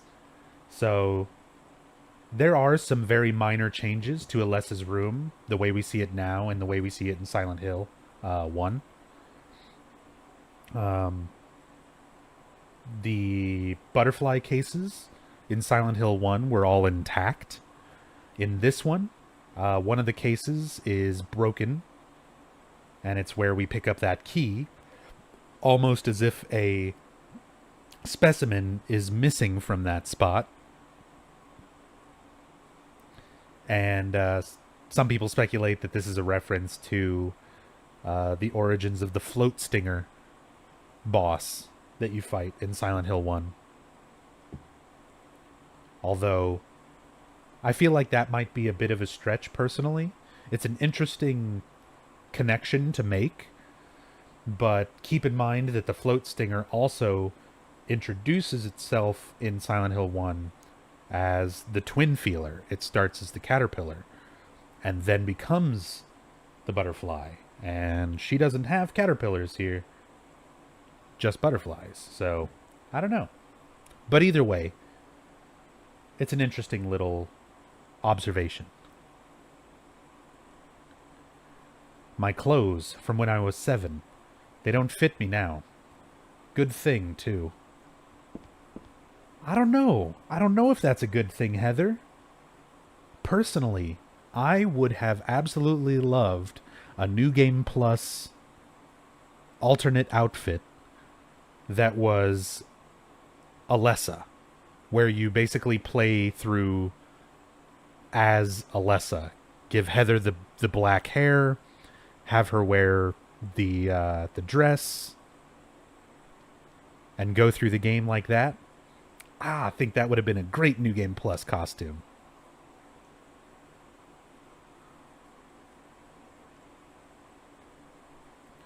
The shelves are jammed with books. The top shelf has books on religious teachings and textbooks. Serious stuff. So this is all stuff that is relevant to Alessa. The religious teachings and textbooks that she was studying. But also, the other two shelves are full of fairy tale books, like Oz and Alice. So again, these storybooks and fairy tales that Alessa was so fond of are where the fairy tale and storybook elements came from when Alessa's subconscious, the nightmare, started affecting reality in Silent Hill 1. We see puzzles and keys with references to these fairy tales and storybooks. Even some of the creatures taking on the appearance of things that she recalls from certain books. Here's Mother Goose, Cinderella. Used to love these. So again, we get these cool little insights kind of into Heather's mindset. All these things that Harry didn't comment on very much in Silent Hill 1 because he didn't know the significance of them. But now, as Heather, with all of her memories intact, she can talk about all of this in pretty great detail. This is a closet. It's meaningless to me. I don't have time to wax nostalgic over these old clothes. I want to look at the drawing. There we go. The scribbling on the floor here is Alessa's. For some reason, she always drew monsters like this when she was alone. She used to draw with Claudia, too. A nice daddy and mommy, and a fun school. So again, things from Alessa's imagination, the monsters she was drawing. A happy world where everyone smiled and laughed all day long. In short, everything we never had. Are all of Alessa's reincarnations alike? What do you mean by that? Like, they look similar to each other, but they're not exact copies of each other. And obviously Heather has her own personality, her own feelings towards things. She's already outwardly said that she disagrees with some of the feelings that Alessa, would have had. So, I mean, the incarnations are all similar, but they are also their own individual selves, too. We got the playing cards. There we go. Playing cards on the floor. Used to play a lot. I remember little Claudia always had a hard time winning. That made her cry. So, Alessa liked to play cards. She played cards with Claudia a lot. Claudia would lose often and cry. Now think back to Silent Hill 1. Midwich Elementary. You find playing cards scattered on a table. Harry doesn't comment on them because they're not significant to him. But now that we know this, it gives significance to them being there in that aspect of Silent Hill 1. I love this. I love all the detail they went through to tie in all these little elements. Used to take these dolls with me when I went to bed. Scarlet and... damn, I forgot the other one's name. In fact, I don't even know which one is Scarlet. Scarlet, huh? Wonder if they'll make that into the coolest boss in Homecoming.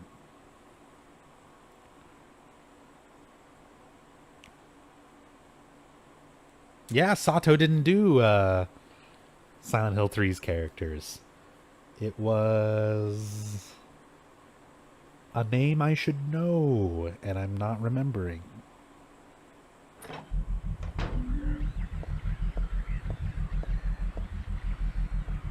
Oh, that's gonna bug me. There were multiple character designers for Silent Hill 3. It was a female character designer for Heather, who also did some of the other characters, but I think there was 2 primary character designers when it came to Silent Hill 3. I don't remember. These are names and stuff that I should know.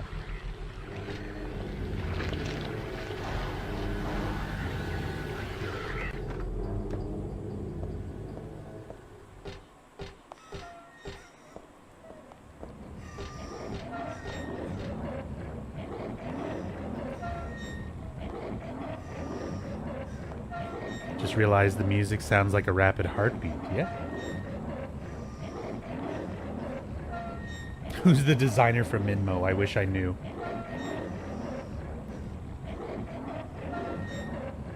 So there's our boy Valtiel. He's working on that valve. Keeping things going. And we've got 2 pairs of legs hanging, sort of swaying there. It's really creepy because they look like they're kicking their feet.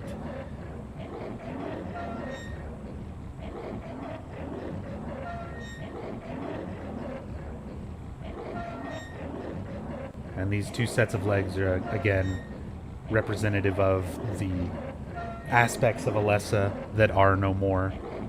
Alessa and Cheryl.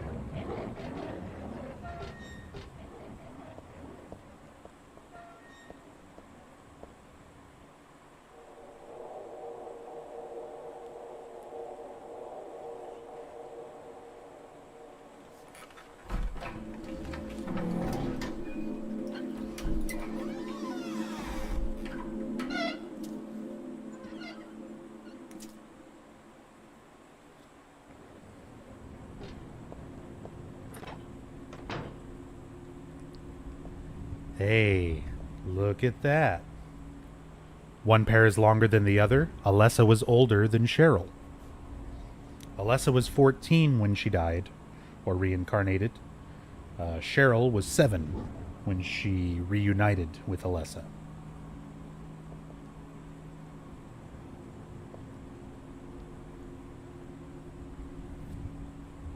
There's something stuck in this book.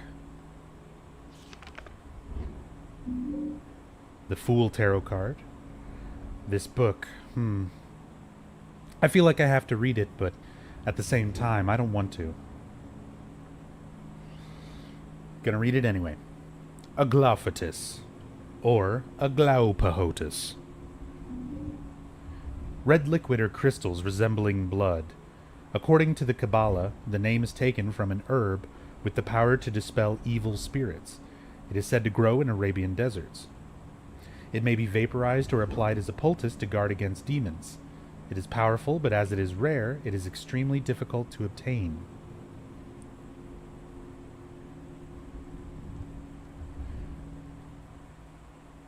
So, as I mentioned earlier, we've been carrying this pendant from the very beginning. Harry gave this to Heather on her birthday. It's one of her treasured belongings, and inside of it, a small red tablet. We've had some Aglophatus all along.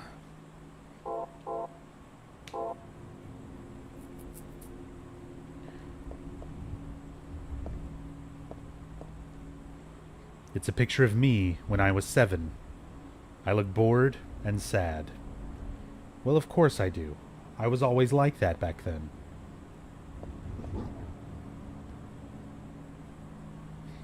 It's that same picture of Alessa from Silent Hill 1. Please give me these ampules.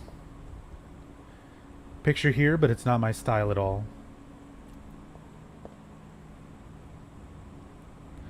Harry just kept the Aglophatus from Silent Hill 1. Yeah, that's what we were talking about earlier, Three Dog. That's what a lot of people tend to theorize, and honestly, I'm leaning a lot towards it just because so many things line up. Developers have commented on Sybil being dead as far as the continuation of Silent Hill 1. It gives an excuse for Harry being able to escape with both Heather and a sample of Aglophatus. Like, good ending honestly does fit the best for a canon ending. It doesn't 100% discredit Good Plus. Harry could have gotten some more. He could have found some more Aglophatus. He could have gone back and got some later. We don't know. We don't know what happened. But, again, that's making an assumption of something that may or may not have happened, and it gives into speculation, whereas regular good ending, things line up, just based on information within the game. 24 years ago, Dahlia used me to summon God. God was in my womb, but I couldn't deliver her. Then I was shut up here in this hospital room. I stayed here until Dad helped me out when I was 14. God ate away at me from within, driving me mad with suffering. There I was, wishing I could just die and be done with it. But I went on living that nightmare for 7 years. Looking at this bed just reminds me of those awful days. And I don't want to remember them, because I'm not Alessa anymore. But Alessa is still me. I'm really not trying to deny it or anything. Oh, did you find the actual tweet?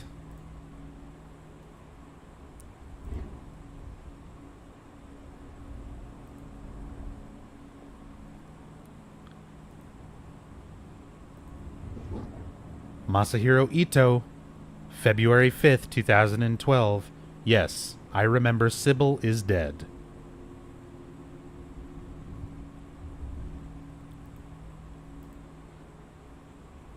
Hey, I'm willing to go along with it if Ito says. And as said, it gives an explanation as to why Harry has Aglophatus. I just don't want to remember. Get me out of here.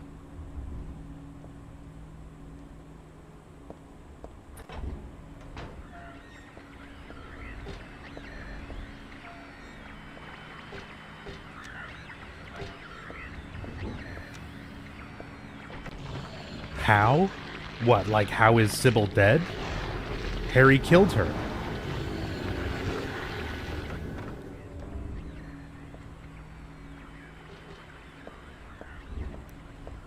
If you're going by the good ending, Sybil gets possessed And Harry kills her on the merry-go-round.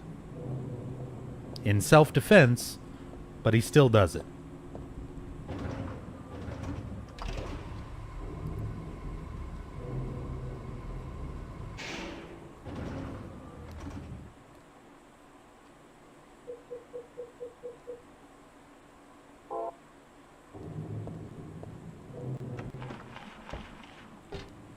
What's up, Cash?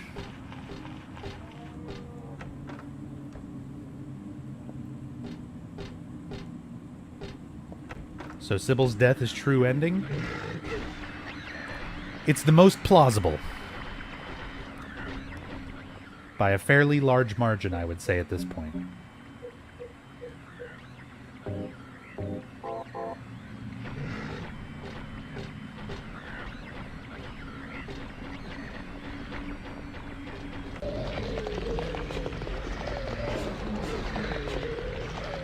Oh, this could be bad. Alright, see you later.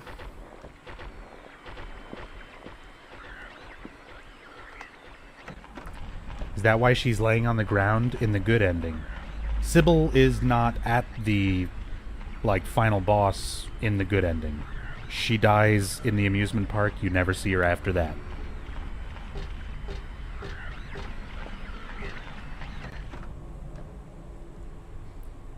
In the good plus ending, Sybil gets knocked to the ground by a psychic barrier.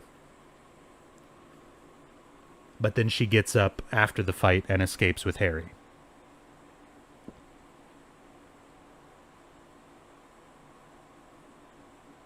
Go home, drop dead, thief. This used to be Alessa's. I mean, this was my desk once upon a time. Actually, I forgot to do the mirror room. The mirror room was way back at Brookhaven, Nomad. We're, at the very end of the game. There's a ratty old notebook on the podium. Oops, and there's a letter stuck in here, too. Let's see. There's a girl named Alessa in my class. If your memory's any good, you may remember her. She's the one I said they called a witch. Most likely, her mother is abusing her. So the teacher suspects that Dahlia is abusing Alessa. I've never seen her come in without some sort of scrape or bruise. How are we feeling about that Alessa and Dahlia living happily before the ritual theory? Yeah, my cats are fighting again. Her expression is pitifully dark for a 6-year-old. 6-year-old, so this was 1 year before the events of Silent Hill 1. Or excuse me, 1 year before Alessa's involvement in the ritual. Something like this may not be so uncommon. Rather than coming up with pointless ideas, it's best just to watch and wait. But isn't there something I can do to help? I'm considering consulting a lawyer, but I do have my reservations. That's why I thought I'd ask you, my friend, for your opinion first. Kim Gordon, lead singer of the Sonic Youth, turned school teacher for Midwich Elementary.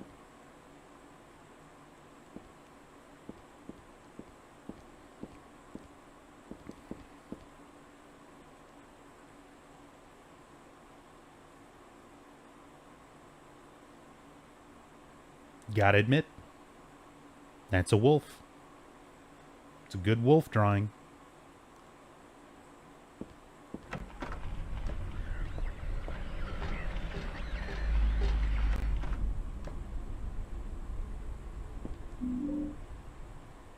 High Priestess card.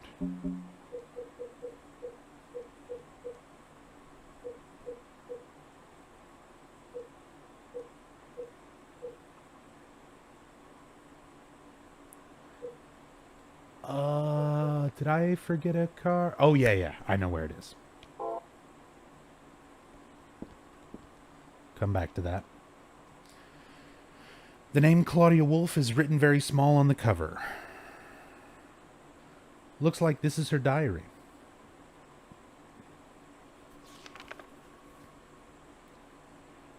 So we've got a diary from a young Claudia Wolf.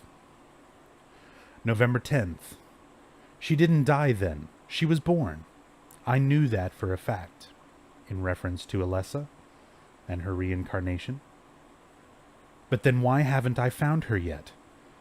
They were supposed to need her power to build paradise for the happiness of the people. She was supposed to be reborn for that.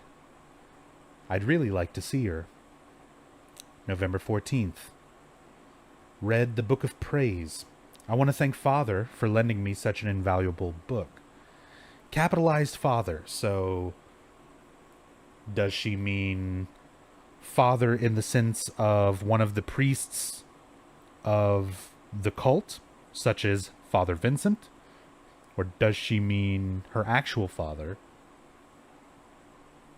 I feel like you wouldn't capitalize Father in that scenario. I doubt she got the book from Leonard. I found what I'd been searching for in there, How to Awaken God, but it's much too cruel. Will I be able to pull it off when I see her? November 16th. I was free all day, so I read A Modern History of Refugees and Young Slaves' Child Exploitation. Some real feel-good reading material there. I don't want to be a mere bystander in this world. I can't do anything now, though, and that's what's hard. At the very least, I like this diary entry just because it shows Claudia's humanity. She's not just looking to end the world or anything like that. She legitimately believes in her religion, in this cult, and in the faith of it, and wants to end all of the suffering of the world. And according to her beliefs, the best way to go about that is to birth a god who will bring around paradise, purge the world in fire, and everyone gets that eternal life. No sickness, no age, all that good stuff. Castrated sheep and all that.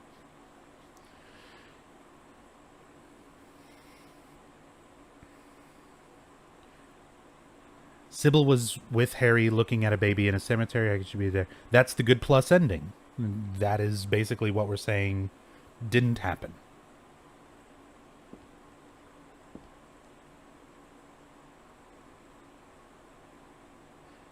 There's an old birthday card on the desk. So she was still hanging on to this.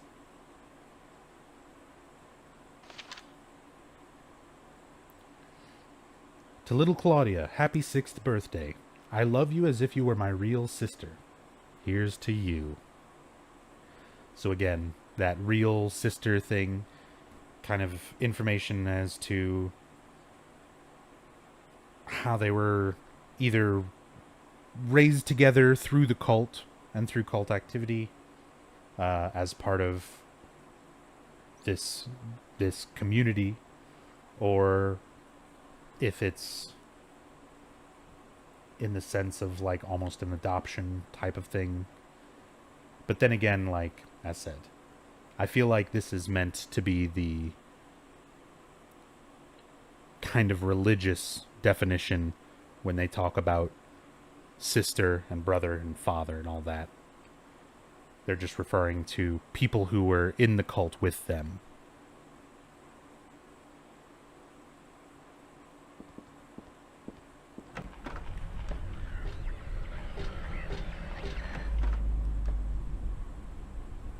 Perfect. Get some more health. What are these? Letters? No, maybe a bunch of suggestions. People are starting to voice their dissatisfaction about Father Vincent using the organization's money for his own personal benefit. I've also heard rumors that Father Vincent has been extorting donations from some followers. Oh, excuse me. Is he really the right person for such a position? I'm in no place to deny all he's done to make the organization grow. Hey, JC. Even though we believe in God, if there were some sort of gathering, shouldn't we be valued not for our limited talents or our talkativeness, but for the depth of our faith? And here's the tape deck, perfectly usable. So we can listen to the cassette tape. There's no label, but the tab's been removed. Might be worth checking.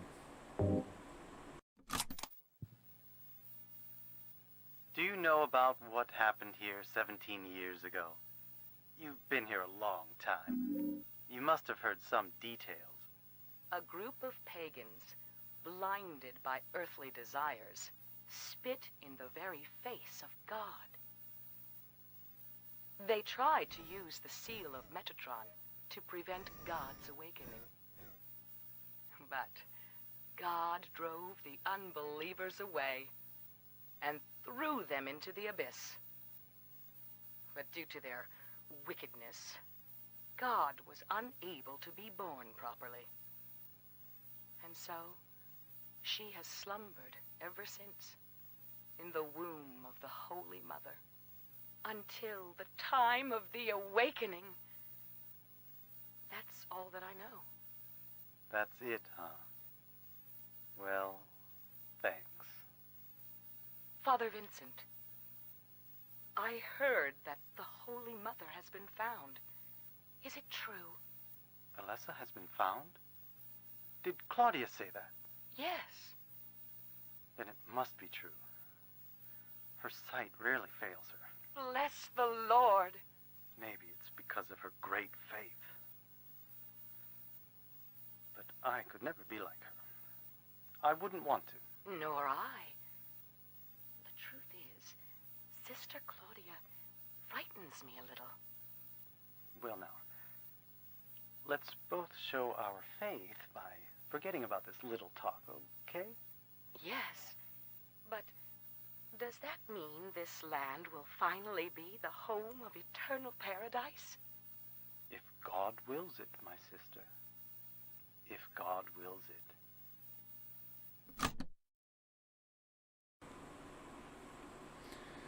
So there we get some insight into the cult and what they were led to believe were the events of Silent Hill 1. Obviously, the cult put their own spin on it to try to save face. But the group of pagans that she's referring to would be, in this case, Harry, and I guess everybody who kind of helped. So, Sybil, Kaufman, etc. And how they stopped God the first time. But they tried to play it and spin it kind of as all part of the plan. Faith will always prevail. And it seems like other members of the cult, we don't know exactly who that cult member it is that Vincent is speaking to, but we definitely get the impression that even among the other cultists, Claudia is sort of feared. And to a point of reverence, I guess.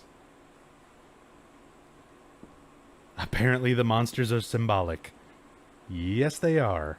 You've got a lot to catch up on, JC.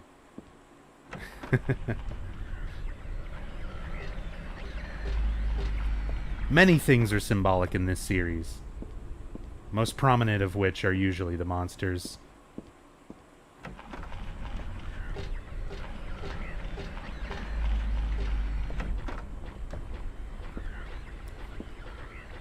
Man, I love these burning, moving textures.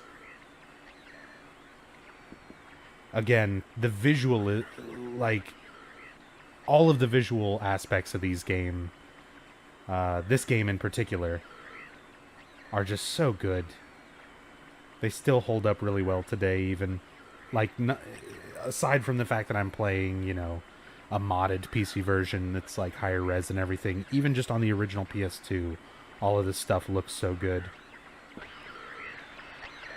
Hey Samanosuke, HD version is crap. I rarely play it on my channel. This is the PC version with a widescreen and high resolution mod.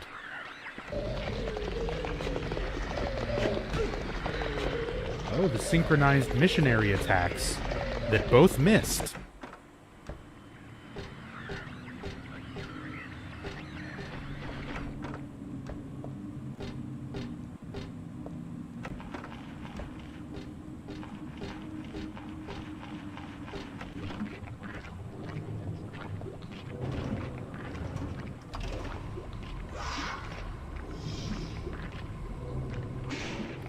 Light just blew in your room and nearly gave you a heart attack. Somebody else, like, at the beginning of the stream was talking about one of their light bulbs, like, popping right next to them and freaking them out.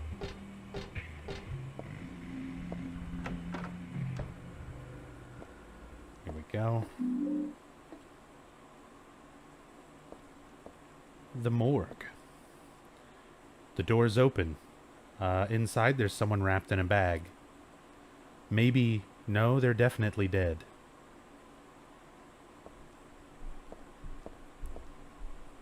A corpse wrapped in some vinyl-type bag. This crazy mixed-up world has got me used to the strangest things. Easy for me to say, they're still totally disgusting. I feel like I'm gonna go crazy myself sooner or later. I might even already be crazy. Who knows?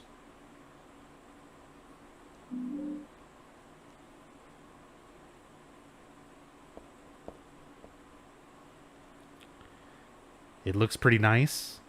What? You mean the PC version that I'm playing? Or the HD collection?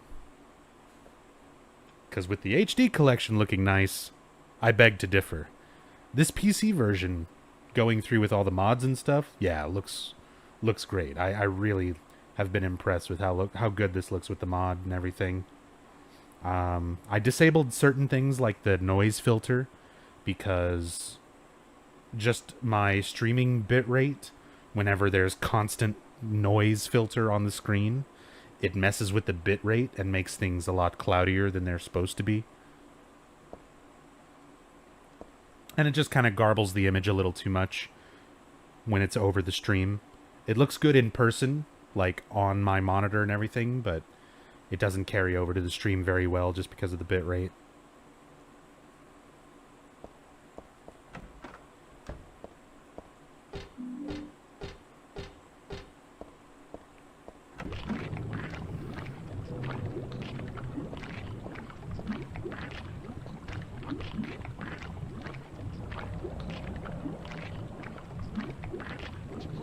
Whoops. Really wanted to play it, but didn't dare to do it without music?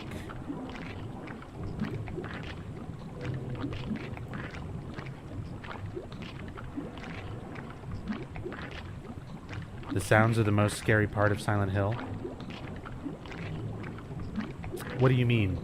Like you had to have music playing while you play Silent Hill so that the sounds freak you out less? I've honestly never heard of anyone doing that, if that's what you mean.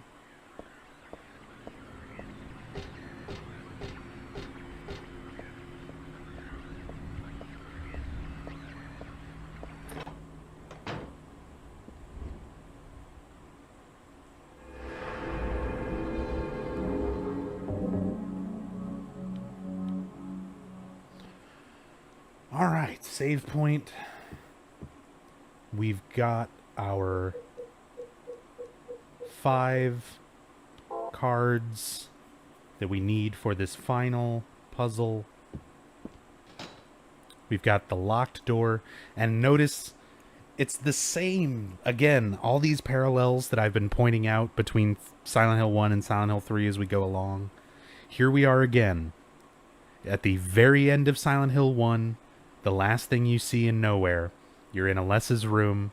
You have a door that is locked where you have to place 5 objects into the door for the door to open so that you can proceed to the final battle and take down a god. And here we are at the end of Silent Hill 3, in a messed up nowhere area, just like Silent Hill 1, in Alessa's room, again, our final save point, in front of a door where we've got 5 cards that we need to place into the door to open it up so that we can go and have the final battle with a god. Like, it's beautiful. It's like poetry. It rhymes.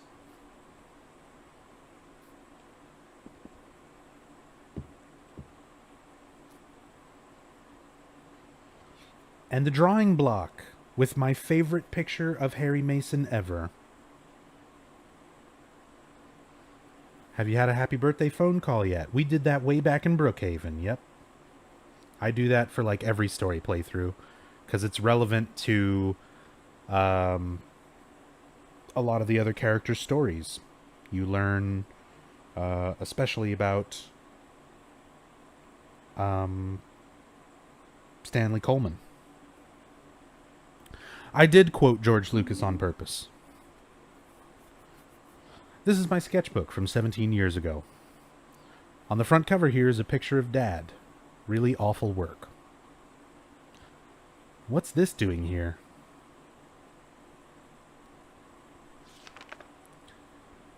I had a dream. In my dream, I opened a door. But was that really me? I had a different name. Be careful. The crack in the door is another dimension. The only me is me. Are you sure the only you is you?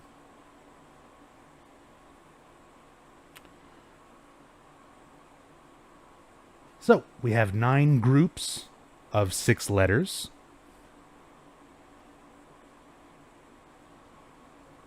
Five are true, 4 are lies, and there are some fibs mixed in with the truth. That's because it's scary to write only the truth. But dreams are like lies after all. Silent Hill 4 after this? God, no. I'm going to bed after this, and then I'll be back tonight around 11 p.m. Central Daylight Time, and then I'll start Silent Hill 4. But I'm not going into it after 9 hours of this. I gotta sleep. Does anyone think Death Stranding is another Silent Hill game? Nope.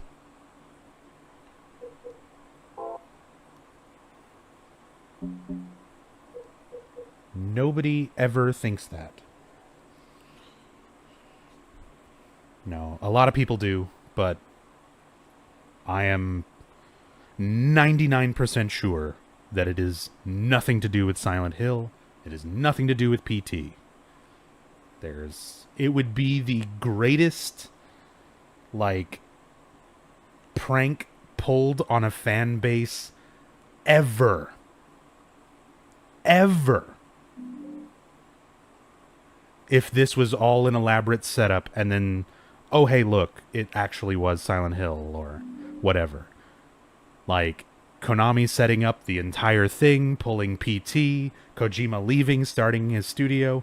Most elaborate and expensive prank ever. But I really don't think that's the case.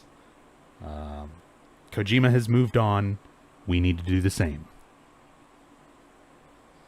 I know everyone wants Silent Hill to not be dead, but we gotta get past it. You're clinging on to false hope, people. Alright. So we've got our 9 groups of 6 letters. We've got our 5 tarot cards. So let's examine each of these cards. There's a High Priestess. Didn't this card mean something like genuine belief? Yeah, sure. So the High Priestess. And we can see this is Roman numeral 2. The Hanged Man. This was in the Mortgage Place. Such a pitiful card. Roman numeral 12. XII.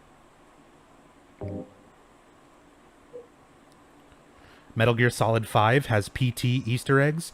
Metal Gear Solid 2 has fucking Easter eggs for, like, Snatcher and Police Knots. So what if there's PT Easter eggs in Metal Gear Solid 5? It does not necessarily mean that there's a connection. It means Kojima loves putting references to his work in his other work. What he's been doing since the 80s.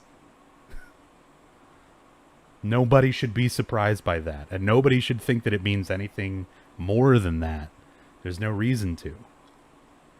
I mean, feel free to speculate, but I feel it's a waste of time. So what?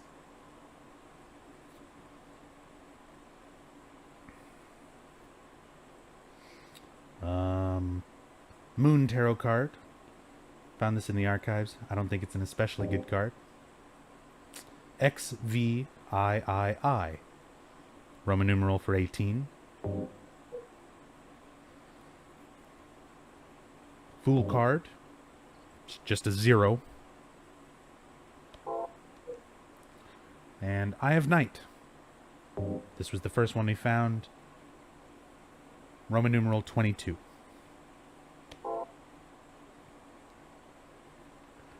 Yep, SH3 church paintings in, isn't it in Big Mama's house? Or, I can't remember where they are. It's been a little while since I've gone through and, or excuse me, not Big Mama's house. I'm thinking Metal Gear Solid 4.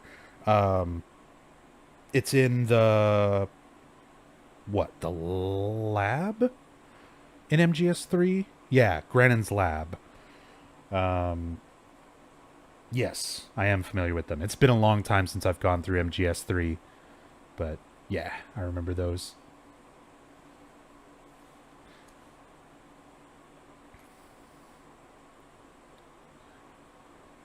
Again, interesting references and things, but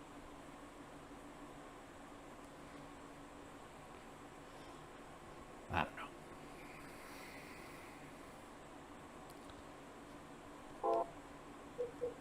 Sorry, I'm getting tired. I gotta pay attention here. Roman numeral 2, Roman numeral 12, Roman numeral 18, 0, and 22. So now if we examine this, and we look at our 9 groups of 6 letters each, there were 9 spots arranged the same way on the door we need to get through that's locked. So if we look at each of these groups, we'll start at the top left, INGOEI. If you remove all of the letters that are not relevant Roman numerals, which would be N, G, O, and E, we're left with II, Roman numeral 2, which is a card we've got. That should be the High Priestess. So that will be in the top left.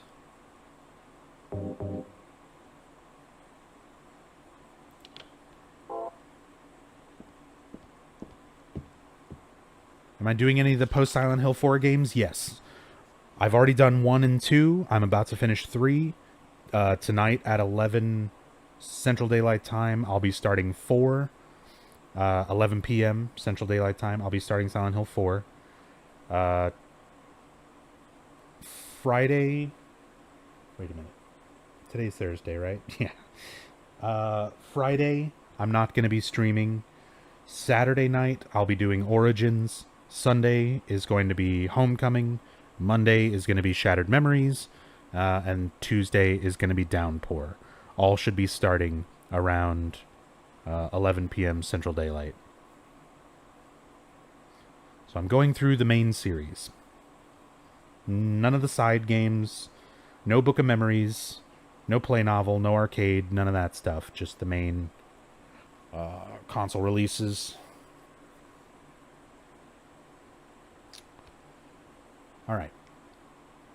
Next. WXXIFI leaves us with remove W, remove F. You'd have XXII for 22. That's the Eye of Night.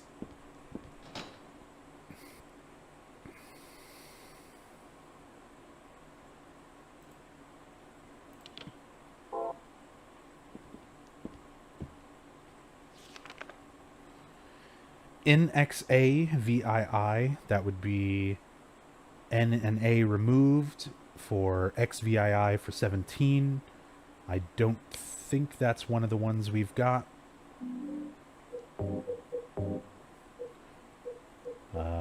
12, 18, and 0 is what we need.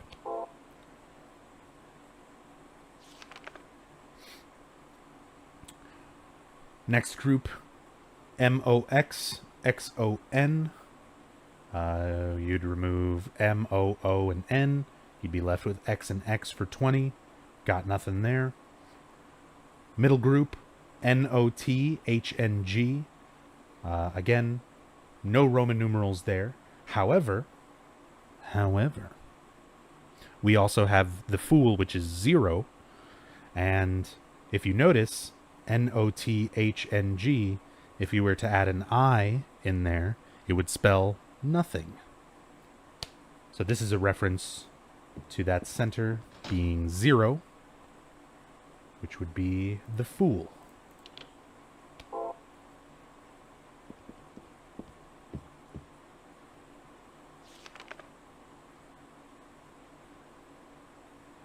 XVHIII. H would be removed. That would leave us with XVIII for 18. We have that. It's the moon.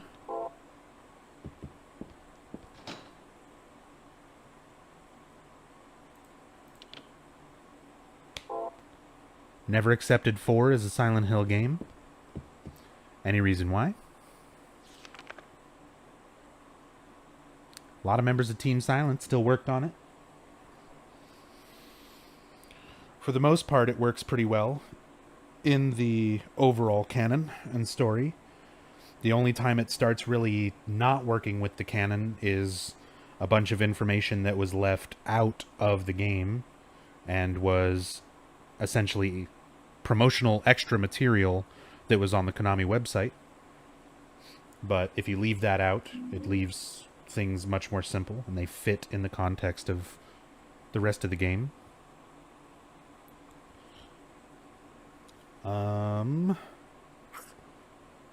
XAAJII, remove AA and J for XI and I. That'd be 12. Crap, what did we have left?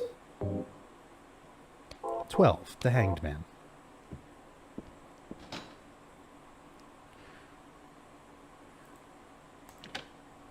And it's unlocked.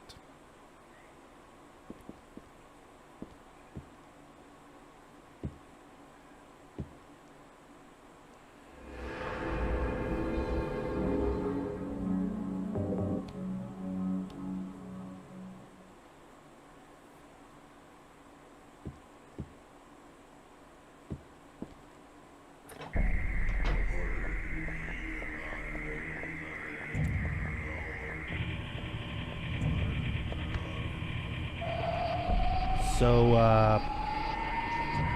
I'm going to show the bad ending. It's technically a game over, but I'm going to call this the bad ending. Oh my god, my cat is like going fucking nuts right now. Shut up, Harry. I'm going to skip this. We're going to watch it on the next pass through. Somebody earlier was like, why don't you just shoot Claudia? Well, the god that's growing inside of Heather feeds off of negative emotions and energy. Essentially meaning if Heather gives in to her anger and her revenge against Claudia, it's enough for the god to grow and be born. So this is what happens if you just shoot her.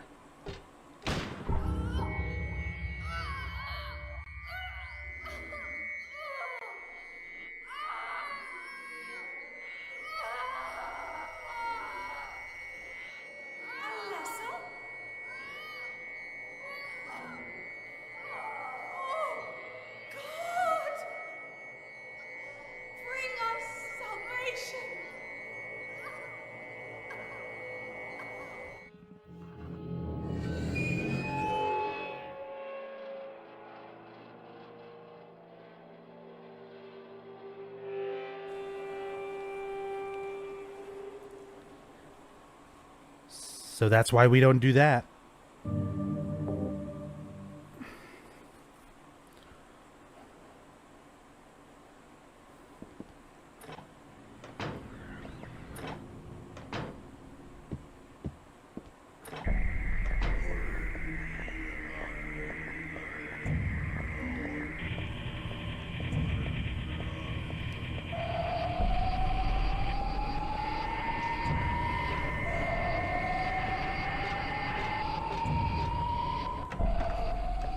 Claudia stopped it with her psychic powers. What do I want?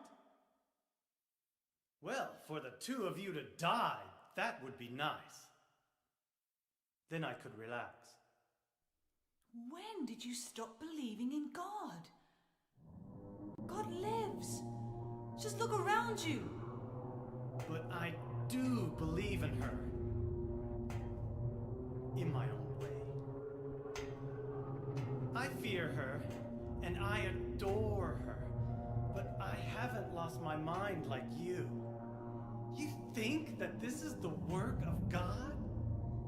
Isn't this all nothing more than your own personal nightmare? Just like Alessa 17 years ago? If this really is the work of God, then I'd say she has lousy taste. You mock God? Traitor. You will go to hell. Not that again!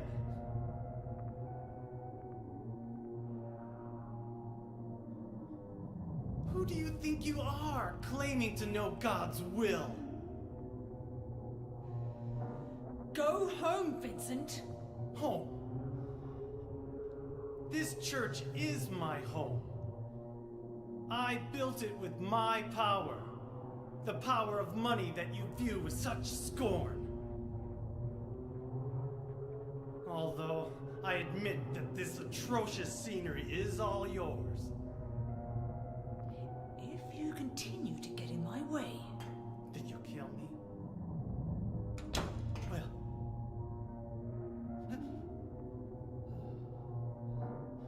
Well, the guest of honor has arrived.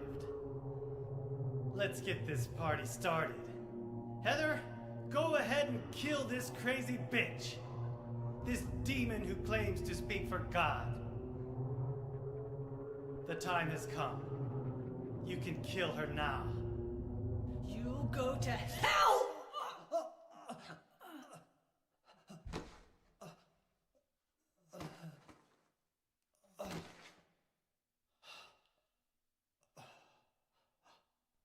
What did you do? Nothing important. You're not going to run? I guess this is the end. No, the beginning. As Vincent said, the time has come. Alessa, I'm saddened that you didn't agree to this on your own. But I thank you for nurturing God with all the hate in your heart. It's time for mankind to be released from the shackles of sin which bind them.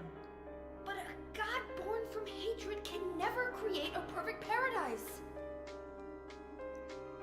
Happy people can be so cruel.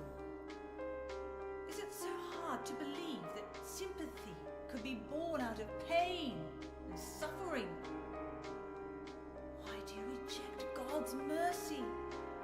Why do you cling to this corrupt world? You know that only God can save us. And save you too? Happy ending? I'd rather go to hell. No, I don't expect to be saved. And that's fine. Alessa, my dearest. For the pain that I've caused you, I deserve no mercy. Even if it was to save mankind. It was too deep a sin. It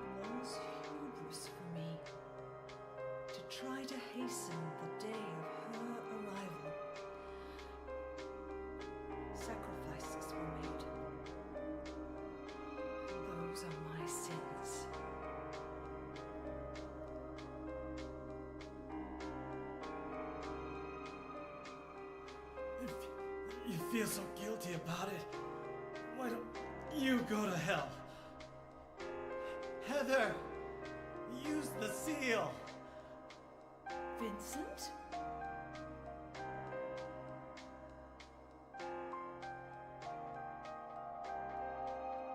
The seal of Metatron? Now your stupid dream is over! Oh, that's just a piece of junk. What do you think you can do with that?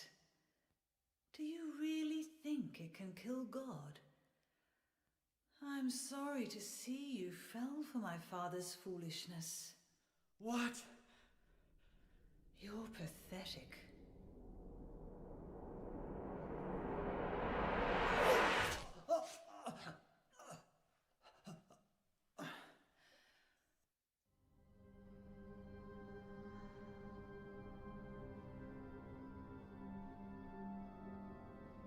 But God loves even you.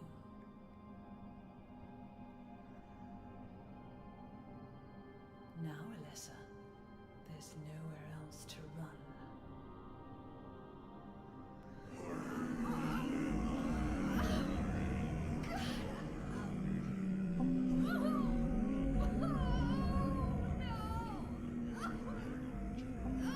Just accept it, Alessa. The pain will disappear. I've been waiting so long for this. Even as a child, I knew I would see the coming of this day. I knew I would be a witness to it. Judgment Day.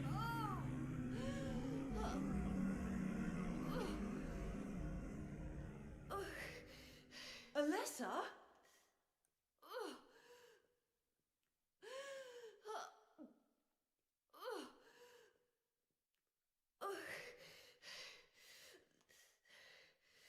Shut your stinking mouth, bitch! Heather, language. Harry would not approve.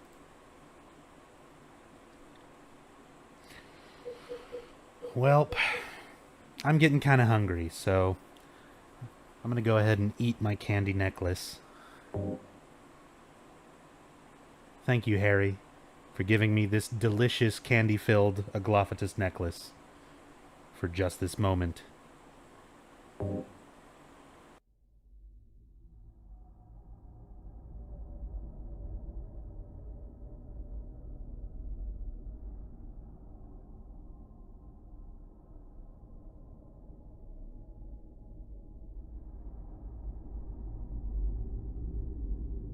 What are you doing? Dad.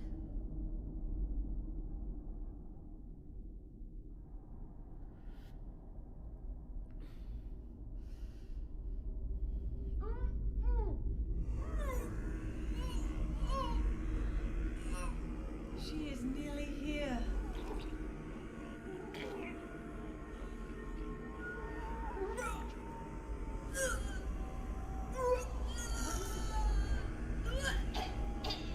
Alessa, what have you done? What did you swallow?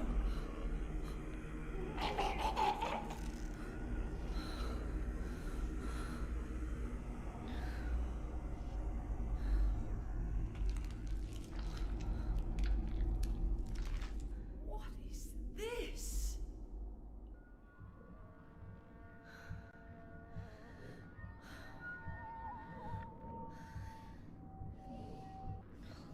Looks like God didn't make it. Stop! God is... Claudia!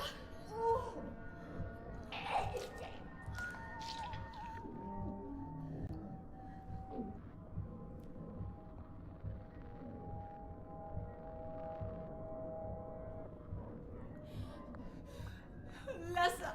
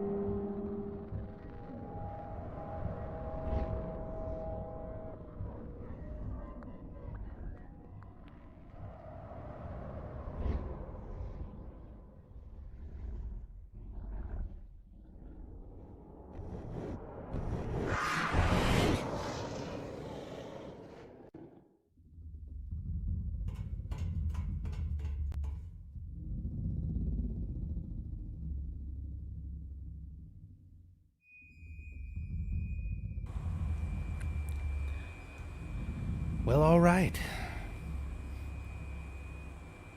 Swallowed the candy necklace, vomited up a god fetus. Claudia swallowed the god fetus. And Valtiel was basically like, good enough. Takes Claudia. Let's finish this ritual. Let's get this god born.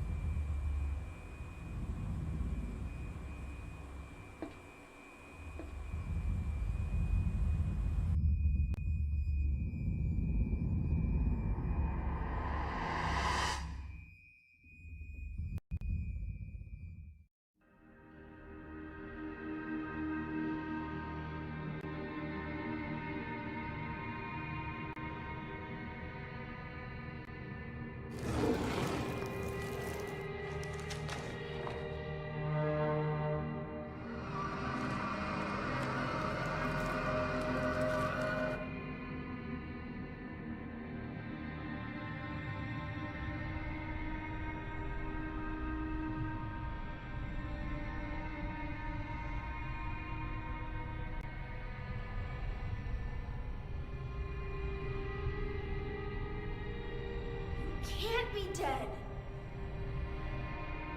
I was gonna kill you.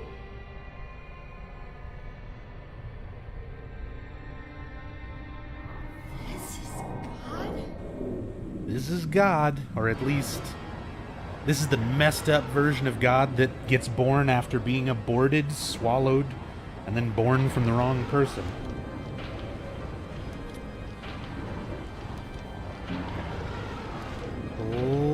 Let's see if I can do the cheese strat.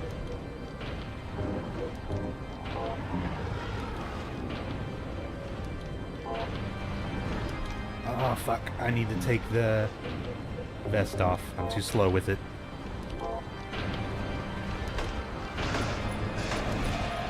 Come down here, swipe, run up here to the safe spot. I don't know if this will be a safe spot. This trick is like super specific, frame rate specific. Like, this is a very particular trick that's kind of difficult to do. So let's see if it works. Because I'm using a bunch of mods and stuff that change the ratio and the frame rate and kind of the hitboxes of things, so it might not work.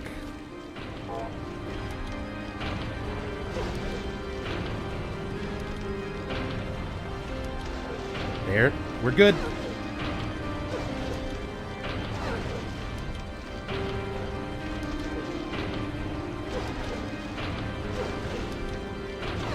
Can I get 4? Boom. Get it.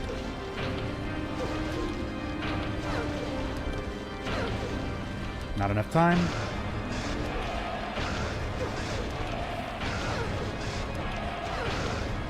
Get 4. Ah! Too greedy. 1, 2. Okay.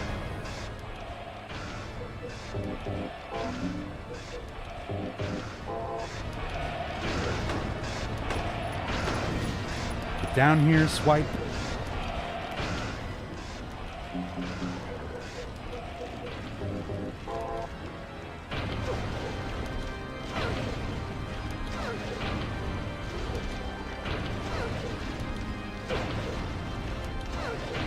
Gonna go for 3s.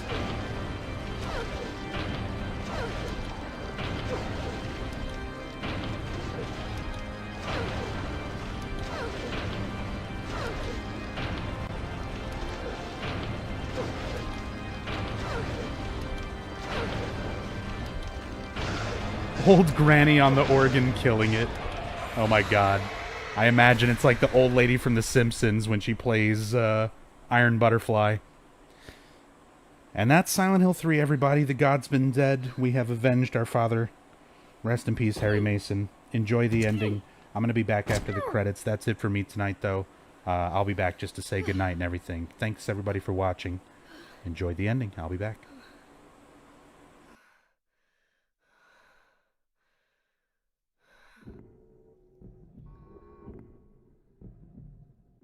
Is that the end? I guess it's time to roll the credits. woods.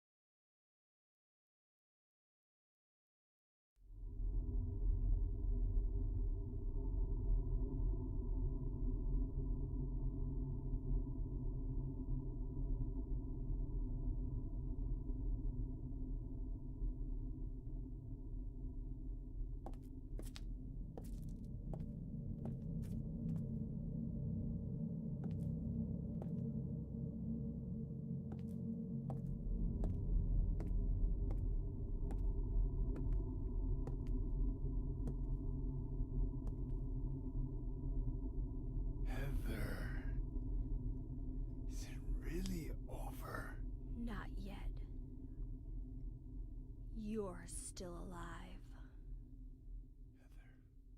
Heather, what Heather? Just a joke. You've got terrible I'm taste. sorry. Heather, did You you... don't have to call me that. I'm not hiding anymore. You want me to use your real name? What was it again? Cheryl. The name my father gave me. You gonna let your hair color go back too? I don't know. Don't you think blondes have more fun?